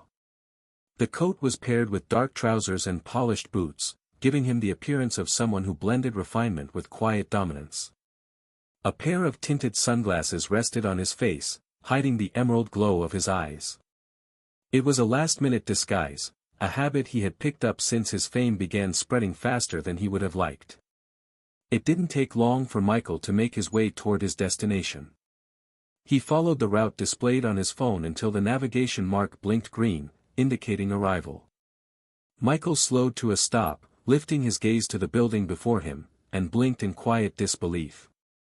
"This is it," he muttered under his breath. He had expected something grand, a sprawling academy complex that screamed prestige and history. But what stood before him was ordinary. A short skyscraper, barely 15 stories tall. The kind of corporate structure one might expect from a mid-tier company, not the renowned academy site of Aurora. A few people in business attire walked in and out through sleek glass doors. The name engraved in silver letters above the entrance read, Edge Cooperation. Michael frowned, his brows knitting. Surely, this can't be it. He stood there for a moment, letting the thought hang, his mind weighing the possibility of an error. The coordinates matched perfectly, but everything else about the place screamed corporate office, not academic institution. Still, standing around wouldn't answer anything. With a quiet exhale, Michael pushed his hands into his coat pockets and approached the entrance. As he stepped through the automatic doors, the cool air-conditioned breeze washed over him. There were no students nor signs of academy life anywhere. Just uniformed receptionists, floating drones hovering behind the counter. Michael's lips curved slightly. Interesting, he murmured. If this really is the academy, then they're doing a very good job of hiding it. With a quiet, composed step, he moved towards the counter. Michael approached the counter, his footsteps soft against the polished floor. The moment he arrived, one of the receptionists, a young woman in a crisp silver and black uniform, looked up and offered him a professional smile. "Welcome to Edge Cooperation," she said warmly. "We provide a range of specialized services for both regular clients and registered supernaturals. Depending on your needs, we have in-house training facilities, private gyms suited for supernatural physiques, advanced combat simulation rooms, tutoring programs, resource exchanges, and a few other premium options. Michael blinked. He hadn't even spoken yet, and she was already listing off what sounded like a full corporate catalog. Her cheerful tone and seamless delivery suggested she had repeated this countless times. Still, he calmed almost instantly, his expression smoothing back into neutrality. Ever since the Federation decided to increase supernatural exposure, it was as if the entire world had gone mad. New, supernatural companies kept springing up. Even virtual battle simulators had become the latest craze, with people competing in holographic arenas as if fighting were just another sport. What he wasn't sure about was whether this building had always operated like this or if it had been remodeled to fit the new trends. If it was the former, it meant that back when the Federation still heavily suppressed supernatural information, the intensity of that suppression varied by region. Some areas had been under strict control, while others were only moderately restricted. After all, the Federation's first rule had always been to suppress supernaturals from the normal world. What Michael didn't know was whether Aurora was entering a golden age or re-entering the dark age.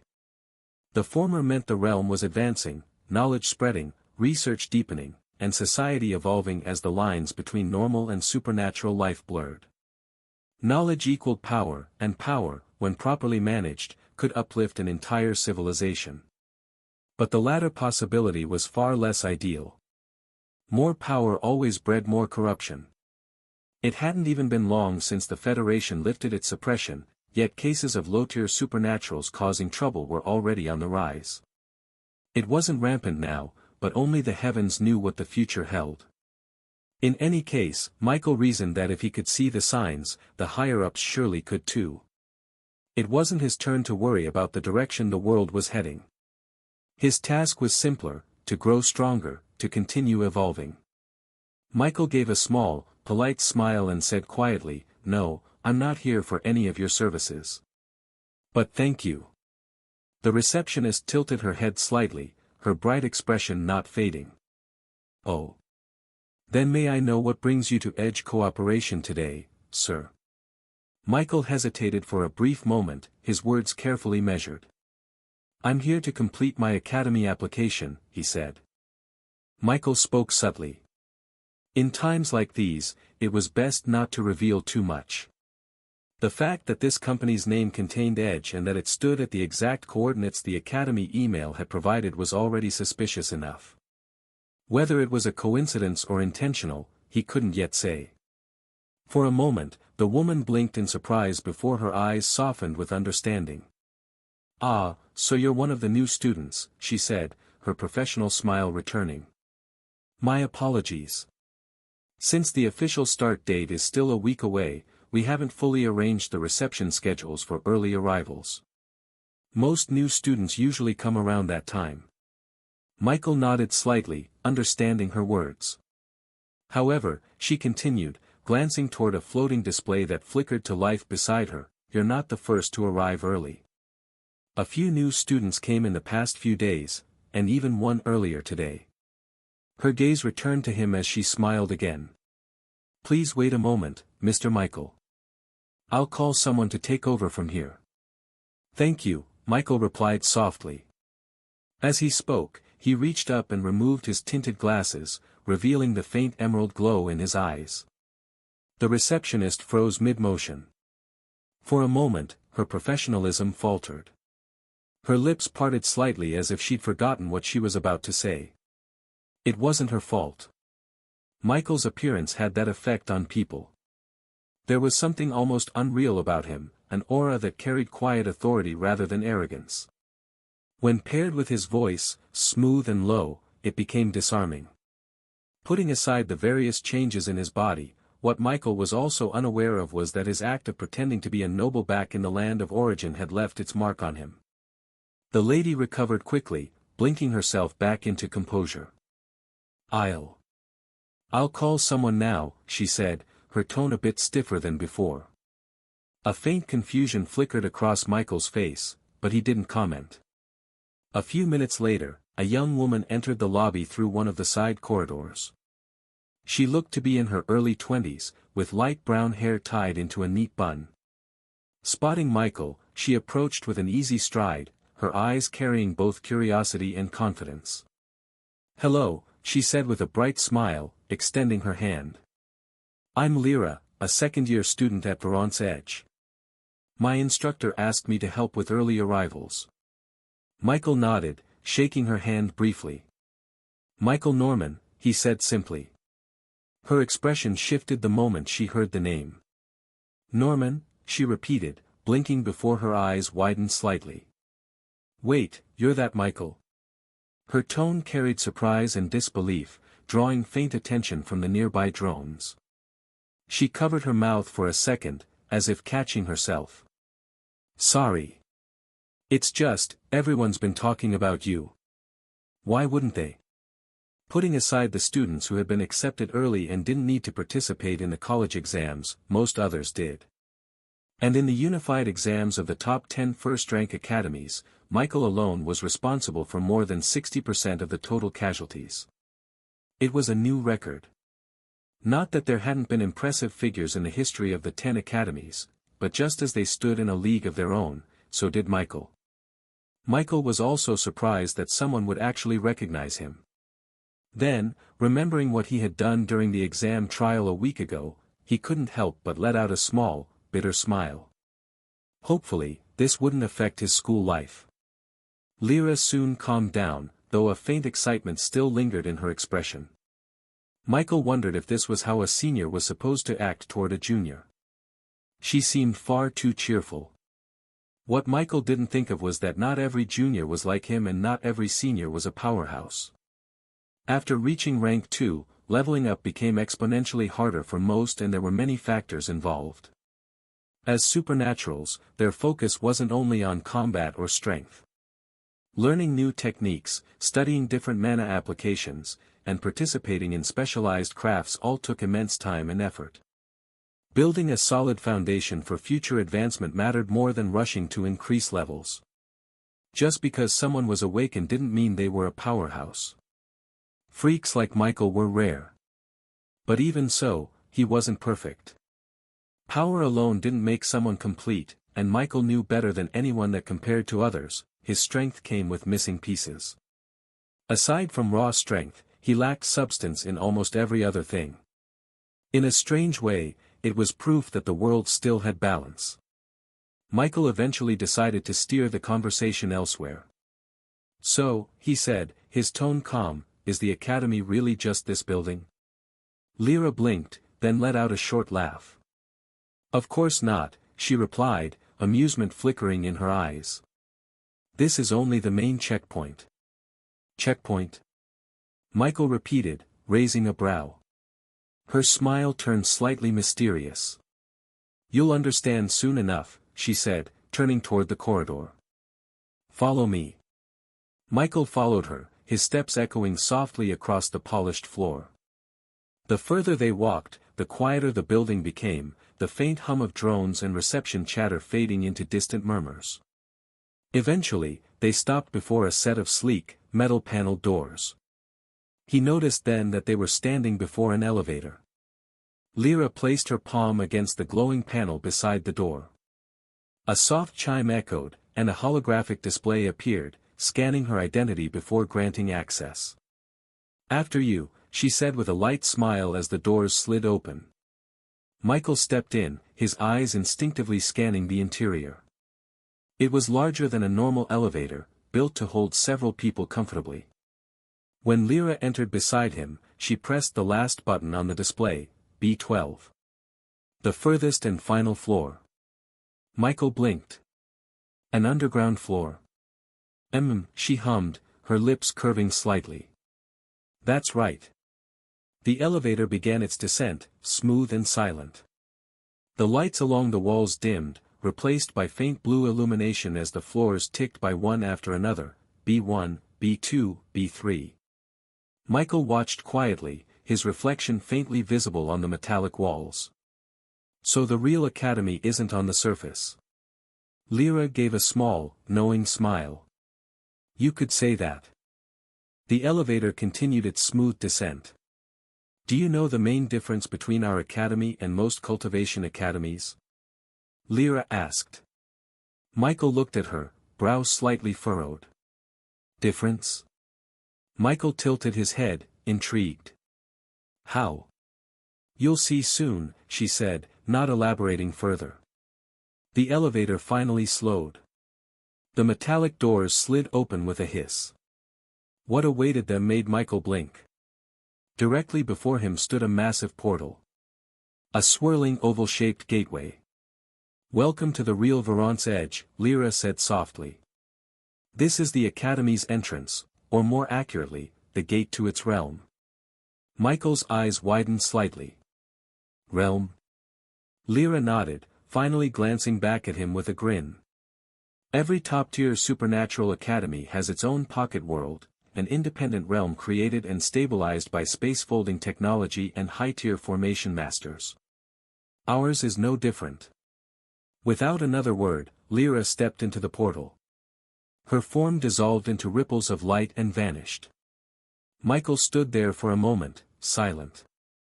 Then, curiosity got the better of him. He reached forward, his fingers brushing against the portal's surface. The next instant, the world tilted.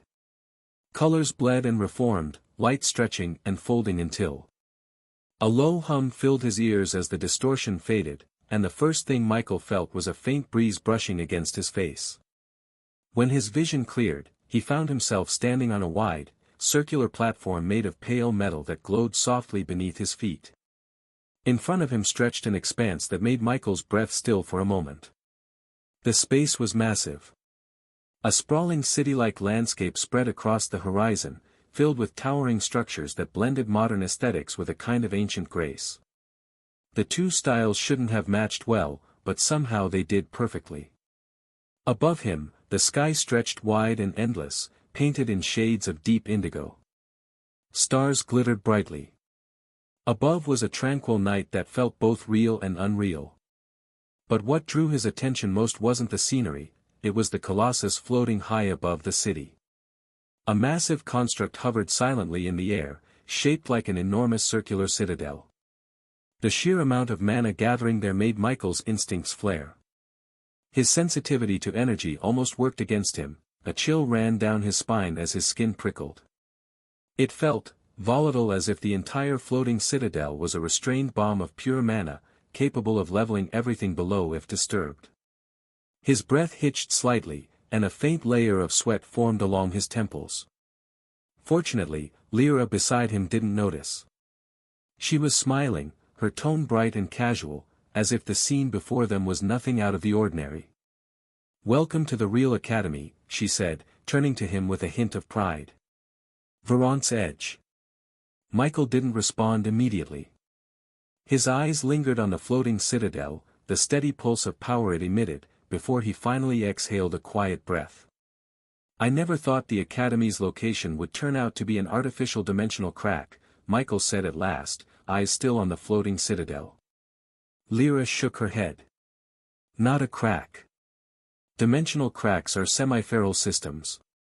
They spawn and replenish monsters almost without end as long as there is negative energy to feed on. You could call them natural in the loose sense, though most are the result of contamination. She gestured around them. This place is artificial through and through. Michael glanced toward the distant towers. To hide the supernatural from the public. That is part of it, Lyra said. The Federation still prefers distance between everyday life and people like us. But it is not only about secrecy. There are some things that simply cannot be performed in the normal world without causing harm. Here, they can. She started down the lighted causeway and waved him along. Come on. Registration first, then I will show you around. This realm is called Duskwoven Expanse. The reason this realm is called the Duskwoven Expanse, Lyra began, gesturing at the dark sky, is because it never truly sees daylight. The energy matrix that powers this space stabilizes it under a permanent twilight state. The designers thought it was poetic. Michael glanced upward again. So it's always like this? Dark? Always, she confirmed. The night sky here is constant. Michael looked around.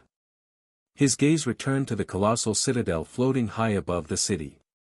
His curiosity finally won. What exactly is that construct? That, Lyra said, following his gaze, is the Arc Core, the heart of the dusk-woven expanse. It's what keeps the realm stable and supplies the entire academy with mana. The gravity regulators, temperature control, purification systems, everything runs because of it. Without the Arc Core, this place would tear itself apart in minutes. Michael's brows drew together.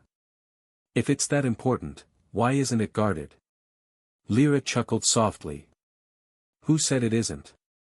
She tilted her head toward the citadel, her tone light but confident. You're standing in an academy filled with hundreds of awakeners. If someone can reach the Arc Core without permission, bypass every defense layer, and survive the mana pressure up there, then they deserve it. Michael's lips curved faintly. So it only looks unguarded. Exactly, Lyra said. Her words lingered as they continued along the glowing path, the hum of mana and the endless starlit sky accompanying their steps deeper into the academy. The dusk-woven expanse wasn't bustling. The few people Michael saw along the way couldn't be above 4 dozen in this huge space. This place feels empty, Michael remarked, glancing around. Are there really that few students? Lyra smiled faintly. It's because the older ones are mostly unavailable now. In a week or so it should get better. They entered one of the academy's administrative buildings, its halls illuminated by floating panels of light. Rows of offices lined both sides of the hall. Lyra led the way confidently until she stopped before one labeled Instructor Yara Velen. The door slid open. Inside, the office was tidy and understated. Seated behind a curved desk was a woman in her 30s. Her posture was immaculate, her long dark hair tied into a single braid, and a faint aura of pressure hung around her. Before the woman could even look up properly, Lyra spoke first, smiling brightly. Teacher Yara. I brought the early arrival I mentioned. I received a notification from above earlier, it's actually one from the top 10 ranking. The instructor's eyes lifted. Lyra, we've discussed. But she froze mid-sentence when Lyra continued, Michael Norman. For a heartbeat, silence blanketed the room. Then, Yara's previously stern expression softened almost instantly. It wasn't out of fear but recognition. As a rank 3 awakener, Yara Velen had long since shed the insecurities that plagued most people. Those at her level were not easily intimidated, they had survived too much, seen too many faces of power. But even so, the young man standing before her stirred something else entirely. Her gaze lingered briefly on him. She had heard the stories, but seen him in person. So the rumors weren't exaggerated after all. For some reason, she hadn't been able to view the full footage of the unified exam, the access was restricted to instructors of her rank. And now that she was seeing him up close, her instincts screamed a truth she couldn't deny, despite being a rank below her, this young man's mana density and presence were not weaker. The realization sent a quiet shiver down her spine. Her stern tone softened as she stood up, offering a small, respectful nod. Michael Norman, she said with a faint smile. I've been meaning to meet you. I'm Instructor Yara Velen, I'll be overseeing the administrative process for the arrivals this week. Michael returned the nod calmly. Nice to meet you, Instructor. Her eyes glinted faintly. Likewise. If you have any questions relating to the academy, you can come to me directly. Her tone was polite but carried an undertone of genuine interest. Instructors didn't often extend personal offers like that unless the student was someone worth watching. Instructor Yara then went on to bring a set of files from other messy ones. These are separated files, she explained, setting 3 aside and keeping 1. For students whose entrance metrics or field records trip certain flags, combat efficacy, anomaly scores, unique constitutions, their dossiers are mirrored into a priority queue. Her eyes lifted, the hint of a smile there. Yours has been sitting on top since the exam. She tapped the slate, it unfolded into a thin, translucent sheet and projected a neat form to chest height. First, realm regulations. Sign at the end. Michael skimmed through it, and when he found no issue, he signed, and the sheet slid to the next document. Dorm assignment and, Yara said, handing him a second file. Then a third. A fourth. And lastly a fifth. Yara closed the file and withdrew a compact case the size of a card wallet and offered it to him. Inside lay a watch. Your edge band, Yara said. Michael turned it over in his palm. Featherlight. When his thumb brushed the edge, a panel appeared. It's your identity, clearance, and wallet in here, Yara continued. Comms, schedules, realm map, door access and so on. If you're ever in real trouble, long press both edges, emergency recall ping to the nearest checkpoint. Yara then spoke again. Show him to his quarters. Lyra gestured for Michael to follow. This way. They exited the administration hall and stepped onto a broad walkway. As they walked, Lyra began to speak again. There are 3 types of dorms in each year. The standard 4-sitter, the 2-sitter for upper rankers or recommended students, and the 1-sitter, reserved for the top student of each year. She flashed him a grin. Which, right now, happens to be you. Michael raised an eyebrow slightly, but said nothing. His hands rested loosely in his pockets. There are 10 1-sitter dorms in total, Lyra continued. 1 for each year group. They're massive, almost like private apartments. But that's not all. Every top-ranked student receives a monthly stipend of academy credits and a bundle of additional cultivation resources. You'll get your first set automatically within the next 24 hours. She pointed to his wrist. You can check your balance or see what the academy store offers with your edge band later. It'll list everything, pills, crafting materials, enchantment scrolls, and so on. Michael nodded silently, his expression calm. Inwardly, however, he was intrigued. The academy was clearly more structured. The pair continued down a narrow lane that opened into a small plaza surrounded by low, modern-looking buildings. Lyra's steps grew lighter the closer they got to the end of the plaza. Her voice carried a note of excitement that made Michael glance at her curiously. This area, she said, gesturing ahead, is where the private villas are. Michael slowed slightly. Villas? Her grin widened. The 1-sitter dorms. Each one's basically its own villa, 10 in total, 1 for the top student of every year. You'll be the new owner of the newly vacated villa. As they walked, the scenery shifted. The buildings around them thinned out, replaced by a row of sleek residences lined in a semicircle. Unlike the dorm complexes before, these villas stood apart, each enclosed by transparent energy barriers that shimmered faintly like water under starlight. Michael stopped for a moment, his eyes narrowing slightly. The mana density in the air here was noticeably higher. Lyra looked back, catching his reaction, and laughed lightly. You feel it too, right? The density here is said to be about 1.5 times higher than the normal dorm zones. Her excitement only grew as they approached the villas.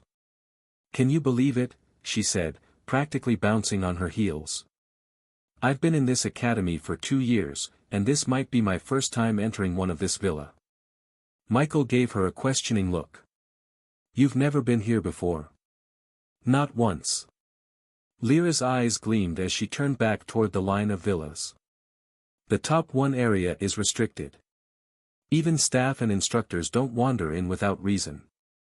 But since I'm escorting you, I finally get to see what it looks like inside. She grinned, clearly amused at her own luck.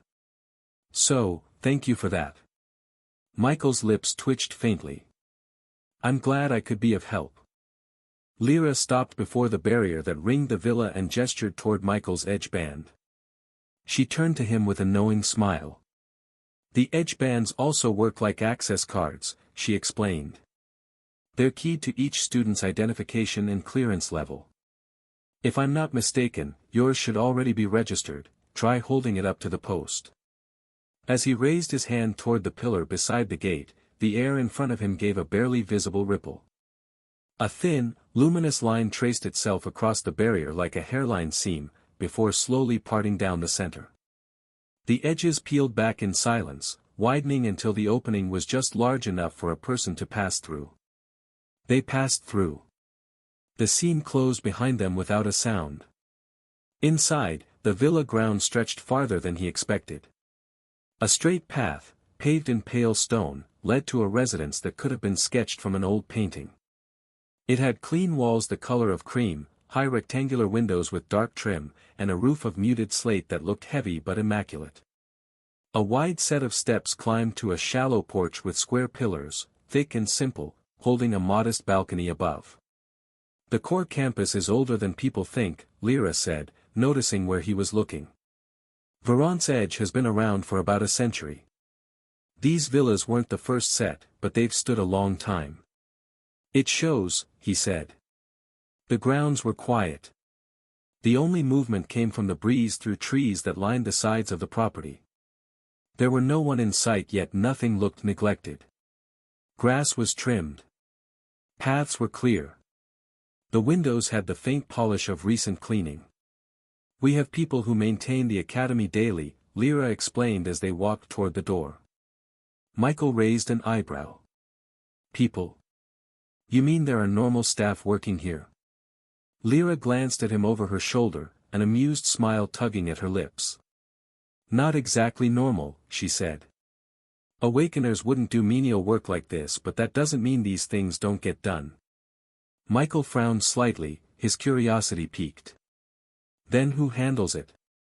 Lyra's grin widened, a faint spark of mischief flickering in her eyes. Haven't you met them already? Michael fell silent. His gaze drifted across the courtyard again.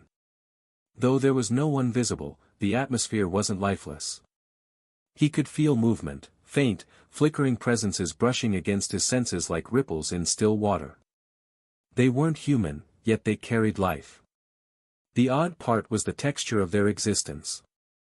It didn't align with any living pattern he knew.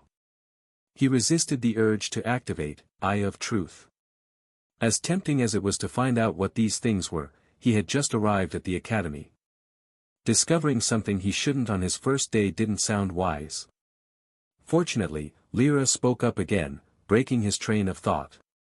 Don't worry. I'll show you the residents assigned to this villa. Since they exist outside the core areas of the academy, it only makes sense to have them here too. Residents? Michael repeated under his breath, his confusion deepening. Before he could ask more, Lyra stepped forward and spoke in a strange, fluid language. The syllables were soft and melodic, carrying an almost musical rhythm that made the air vibrate faintly. A few seconds later, light began to gather. Tiny orbs flickered into existence, first one, then several more, until dozens floated around them like glowing motes of dust. They pulsed gently, and as Michael's eyes adjusted, he noticed that they weren't all the same. Each emitted a distinct hue, green, brown, or gray. The air shimmered faintly as Lyra smiled and gestured toward them. They're called wisp elves, she explained, spirit-like entities that formed from fragments of natural mana. The Academy's barrier system sustains them. She pointed to the softly glowing orbs one by one. The green ones handle the vegetation and purification systems. The gray ones take care of the physical structures, repairs, maintenance, that sort of thing. And the brown ones handle cleaning. These ones are called dust elves too. Michael watched in silence as a few of the gray wisps drifted toward the villa's doorway before vanishing through the walls. They're harmless, Lyra added. And loyal. The Academy treats them as part of its foundation. Michael's eyes lingered on one of the green orbs hovering near his hand. Its light flickered softly, almost like it was curious. Wisp elves, he murmured. What language was that? Michael asked after a moment, his gaze still fixed on the glowing orbs drifting lazily through the air. Lyra turned to him, her smile faint but proud. It's the old spirit tongue, she said. One of the many languages we're required to learn here. It's not just for communicating with wisp elves, though, it's the root of most ancient command spells and summoning incantations. She tucked a strand of hair behind her ear, her tone turning slightly instructive. In fact, languages are one of the Academy's core subjects. Everyone studies at least 3 of the major ones, the Universal Language, Draconic, and Elven. To graduate from Verant's Edge, you need to be proficient in all 3. Michael's eyes glimmered faintly, a quiet interest surfacing beneath his calm expression. Inwardly, Michael couldn't help but feel pleased that if anything, it seems that something's could at least be learned here. That's quite a standard. More than a standard, Lyra said lightly. It's a necessity. The universal language, for example, lets us communicate across races. Before Michael could reply, Lyra suddenly blinked, her expression shifting from casual explanation to visible surprise. Wait, she murmured, her eyes widening slightly. Michael, are you seeing this? Michael raised a brow. Seeing what? Lyra took a half-step back, her gaze sweeping around him. The wisp elves, she said slowly, her tone carrying a mix of awe and disbelief. They're gathering around you. Michael glanced down. She wasn't exaggerating. The once sparse motes of light were now multiplying, swarming softly around his body like stars orbiting a distant sun. Greens, browns, and grays intermingled, forming faint spirals of glowing color that painted the air in a gentle radiance. The glow was subtle but steady, as though the entire courtyard had turned into a pool of light centered on him. Even the trees nearby seemed to react. Lyra exhaled softly, still watching in astonishment. That's unbelievable. They never approach people like this. You must have an insane affinity with them. Michael didn't answer. His expression remained calm, but his eyes flickered slightly in thought. The wisp elves pulsed faintly, orbiting him in slow, deliberate motions, as though drawn by instinct. They say the wisp elves are fragments of pure nature mana, Lyra murmured quietly, almost reverently. Even high-ranking mages struggle to earn their trust.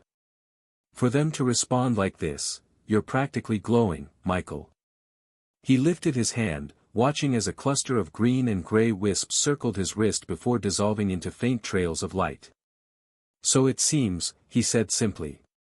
Though his tone was calm, inwardly, he was just as surprised as Lyra.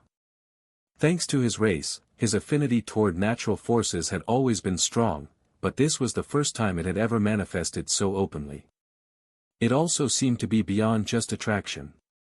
Michael could feel their faint emotions, curiosity, warmth, and something like acknowledgement. Lyra laughed softly, still shaking her head. Looks like the wisp elves have already chosen their favorite student. Michael let out a quiet breath and turned toward the villa's front door, the faint lights still circling him. Maybe, he said. Let's continue, Michael said as he subtly sent the elves away. Lyra nods and followed him. Along the way he also noticed something else. The mama density, he said. Lyra nodded, pleased. About half again higher than outside the barrier. And we haven't even gotten to the training room yet. The density in training rooms climbs when you activate it. Lyra looked at Michael in envy while he dodged her gaze.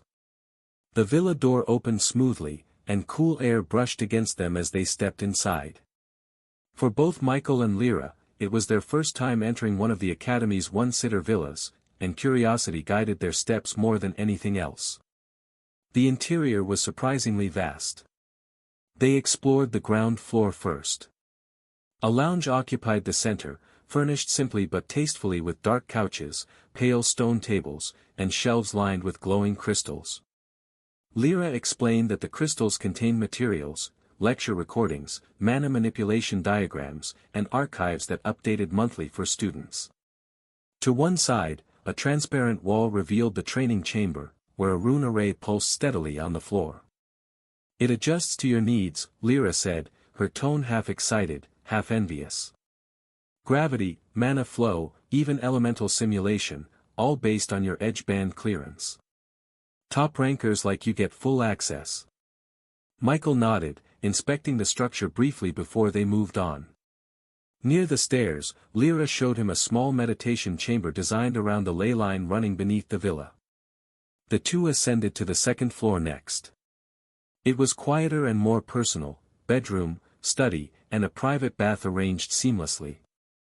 Lyra mentioned that once his edge bands synchronized, the villa would adjust itself to his mana pattern, even rearranging furniture and temperature according to his preference.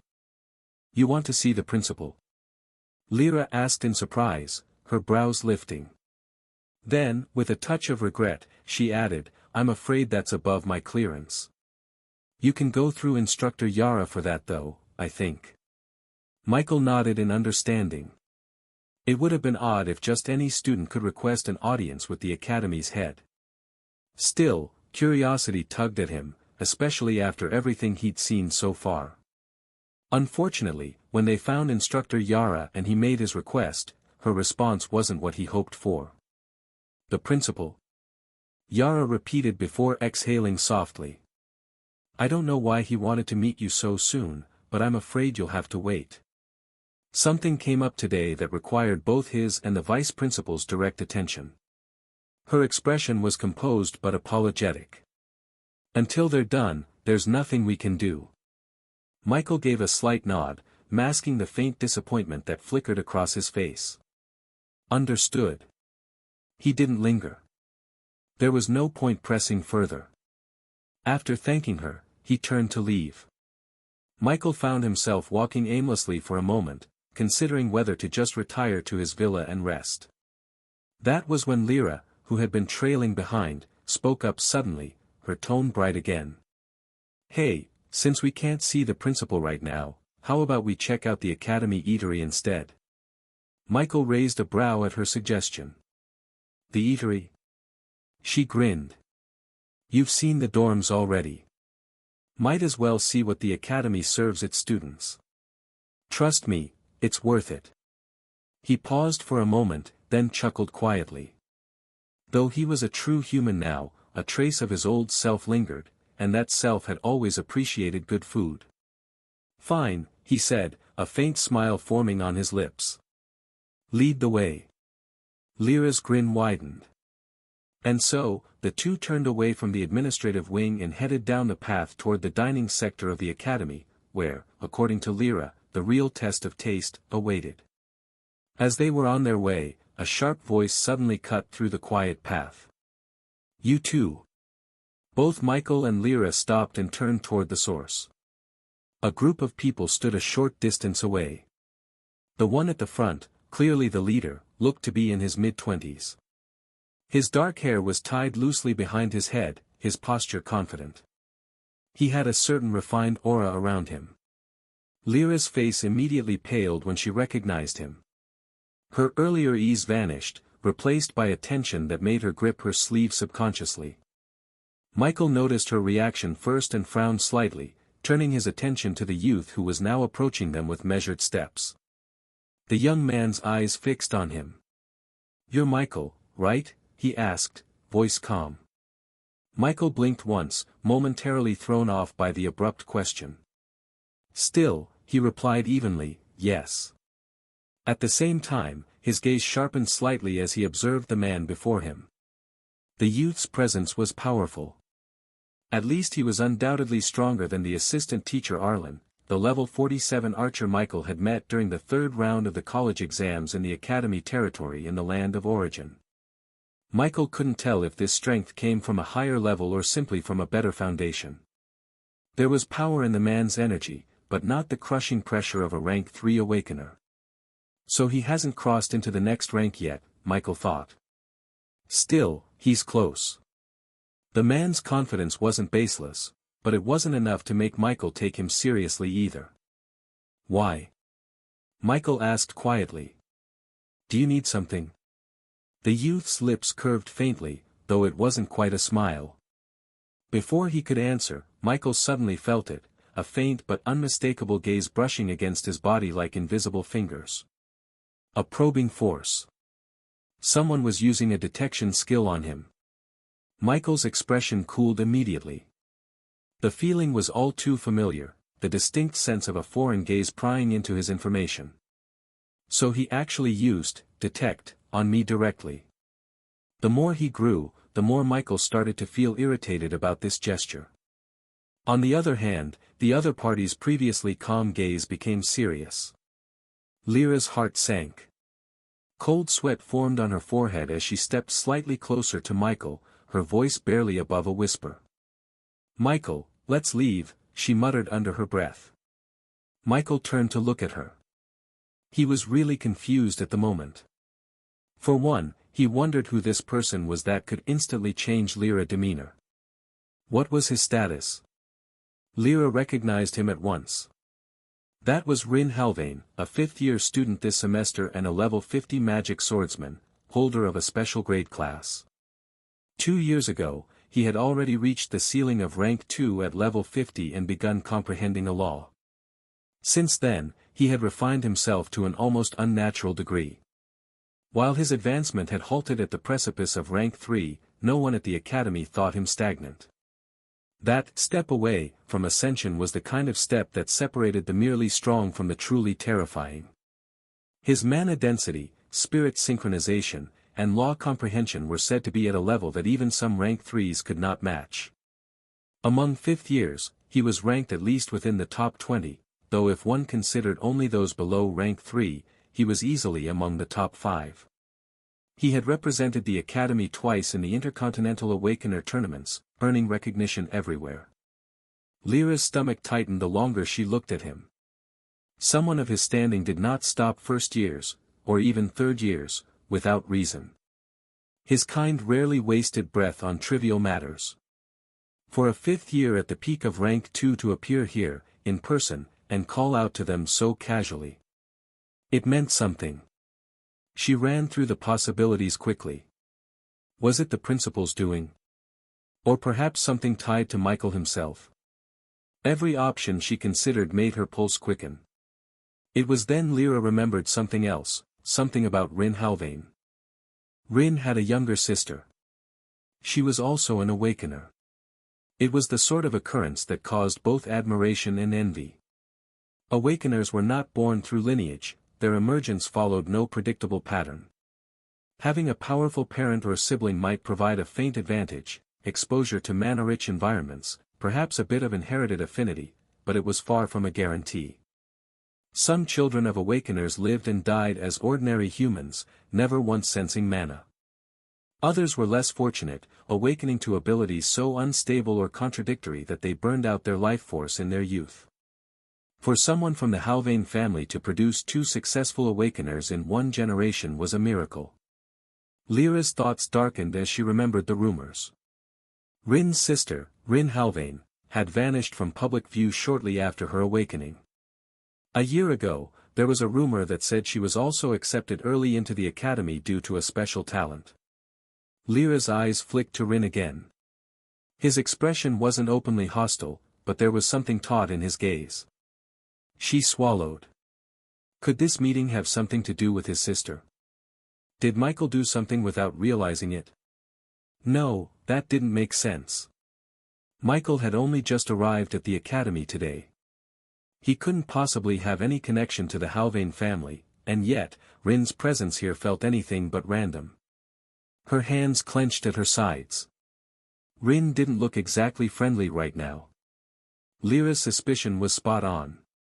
Michael had indeed touched Rin's interest, though entirely by accident, and it just so happened to be related to his sister. A week ago, Rin had learned something that left him fuming beneath his calm exterior. The academy had released the ranking results for the new first-year students, an event most upper years ignored, except for those like Rin who had a personal reason to care. His younger sister, Rin Halvain, had been on that list. With her monstrous talent, it was expected, almost guaranteed, that she would take the top spot. Her ability was one that even some instructors envied, and her comprehension speed was absurd. But when Rin had seen the list, he'd stopped breathing for a moment. His sister's name was second. And above hers, taking the first position, was a name he had never heard before. Michael. The memory still burned in his mind. His sister had smiled when he confronted her, brushing off the matter as though it didn't bother her. But Rin knew her better than anyone. She wasn't the type to lose easily, nor to lie about her feelings. There had been hesitation in her tone, an uncharacteristic pause when she said that the person who took first wasn't ordinary. Rin wasn't a fool. He understood that rankings were determined by results, not favoritism. If Michael was ranked first, it meant he had outperformed Rin in measurable ways. That knowledge only made his frustration worse. He had worked tirelessly for 2 years, pushing himself to the limit of rank 2, stopping just before the wall of rank 3. And yet, despite all his power, he couldn't secure the resource he needed to break through. The Academy distributed certain rare materials to the top-ranked students of each year, a privilege meant to accelerate advancement for those deemed most promising. If Rin had taken first place, her status would have easily earned her one of those resources. As her brother, and one of the Academy's top 5th years, Rin could have used that connection to acquire the very catalyst he needed, one that would guarantee his ascension and perfect his foundation. But now, that path had vanished. And the reason stood right in front of him. The man who had taken what rightfully should have been his sister's position. Michael. Lyra sensed the tension rising with every step Rin took closer. Trying to diffuse the pressure, she took a small step forward and spoke up before things got worse. "Senior Rin," she said carefully, her voice steady though her heart wasn't. "You should be careful. The Academy doesn't take kindly to upper years trying anything weird against new students. Whatever you're planning, it won't end well." Her words hung in the air like a warning. But Rin didn't even glance at her. He didn't know her, didn't care who she was, and certainly didn't take advice from a student several years his junior. To him, her words weren't even worth acknowledging. He walked past her like she was air, his eyes fixed solely on Michael. Lyra bit her lip in frustration, her nails digging lightly into her palm. She wanted to say more, but the sharp stillness in Rin's gaze made her stop. He halted just a few steps away from Michael, his expression unreadable. Then, out of nowhere, he spoke. "Are you interested in a duel?" "A duel?" "Yes," Rin said, voice calm but edged with something harder. "You're the top first year, aren't you? Let's see if that ranking of yours actually means something." Michael looked at him for a long moment. He didn't sense killing intent, but fighting a 5th year on his first day. That was unnecessary, stupid even. "No," he said finally. "Not interested." He turned to leave, motioning for Lyra to follow. But just as he took his first step, Rin's voice followed him, tone faint but heavy with mockery. "What a pity," he said. "To think the so-called Michael Norman from the 2nd round of the exam would turn out to be this much of a coward." Michael froze mid-step. The mention of his full name made his eyes narrow slightly. Rin continued, his voice gaining strength as a few students behind him exchanged quiet snickers. "I was hoping for more from the one who made such a scene during the national exams. Guess the stories were exaggerated. I wonder what your family would think, your aunt, your cousin, would they be proud to see you running away like this?" Lyra's eyes widened in alarm. "Wait," she began, but it was already too late. Rin hadn't even finished his last sentence when a blur crossed the distance between them. A sharp, echoing crack split the air. Rin's head snapped sideways as Michael's fist slammed into his jaw with enough force to make the ground tremble faintly. The 5th year's body staggered back 2 full steps, boots scraping against the paved stone, a streak of blood flicking from his lip before he steadied himself. Gasps erupted from the students nearby. Lyra just stood there frozen, eyes wide in shock. Michael lowered his hand slowly. His gaze was cold. If it hadn't been for Michael severely holding back his punch, Rin would have been sent flying, along with anyone standing nearby, to the other side of the road. Even so, the restrained blow carried enough force to shock everyone around. Michael Norman. The name alone carried weight. Anyone who knew even fragments of what he had done during the unified exams would understand that he wasn't an ordinary being. Yet, since most hadn't seen it firsthand, they attributed his feats to his undead. It wasn't entirely wrong, but it wasn't exactly right either. Rin, of course, wasn't a fool. His arrogant confidence wasn't entirely baseless bravado. He had approached Michael not just to intimidate him, but to gauge his reaction, to be close enough to counter if Michael decided to summon one of his undead. From Rin's perspective, this was even better. He didn't fear dying. The Academy's safety barriers and surveillance ensured no one could actually kill another student. But if Michael lost his temper, if he even slightly broke the Academy's behavioral rules, that would be leverage. Rin could use that to suppress him publicly, to tarnish the reputation of the famous Michael Norman, before the semester even began. At least, that had been the plan. Unfortunately for him, things hadn't gone according to plan. Michael didn't lose his composure, nor did he summon an undead to fight in his stead. He simply acted and used his own fist. The result was devastating. The air cracked with a dull thud that echoed, followed by stunned silence. Rin staggered backward several steps, boots grinding against the paved floor as he barely kept his footing. His face twisted, not from pain but from disbelief. Lyra and the nearby students stood frozen, their mouths slightly open. None of them had even seen Michael move. One moment he had been standing calmly, the next, Rin was reeling. Had that punch landed on them instead, it wouldn't have merely pushed them back, it would have sent them flying. And yet, the fact that Rin had only been forced back several steps was already shocking. This wasn't some regular student. Rin was a magic swordsman, and not a low-tier one either. The hierarchy of the academy was clear. The top-ranked students of each year weren't ordinary, but even among them, there were limits. A first year's top student, no matter how talented, couldn't usually compare to the elites of the upper years. In most cases, a fifth year's top student could crush a first year's without even needing to use their full strength. Even if rare exceptions existed, those were few and far between. That was why the onlookers couldn't process what they were seeing. Rin's face turned red with embarrassment and shame. His jaw ached, and a faint line of blood trickled down the side of his mouth. For a moment, the humiliation burned hotter than the pain. The murmurs of his goons behind him and people around, half-stifled gasps and whispers, only fueled the fire roaring in his chest. His fingers twitched. His pride, the discipline he'd cultivated over years, all teetered on the edge of snapping.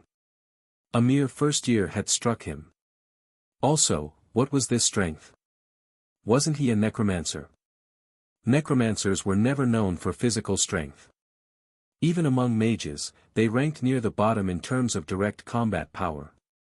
He caught me off guard, Rin thought bitterly, jaw tightening. That's all. A sneak attack. He inhaled deeply, suppressing the tremor in his shoulders. The crimson glow flickered across his knuckles as mana surged through his veins. You think that's funny? He muttered, his tone cold. Good. Then let's make it fair.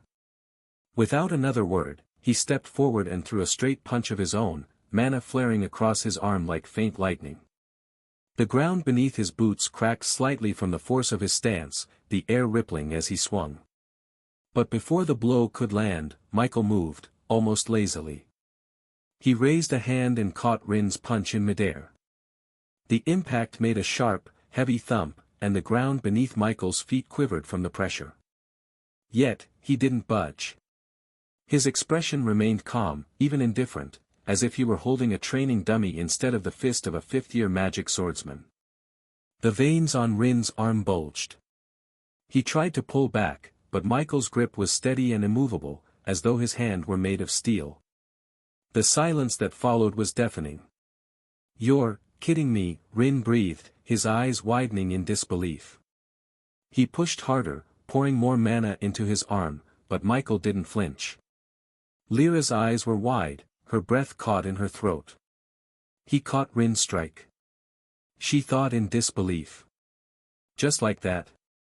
She had seen many powerful students in her 2 years here, but this was something else. Michael exhaled slowly and released Rin's fist. Rin stumbled back half a step, his pride bruised even more. His mind screamed for him to attack again, to redeem himself somehow. Michael's eyes were calm. Michael turned slightly, glancing at the stunned Lyra beside him. "Everything's fine as long as I don't cripple or kill anyone, right?" His tone was calm, but there was a quiet edge to it that made the words linger like a warning. Lyra blinked, stunned for a moment, before nodding quickly. "All right. I think so." A faint smile, one that didn't reach his eyes, tugged at Michael's lips. "Good." He turned back to Rin, his hand still hanging loosely by his side. "Then I'll take that as permission." The air between them shifted instantly. Rin's instinct screamed again. His mind shouted at him to retreat, but his pride wouldn't allow it. With a sharp breath, he flared his mana once more, his sword materializing in his grip in a burst of red light. The onlookers froze. "Rin!" Lyra said sharply, stepping forward. "You'll get suspended if..." But her words were drowned out by the sudden gust of mana that surged from the fifth year's body. The paved stones cracked beneath his boots as he lunged forward, blade cutting through the air in a blazing arc of crimson light. The paved stones cracked beneath his boots as he lunged forward, blade cutting through the air in a blazing arc of crimson light. Both men moved at once. However, the blows never landed. A third figure slipped between them with impossible timing. Two broad hands shot out, one swallowing Michael's knuckles, the other catching Rin's sword. The shock traveled through the stranger's forearms and into the ground with a dull, heavy whump. Dust ringed their feet. He was a burly youth built like a fortress, thick shoulders, corded neck, forearms dense as stone. He wore the plain, sleeveless training top and loose, dark trousers bound at the shins. Lyra's breath hitched. "Tari's felt," she whispered. This was another popular figure. Year 4, Number 1. Tari's felt. A martial artist. Even Rin's entourage stiffened. Tari's class was the common grade martial artist class. A common grade class on paper, ubiquitous and unglamorous.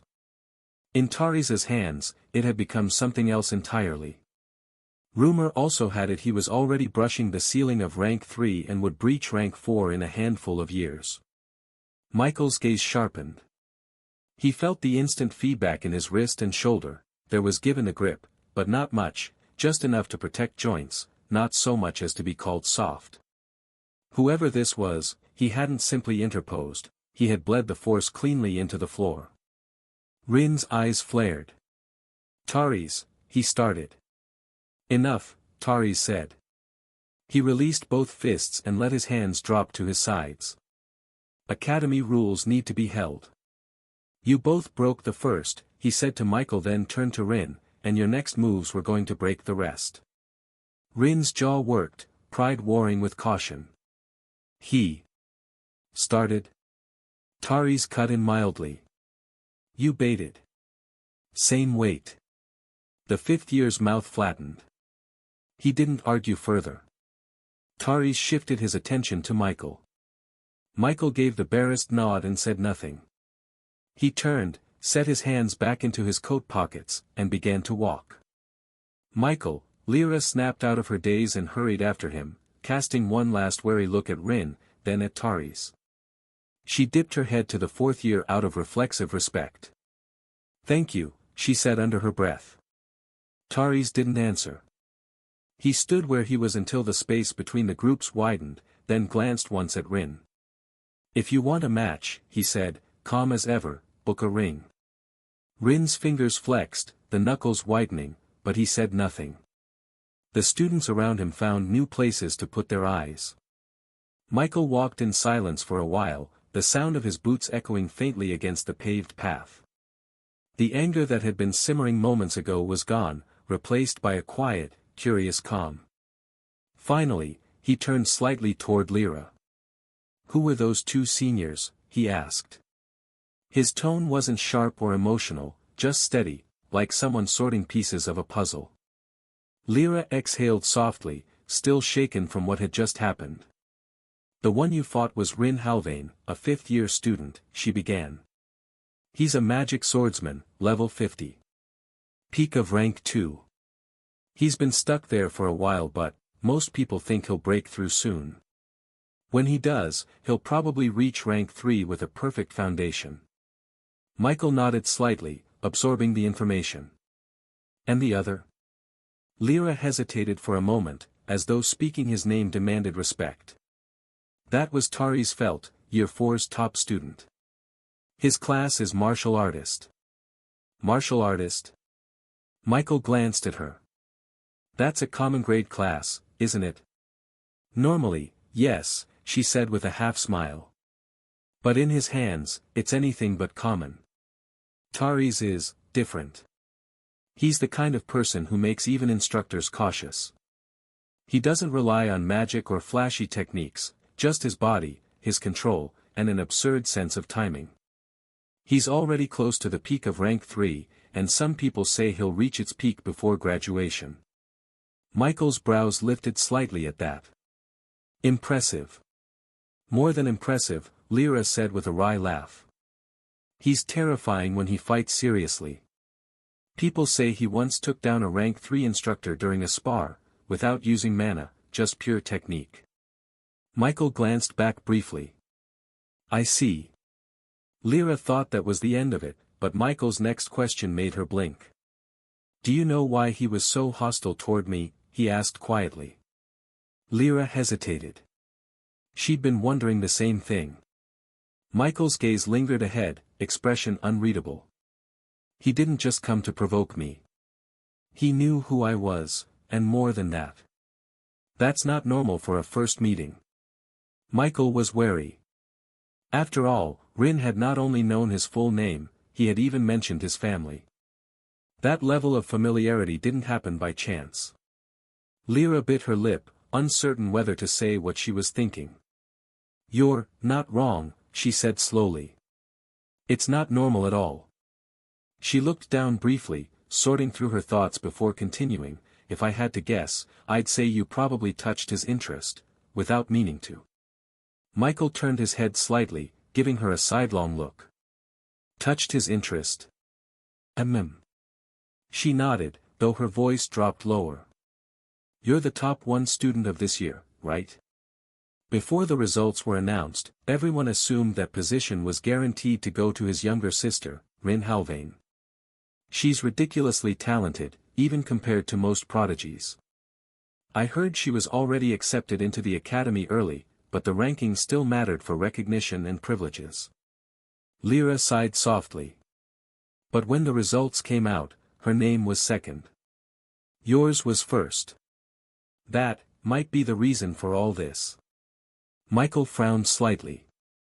So, I became his problem by existing. Lyra gave a nervous chuckle. Maybe. Michael didn't respond immediately. His pace slowed as he mulled it over. The logic made sense, but something about it still didn't sit right. In any case, Jester was at home with his family to protect them. No matter what the issue was, Rin should not be crazy enough to target them. Like that, the days passed in a flash, and it had been 6 days since Michael arrived at the academy. Unlike the first day when the school was nearly empty, it was now much livelier. Michael saw more people who looked as fresh as he did, clearly new students, and others like Lyra, who carried themselves with the composed air of those already familiar with academy life. In the past 6 days, Michael had learned far more about the academy than he ever expected. He had assumed it was just a front, something that acted more like an organization than a real school. He was, more or less, wrong. The academy actually did teach, but in a way that was far less rigid than what he was used to. There was no fixed structure, no system that divided people the way science and art once did. Instead, the academy operated on a 10-year cycle. Students didn't advance through exams but by the passing of time. That meant even if Michael did absolutely nothing for 10 years, he would still become a 10th-year student. Whether anyone could actually graduate like that, however, was another question entirely. One thing he did understand was the true purpose of the academy, and how its students were meant to graduate. Thanks to Lyra, who had been with him almost constantly over the past 6 days, Michael had gained not only insight into the academy but also into the wider world beyond it. The academy's main purpose for all its students was simple: to prepare them to fight. But their enemies weren't just monsters. They were alien races, creatures from beyond their world. And among them was one that stood as a common enemy to all races alike. One whose name Michael already recognized. Demons. According to Lyra, these beings resided within the 99 layers of hell. The 99 layers of hell. Even the name sounded mythical, but Lyra's tone had been deadly serious when she spoke of it. She explained that hell wasn't a realm of fire and eternal torment like ancient tales described. It was a real place, another dimension like the netherworld and the void. The deeper one went, the stranger the laws of nature became. And at the heart of that world lived the demons, some who were ancient sentient beings who existed before recorded history. They were unlike any monster. Monsters could die, could be slain or destroyed down to their essence. Demons, however, couldn't. They could be killed, yes, but only temporarily. Their physical form could be destroyed, their spirit shattered, but as long as hell existed, they would eventually return, reborn from the layers themselves. Some theorized they weren't truly living beings but fragments of hell's will, given shape by negative energy. Whatever the truth, one fact remained: they could not be erased.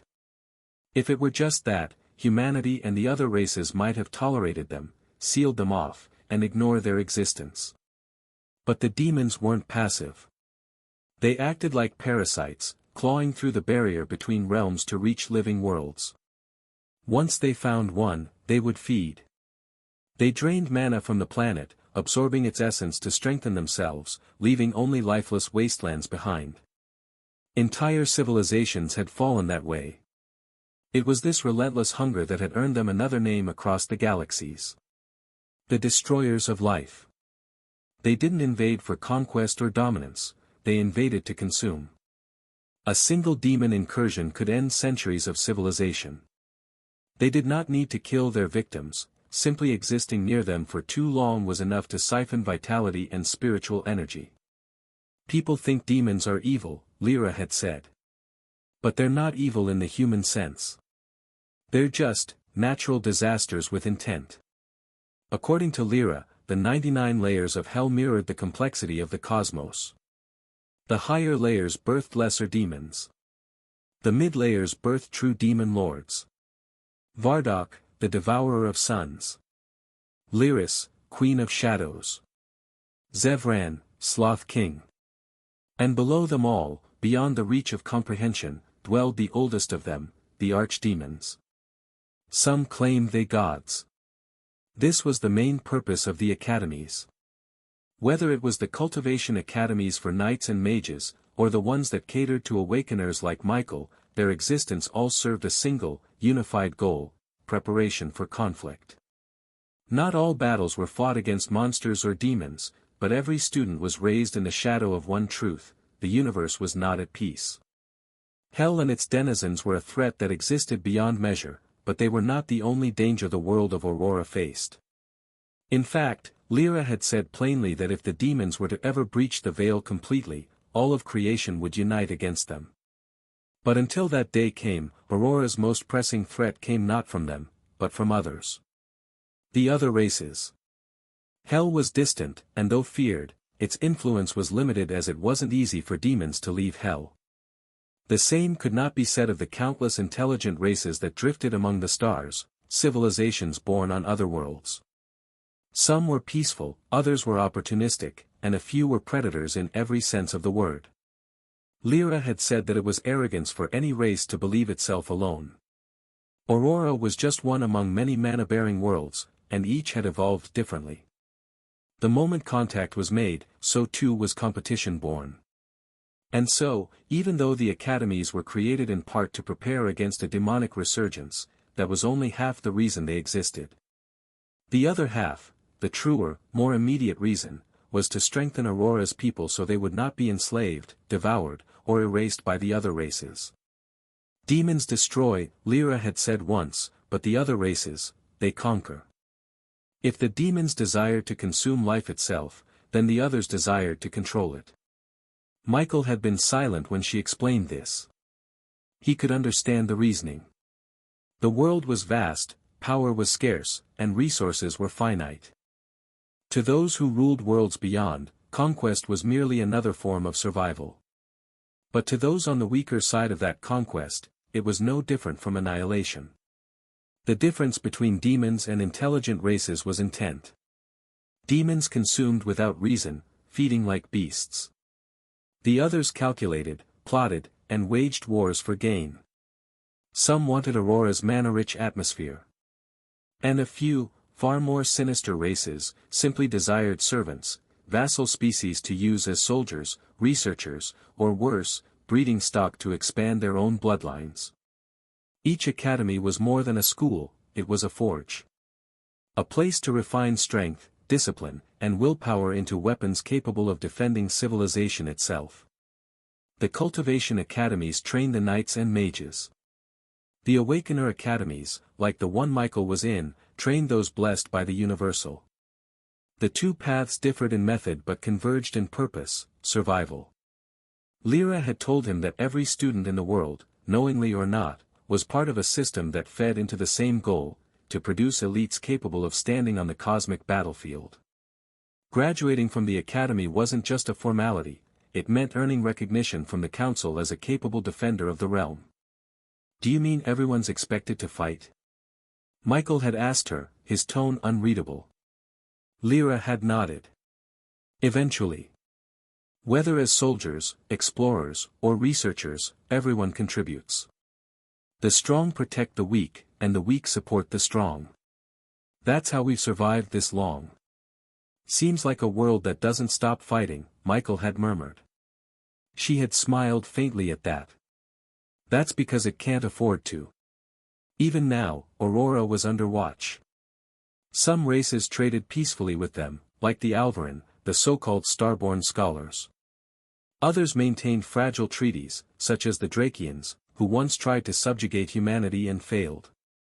The peace that existed now was nothing more than a stalemate sustained by deterrence.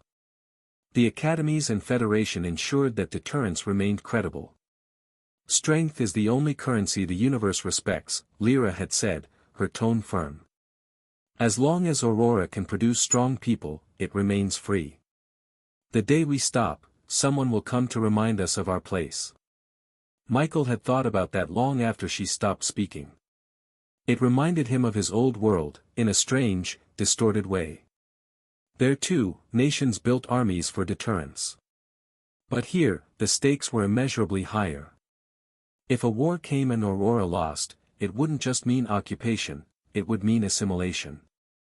Humanity's identity would vanish, its culture absorbed, its people bred into hybrids and servants for stronger races.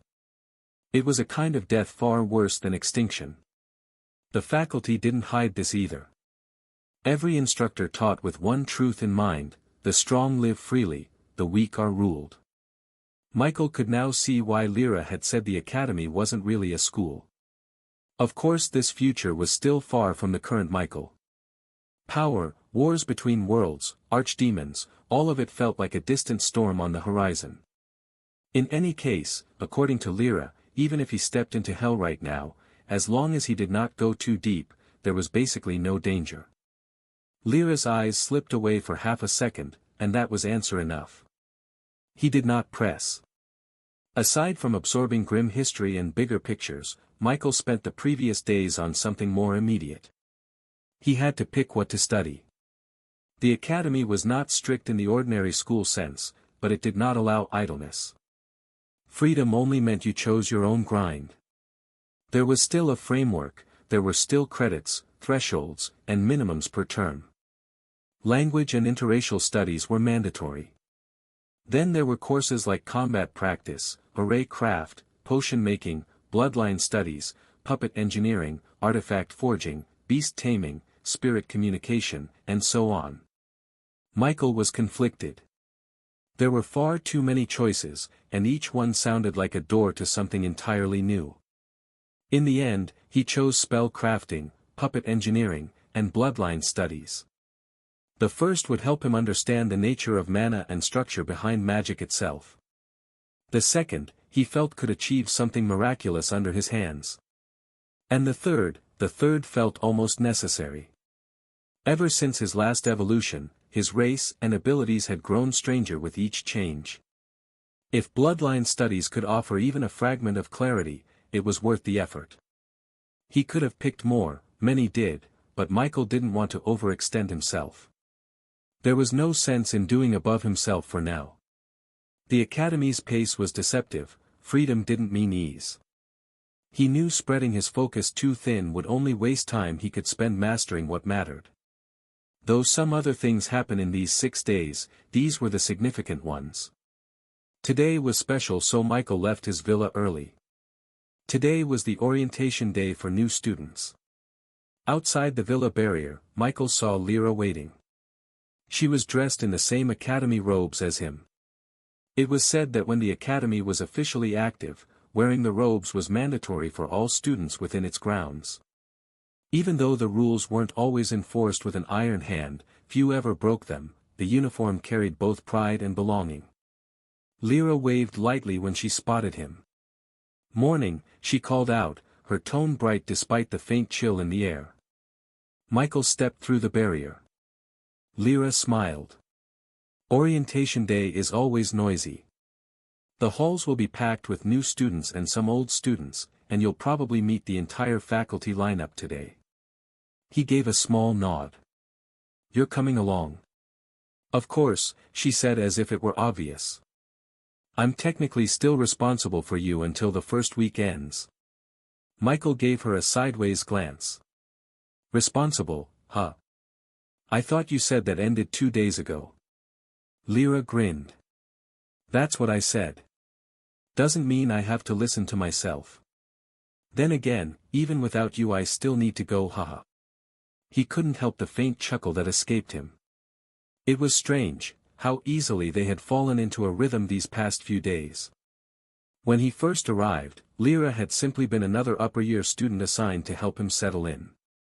But 6 days of shared meals, casual talks, and long walks across the academy had shifted that formality into something more natural.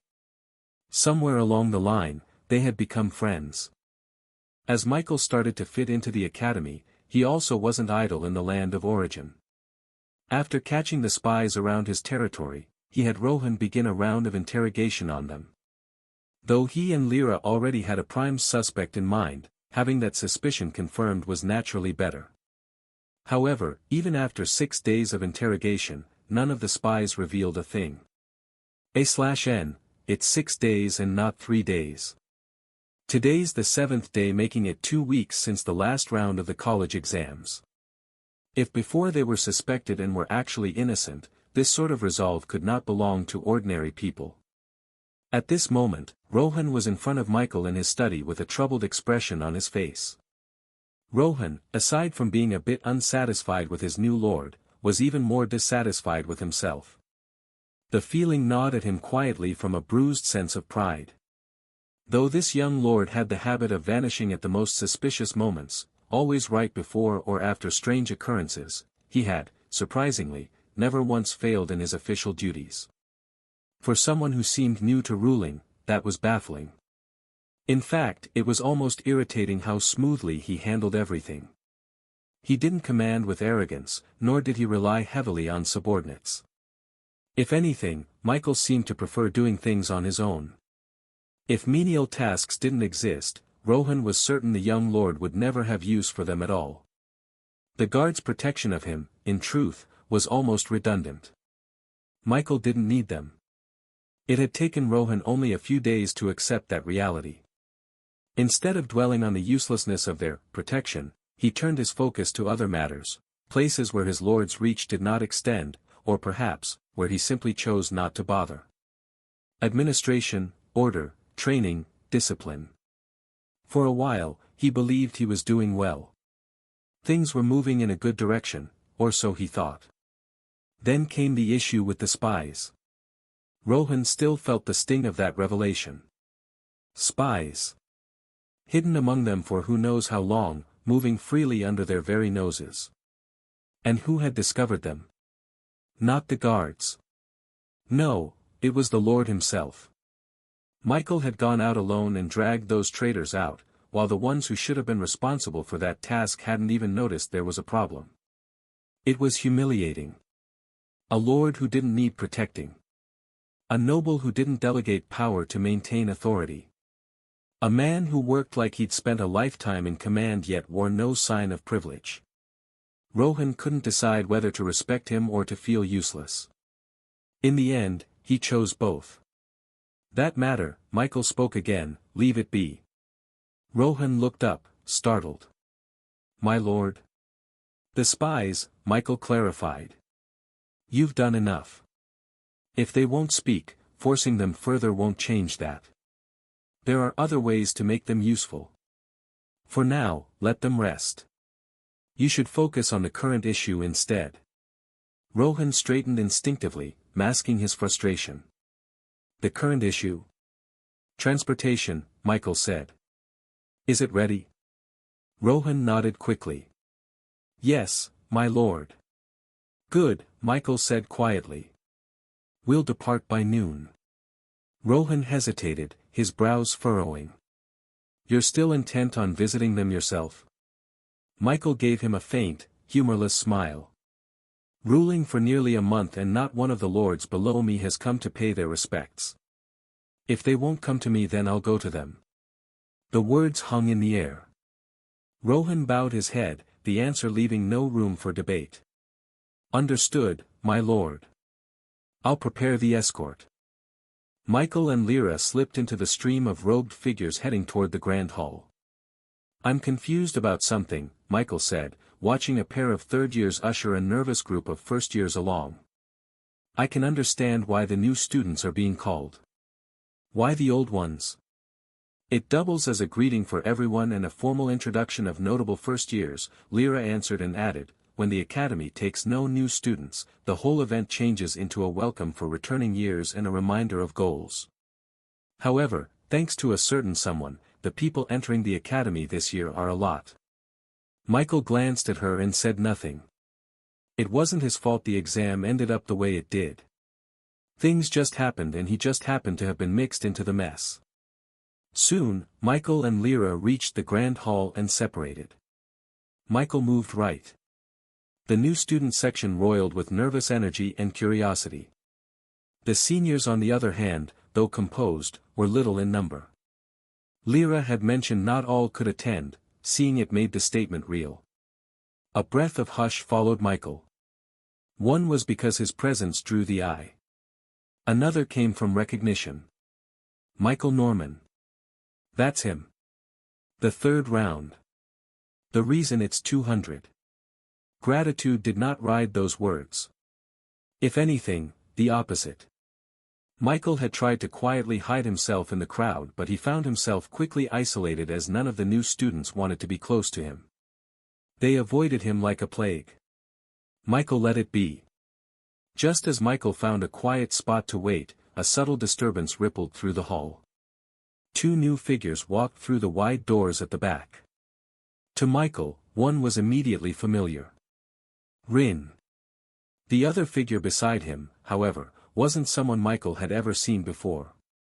She was tall, easily taller than most of the males around her, and carried herself with a cold poise. Her hair, pure white, shimmered faintly like polished frost beneath the ambient light, and her pale eyes scanned the hall with calm indifference. There was a faint pressure to her presence. Michael's eyes narrowed slightly. His sister. That was his first thought, and though they looked nothing alike, the assumption made sense. Though Lyra knew nothing concrete about Rin's sister, rumors about her had already spread like wildfire throughout the academy. Supposedly, if Michael hadn't existed, she would have been recognized as the strongest newcomer of their year, perhaps even one of the most talented students in the academy's entire history according to some instructors. She was also an in-name disciple of the vice principal. Seeing her in person told Michael that the rumors hadn't exaggerated. When he quietly activated Eye of Truth, his expression shifted ever so slightly. A faint gleam passed through his pupils as his gaze fell on her, and for the first time since his evolution, he found someone whose life energy burned brighter than his own. Well, before pre-evolution, that is. It also wasn't the same as overwhelming amount, it was the density and purity of it. Her entire existence shimmered with vitality so intense that, had he still been an high human instead of a true human, he might have felt suffocated just standing in the same room if she released it all. Michael's brows drew together. What in the world is she? Michael tagged her a mini life bomb. Unfortunately, despite possessing the Eye of Truth, his understanding of it was still shallow. The vision before him shimmered with information he couldn't yet interpret. After a few moments, the strain on his mind built to a dull ache behind his eyes. He exhaled quietly and released the skill, letting the subtle glow fade from his pupils. I'll need more practice before I can see through someone like her, he thought, setting the matter aside. Across the hall, Rin's sister drew as much attention as he did, but in a completely different way. Unlike Michael, who was isolated by tension and quiet resentment, she was isolated by aura. Her presence was heavy. Those near her instinctively gave her space, but several still gathered close, trying to start conversations. Time passed. A presence suddenly appeared in the midst of the hall. Michael felt it before he saw it. At once, the old students rose from their seats and bowed slightly, their voices blending together. Director Arvin. The title snapped Michael's attention. His eyes narrowed, memory immediately flicking back to what Lyra had told him about the academy's structure. A director. That rank wasn't thrown around lightly. At Verant's Edge Academy, to hold the title of director meant that one was a rank 4 awakener or higher. Michael straightened unconsciously. The director's gaze swept the gathered students once, and when his eyes briefly passed over Michael, the corner of his mouth curved into a smirk. Michael's eyebrow twitched a little. Though the director looked imposing at first glance, thanks to the subtle aura radiating off him, his demeanor was a bit odd. To sugarcoat it, one might say the director had a sense of fashion. To put it plainly, considering the long eyelashes, the faint shimmer of lip gloss, and the tight clothes only half hidden beneath a formal coat, plus the dyed blue hair which Michael wanted to believe wasn't dyed, it was hard not to stare. The man, or so Michael assumed, stepped toward with a confident grace. "Welcome, my precious students," the man announced, voice ringing through the grand hall with a flamboyant warmth that immediately cut through the tension in the air. Some students flinched. A few seniors groaned softly under their breath. Director Arvin spread his arms dramatically, coat flaring like a stage performer. "Ah, look at you all. So young and so energetic." Arvin placed a hand on his chest in mock sincerity. "Now, I know what you're thinking. Oh no, the director looks too good to be an educator." And yes, you're right. But I assure you, I do work here. Okay, that's enough introduction, the director said before he continued speaking. For those new to our dear institution, allow me to clarify something important. This is not a school for the privileged, so learn to behave and follow the rules or pay the consequences of your actions. Suddenly, to the new student's surprise, including Michael, the director's voice became particularly intimidating. The contrast was startling. For someone who looked flamboyant enough to host a fashion show rather than run a top-tier academy, his words suddenly filled the hall with the kind of gravitas that made one straighten instinctively. Somehow, the vibrant personality he displayed moments ago didn't clash with it. The charisma, the eccentricity, and the quiet power all meshed into one unervingly compelling presence. Director Arvin's lips curved again. "Now, let's get to the important part before I lose your attention to my overwhelming charm. A new year has begun, a new semester is upon us, and as always, there's gossip, achievement, and chaos to celebrate. Some of you might know these already." He clasped his hands behind his back. "One achievement is that our beloved academy has acquired one more rank 4-dimensional crack, and it's a realm-type dimension. Not a corrupted type dimension filled with hollow monsters. A few gasps and low murmurs spread through the crowd. Even among seasoned students, a rank 4 realm type dimensional was no small feat. In fact, wasn't this the first time an academy had access to this sort of thing? Director Arvin raised a finger. Another announcement is that among our 5 graduating 10th years, one has managed to break through to rank 4. Applause rippled across the seniors. Arvin nodded approvingly. A few other things happened too, some, let's just say, interesting developments in our little world. But as I'm a very busy man who values his sleep work, I'll let you dig those out yourselves. Director Arvin clapped his hands together. Now that we've brushed through the old matters, let's move on to what truly matters today. Today we officially welcome the new students of Verant's Edge Academy. And I must say, Arvin paused, tilting his head as his eyes swept across the rows of first years, you lot are quite the collection. A little unpolished, but... His smile sharpened.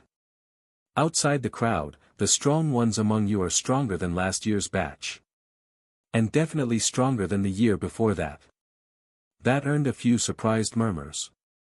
Some of the older students frowned, while others crossed their arms, clearly taking the comment as a jab. But none dared to interrupt. Arvin, of course, noticed the subtle reactions but didn't care. After all, did the students dare to talk? Among our talented newcomers this year, 2 stand out the brightest. The first is an exceptional talent, strong and already recognized by one of the highest authorities in our academy. In fact, she's even an in-name disciple of the vice principal herself. A ripple of whispers filled the air instantly. Michael didn't need to be told who he was referring to. He turned his head slightly toward Rin's sister. Her expression didn't shift much, still as cool and poised as before, but this time, a small flicker of pride appeared at the corner of her lips. It was faint, but noticeable. She must have felt his gaze because her eyes drifted toward him almost immediately, locking onto his without hesitation. The two regarded each other for a brief moment, the noise of the hall fading into background static. Her pale eyes were calm but probing, as if silently saying, "You're the other one, aren't you?" Unfortunately for her, Michael wasn't the type to play the staring game. He broke the gaze first, exhaling quietly through his nose and turning his attention back to the stage. If she wanted a staring contest, she'd have to find another opponent. Arvin, completely oblivious, or perhaps deliberately ignoring the silent exchange, continued smoothly, and as for the other student. The director's lips curved in amusement. Well, I think we all already know who that is. Michael felt several eyes flick toward him, and like a fuse, when the others that didn't know him found out who the director was referring to turned to him. This made him feel uncomfortable. Arvin, however, was grinning wider than ever. Let's give both of them a warm round of applause, shall we? The sound that followed wasn't unified, half-hearted claps, scattered applause, awkward pauses. Michael didn't react, his face unreadable. Just what he hadn't expected yet was what happened next. Director Arvin lifted a finger, eyes gleaming with mischief. Since you're all being so unmotivated, I'll let you in on a little secret. Our other bright star is Michael Norman. Yes, that Michael. Top one of the first year. The one who made this year's entrance exam special. A wave rolled through the hall, recognition snapping into place for those who'd only heard rumors.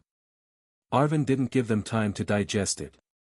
Also, he's a level 50 awakener. Silence hit first, then fractured into gasps and sharp intakes of breath. Level 50, someone whispered. Already?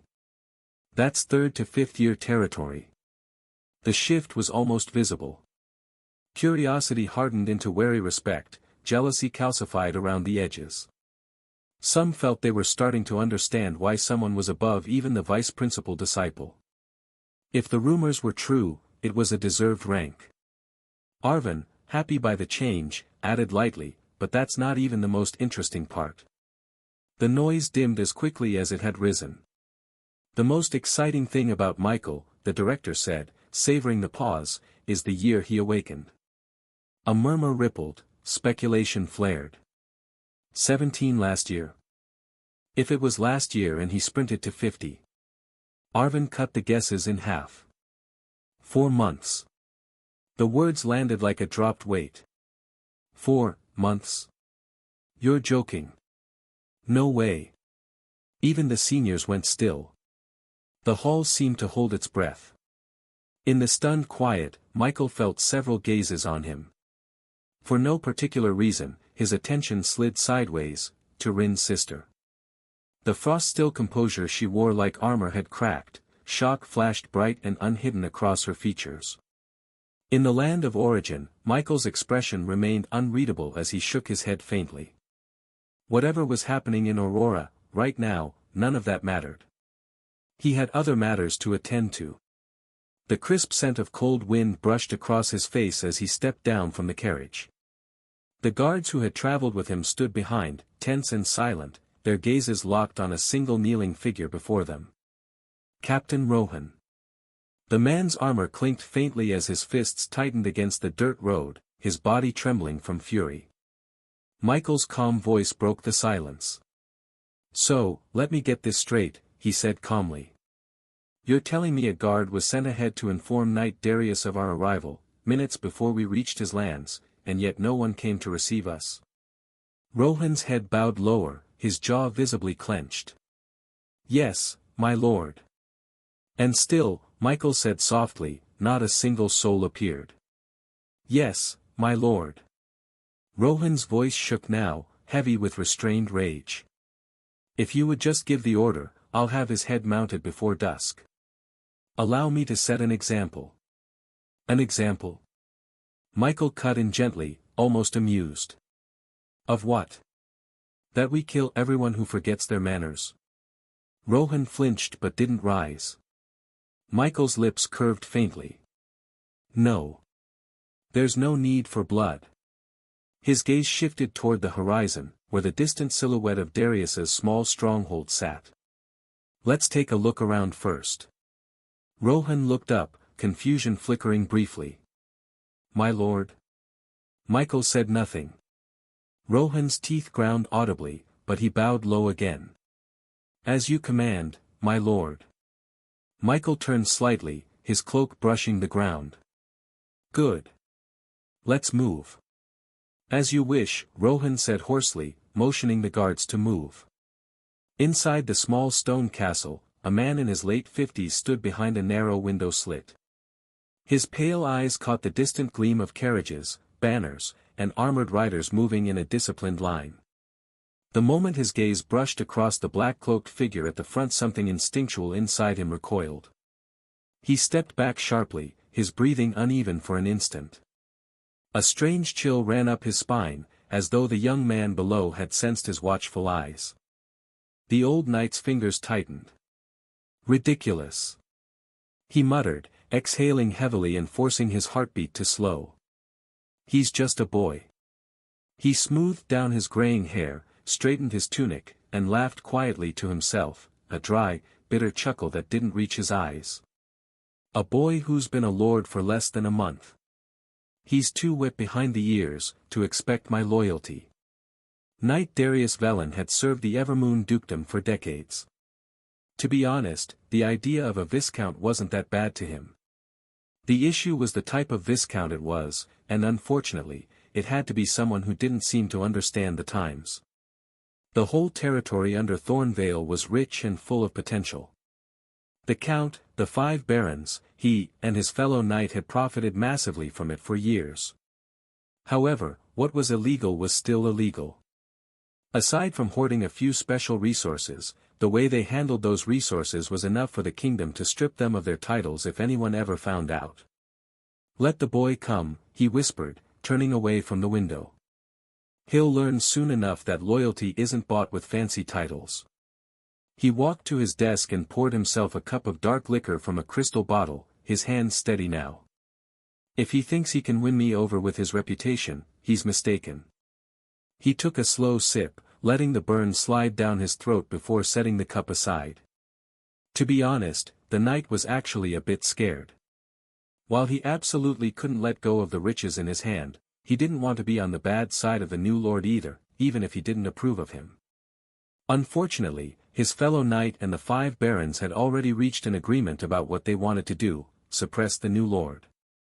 They saw him as a youth who didn't understand how things worked, a boy whose title was earned through luck or favor, and even his strength to them was a small boy with too much power. It didn't command respect but jealousy and envy. His age alone made them disregard him.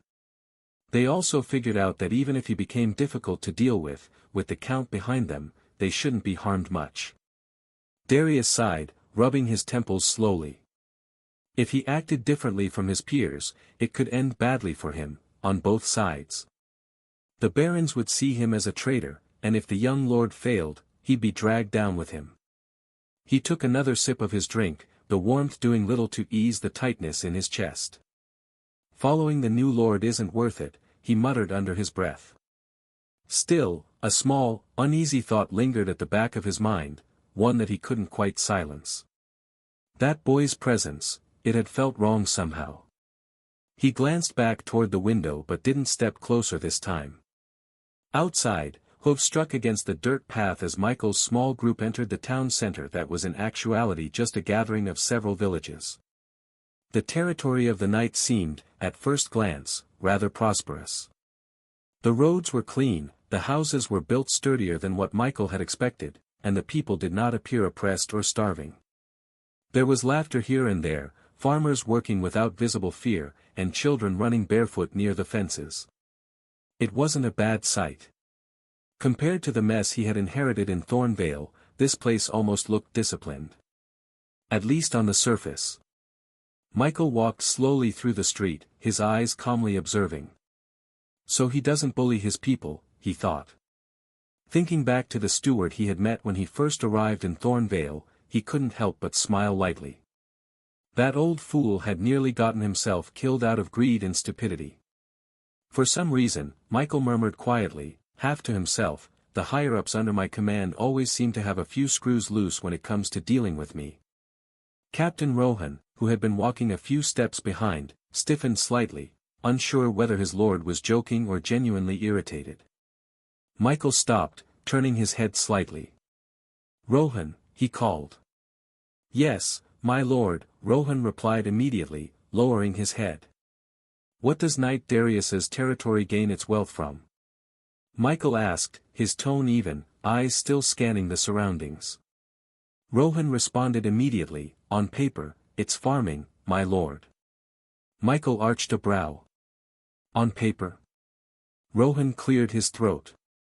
"Yes, but thanks to Miss Lyra's investigation, we've confirmed otherwise. This small territory actually has a large iron mine hidden deep in the forest valley near the territory. It's not registered with the kingdom or with Thornvale's records." Michael's gaze flickered, a faint glint of amusement and understanding passing through his eyes. "An unregistered mine," he said quietly. "So that's where the money's coming from." Rohan nodded grimly. "Exactly, my lord. It's operated privately. None of the revenue or ore is reported. From the information Miss Lyra gathered, the knight divides the profits between himself and the barons above him." Michael's lips curved slightly. "So that's what he's so confident about." Rohan's fists clenched. "It's treason, my lord.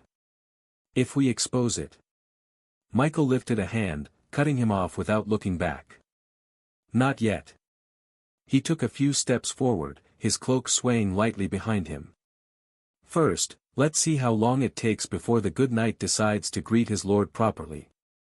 Rohan bowed his head deeply. "Understood, my lord." Michael smiled faintly. "And Rohan?" "Yes, my lord. If the people here seem happy, then that means Darius has at least done one thing right." The captain said nothing. He tried his best to understand where his master might be coming from, but to him, one good didn't necessarily justify one bad. Fortunately for him, Michael thought the same. A few minutes later, just as they finished their slow circuit through the territory lane and back toward the main road, a single rider trotted up from the direction of the castle. The rider dismounted well out of sword's reach, tugged off his helm, and bowed from the waist. "Honored sirs," he said, breath misting in the chill. "Forgive the delay. My lord sent me to receive you and guide you to the castle." He looked young, 20s, maybe, with dust on his boots, and a straight posture. His gaze flicked over Michael and Rohan, measured the disciplined formation behind them, and settled into a respectful stillness. He didn't know who they were, but he knew enough not to treat them lightly. As the two Michaels handled their double life, a girl and a certain youth stood in front of two game pods. The girl was Lily, the cousin of a certain necromancer, and the handsome youth was Jester, that same necromancer's undead. Right now, both of them were looking at the game pods with excitement. They were different from the one Michael had used to contain his body during his previous rank advancement and was clearly new. But since a new one had appeared in the house, an item worth millions at the moment, it could only have been gotten by one person in the family, Michael. However, though he was far from broke, he wasn't as rich as he used to be before his advancement. After all the resources he had spent preparing for it, his savings had taken a heavy hit. With less time on his hands as well, one could only wonder how he had managed to earn so much money again. The reason was simple. Michael had participated in something he never thought he would do in both his lives, smuggling. And not just any smuggling, but one that involved transporting materials from his territory in the land of origin and exchanging them at the academy for academy points. During the week he spent in the academy, Michael had finally understood how precious those points were. From buying knowledge and spell models to formulas, potions, and rare items, the possibilities were endless. With enough points, he could even purchase a rank 4 corpse. For a necromancer, that was an irresistible temptation. Fortunately, one could also exchange valuable materials with the academy. The market for such exchanges was limited, but it existed. Curious to test it, Michael took several rare materials from his territory's treasury, paying for them properly in gold coins, and traded them in the capital. The return was far greater than expected. That single decision changed everything. It was the moment Michael began to see his territory not just as a place for stability or seclusion, but as a resource he could develop and manage efficiently. The visit to the knight had been partly influenced by that realization. Michael didn't plan to sell his territory to the academy, but he wanted complete control over it. On his path toward becoming a rank 3 awakener, the academy was vital, and to function well there, he needed points. The two went hand in hand. With a growing sense of purpose, Michael decided to be a little indulgent and converted some of his academy credits into cash. Just a few days later, he received a message from someone unexpected, Jester. He had told his family to manage the undead carefully, but he hadn't expected them to actually give Jester a phone. Unfortunately, that was the limit of what they could do, since Jester didn't have an identity in the Federation. During their brief conversation, Jester reported on the situation at home. When the topic turned to Lily, Michael remembered his earlier intention to buy her a game pod so she could practice her skills in virtual reality. When Jester added that it would also benefit him, Michael hesitated for a moment before deciding to go through with it. He transferred the money to his aunt and asked her to buy 2 pods, one for Lily and one for Jester to share. Lily's eyes sparkled as she crouched beside the glossy new pod. "Since we've already created our accounts online, we can just log in directly from here," she said excitedly, glancing at Jester. "We'll finally be able to add ourselves inside the game." Jester smiled charmingly, his expression gentle and warm, the kind of smile that could melt through anyone's guard. "Of course," he replied softly. "I've already prepared everything. It would be a shame to keep our friends waiting, don't you think?" The girl nodded rapidly, her ponytail bouncing with enthusiasm. In the past week, Jester had indeed added an unexpected kind of life to the small household of 2. Aunt Mia often said she hadn't felt this light in months. His presence had a way of brightening the house, speaking politely, helping with chores, and even pretending to forget things just to make Mia laugh. For the first time since Michael left, the quiet little home didn't feel so empty anymore. Aunt Mia sometimes caught herself looking at him with a bittersweet smile, as though she was seeing the young Michael again. It reminded her of the days when she had watched over both her nephew and Lily when they were still children, running around the community without a care in the world. As for Lily, she found herself growing unexpectedly comfortable with Jester. He was nothing like the eerie presence she had first imagined the undead would be. If anything, he was considerate, funny, and strangely reliable. He even cooked, though his methodical precision sometimes made her uneasy. And while Michael didn't quite count as her brother, since he was older and technically her cousin, Jester felt different. With his high skill in mimicking human behavior, Jester played his role flawlessly. The family had grown closer in just a matter of days. At least to Lily, seeing him didn't feel irritating even if he wore her cousin's face. If anything, she had started to think that maybe, just maybe, her cousin's odd decision to leave Jester behind wasn't such a bad thing after all. "All right," Jester said as he straightened up. "Ready to see a new world?" Aside from the League game that was more of a duel-type experience, the Federation's influence seemed to have pushed the virtual gaming industry centuries forward in technological advancement. This obviously did not make much sense considering their sudden and simultaneous appearance, so most people agreed that rather than calling it something entirely new, though it still was for many, for those in higher positions, it probably wasn't. Perhaps they already had something better or wanted to promote a specific narrative, like the Supers League for instance, and decided to release these things now. For some odd reason, however, nearly 90% of all the new generation games were combat-related. Only a few companies released something different. This didn't cause the excitement to die down though. Thanks to the funds Michael provided and the Federation's initiative to encourage household-level virtual training, the game pods came preloaded with several games. The League was, of course, the most popular among them. Lily grinned as she scrolled through the holographic menu hovering above the pod. "It's all here: League, Wars Frontier, Abyss Runners, and even the Front War simulation our classmates used to talk about." Her voice carried genuine excitement. To be honest, one good reason the game pod had been bought was because of their classmates' influence. The Academy students constantly talked about the League, ranked duels, and VR combat training, making it sound like a daily necessity rather than entertainment. Lily had been easily convinced. However, even if Lily could be influenced by her peers, why was Jester, someone far more composed and mentally mature, had been influenced just as easily? The reason lay in Jester's greatest flaw, one that had grown stronger ever since he became Michael's undead and absorbed the memories of Li Fong, the cultivator. That flaw was curiosity.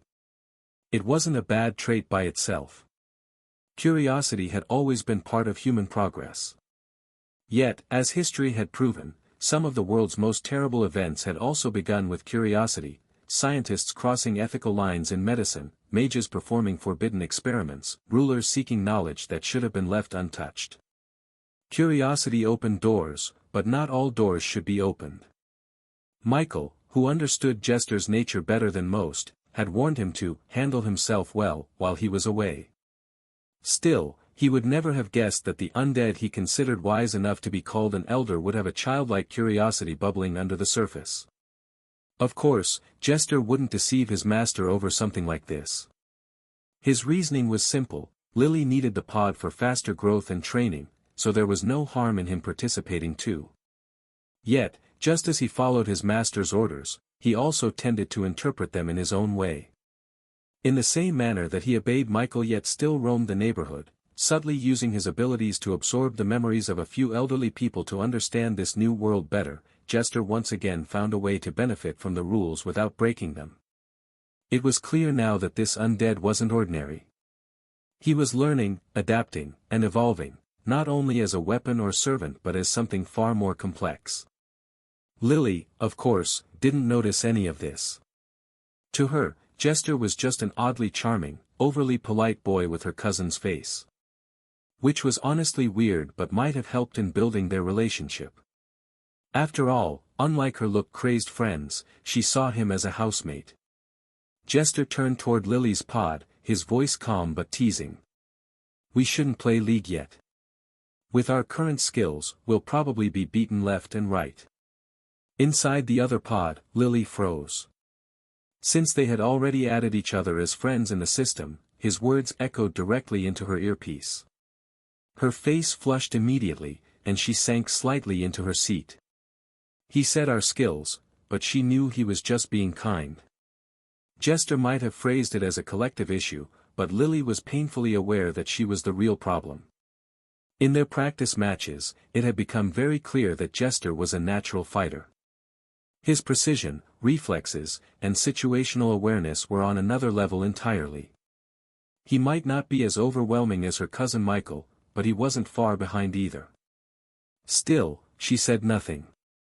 Besides, she already had a plan. Later. When he's busy recording, I'll sneak in and play League on my own. She sighed quietly. Jester had a habit, an obsession, really, of recording everything they did for data review. He said it helped them learn faster, but Lily suspected he just liked collecting information. If she really did get beaten badly, she couldn't let him have a video of it as proof. All right, Lily replied softly, forcing a smile into her tone. We'll start with something else then. Jester chuckled, his tone light. In the end it is still combat. But before League, we can warm up with other games. How about a war sim first? Lily peeked at her menu. Front War. Yes, he confirmed. Okay. They both tapped in. Account creation flickered by in a handful of prompts. Name, region, optional avatar. Jester set his to default after the old scanned his facial and body features. Lily did the same. According to what we saw online and in the game description, Jester said, scrolling through the text that appeared before his eyes, this game's about starting as a foot soldier for an organization called the Federation. We fight against alien races and try to push back their invasion or something like that. Lily hummed as she skimmed the same information on her end. It sounds exciting. Yeah, Jester replied with a small grin. Pretty much. But the cool part is that if we form a party, we'll get assigned together in the same squad. That was all the convincing Lily needed. Then let's do that. They both confirmed the setting. Next came the loadout screen. Alright, Jester said as the holographic models of weapons rotated in front of him. We get to pick a primary and a secondary. Lily's eyes scanned through the list. I'm going with a sword for close range and a gun for backup. I think it looks fun, Jester said. Then I'll do the same, Lily decided, selecting a sleek energy blade and a small pistol. The moment their selections locked in, the interface shifted again. The bright menu dissolved into a loading sequence of flashing lights and pulsing sounds. Initializing simulation. Faction assigned, the Federation. Deployment zone, Sector A-9, outskirts of Novan Ridge. Mission, defend the forward base from alien incursion. The words faded, and the world around them solidified. The roar of explosions thundered overhead, and Lily gasped as her boots sank into dirt. Smoke drifted over the ruined base ahead, and cries echoed in the distance. Her weapon felt heavy in her hands, the haptic feedback making it almost real. Jester appeared beside her, his uniform identical to hers. This was their first time stepping into a full virtual world. For Lily, the experience was overwhelming in both good and bad ways. Her eyes darted around, taking in every detail, the haze of smoke, the metallic tang in the air, the subtle vibration beneath her boots. It all felt too real. The wind tugged at her uniform, the faint static of comms crackled in her ear, and the ground trembled from distant explosions. She knew it was all virtual, yet her heart thudded against her chest as if she stood in a real battlefield. It wasn't fear of the technology, it was fear of how alive everything felt. And this was them still far from the main war zone. The thought of what the center of battle might look like sent a small chill down her spine. As for Jester, he was simply in awe. His gaze wandered over the holographic dust motes floating in the sunlight, the soldiers shouting orders, the fire flickering in the distance. To him, this was something straight out of imagination. In his mind, He couldn't help but compare it to the illusion techniques of the cultivation world he remembered from Li Fang's memories. Those illusions could trick the senses, yes, but this? This was something else entirely. It didn't just trick sight or sound. It recreated existence itself. The textures, the gravity, even the temperature, it was precise in a way that made illusion art seem ancient and crude. Technology has really gone beyond imagination, he murmured to himself. A notification flickered in their vision. Squad formation, complete. They turned around, and realized they weren't alone. 3 other figures stood a short distance away, clad in the same gray and blue Federation gear. Their names floated faintly above their heads when Lily focused her gaze. Iron Dog 42. Mira_shots. Rex Prime. Other players, Jester said curiously. Guess it's not just the 2 of us. Looks like it, Lily replied softly, her voice still filled with a mix of wonder and unease. Their own names glowed faintly in the corner of their HUDs. Lily missed. Jester void. Before they could say more, a 4th presence walked up to them, an NPC judging from the subtle blue outline and the lack of a name tag. The figure was tall, muscular, and wore a worn-out command coat draped over his armor.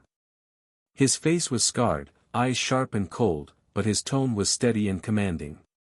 Welcome to Outpost 8-9, recruits, the man said, voice amplified through the squad's comms. You're Federation foot soldiers now. That means you follow orders, keep your head down, and don't die in the first 5 minutes. Lily swallowed hard, tightening her grip on her rifle. Jester, on the other hand, tilted his head slightly, a curious smile tugging at his lips. So even artificial people can sound this real. He whispered under his breath. The NPC continued, pacing before them. Your mission is simple, hold the ridge until reinforcements arrive. The aliens will test your defenses, and I expect you to fight back.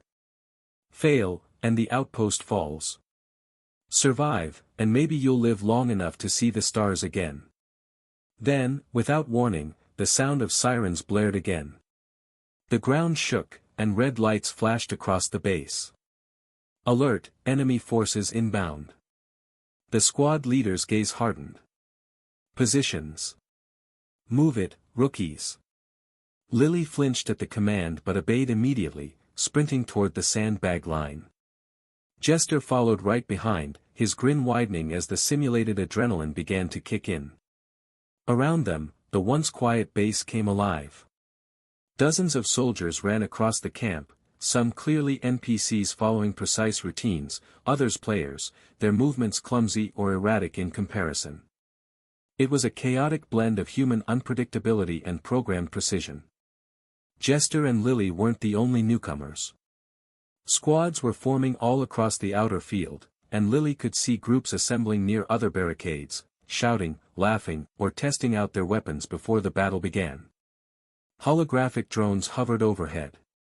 There are a lot of people here, Lily murmured, watching a formation of armored vehicles roll past them. Most are NPCs, Jester replied after a moment, but some, he pointed at a group where 2 soldiers were jumping repeatedly into a sandbag wall, are definitely real players.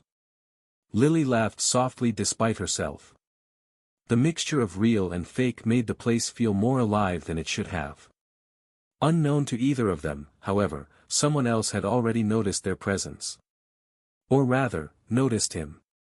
Far above the simulated battlefield, a hovering camera drone zoomed in on the squad below. Its operator, a popular game streamer known as Hexanova, was broadcasting live to hundreds of thousands of viewers. Okay, chat, Hexanova said, adjusting her headset as she scanned through the crowded outpost. Looks like we're dropping into a public session this time. Let's see what kind of chaos we can find before the aliens spawn. The chat flooded with emotes and scrolling text. Show us the new players. Nukes incoming. Bet half of them can't even aim. Her drone camera drifted past one squad, then another, until it caught sight of Jester standing beside Lily, his posture calm and his expression serious as he checked his weapon. Hexanova paused mid-sentence. Wait. Chat, hold on, does that guy look familiar to anyone else? The scrolling comments erupted again. Wait, is that Michael Norman? Bro, it's him. Phantom Spear, no way. He looks younger though. Maybe an alt account? Could be a player who messed around with their character design. Nah, even if that's possible, with the minimal freedom given to customize your character, you'd still look quite as you look IRL. Hexanova laughed when she saw the flood of messages but couldn't deny what her chat saw. On screen, Jester turned slightly, his expression detached yet quietly observant, the sunlight catching his raven black hair in a way that made the scene feel cinematic. Alright, she said with a grin, whoever this guy is, he's got the internet going wild right now. There were certain kinds of people who, once they became famous, rarely lost their fame. It could fade a little over time, but it was hard to disappear completely unless time itself erased it. These people could be called pioneers.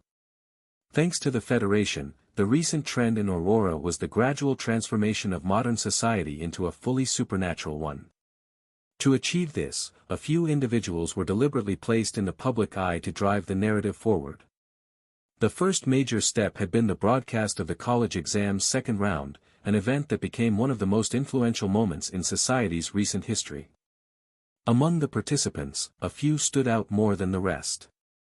As one of the few who demonstrated a rare spatial ability, something uncommon even among supernaturals, Michael's fame didn't diminish. It only grew as more footage and edited clips of him spread across the net. Among the youth of Aurora, there weren't few who knew of him. Many admired him, and some outright idolized him. Phantom Spear. A name Michael didn't quite like, as it didn't fit his profession, had nonetheless become popular across the net. With such a reputation, it wasn't hard for Michael to be recognized anywhere he appeared. Unfortunately for the streamer, Jester wasn't Michael. But at first glance, few could tell the difference.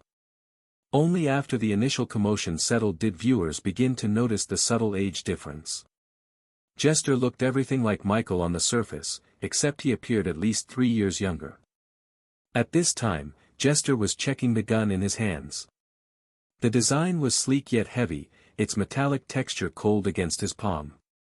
He studied the weapon carefully, his fingers tracing the smooth grip and faint digital markings along its side. Though he had barely spent more than a week in Aurora, Jester had already adapted with remarkable ease. Thanks to his high intelligence and his little information sessions with the neighborhood's elderly, friendly grandmas and grandpas who were more than happy to share stories about everyday life, he had absorbed more than enough cultural knowledge to pass as a native. Aside from a few gaps in common sense, Jester could easily blend into society. The gun's mechanism looked simple enough to him. He loaded, aimed, and fired a few rounds toward a distant target. The simulated recoil and vibration through his arm made him smile faintly. Impressive, he thought. The sensation was precise, artificial, yet close enough to reality to stir something in his mind. He rolled his shoulder and, out of habit, tried to feel the flow of power inside this body. Nothing answered. Jester eyebrow raised in realization. So this body barely left the physique of an average human and possessed almost no mana at all. A small spark of amusement lit his eyes. So abilities exist here, but they are leashed. The game seemed to want things that couldn't be brute-forced with power. A limiter like that only made it more interesting. His curiosity deepened, and his desire to explore this so-called game world finally took over.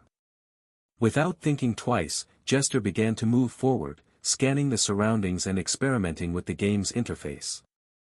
Little did he know that, at that very moment, he was already in the eyes of thousands of people watching the live broadcast. On Hexanova's stream, the camera drone zoomed closer as her chat exploded again. He's moving. Look at that form. Bro's checking the gun like he's in the army. No hesitation, no tutorial fumbling, he knows what he's doing. Confirmed. That has to be Phantom Spear. The stance, the focus, it's him. Why's he so calm though? Everyone else is panicking. Chat, this is giving main character energy. He even reloads like a pro. I swear, if this isn't Michael Norman, I'll eat my credits. Hexanova chuckled. She panned her view, tracking Jester as he advanced through the simulated battlefield, completely unaware of the storm of attention surrounding him. And so it began, the moment an undead pretending to be human unknowingly became the internet's newest obsession. Out past the wire, the current opponent finally showed itself. The HUD tagged them as Varkle. They were tall, slab-muscled, and wrapped in bone plates like crude armor with weapons like hooked javelins and cleaver-length blades. Where the Federation leaned on technology, the Varkle leaned on raw strength. Their shamans beat drum that spiked the courage of their warriors and dampened nearby electronics at times. Right now it was a stalemate. Plasma bursts stitched the ridge. Lily popped up from behind a sandbag and fired in quick bursts. Her rounds went wide or chewed dust a meter short. She bit her lip, adjusted, and kept trying. Slowly, she found herself adjusting to the game reality. Fortunately, though the sight was gory, there was no strange smell that enhanced it. Jester leaned over the sandbag, sight steady. He squeezed the trigger 3 times in a calm rhythm. Crack. Crack. Crack. All 3 rounds hit, but each struck bone plate where it was thickest, damaging the armor. The Varkle he tagged staggered but did not fall. If Michael had been there to see it, he alone would have known what to feel, recognizing in that moment a strangely familiar echo of a certain embarrassing memory from his past. Unlike a certain Necromancer, it didn't take Jester long to get the hang of aiming. His aim was already decent thanks to his natural advantages, and after a few more shots, he quickly advanced from good shots to deadly precision. Jester adjusted his stance slightly, eyes narrowing as he tracked another Varkle charging between the wreckage of metal barricades. He exhaled slowly and squeezed the trigger. Crack. The first shot tore through the alien's neck joint, right where 2 thick bone plates met. A fine spray of black ichor burst into the air as the creature's roar died in its throat. It staggered 2 steps before collapsing face first into the mud, its crude weapon slipping from its grasp and clattering beside it. Another Varkle came charging through the haze, its bone blade raised high. Its armored feet slammed into the ground with earth-shaking weight. Crack. The rifle bucked in Jester's grip, but his stance didn't waver. The bullet whistled through the air and struck the creature straight through the eye slit of its helmet. For a split second, it kept running, the body's momentum carrying it several meters before it crumpled, lifeless, at his feet. The soldiers beside him froze. Even the nearby NPCs, programmed with combat subroutines, seemed to falter mid-movement as if confused by the sudden efficiency of death. Lily, crouched beside a sandbag, fumbled mid-reload, staring wide-eyed. He didn't even miss. She whispered, voice trembling with awe. Iron Dog 42 whistled. Holy crap, man. You a pro or something? Jester didn't answer. His focus remained absolute. His hands moved fluidly, reloading with mechanical grace. The muzzle flashed 3 more times, each shot finding a weak point, an exposed knee joint, a throat gap, a shoulder seam. Every hit either crippled or killed. The NPC squad leader, standing a few meters away, turned briefly from shouting orders to glance at him. "You're doing great, lads," he said to no one in particular before barking new commands. Even the nearby NPC soldiers, coded to simulate emotional reactions, paused for a split second as if recognizing excellence. A few of them exchanged glances, murmuring simulated awe. Meanwhile, on the live broadcast, Hexanova's voice rang with excitement. "Chat, are you seeing this? He's literally soloing the left flank." Her chat exploded with messages. "He's not missing. What kind of aim is that? That recoil control though, he's a machine. If that's not Phantom Spear, then this guy's his clone." Lily ducked behind cover again, heart pounding. Jester fired another precise volley. 3 shots, 3 kills. Each impact left a burst of simulated gore and glowing data fragments. She swallowed, muttering, "He makes it look so easy." Jester's lips curved faintly, almost imperceptibly, a hint of satisfaction, maybe even amusement. He lowered his rifle for a second, assessing the chaos. The Federation troops were regaining ground. The Varkle advance slowed. Then, as another wave appeared over the ridge, Jester murmured softly, "Let's test something new." If Michael was to hear his tone, he would have felt a chill in his spine. It sounded harmless, but the time subtly contained something else. Jester steadied his breathing as the next wave of Varkle surged over the ridge, their guttural roars echoing across the battlefield like thunder. He fired again, and with each kill, a faint pulse stirred inside his chest. At first, he thought it was just an illusion of immersion, but then, as the corpses piled up and he noticed his physical capabilities and mana were increasing. Yet the improvement was strangely limited. It became clearer with every battle movement, this game didn't want its players to rely on supernatural power. Everything here demanded skill. It wanted mastery, not brute force. But Jester wasn't truly thinking about game balance. Because as his mana stirred and strength grew, something else awoke within him. The faint coppery gleam of the simulated blood splashing across his vision seemed to stir something primal in him. His pupils dilated, his breathing slowed, and for the first time since entering the pod, his calm smile deepened into something feral. A pulse of hunger. A desire he didn't understand, or maybe he did, but refused to acknowledge. He lowered his rifle as he drew the sleek, Federation-issued energy sword at his side. Then, with a voice low and trembling with excitement, he muttered, "Let's see how this body holds up." The mana inside him swirled. Jester's stance shifted, his muscles tightening in anticipation.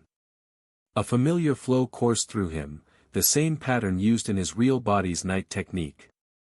Energy burst through his limbs, faint light streaking across his veins. The next second, he vanished from his squad's line of sight.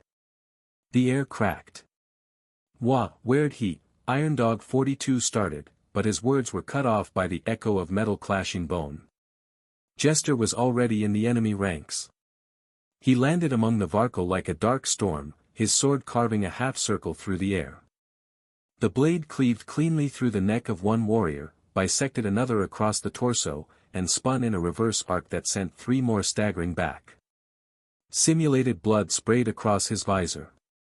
His body reacted instinctively, his strikes elegant and monstrous all at once. Even though the sight of blood here was fake, something inside him stirred violently. The deeper shade of red spreading in his vision made him feel alive, too alive. Lily, still crouched behind cover, could only stare in horror and awe as Jester's avatar blurred through the battlefield. On Hexanova's stream, the audience erupted. He switched to melee. That speed, holy crap, he's glowing. Do the phantom move. Chat, he's literally destroying them. Is that bloodlust? Why does he look like he's smiling? While others watched in awe as Jester tore through the battlefield, his strikes grew sharper, more vicious, more hungry. Every swing painted the air in red light. The Varkle warriors fell one after another, their heavy bodies thudding into the mud with hollow weight. Lily's hands trembled as she watched from behind her barricade. The players beside her, Iron Dog 42 and Mira_shots, stopped shooting entirely. They simply stared as Jester's glowing silhouette moved through the chaos like a specter. Is he enjoying this? Mira_shots muttered under her breath. Then it happened. Jester caught one of the Varkle by the throat, a hulking brute twice his size. The alien roared and swung its jagged blade, but Jester's hand tightened like an iron vice. The creature struggled violently, clawing at his arm, but Jester's smile only deepened. Lily's breath caught. Jester, what are you? Before she could finish, the Varkle's body began to shrivel. Its skin sank against its bones, its vibrant blue veins dimming to gray.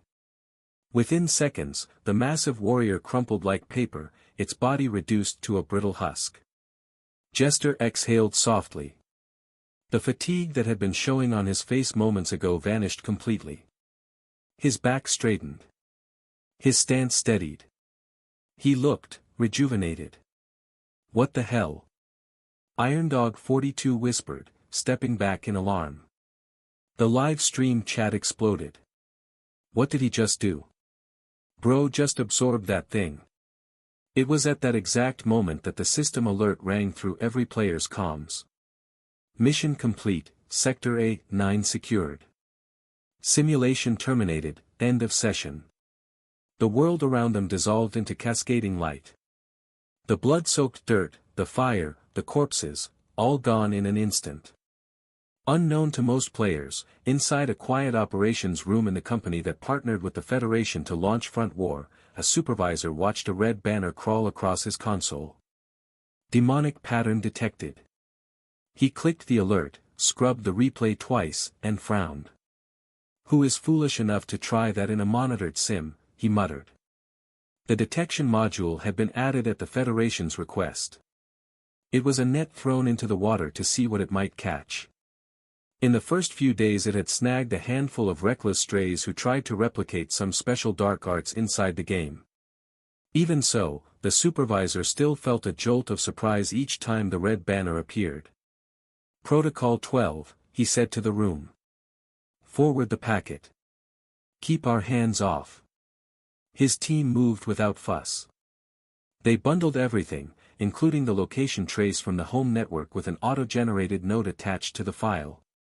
To Federation Liaison, unusual drain behavior consistent with proscribed techniques. Player coordinates attached. Send it, the supervisor said. He leaned back, already doing something else.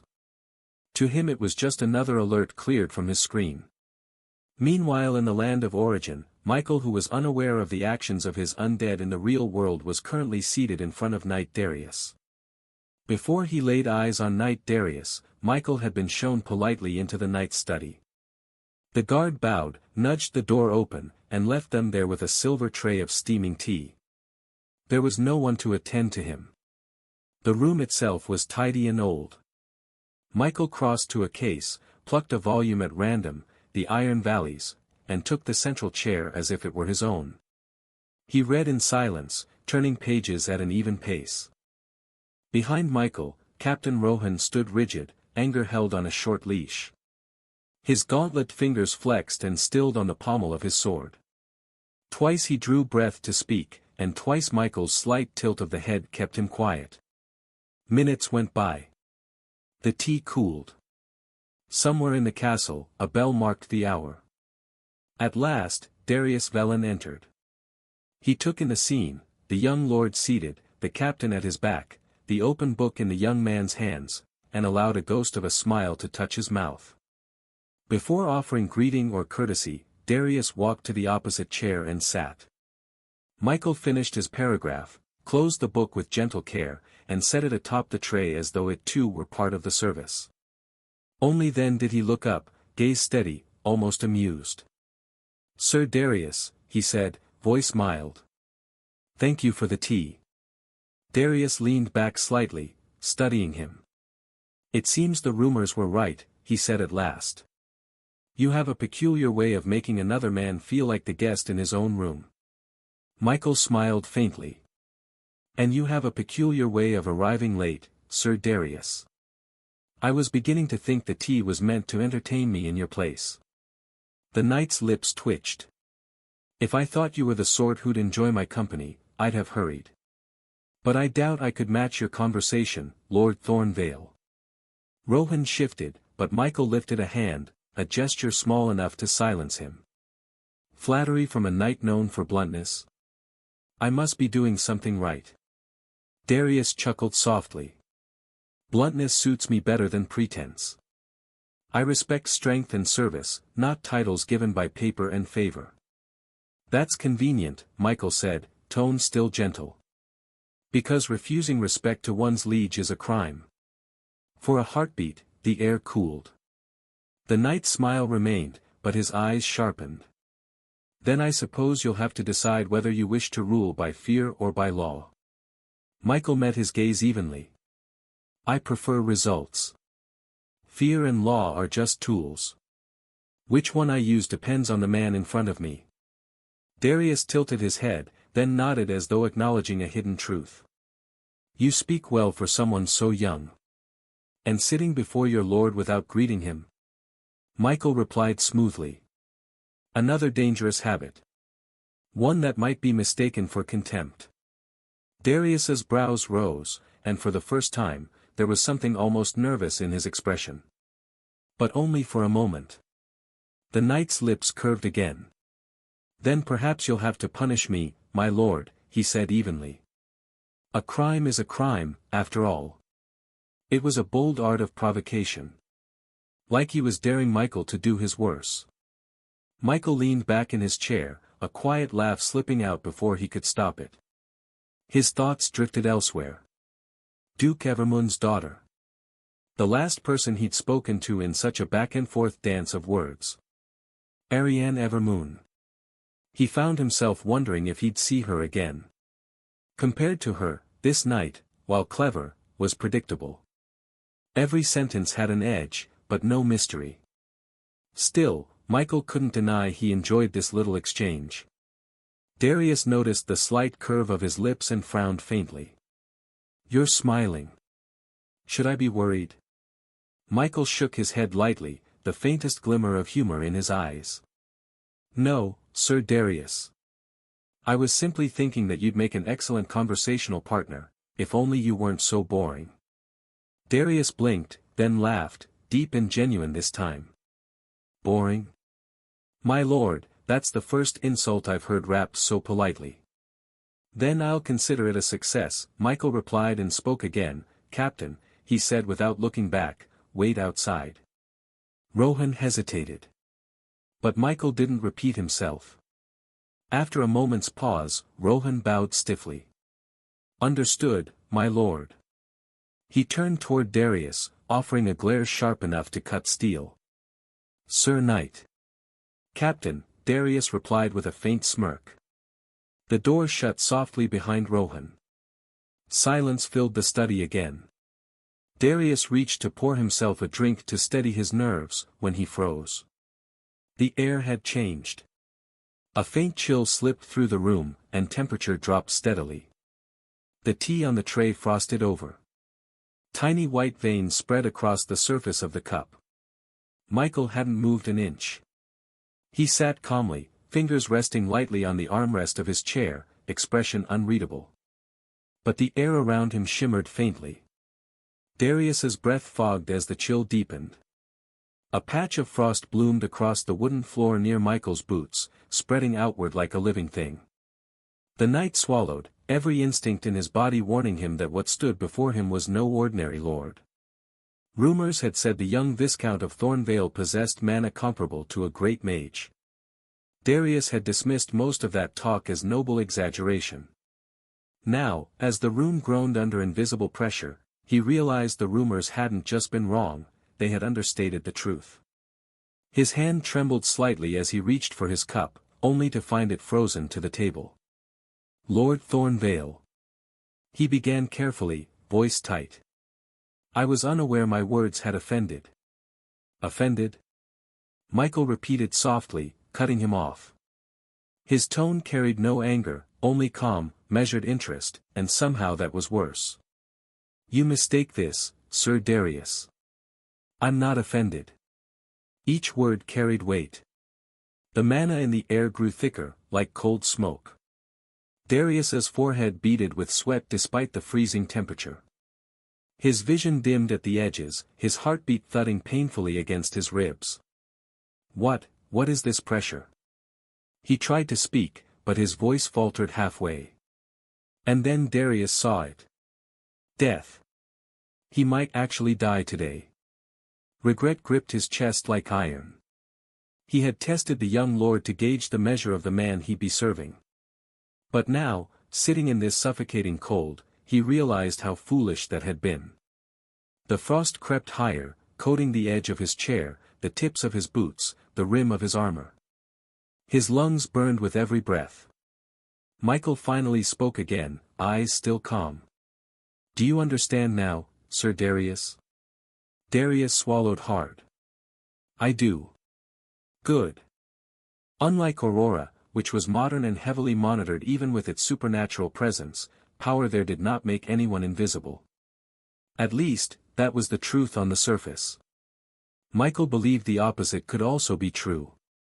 The stronger a person became, the fewer laws could touch them. But that was Aurora. This was the land of origin. Here, the world followed older rules. If there was no one stronger above you, your word became the law. Nobles could kill commoners and call it justice. Men without noble blood could rise by sheer strength and still be respected, even if they disrespected those of noble birth. Power ruled everything. Count Hallam could casually send an assassin after Michael and, if Michael had been just a lucky young man with a bit of talent, his death would not have mattered. The Count could even pay a fine or negotiate with Michael's family and move on as if nothing happened. This world was a food chain disguised as a civilization. In truth, it was much like the Awakener's belief that this place was a crucible for strength. The strong devoured the weak, and the weak who survived grew stronger in turn. Michael had tried using words first, his tone calm and polite. But Darius mistook civility for weakness. Since reason failed, Michael turned to the other method he had already mentioned, fear. Michael leaned forward slightly, his expression softening. Now then, Sir Darius, he said quietly. Smile for me. Darius blinked in confusion. My lord. Michael tilted his head, a small smile on his own lips. Do I look that frightening? Come now. Smile. The knight hesitated, but under that steady gaze, he forced a grin. It was awkward at first, then turned into something strained and uncertain. Michael studied it, amusement flickering in his eyes. Not bad. But it looks more like you're trying to be polite. Darius exhaled, still holding the uneasy grin. If it pleases you, my lord, I will practice more. Michael smiled in return, his tone growing oddly thoughtful. You know, Sir Darius, I find myself sad. The knight froze again, unsure where this was going. Sad, my lord? Yes, Michael said with quiet sincerity. Because you treated me poorly. Tell me, what should you do if you made your lord sad? Darius's throat tightened. His instincts screamed that this was no simple question. I would compensate, my lord. The moment he said it, Michael's eyes brightened, and his entire demeanor shifted. He clapped his hands together, the sharp sound echoing in the cold air. Excellent, he said, his voice suddenly cheerful. He turned his head toward the door, a wide smile now on his face. Captain Rohan, he called loudly, his tone full of warmth and mischief. Do come in. The heavy door creaked open almost instantly, with Rohan's eyes darting between Michael's bright expression and the pale, shaken knight. Rohan stepped fully into the room, but the moment he crossed the threshold, his breath caught. The air felt unnaturally cold. His eyes swept the chamber. The window panes were fogged over, and a thin layer of frost clung to the floor near Michael's chair. The silver tray on the table shimmered with frozen condensation. Even the untouched teapot had turned dull white from the chill. A faint shiver ran through Rohan. No wonder the hallway outside had felt strangely cool. Michael, sitting comfortably as if nothing were amiss, looked perfectly at ease. His calm smile only made the scene more surreal. My lord. Rohan stated, his voice tight. He glanced again at Darius, who sat stiffly in his chair, pale and drenched in sweat despite the freezing air.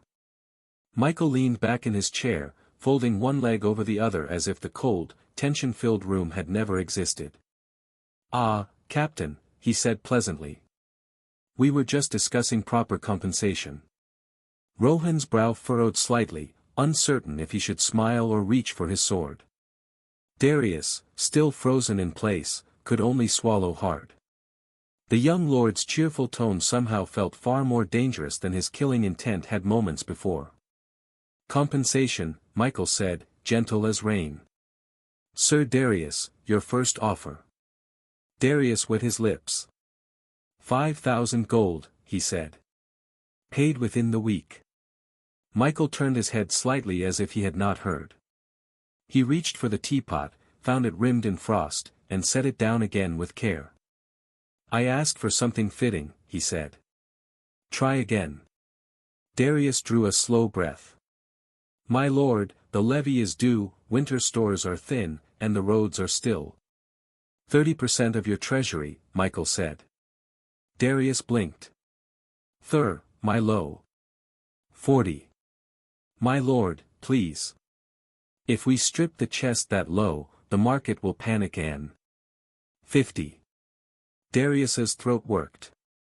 We can manage 40, with a bond for the rest in spring an. 60. He stared. We will not recover by spring.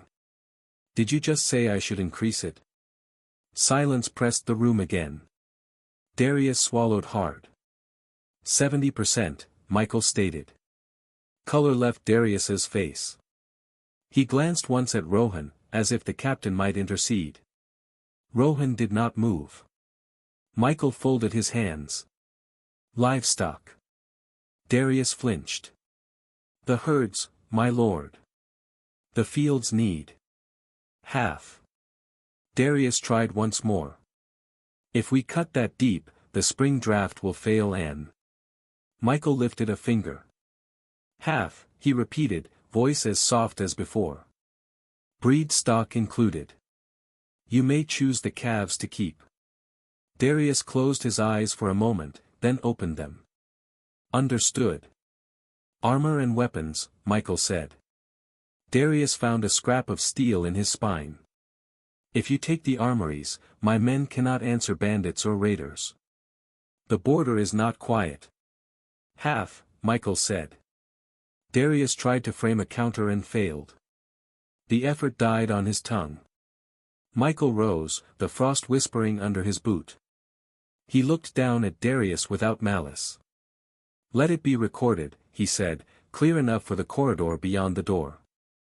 Sir Darius has promised me 70% of his treasury, half of his livestock, and half of his armor and weapons.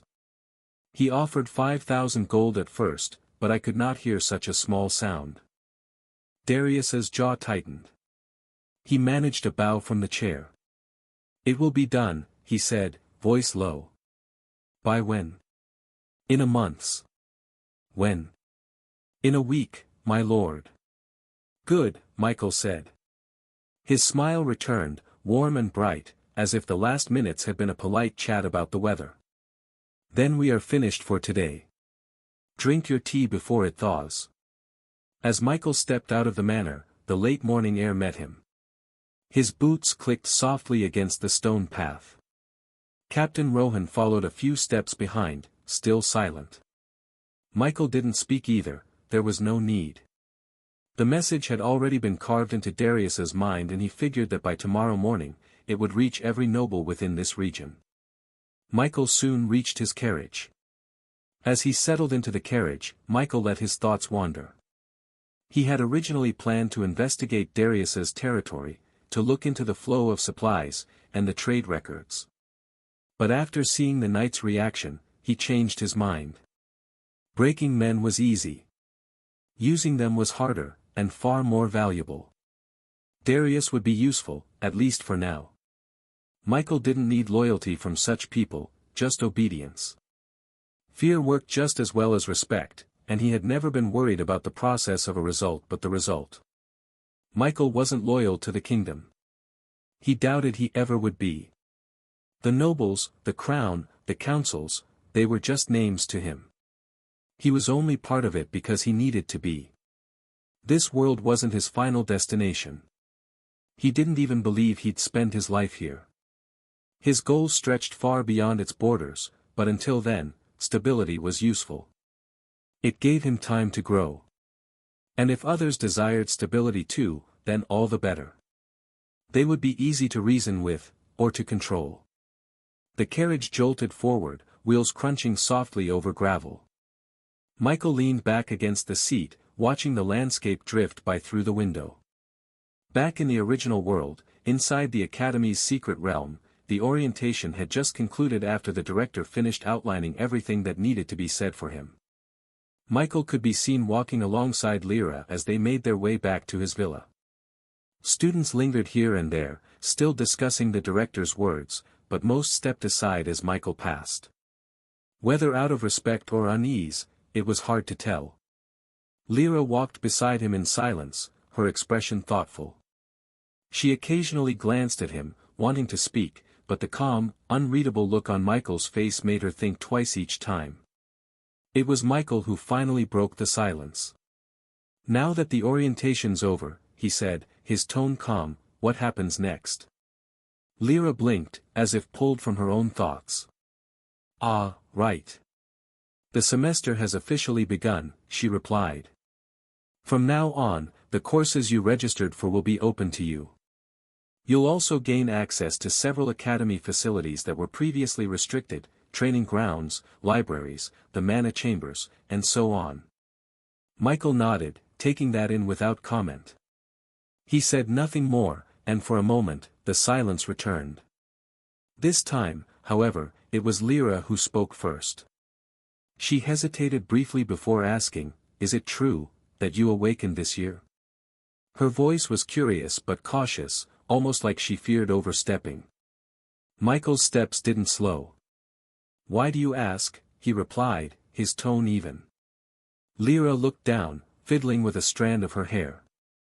"It's just, hard to believe." Michael glanced at her, an amused glint flickering in his eyes. "Do you think the director would lie about that sort of thing?" "For fun?" he asked.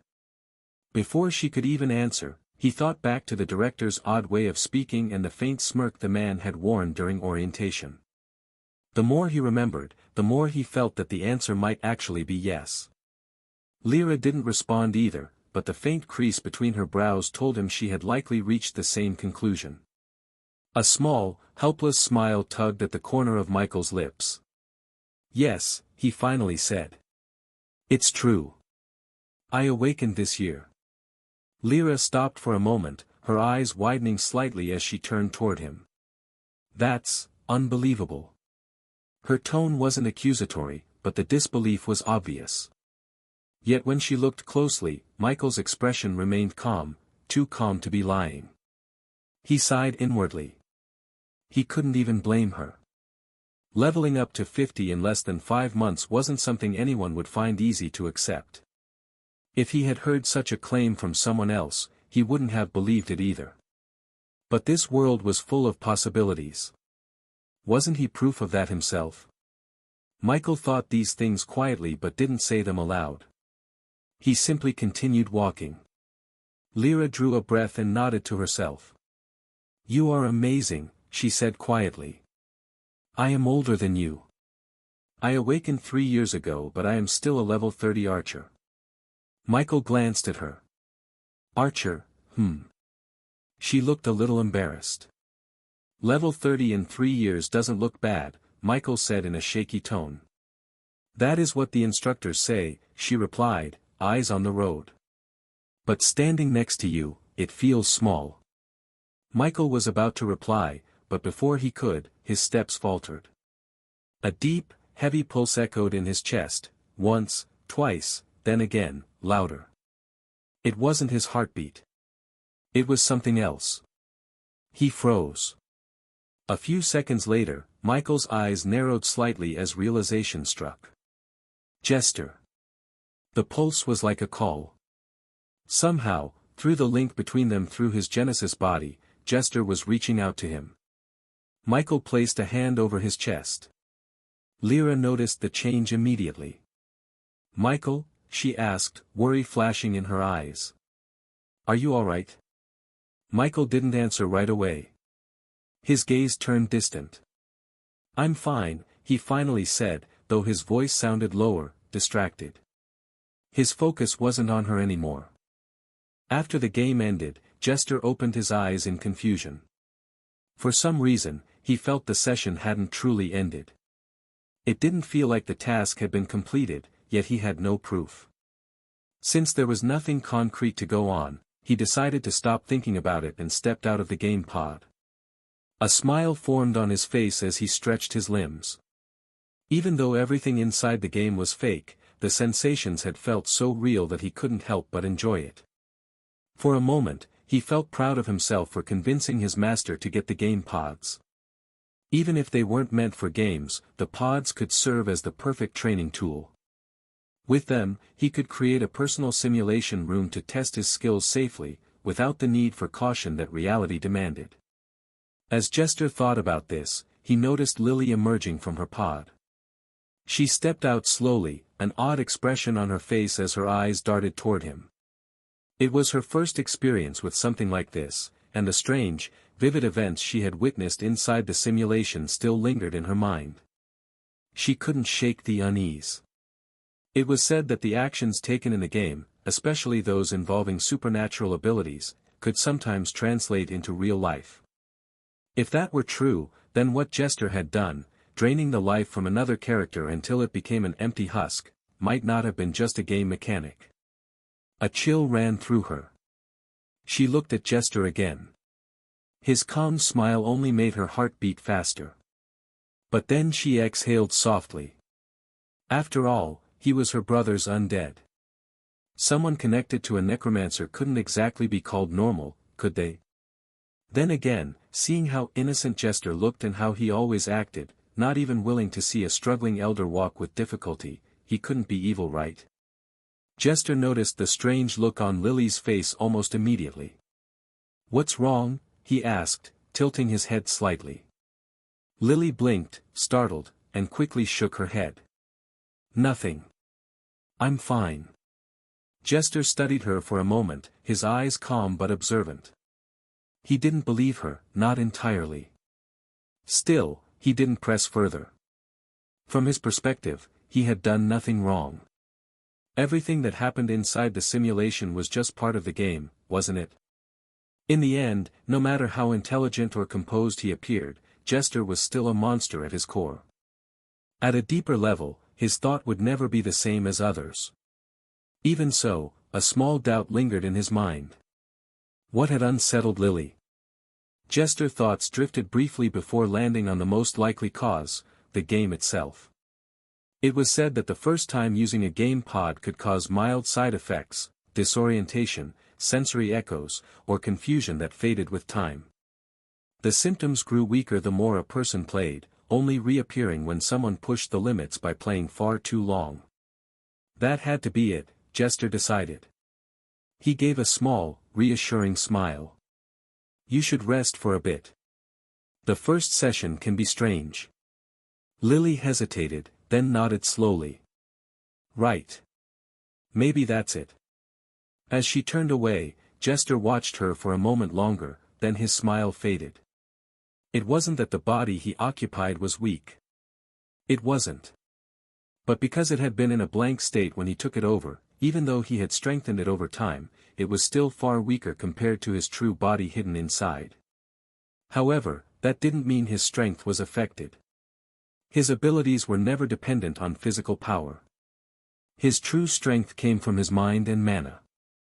With his real body's power still connected to him, Jester was as dangerous as ever. If that weren't the case, his master would never have entrusted him with protecting the family. Still, something was off. When Michael had first assigned him this task, Jester assumed there would be danger lurking nearby, perhaps assassins or spies watching from the shadows. But for weeks, nothing had happened. It made him think his master had only placed him here as a precaution, not because of any immediate threat. And looking at Aunt Mia and Lily's calm nature, Jester couldn't imagine them causing any trouble either. He had thought his work here would be uneventful for a long time. Until now. He was confused because, for some reason, 5 distinct energy signatures had appeared within his sensing range, and none of them were weak. Their mental defenses were average, which wasn't surprising. Even mages didn't always possess strong mental walls. But their vitality and aura told a different story. Based on what he could sense, the 5 figures surrounding the house were knights. And not ordinary ones either. Late morning traffic drifted through the open estate. Dog walkers, a courier on a scooter, a pair of joggers cutting across the cul-de-sac. The 5 operatives blended in with the flow, street clothes and sunglasses, each with a small in-ear comm that looked like a music bud. "Check," murmured one, pausing at a planter across from the target house. "Are we sure this is where the signal came from?" "Confirmed," 2 replied. "Owner?" "Female," 3 said. "Mia. Runs that new restaurant uptown. Reviews say it is popular." 4 crossed at the corner, pretending to text. "Anything noteworthy about the residents?" "Yes," 5 said. "The woman is the aunt of Michael Norman. The awakener from the public college exams." 1 watched a delivery van roll past the driveway. "And our target?" "The description says he looks like Michael Norman," 2 answered. "But records show Michael is logged in at college right now. Attendance and campus gate entries match." "So a lookalike," 3 said. "Or a faker," 4 added. "Could be using dark arts to mimic the real one to avoid suspicion from the original close aides." 1 adjusted his cap and leaned on the planter. "Rules of engagement. We confirm identity first. If it is the real Michael, we stand down and pass it up. If it is an imposter, we contain and hold." "Understood," 4 said. "I can take the doorbell and talk our way in." 4 started toward the walkway, phone in hand, already crafting a polite smile and a deliveryman tone in his head. "All right, I'll take the doorbell," he said into the comm, voice low. He didn't get the chance. Before his finger reached the bell, the door opened. A boy stood there. A handsome teenager with striking green eyes, dark hair, and a bright, disarming smile that felt completely out of place. The target. 4 froze. The description matched perfectly with the original. But the face, it looked younger. 4 hesitated. Something was wrong. If the imposter was so easy to notice, why hadn't the original relatives reported? Were they compromised? Threatened? The thought barely formed when the teenager tilted his head, blinking in mild surprise. "Oh," he said, voice light and curious. "I wasn't expecting anyone outside. Who are you?" The tone was friendly. 4, with a smile on his face, was about to speak when suddenly, in an instant, his mind went blank. It was as though someone had pressed a switch inside his skull. The world dimmed at the edges, thoughts dissolving into a soft, gray fog. The tension in his body vanished, and his eyes lost focus. Jester's pleasant smile didn't waver as he stepped aside. "You should come in," he said gently. Without hesitation, 4 nodded and walked past him, his movements smooth but mechanical. The front door closed behind them with a soft click. Jester turned the lock. Outside, the remaining 4 operatives froze. 4. 1 called quietly through the comm, no response. 2's breathing grew audible over the line. Did he mute his channel? No, 5 said after a second. His tone was grim. Static hummed faintly in their ears. None of them spoke for a long moment. 1 clenched his jaw. "Hold position," he. The atmosphere around the house shifted. Finally, the strongest among them, a tall man standing by the far lamp post, exhaled. "I'm going next," he said. 1, wait. But he was already moving. The strongest among them moved swiftly, cutting across the street with his coat fluttering behind him. His eyes locked onto the front door, and a faint metallic sheen flickered beneath his skin, a sign of mana-forged reinforcement. He wasn't going to make the same mistake as 4. The moment his boot touched the first step, the door opened again. Jester stood there, the same calm, bright smile on his face. There was no warning. The knight lunged forward, fist coiled with raw aura, intent on knocking the boy unconscious before he could speak another word. The blow whistled through the air. But before it landed, a blur moved between them. Crack. The sound of bone meeting reinforced flesh rang out. 4, expression empty, eyes dull, had intercepted the strike with his forearm. The impact sent a shockwave through the porch tiles, scattering dust and small stones.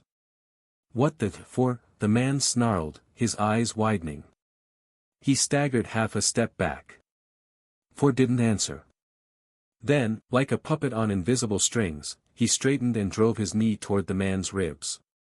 The strongest operative barely blocked in time, his forearm numbing from the force. He's controlled, he shouted over the comm. Pull back. One's voice barked through the channel, but it came too late. Jester's smile widened just slightly as his eyes glowed faintly green. The night blinked once and suddenly everything went silent. His breathing slowed, his stance loosened, and the color drained from his face. The aura around him flickered, then vanished completely. He turned, calm and expressionless, stepping aside like a loyal guard returning to post. 1. 2 whispered. Nothing. All 3 froze. They already knew. Without another word, the remaining 3 shot into the air above the estate, scattering to gain a wider view of the area. From below, Jester squinted up at the sky. His green eyes shimmered faintly. Oh, he murmured. They can fly.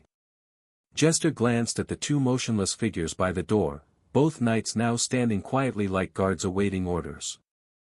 The ground around them bore faint cracks from the earlier impact, small tendrils of dust still drifting in the air. The tiles had fractured beneath the force of the blocked punch. He sighed softly. This place isn't fit for a fight, he muttered. His master would not be pleased if the neighborhood was damaged or the attention of the authorities was drawn. He turned his gaze upward again. The 3 figures circling above glinted faintly in the sunlight, their auras barely restrained. They were scanning for him, cautious now, their movements sharp and defensive. He could sense the tension in their mana flow. They wouldn't approach easily, not after seeing 2 of their comrades fall without a sound.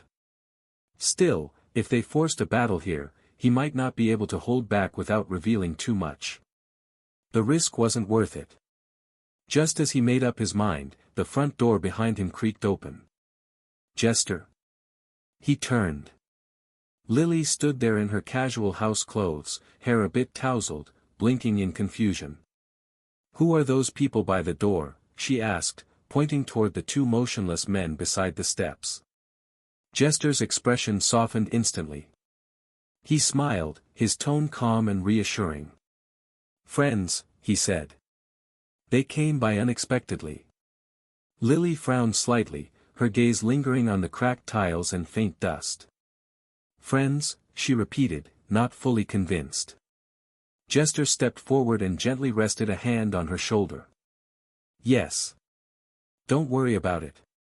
You should stay inside for now, all right? I'll be back soon.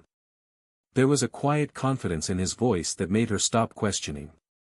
She hesitated, then slowly nodded. Okay, she said softly. Be careful. Jester's smile lingered as he turned away. Once she closed the door, the warmth vanished from his expression. He looked up at the sky again, green eyes faintly glowing. Let's move this somewhere else, he whispered, his voice low and cold. With that, the air around him rippled, his form blurred, fading like smoke on the wind as he vanished from the doorstep. When Jester reappeared, he was already in the woods outside Brightgate City. Pine and tree leaves swayed in the wind. Jester exhaled slowly, his form stabilizing as faint green light faded from his eyes. Good, he muttered. No civilians here. Not that he cared for others, to be honest. His master's commands just limited him to some actions. The silence in the woods lasted only a heartbeat. From above, 3 streaks of light tore through the canopy, blue, crimson, and green. The sky lit up with mana flares, followed by a series of concussive bursts. Blades of compressed air and radiant spears rained down, smashing through trees and rock alike. Jester's eyes widened slightly. They started already? He had the two controlled knights by his side hurriedly protect him. For a moment, he was genuinely surprised. He hadn't expected them to strike without hesitation, especially while their two comrades were still alive, though under his control. Branches burned. Craters formed. The forest smelled of ozone and splintered bark. He frowned, feeling mild irritation tug at the edge of his calm. So they've already written them off as dead. Recalling his master's earlier orders, Jester had not killed the first two. He had only fractured their consciousness, suppressed the thinking mind and taken command of the subconscious. They could still breathe, their hearts still beat, and with rest they could even recover. The control wasn't permanent, it was a delicate balance that avoided permanent damage. But their allies clearly didn't know that. "This is troublesome," he murmured. Jester had assumed they would hesitate, try to rescue their companions, or at least attempt contact before attacking.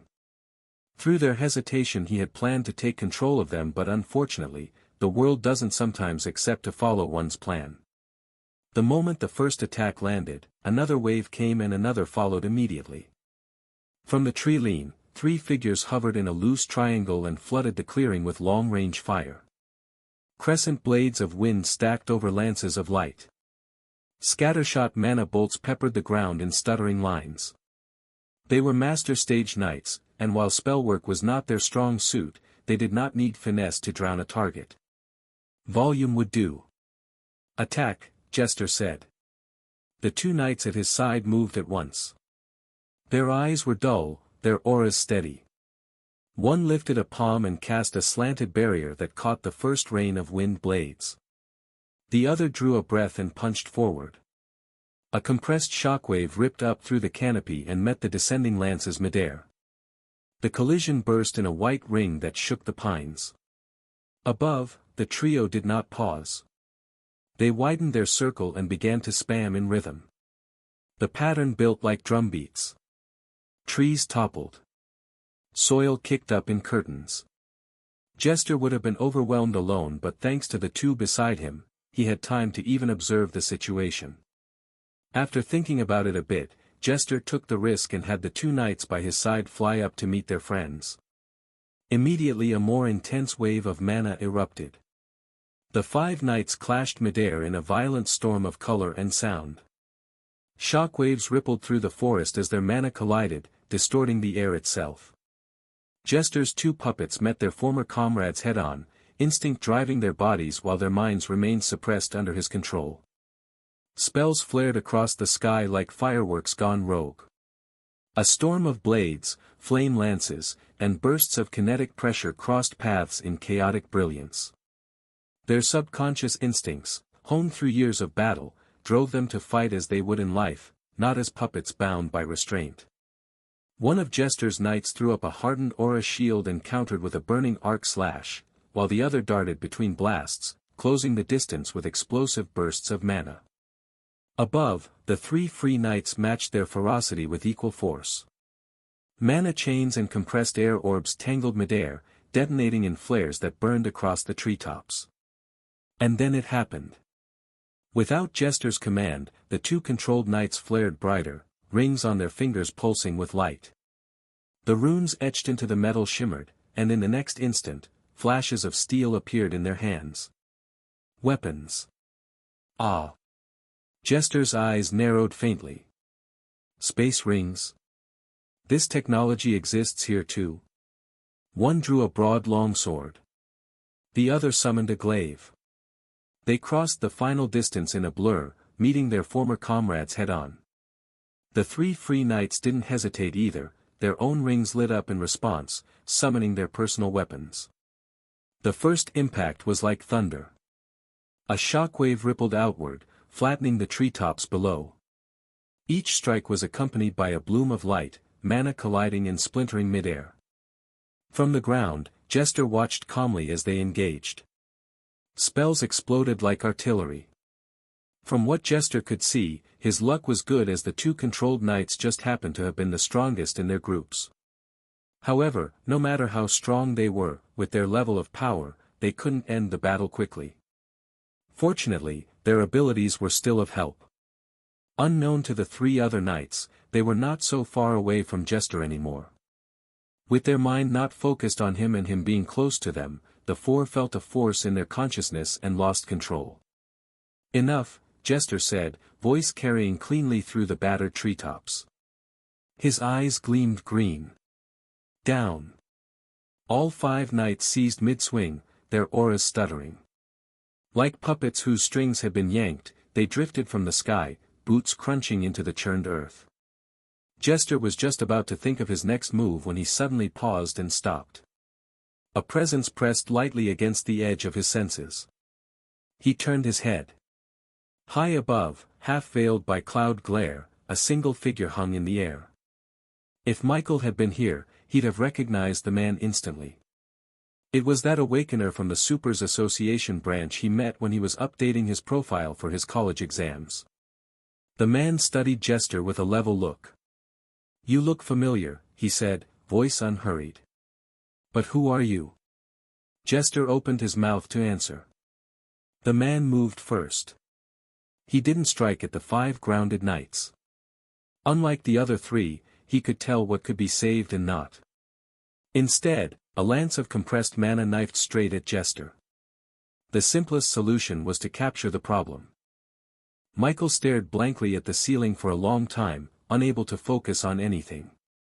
An uneasy weight pressed on his chest, one that refused to fade no matter how much he tried to reason it away.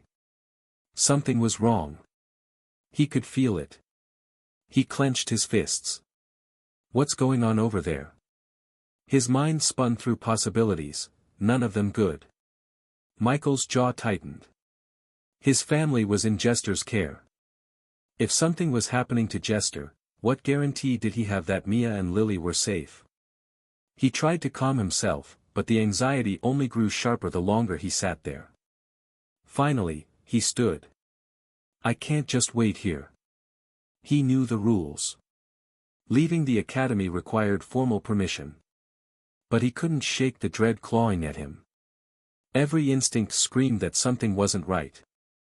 After pacing once more, he came to a decision. If he couldn't leave on his own, he'd ask for permission. And there was one person who might grant it. Without wasting another moment, Michael rushed out of his villa. His destination, Instructor Yola's office. The corridors of the administration wing were nearly empty. Michael's footsteps echoed sharply against the polished floor. A passing student tried to greet him, but one look at his expression made them stop midway. By the time he reached the office hall, his breathing had steadied, but his mind hadn't. He raised a fist and knocked once, firmly. "Enter," came a crisp voice from inside. Michael pushed the door open, his steps firm but his expression strained. Instructor Yola looked up from a stack of glowing reports, her brows lifting slightly at the sight of him. The faint light from the mana lamps reflected off her golden-rimmed spectacles as she set her pen down. "Michael Norman," she said evenly, her tone calm yet sharp, "you look unsettled. What brings you here?" Michael didn't waste a moment. "Instructor, I need to leave the academy." Yola blinked once. "Leave?" Her expression hardened. "You know that's not permitted without authorization." "What's the reason?" Michael hesitated only for a heartbeat before replying, his voice low but steady. "I think something might have happened to my family." For a brief moment, silence filled the room. Instructor Yola's eyes narrowed, her instincts telling her there was more behind that vague statement. She was about to question him, to ask how he could possibly know something had happened from this far away, but then she stopped herself. She let out a quiet sigh and rose from her chair. "Asking for leave should be submitted in advance," she said after a moment, her tone softer now, "but based on the situation, we'll make do." Michael blinked, surprised by her quick decision. "Follow me." Without waiting for him to respond, Yola moved around the desk and headed for the exit, her heels tapping briskly against the floor. Michael trailed behind her, trying to suppress the growing anxiety in his chest. Soon, they stepped out of the realm. She turned to Michael. "You will be under my observation, so this will have to be logged manually." I'll handle the permissions later. Right now.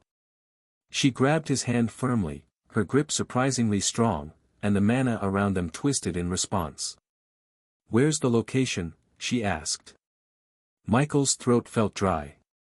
Brightgate City, he said quickly. Hold on tight, Yola said simply. Before he could even answer, the world around them blurred. This wasn't the first time Michael had been teleported by someone. His first experience had been with Teacher Brian, the second with Princess Priscilla in the Land of Origin, and now this was the third. However, compared to the first two, Instructor Yola was clearly far more powerful. At least, Michael had never imagined that a 5-hour journey by car could be covered in less than 5 flashes of light, and that was even when Instructor Yola didn't seem to know his exact destination. Michael exhaled shakily. It was surreal. But he didn't have the time to be amazed.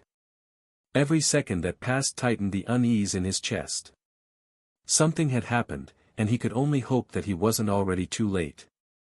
High above the clouds, the world stretched endlessly. Wind rushed past, cool and thin, carrying the faint scent of rain. Instructor Yola and Michael cut through the air in silence, their figures little more than blurs of dot to anyone far below. From this height, Brightgate City unfolded beneath them like a living map. Which area? The instructor asked without looking at him. Michael's eyes scanned the distant landscape when he caught sight of a familiar residential block. There. That's my house. Yola followed his gaze, then nodded. Hold on. The clouds twisted, the world bending around them as space folded once more. A flash of light swallowed their figures, and the next instant, they stood before the gate of Michael's family residence. Michael didn't hesitate. He released Yola's hand and sent a wave of his perception forward, the air around him rippling faintly as his mana spread into the building. Every trace of aura within the house came alive in his mind's eye. When he sensed the familiar signature of his cousin, calm and unarmed, a small breath of relief escaped his lips. But the unease in his chest didn't fade. His eyes shifted toward the porch. The ground before the door was uneven, cracks running through the tiles. Something had happened here recently. The fact that Jester wasn't in the house proved this. Now, another issue appeared. Where was Jester? For this, Michael didn't think too much and simply focused on the feeling deep within him. Within a certain range, he could sense the presence of his Genesis body. However, the farther the distance, the weaker it became until it faded completely. Whether this limitation came from the nature of his Genesis body or his current level of strength, he couldn't tell. But for now, the range was enough. Michael found the location and turned toward his instructor, hesitation flickering in his eyes. He could head there himself, but it wasn't like he could just leave without attending to her. Unlike his earlier panic, the situation didn't seem as dire anymore. His family appeared to be safe, or at least, mostly so. The familiar life signature of Lily within the house told him that much. He hadn't checked on Aunt Mia yet, but knowing she was likely still at her restaurant in the busy city center, she should be fine. Though the urge to confirm it personally gnawed at him. But now, the whole situation feels awkward.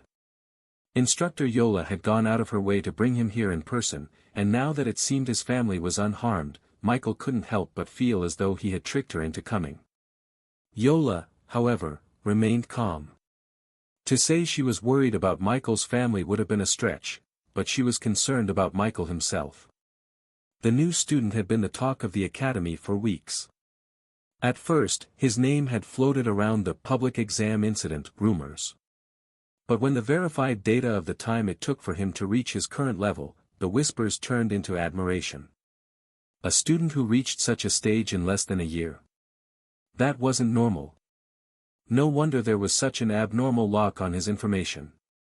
Someone like this wasn't ordinary. For Yola, helping him now wasn't a waste of effort. Even if nothing came of it, establishing goodwill with a rising powerhouse at no cost was far from a bad investment. When she noticed the hesitation in Michael's face, a small, knowing smile curved her lips. She had already scanned the house and its surroundings with her own perception earlier. There was no immediate threat. But the cracked porch tile said enough. Something had definitely happened here. Michael stood quietly before the door, his gaze lingering on the faint crack spreading across the porch tiles. He took a breath and reached out, pressing the doorbell. For a few seconds, nothing happened. Then, the sound of light footsteps echoed from within, followed by the creak of the latch. The door opened just slightly, revealing Lily's cautious face peeking out. Her brows were furrowed, her grip tight on the frame. "Who?" she began, but the rest of her words died as soon as she saw who it was. "Brother Michael." Her eyes widened, surprise flashing into relief. Just because she lacked life experience didn't mean she was naive. The cracks on the porch, and Jester's sudden disappearance earlier, all of it had made her uneasy. But seeing Michael standing there now, calm and real before her eyes, made that heavy worry fade, if only a little. She exhaled softly, tension slipping from her shoulders. "You're back," she said. Michael smiled faintly. "Yeah. Are you all right?" Lily nodded quickly, stepping aside to let him in.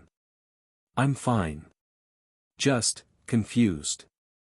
Jester left a while ago and he's not back yet." Michael's expression tightened, though he kept his voice even. "Did anyone else come here?" She shook her head. "No one. At least, not inside. But..." Her eyes flicked toward the porch again. "There was a loud noise earlier, like a thud. When I came out, those cracks were already there. Jester said it was nothing and told me to stay inside, and there were 2 men with him at that time too." Lily then turned her gaze toward the woman standing beside Michael. The lady's presence was impossible to ignore.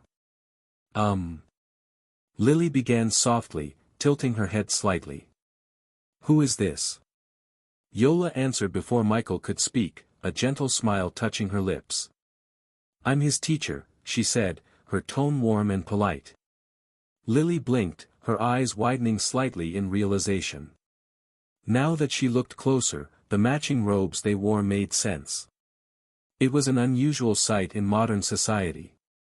Yet on the 2 of them, it didn't look out of place. If anything, it gave off a noble, almost regal air. For a brief moment, Lily felt a quiet awe. The woman before her didn't seem like a regular instructor. There was a grace and quiet authority in her movements. "I see." Lily murmured, bowing her head slightly out of respect. "Thank you for coming with my brother." Yola smiled faintly, her gaze softening. "It's no trouble," she said. He seemed worried, so it was only natural to help. Michael glanced at Yola with a hint of gratitude before turning back to Lily. "Stay inside, all right? We'll check things out and be back soon." Lily nodded quickly, her worry fading a little more now that both of them were here. "Be careful." "And is it fine I did not text Mom?" she said quietly. "It's fine." Michael gave her a reassuring nod as she closed the door. "So what now?" Michael, biting back the instinct to rush off on his own, turned to look back at her, uncertainty flashing in his eyes. "Instructor, can we head to another location?" Her brows rose slightly, but there was no hesitation in her voice. "Of course." Michael turned his gaze back toward the skyline, closing his eyes briefly to strengthen his connection. He raised his hand and pointed in the direction of the forest that framed the city's edge. "There," he said. Yola gave a short nod. "Understood." The air around them and before Michael could blink, the familiar streets of Brightgate vanished, replaced by the dark canopy of a forest stretching endlessly below. The scent of burning would hit him first. Then the deep, rumbling tremors underfoot. Yola's expression turned serious as her gaze swept over the forest canopy below. Michael narrowed his eyes and followed her gaze. From their height, he could see faint ripples of energy tearing through the air. Trees shook violently under the shockwaves. Then he saw it. A single figure floated in the sky above the clearing, calm yet surrounded by chaos. Below him, 5 other figures darted through the air, their auras fierce and violent. The awakener's name was Mike. For him, the day had begun like any other day. That was until a particular notice caught his attention. A wave of violent mana activity had been recorded just outside Brightgate City. Normally, such incidents were handled by the city's protection division, but this one was different. The energy reading exceeded the division's safety threshold, bordering on a level they weren't qualified to contain. As protocol dictated, the case was quickly escalated to the Supers Association for higher-level response. Being one of the senior figures in the association, permission to deploy had to go through him first. But instead of sending a team, Mike, out of a mix of curiosity and intuition, decided to go himself. According to the report, the danger level was estimated below rank 3. For someone of Mike's caliber, that was the equivalent of a light workout, hardly a threat worth worrying about. At least, that's what he thought. When he arrived at the coordinates, the situation was far from what he expected. The forest was torn apart, mana residue still hanging thick in the air, but the battle was already over. The shock came not from the destruction, but from a lone figure. Mike's eyes had widened slightly. He recognized that face, or rather, he thought he did. It was similar to a young man he'd met at the Supers Association branch just a few weeks ago. Yet, the person before him looked younger. Stranger. Whatever the case, what he was seeing couldn't be ignored. The figure, this jester, was using some kind of technique to control 5 Master Stage Knights at once. The moment Mike saw that, the mission shifted from mere suppression to containment and capture. Still, things didn't go as smoothly as he expected. Even with his overwhelming advantage in strength and experience, the opponent refused to crumble. The controlled knights served as perfect shields, forcing Mike to hold back to avoid harming them, while the strange youth exploited every opening. To make matters worse, each time he focused his mana, a sharp mental disturbance struck his consciousness, a psychic interference that blurred thought and disrupted flow. Mike's irritation mounted. It wasn't enough to harm him, but it was constant. This was no ordinary opponent. Currently, it was a stalemate. Just as Mike gathered his energy to press the advantage, the air changed. A crushing pressure rippled through the air like a tidal wave. The mana in the air froze, every thread of energy trembling under the sheer weight of the aura that suddenly spread across the sky. Mike's breath hitched. What? Even Jester's expression shifted, as both he and Mike turned toward the source almost at the same time. High above, the clouds parted like curtains before a storm. 2 figures hovered in the sky, their presence commanding instant silence. One radiated a calm but oppressive authority, the other carried a familiar aura. "It's you," Mike muttered under his breath. Jester, on the other hand, froze in place. His gaze flicked to the young man, and though his face remained composed, there was a flicker of recognition in his eyes. His master. He was the last person either of them expected to see here. Instructor Yola's gaze swept over the scene below. Her eyes narrowed slightly. When she spoke, her voice was calm, almost gentle, yet carried a weight that made even the air heavier. "Can this meeting be paused for a moment?" she said. "So you're saying this is your undead?" Currently, there were 4 people in the room. Mike sat across from Instructor Yola and Michael, while Jester stood quietly behind them. After hearing Mike's question, both Yola and Michael turned slightly, their gazes meeting the calm, expressionless face behind them. Unlike Michael, who appeared composed now, Yola and Mike both wore uncertain expressions. They knew what undead were. But this one. Was this truly an undead? Jester stood there with perfect posture, eyes alert, his breathing steady. His aura, though faint, carried the rhythm of life. If one didn't know better, they would have thought he was simply another student.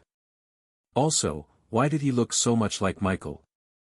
They wanted to say a lot, but knowing they might touch on matters that bordered on secrets, a taboo among awakened circles, they chose silence. Still, while many thoughts went unspoken, what needed to be said had already been said. The silence lingered for a moment longer before Mike finally sighed and leaned back in his seat. "All right," he said, tone even but edged with curiosity. "Let's move to something practical then, registration and compliance." Michael blinked. "Compliance?" "Yes," Mike replied, adjusting his badge slightly. "You may not know this, but any supernatural creature, whether it's a tamed beast, a spirit, a construct, or in your case, an undead, must be registered with the association if they are going to be active in public area. There's a creature tax for each one, scaled according to its strength and rank. Think of it as a license fee for operation." Michael frowned. "A tax?" Yola chuckled softly beside him. "It's more like an operational fee like he sacked," she said. "Think of it as part of maintaining public order.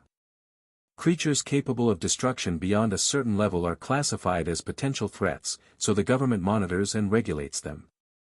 It's not too different from registering weapons or advanced technology." Mike nodded. "Exactly. Creatures like this, especially those at rank 1 and above, has to be logged into the database. Their owner, or summoner, has to pay an annual tax. The higher the power level, the higher the fee." He paused briefly, his tone growing firmer. "And if your undead has been active in public without registration for an extended period, that's technically a crime under federal law." Michael's heart sank slightly. "A crime?" "Not a major one if they kept a low profile," Mike added quickly, though his gaze remained serious. "But depending on the situation, it could lead to fines or temporary confiscation until proper verification. Fortunately, since we intercepted the incident before it caused irreversible damage, you'll only get an expensive punishment."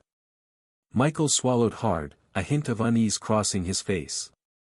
He hadn't even known such laws existed, but thinking about it now, it made sense. If everyone could summon or control powerful beings without oversight, the world would be in chaos. "I didn't know," he admitted quietly. "No one told me about this." "That's normal," Yola said with a small, understanding smile. "After all, you're still a new supernatural. Also, there are benefits too to this tax." Michael looked up, surprised. "Benefits?" She nodded. "The greatest one is that they can gain an official identity and be classified as citizens of the Federation. With this, there's no difference between them and the natives of Aurora. At least on the surface, they can even apply for regular job positions." Her lips curved into a faint smile as she added, "With the Federation now promoting supernatural awareness, don't be surprised if, in the future, you walk into a hotel and see a cat receptionist greeting you at the counter." Michael exhaled, tension easing just a little. "So, as long as I register him, there won't be trouble?" Yola nodded with a smile. Mike leaned forward slightly, resting his elbows on the table. "Well, there's still one thing you should be aware of," he said, tone steady but informative. "The fees themselves aren't cheap. They're divided into tiers, rank 1, rank 2, rank 3, and so on. The higher the rank of the creature, the more the registration and maintenance costs increase."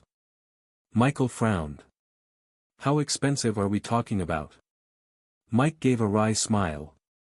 "For a creature like yours, one capable of matching the power output of a peak master stage cultivator, you're looking at something around $5 million annually. It can go up or down depending on combat records or association rating." Michael's heart squeezed. "5 million, he echoed, struggling to process it. Yola chuckled lightly beside him, clearly amused at his reaction. "It's not as bad as it sounds," she said. "The Federation has subsidies for Academy affiliates, so you might even qualify for a discount. In any case, this tax is only necessary if your undead is going to be active in the public." Michael nodded slowly, though his mind still lingered on the figure. After a few seconds of hesitation, he spoke again, voice uncertain. "What about rank 3 creatures?" That question made both adults pause. Mike raised an eyebrow while Yola's eyes widened, a flicker of surprise and realization passing through them. "Rank 3. Mike repeated. You have one of those? Before Michael could answer, Yola's lips curved into a faintly astonished smile. He does, she said softly. If I'm not mistaken, he actually has two. The room went silent for a heartbeat. Mike blinked, then let out a low whistle. 2 rank 3 undead. His expression shifted between disbelief and admiration. Then with a bit of difficulty he continued speaking. For reference, each rank 3 creature costs nearly $30 million a year to register. Michael felt his pulse spike again. 30 million, each? Yola smiled faintly at his expression. Well, she said, amusement lacing her voice, welcome to the higher world, Michael. Power always comes with its price. Yola leaned back slightly, her smile softening. Also, keep in mind that while that sounds like a lot, it won't be hard for someone like you to gather if you work hard. Michael nodded faintly, though a hint of pain crossed his face. I understand, he said, his tone low. Still, that's a lot. Still, that's a lot. Yola's eyes glimmered with amusement as she continued. Think of it as an investment, she said gently. If your undead have abilities or qualities that hold value, they can even pay their own tax. Michael blinked, processing her words. So, they can earn their own tax. Exactly, Yola replied, smiling knowingly. Many tamers, necromancers, and summoners already do this. Some even run entire businesses with their creatures' help. With the supernatural world now becoming more known, this method is becoming increasingly common. Mike nodded in agreement. Michael went quiet for a moment and thought it through. Between Jester and the others in his harem of contracts, he had more than one undead that could pass for human if needed. None were like Jester, though, which meant they did not need public paperwork as long as they stayed in the dark. If he ever needed them in the open, at least he now knew the path to make that legal. I will register him, Michael said at last. That is good, Mike replied, then he raised a hand before anyone could relax. Before that, let us talk about damages. Michael felt his stomach dip. Damages. Mike tapped a tablet, and a slow scroll of images and numbers appeared. Michael rubbed his brow. Am I in trouble? Michael was really starting to regret releasing Jester in Aurora, but unfortunately there was no pill for regret. If it's just public damage, especially since it happened in a forest and there were no civilian casualties, there won't be many issues. You'd only need to pay compensation, Mike said kindly. The main issue is the 5 nights you're undead controlled. Mike scrolled through the report on his tablet, his expression turning serious. According to the medical assessment from the branch healer, the 5 nights are stable. They were in shock when we found them, suffering from severe mental backlash, disorientation, and short-term memory fragmentation. Nothing fatal, but the healer classified it as psychic trauma caused by forced mental control. He looked up. They'll recover with extensive treatment, but that doesn't change the fact that the damage happened under your undead's actions. Michael's heart sank. So, what does that mean? It means, Mike said, his tone tightening slightly, that while the physical injuries are minimal and the mental effects are temporary, it still falls under the category of assault on government personnel. Those nights were Federation staff on active duty. Intentional or not, this technically classifies as a federal offense. He paused, letting the words settle. Even if your undead acted independently, you are still its master. By law, that makes you responsible. For a moment, the room was quiet. Then Yola's voice cut through the tension. I disagree, she said flatly. Mike blinked, turning to her. Excuse me. You're mistaken, Yola continued, resting an elbow on the table. It wasn't an assault, it was an act of self-defense. Even Michael, who was being defended, turned to look at her in disbelief. Self-defense? Really? Mike's face reddened slightly, though he forced his tone to remain civil. Instructor Yola, with all due respect, the report clearly states. I've read the same report, she interrupted, her tone calm but unyielding. And what it also states is that the government dispatched 5 knights to apprehend an unregistered entity, one that had no prior record of aggression and was, at the time, performing a harmless act inside a simulation. She tilted her head slightly, her eyes narrowing. Your people attacked first. My students Undead merely reacted to being ambushed. Mike's jaw tightened. That's protocol, he said sharply. Apprehend first, confirm later. If we stop to investigate every case before acting, half the demonic supernaturals captured this month would still be roaming free. Yola smiled faintly, her tone polite but her words not. And yet, not all who appear suspicious are enemies. If a knight draws a blade on a harmless entity, that entity has every right to defend itself. It's instinct, not malice. Yola, unfazed, turned her gaze toward Jester, who had been standing silently behind Michael the entire time. Tell me, she said, her tone softening as though speaking to a child. Was I wrong? Jester blinked, startled by the sudden question. His eyes moved from Yola to Michael, then back again. Wrong? He repeated slowly. Yes, Yola said with a smile that almost looked innocent. When they came for you, what exactly were you doing? Jester tilted his head, clearly confused by the direction of the question. I was testing the simulation, he said simply. It was my first time inside that kind of environment. I was only experimenting with my abilities. Yola nodded encouragingly. And what's your strongest element affinity? Darkness, Jester replied without hesitation. It's my dominant element. Everything I use is derived from it. Exactly. Yola turned back toward Mike, her tone laced with quiet triumph. So tell me, what could an undead with a high darkness affinity possibly do if he wanted to cast a spell in a virtual test environment for the first time? Refuse to use his own mana? Pretend to be a light mage? Mike's lips pressed into a thin line. Even Michael was speechless.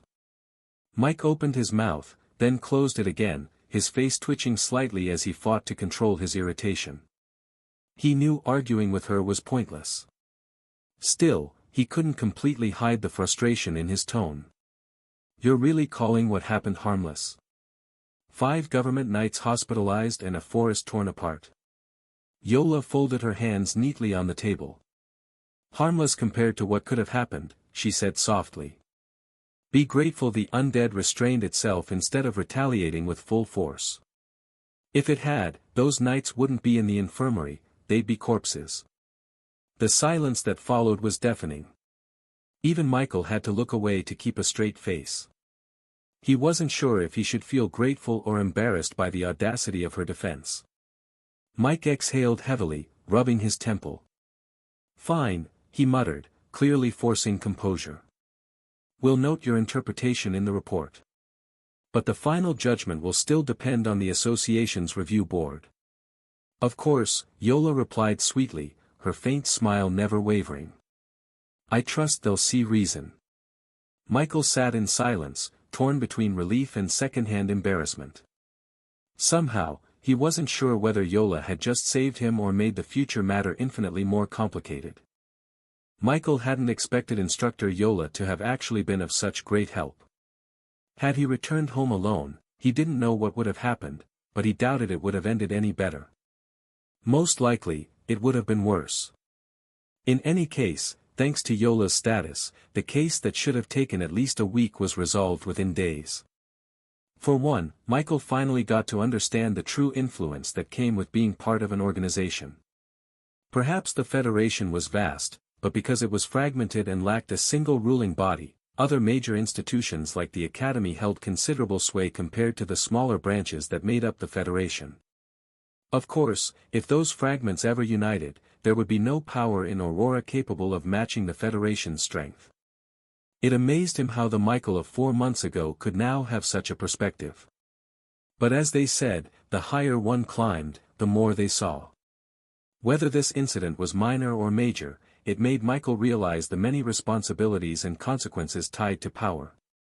After the matter was settled, Instructor Yola left immediately for the academy. She couldn't remain away for too long, no matter how important she considered Michael. Still, he owed her one now, and that favor brought them a bit closer. Before leaving, she had told Michael to return to the academy as soon as he was done. Her voice had carried a sense of urgency, which made Michael less inclined to linger. Having now seen firsthand the advantages that came with being part of the academy, he began to value it far more. Unlike before, when he had been slightly reluctant to leave his family's side, he now accepted it more readily. Right now, in front of Michael was Jester, and the two were in his room back at his family's house. Lily was at school and Aunt Mia was at work, so only Michael and Jester were home. Unlike the past 2 days, when he had repeatedly reprimanded the undead over the incident, Michael was much calmer today, the third day since it happened. Regardless of how the situation had unfolded, it was undeniable that Jester's actions had ultimately been carried out under Michael's orders. Fortunately, the matter had been resolved, and Michael had already given Jester a strict warning. Only after confirming that the undead fully understood did he stop. That was also why he chose not to bother Jester today. Michael leaned back in his chair and looked at Jester quietly. Now that you have an official identity, it'll be easier for you to blend into society. Jester, who stood near the window, nodded silently with a hard-to-see glint of light in his eyes. Michael studied him for a few seconds, a small trace of pride crossing his face. Not only are you an official mage now, he said thoughtfully, you're also an official knight too, and somehow, you've reached Chi Gathering level 3. Jester tilted his head slightly, unsure how to respond. It just happened while I was practicing, he said honestly. Michael smiled faintly at that. Back in the land of origin, Ace was still struggling at Chi Gathering Stage 1. This was evidently due to a difference in talent, along with several other contributing factors. In truth, Jester shouldn't even be a level 3 Chi Gathering cultivator. Not because he was slow, but because he wasn't focused on a single path. He was walking multiple at once, mage, knight, and cultivator. Had he devoted himself fully to just one, he might already have surpassed the early stages of whichever system he chose. Even so, his growth speed was absurd. And when Michael remembered that this was only the strength of his clone, he couldn't help but feel a surge of amazement toward himself. Okay, try it now, Michael said, giving the order. This was the reason he had stayed home even though his family wasn't around, and the reason he'd kept Jester with him instead of sending him to school with his cousin. He was preparing to test a particular skill that had recently resurfaced for him. Memory infusion. Watching Jester's rapid growth, not just in cultivation but in knowledge, had given Michael the idea. The Undead's foundation was solid, built upon the memories of a certain evil cultivator, and that made him more fundamentally knowledgeable than Michael in many areas. The thought had sparked something in Michael's mind. But before he could confirm that, he needed to test it for himself, though deep down, he already had a strong feeling it would work. A few seconds later, a series of panels appeared before Michael. You have learned basics of muscle control. You have learned basics of mana control. You have gained basics of knight cultivation technique. It felt like a stream of memories was being downloaded directly into his mind. His heart raced for a moment before he forced himself to calm down. Letting out a quiet sigh, Michael picked up a phone from the table and handed it to Jester. Inside were his essential apps, his bank accounts, the Supers Forum, and the Academy portal.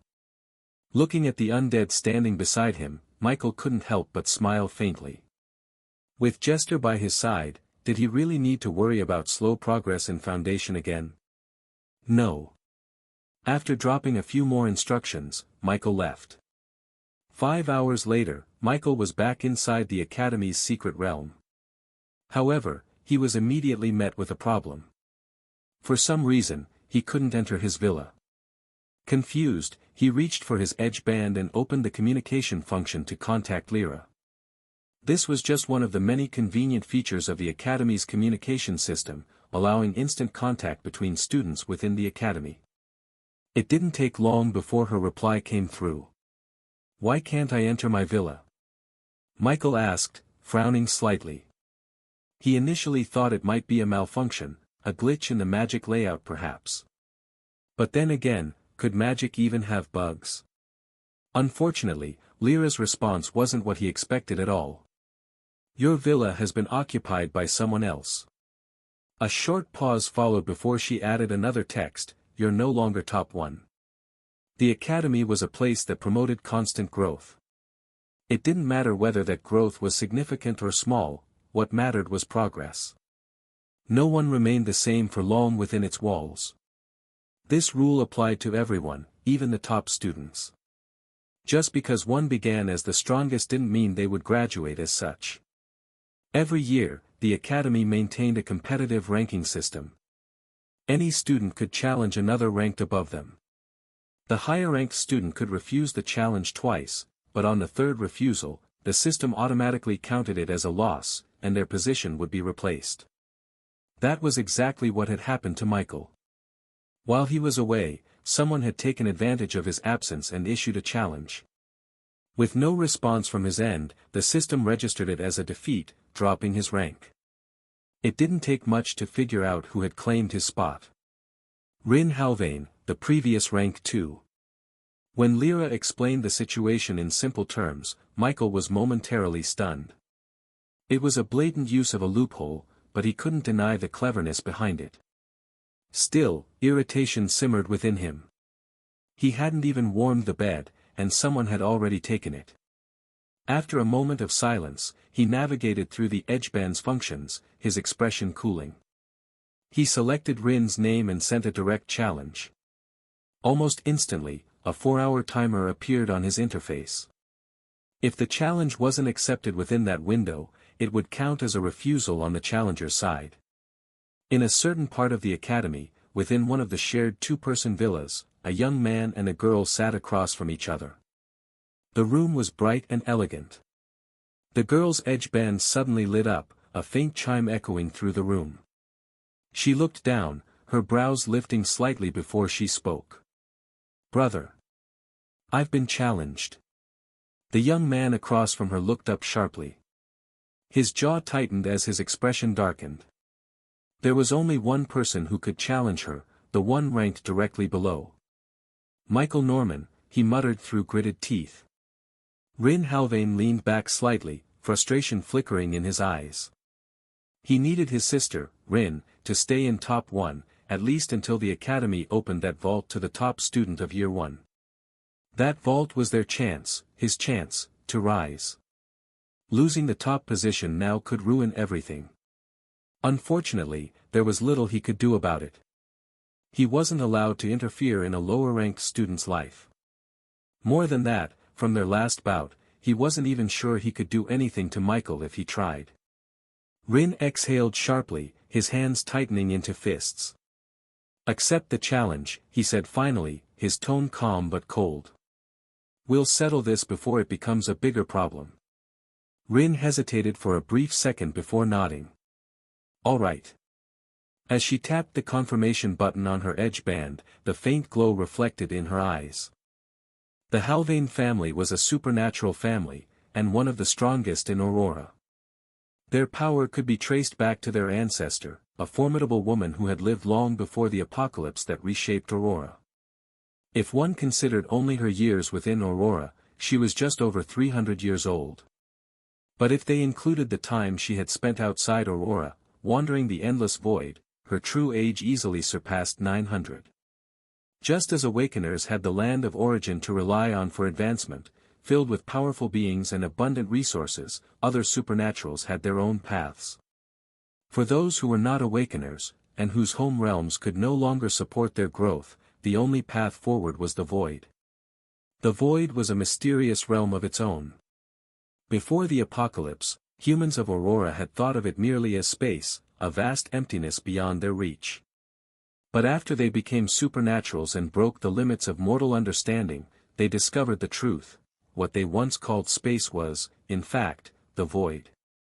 What they discovered within the Void changed everything they knew about existence. There were other civilizations out there. Aurora was fortunate. The galaxy they occupied was empty. No other intelligent life had taken root within it before the apocalypse. Had it been otherwise, had even a single higher civilization existed nearby, Aurora might have been enslaved long before it gained the chance to rise. Before they could awaken their own supernatural system, they would have been conquered and introduced to the greater cosmos under another's control. Because their galaxy was barren, Aurora's inhabitants were able to grow without interference. They reached the threshold of power on their own terms and eventually gained recognition as an independent realm within the void. The void itself was filled with strange wonders and perilous opportunities. Natural resources unlike anything in Aurora floated there: crystallized mana storms, void iron, essence stones that pulsed with law energy, and so on. To the strong, all these were treasures. But venturing too deep came with a heavy price. Time did not flow equally in the void. A single day in Aurora could equal a month in one sector of the void, and a year could stretch into 5. The deeper one traveled, the more unstable and distorted the flow became. Many explorers vanished into the deeper layers, only to return centuries later, or never at all. Despite the danger, the void was invaluable. It connected countless realms, serving as the pathway for powerful beings to cross between worlds. For those strong enough, it was both a battlefield and a bridge to greater opportunity. It was in this unfathomable realm that the Halvain ancestor had once walked. Her power there was the foundation of the Halvain family's power, and the reason their bloodline still stood among the strongest in Aurora today. She was an Emperor stage cultivator. In Awakener terms, this was equivalent to a rank 4 Awakener. Unfortunately, since she was the only person at this stage within her family, the reputation of the Halvain clan rested entirely on her shoulders. At the moment, the said Emperor sat before a middle-aged man, her gaze calm and unreadable. A few months ago, this man had come to her seeking help to avenge a debt that had lasted nearly a century. Out of respect for the favor he had done her in the past, back when their strengths had been closer, she had lent him one of her treasured artifacts. "You're stronger now," she said quietly. The man gave a humble smile. "It's nothing. You've only just advanced to the king stage, and yet your comprehension is already deep enough to reach the mid-stage. You call that nothing?" "It's not like that, Empress," he replied, shaking his head. "My progress is fast only because my foundation was solid. Once that runs out, my speed will slow down." The Empress remained silent, her expression unchanging, though inwardly she couldn't help but sigh. Mad Phoenix Brian. A prodigy. If not for the setback he suffered years ago, he might already stand at the same level as her. Even so, what he had achieved at his current age was beyond anything she herself had done. With a half-formed law seed, he could already contend with mid-grade king-level cultivators and still emerge victorious. That alone spoke volumes about his strength. Now he was a genuine mid-stage king-level cultivator. Although she agreed that his rapid pace would eventually slow, she doubted it would happen anytime soon. His foundation was simply too firm. "What do you plan to do now?" she asked at last, her tone even but carrying quiet curiosity. After hearing her question, Brian didn't respond right away. He paused, his gaze dropping to the ornate floor beneath them as he gathered his thoughts. When he finally spoke, his voice was steady but thoughtful. "With my current realm, I don't have any equipment suited for me," he said. "The treasures I used before can't withstand my output anymore. I'm waiting for the new set to be forged." The Empress nodded slightly. "And after that?" Brian lifted his head, his expression firm. "After that, I'll explore the world. If I'm lucky, I might find an opportunity that can push me closer to the next level." The Empress's gaze softened faintly, though her tone remained calm. "You seek greater power." "That's the only way forward," Brian replied, his eyes burning with quiet determination. The Empress sighed lightly but didn't speak further. Her eyes drifted toward the distant horizon, where the sky shimmered faintly with a golden hue. Though she was back in Aurora for now, her heart wasn't rooted here. She, too, was waiting, preparing for the right time to return to the void. Even if she couldn't find opportunities for herself anymore, the void was still filled with resources and legacies that could help her family rise. Her presence there could secure their future for centuries to come. It was then she noticed a slightly blank look on Brian's face. She tilted her head slightly. "What are you thinking about?" Brian blinked, pulled from his thoughts. For a moment, he seemed hesitant, as if unsure whether to speak, but then he sighed softly. "A youth," he said at last. "Someone who caught my attention a while ago." Her brows arched in mild curiosity. For the Mad Phoenix to describe someone that way was unusual. "A youth?" she repeated. "Who is he?" Brian didn't see any harm in sharing. "He's an awakener." "An awakener?" the Empress murmured, intrigued. "What class?" "Necromancer." At that, her brows rose slightly. A necromancer wasn't a common awakener class, but it didn't seem like it was enough to. It was then she recalled something. Perhaps, Brian saw something similar in this youth.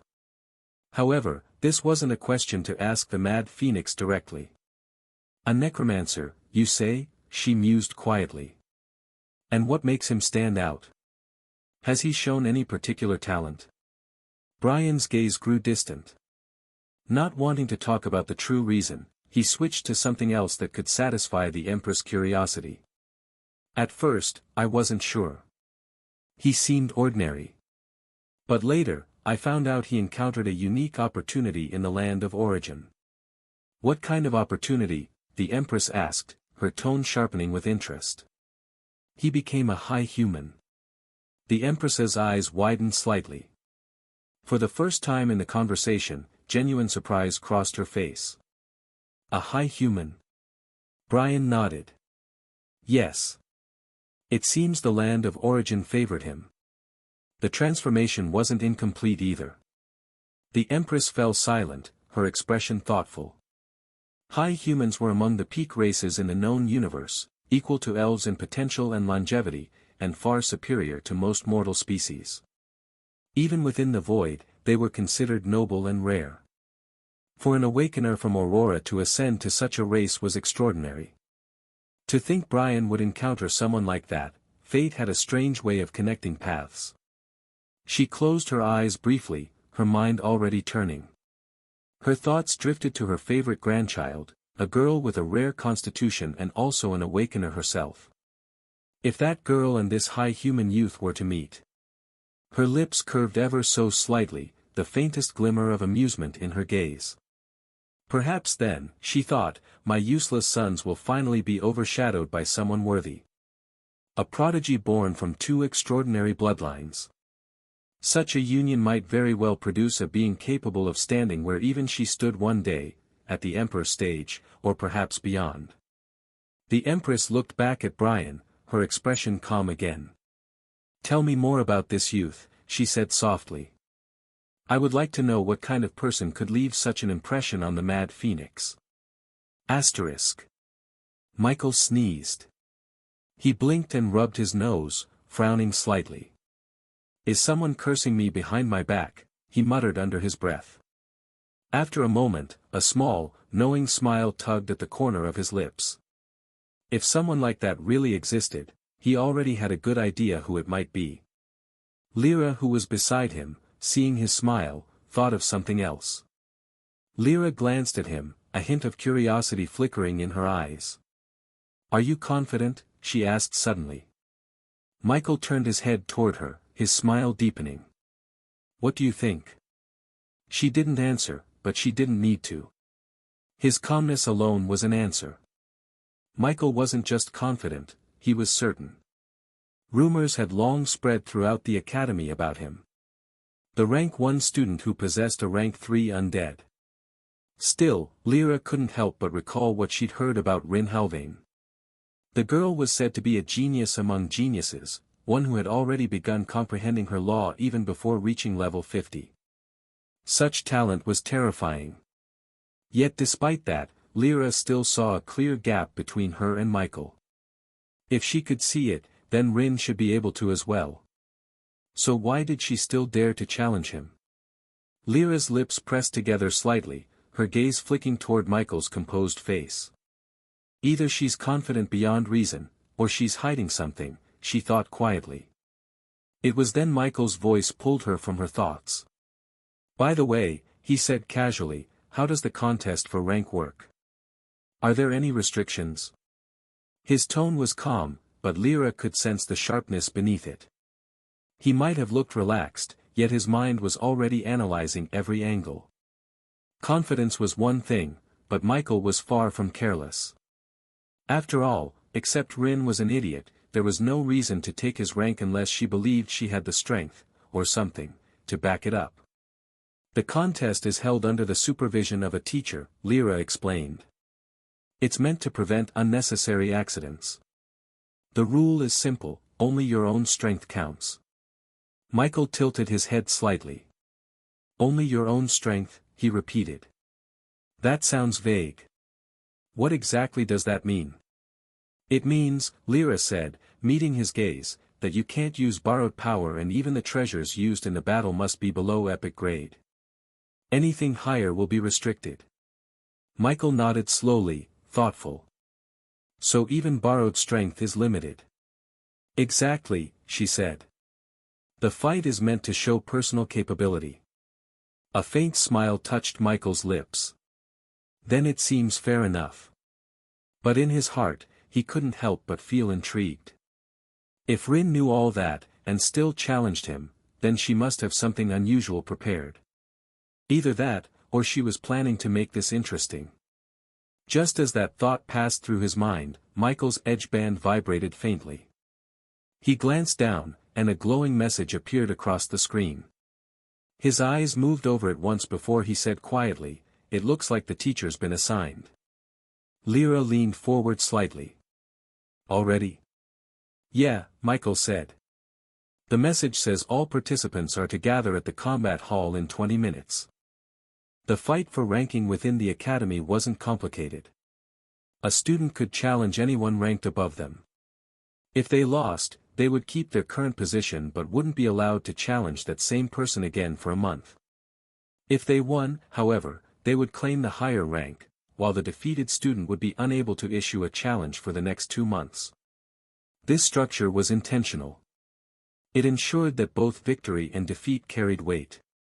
The winner couldn't afford to grow complacent, knowing others would be aiming for their spot once their protection period ended, while the loser was given time to reflect, improve, and prepare for a proper comeback. Without such a system, rankings would change daily, and the academy would descend into chaos. After all, ranks weren't just about prestige. As Michael made his way toward the combat hall, he quickly noticed he wasn't the only one heading there. At first, he thought it was just a few students, which was normal, but as he continued walking, the crowd thickened. Students in academy robes filled the pathways, some chatting excitedly, others practically jogging in the same direction. The air buzzed with energy. It might have been fine if it was limited to a small number, but this was far from that. Judging by the sea of faces, it seemed like almost every student from both the first and second years currently in session was on their way to the hall. Michael frowned slightly. What's going on? He thought. He had a faint feeling in his chest, but he wasn't sure if he should take it seriously. Beside him, Lyra looked just as confused. Spotting a familiar face among the students, she stepped forward and called out, "Hey, run. What's happening? Why is everyone headed to the combat hall?" The young man she stopped turned at the sound of his name. When his eyes fell on Michael, he froze for half a second before forcing an awkward smile. "Ah, well, you see, word got out." "Word?" Lyra repeated, her brows furrowing.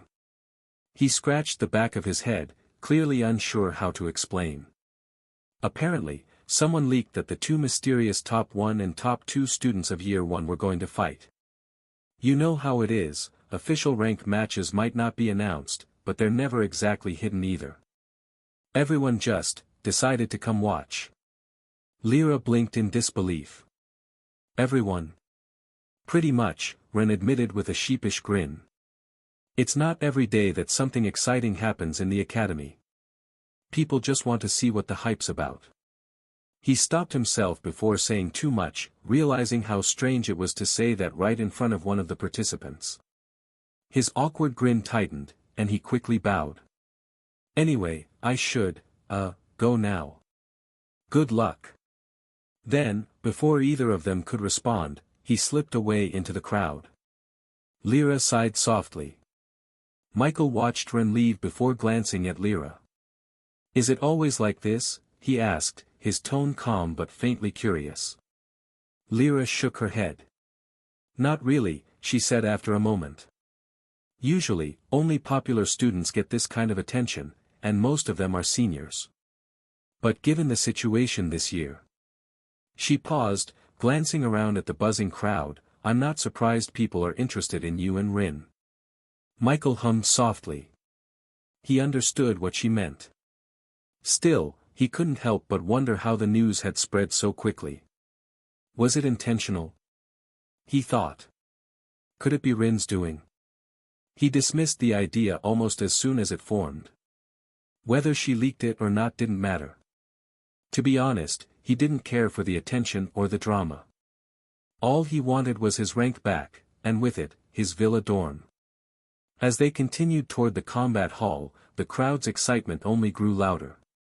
The combat hall was, in simple terms, the academy's gym. From the outside it looked like a single massive block of white stone. It was not the only building of its kind on campus, but it was one of the few with this scale and layout. People often asked why Awakeners needed a gym at all. The answer was they came here to either keep their bodies in shape or to train skill. Raw stats could push a person's strength to absurd levels, but stats alone did not refine control. The hall's core feature was a suppression formation that weakened supernatural cells to a calibrated baseline. Under that field, an Awakener's physical output was reduced to levels that let them use specially made training tools without breaking them. Also, because Awakeners increased power through stats, some developed excess body fat while still being monstrously strong. This was either because they had the weight before they awakened or the things they took after awakening. With the formation active, even heavy Awakeners could cut weight while rebuilding real conditioning. Still, the gym's main purpose was combat. Inside the hall, Michael's gaze swept the area until he spotted a cluster of faculty robes near the central arena. Standing beside them was a familiar figure with silver hair braided over one shoulder. Rin. That should be the teacher, he said lightly. Lyra gave a small nod, understanding without words. I'll watch from the side, she murmured, then peeled off into the crowd. Michael moved straight toward Rin. Even if she was not with the supervising teacher, staying near his opponent before the bout was reasonable. Up close, the supervising teacher came into focus, a lean woman in a dark coat. Her eyes were sharp, and the feeling she gave Michael was strong. Instructor Cade, Rin said, noticing Michael's approach. Michael inclined his head. Michael Norman. Instructor Sarah Cade, the woman replied with a smile. Michael, who had always thought most of the academy's teachers were naturally friendly, didn't think much of the instructor's tone. Rin, however, noticed. Her eyes twitched almost imperceptibly. The teacher hadn't been disrespectful, yet the faint difference in attitude was obvious to her. It wasn't disdain, it was distance. A respectful wariness that came from knowing her lineage rather than her as a person. However, Rin had long grown used to this sort of treatment. From the moment she could remember, people had either bowed too low or looked too high when addressing her. They smiled too politely, measured their words too carefully, and treated her with the weight of her surname rather than her own worth. It was suffocating. Rin had never wanted to live in someone else's shadow, yet that shadow followed her everywhere. Every praise she received was laced with expectation, every greeting burdened with reverence. This was the reality she was born into. No matter how hard she worked, no matter what talent she showed, until she achieved something truly unmatched, she would always be the granddaughter of him. The granddaughter of an emperor. Her fingers tightened as she exhaled softly, forcing the bitterness back down. She had no intention of letting it show, not in front of Michael. If she couldn't change how others saw her, then she would crush their expectations the only way she knew how, through undeniable power. Instructor Cade glanced between them, her calm expression unchanged. "Before we begin," she said, her voice carrying easily through the hall, "state your names, your class, and your current level." She turned slightly toward Michael.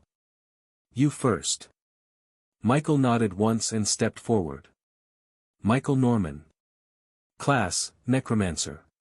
Level 50. Even though most of the students already knew that much, a subtle shift passed through the hall. Instructor Cade's gaze moved to Rin. "Next." Rin took a measured breath and stepped forward as well. Her tone was composed, but her eyes were sharp, unwavering. "Rin Halvain. Class, Amorair. Level 47. Michael raised a brow. He wasn't surprised by the level. 47 was impressive, but it was still within expectation for someone who had challenged him. What caught his attention was the class.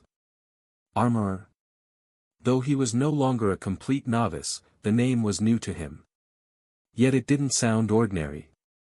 As Michael wondered what kind of class armorer could be, above the combat hall, a lone figure hovered in the air. If Michael could see him, he would have recognized the man instantly. After all, the colorful and eccentric director was hard to forget, especially with the kind of impression he'd left on him during their last encounter. Right now, that same director was floating effortlessly in the air, his hands clasped behind his back as he peered down at the hall below. Though there were multiple layers of barriers between him and the interior, his eyes pierced through them like they weren't even there. A faint, amused smile curved his lips. "Truly magnificent," he murmured to himself. It would be far too boring if no one witnessed this. His gaze flicked toward the arena where Michael and Rin stood opposite each other. "Now then," he said softly, eyes glinting with interest, "let's see how these two children fare against each other." The mystery was revealed. The news of the match hadn't been leaked by a student after all. It was the handiwork of the mischievous director himself. Instructor Cade's calm voice brought the crowd back to silence. She turned to the side and gestured toward a tall stone pillar near the edge of the platform. At its top rested a glowing crystal orb that pulsed faintly with blue light. "The duel will take place within the Academy's combat space," she explained. "Once both of you place your hands on this orb, you'll be transferred inside. Everything inside is real, but when damage accumulates to a certain degree, it brings you out." She did not continue on the implications of this and allowed them to figure it out themselves. Cade's gaze returned to Michael and Rin. "Before entering, there's one thing you both should understand clearly. Because Michael Norman lost his previous position by default and not through actual defeat, he retains the right to request a rematch at any time of his choosing. Similarly, if Rin Halvain were ever to lose her rank through a default, this same condition would apply. Only true defeat, a clean, decisive loss within combat, invokes the 1-month challenge restriction," Cade continued. "In that case, the losing party will not be able to reissue a challenge for 30 days. And if the lower-ranked individual wins," her gaze briefly flicked to Michael, "the defeated party will be barred from challenging again for 2 months. Do you both understand?" Michael nodded. "Understood." Rin gave a calm, wordless nod of her own. "Good." Cade's tone softened slightly. "Then we'll proceed." She motioned toward the orb. "Place your hands on the pillar. Once you do, the formation will activate, and you'll be transferred to the combat space." Michael stepped forward first, resting his hand lightly on the orb's surface. Rin mirrored his movement on the opposite side. The orb brightened, its light shifting from blue to white. The ground beneath their feet hummed as complex runes ignited across the arena floor. "Match, begin," Cade announced. In that instant, the light flared, swallowing both figures whole. The next second, Michael and Rin were gone. In another part of the combat hall, Rin sat with his arms folded, eyes fixed on the large screen that shimmered above the pillar. The display projected a live view of the duel inside the space, a feature originally meant for supervising instructors before it was later opened to the public for friendly matches between students that didn't require an instructor to be present. Through the screen, they could get an idea of what was happening inside the combat space. Without this display, they would have to rely on the default method of bringing the participants out only after one side was defeated. In special cases, such as mutual destruction or unforeseen danger, the supervising student or instructor could intervene through the system and immediately extract both combatants. Right now, Rin's expression was unreadable. "Pretty tense, huh?" a voice drawled beside him.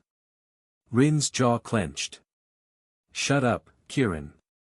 The young man next to him, tall, with messy brown hair and an irritating smirk, chuckled lightly, unfazed by the venom in Rin's tone.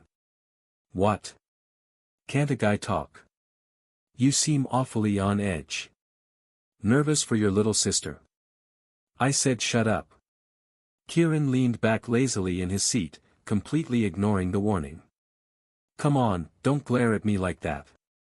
I'm just curious." Rin didn't reply, though a faint crackle of mana pulsed from him, a warning that made the nearby air hum faintly. Kieran's grin widened. "Relax. No need to get violent.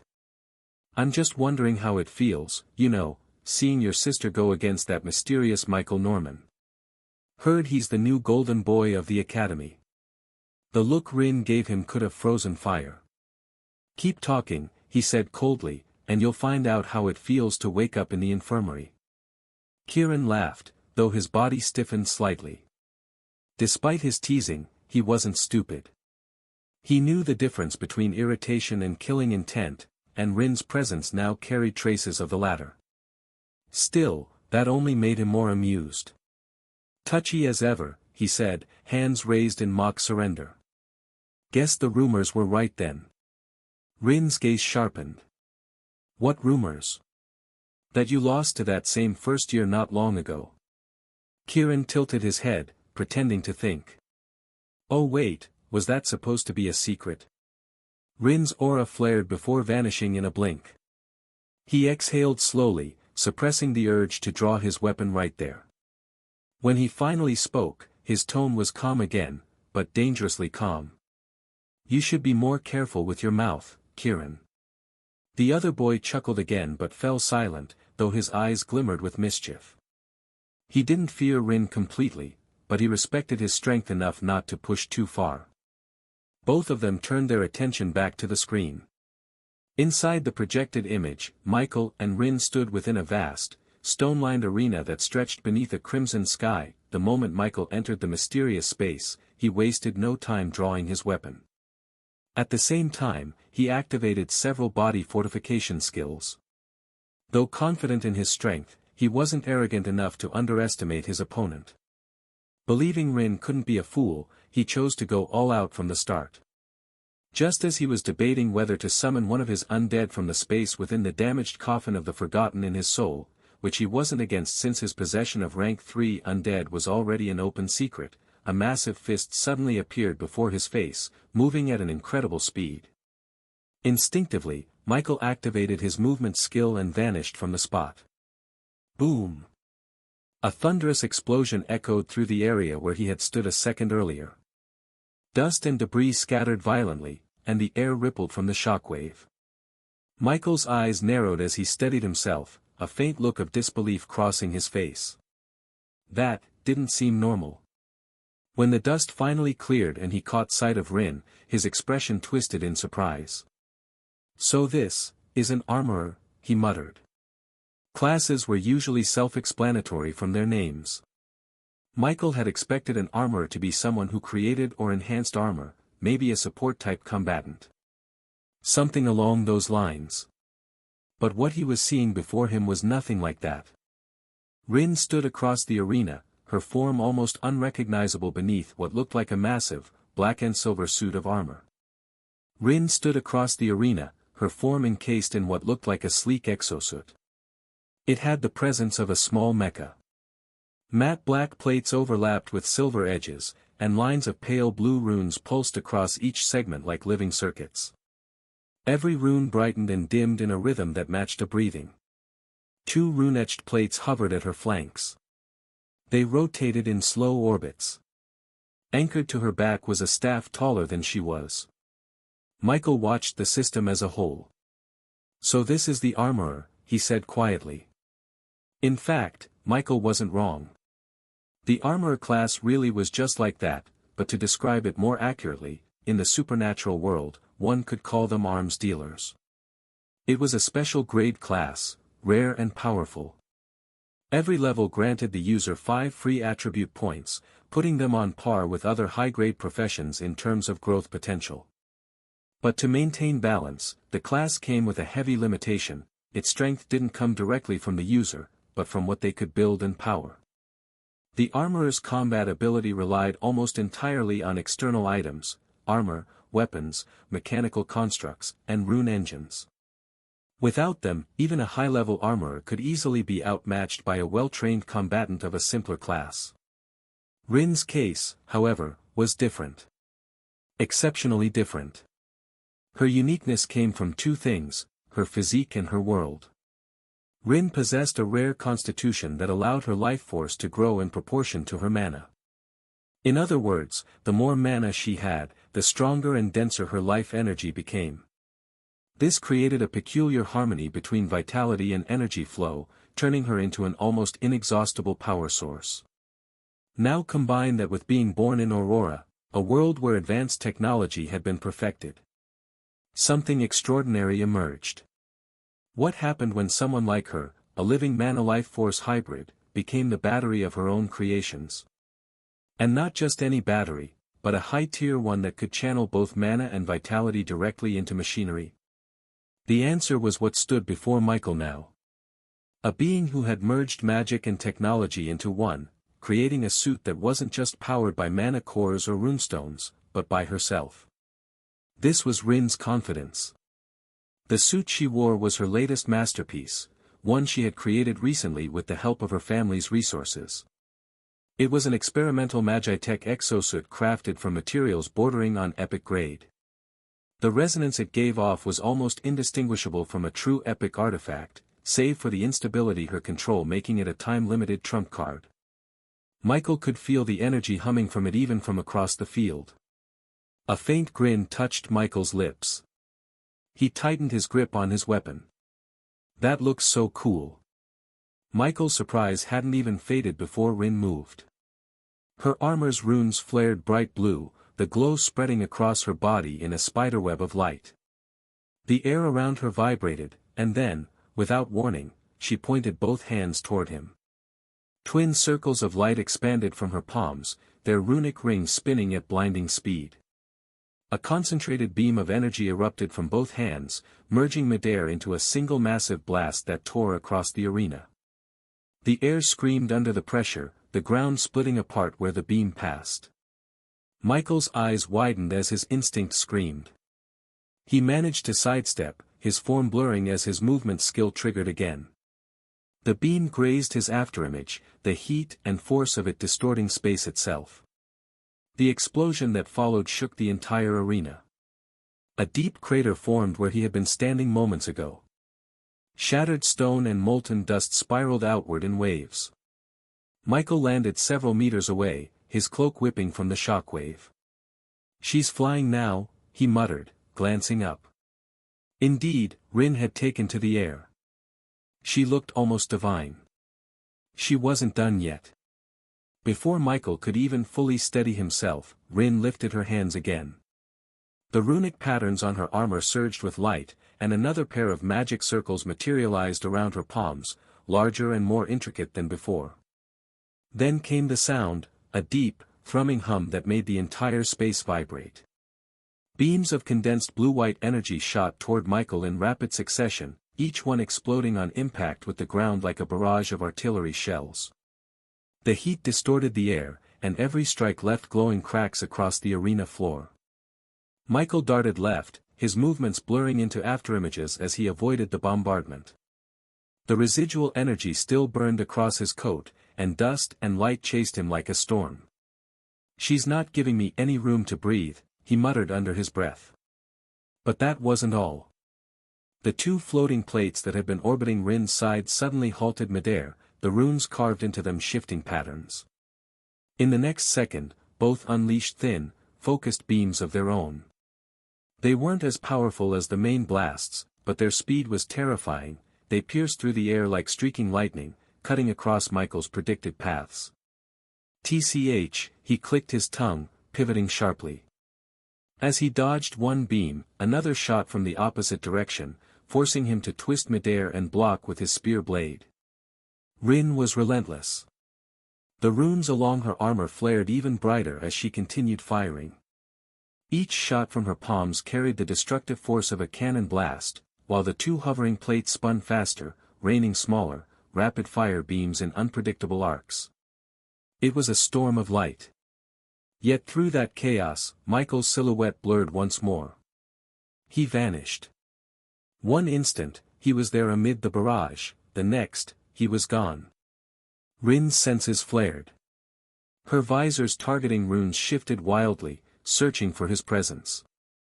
A half-second later, a faint tremor of killing intent flickered right above her. Her eyes widened. Above?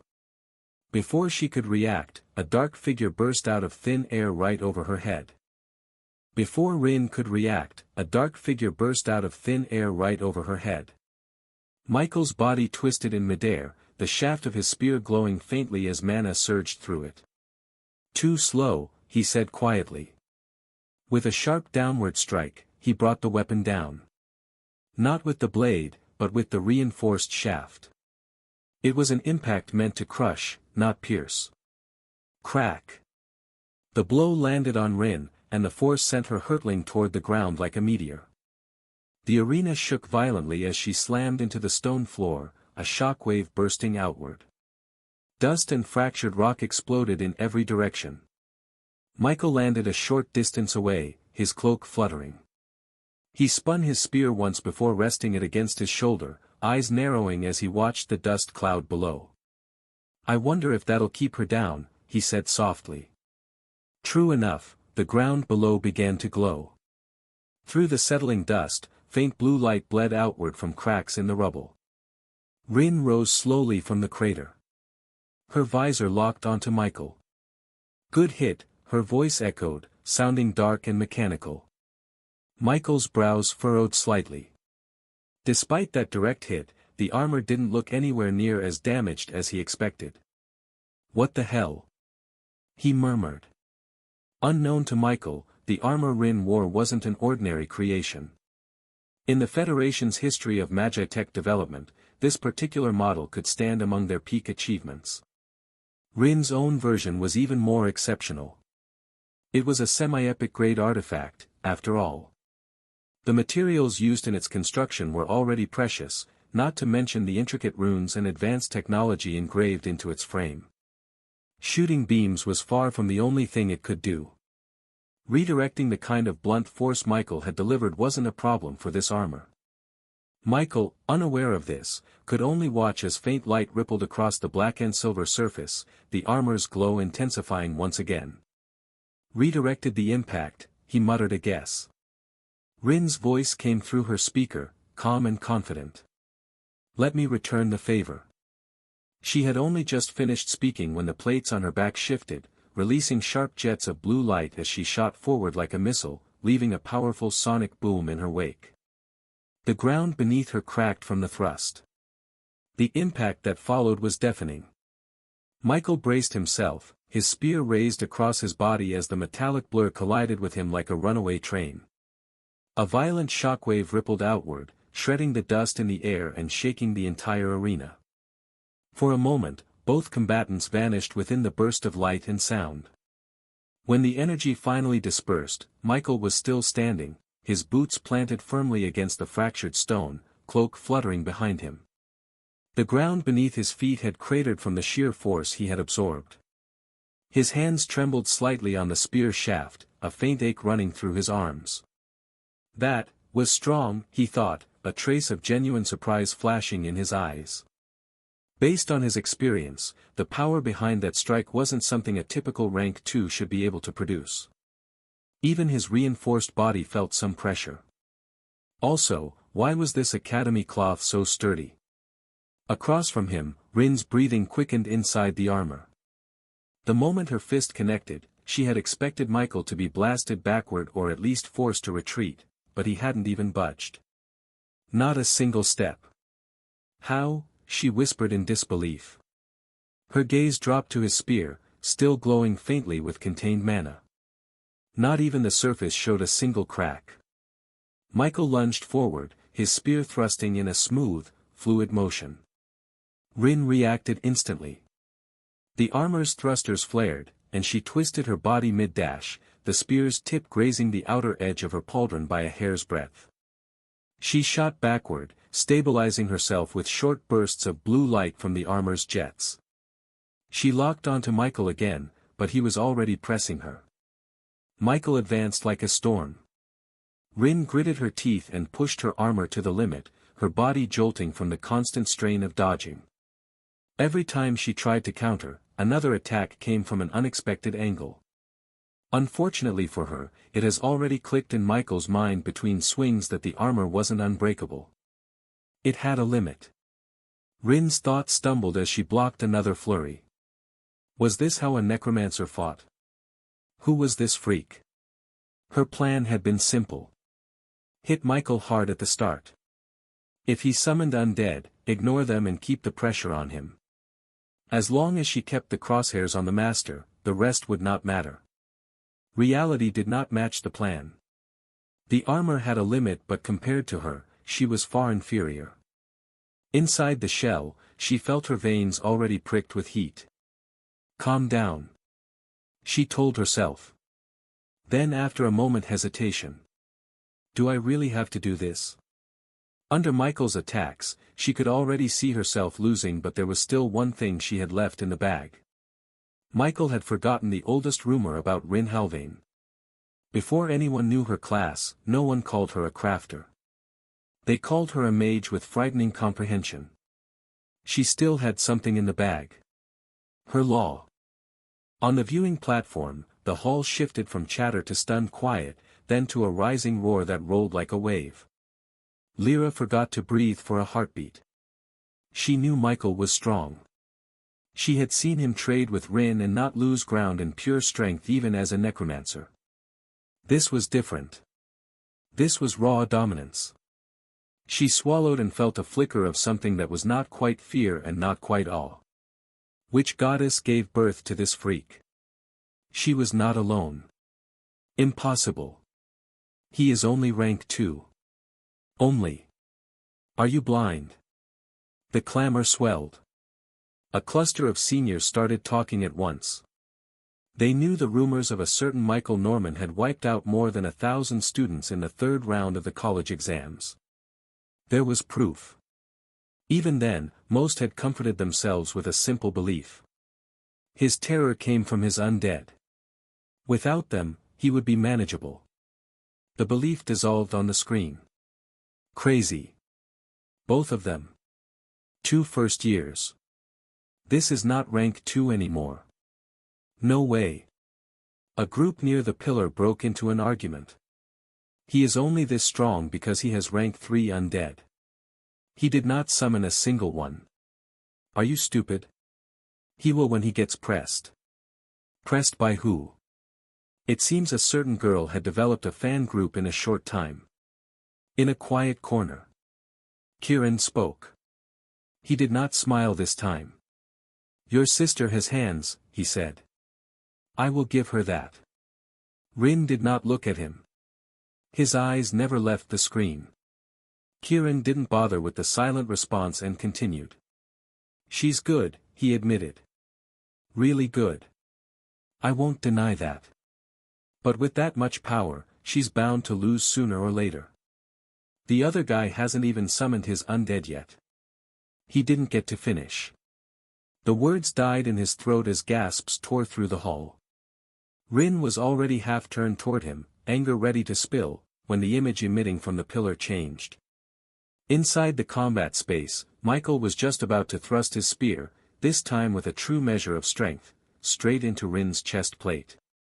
And then the armor vanished. A ripple of confusion ran through the audience. What? Did she teleport?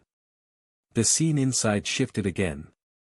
From the empty air above, a spark of blue light burst open, and Rin reappeared mid-sky. Everyone watching froze. No one had expected her to have this move. Even Michael. The combat feed magnified, zooming in on Rin's airborne figure. It was then they noticed another important change. The exosuit was gone. No. It wasn't gone. It was as if the sleek black armor had been absorbed straight into Rin's body. Even Michael was surprised by the sight. Rin's form was still humanoid, but changed. Her body gleamed faintly, skin now smooth and metallic like polished silver. It was as though the mecha's armor had merged with her flesh. Her once waist-length hair cascaded down all the way to her feet. Her figure had lengthened and she stood taller than before. It was safe to say, Rin Halvain had become the mecha itself. Gasps echoed through the hall. What is that? Did she fuse with her armor? However, what the others outside the space didn't notice, Michael did. The scent of law. He felt it radiating from Rin. At this point, Michael's expression was incredible. Though they were the same age, he couldn't deny that for the first time since he awakened, he actually met someone he felt a bit inferior to. Of course, he only thought so in terms of comprehension. And Michael was right. Rin was indeed using a law. It was also what was responsible for her current appearance.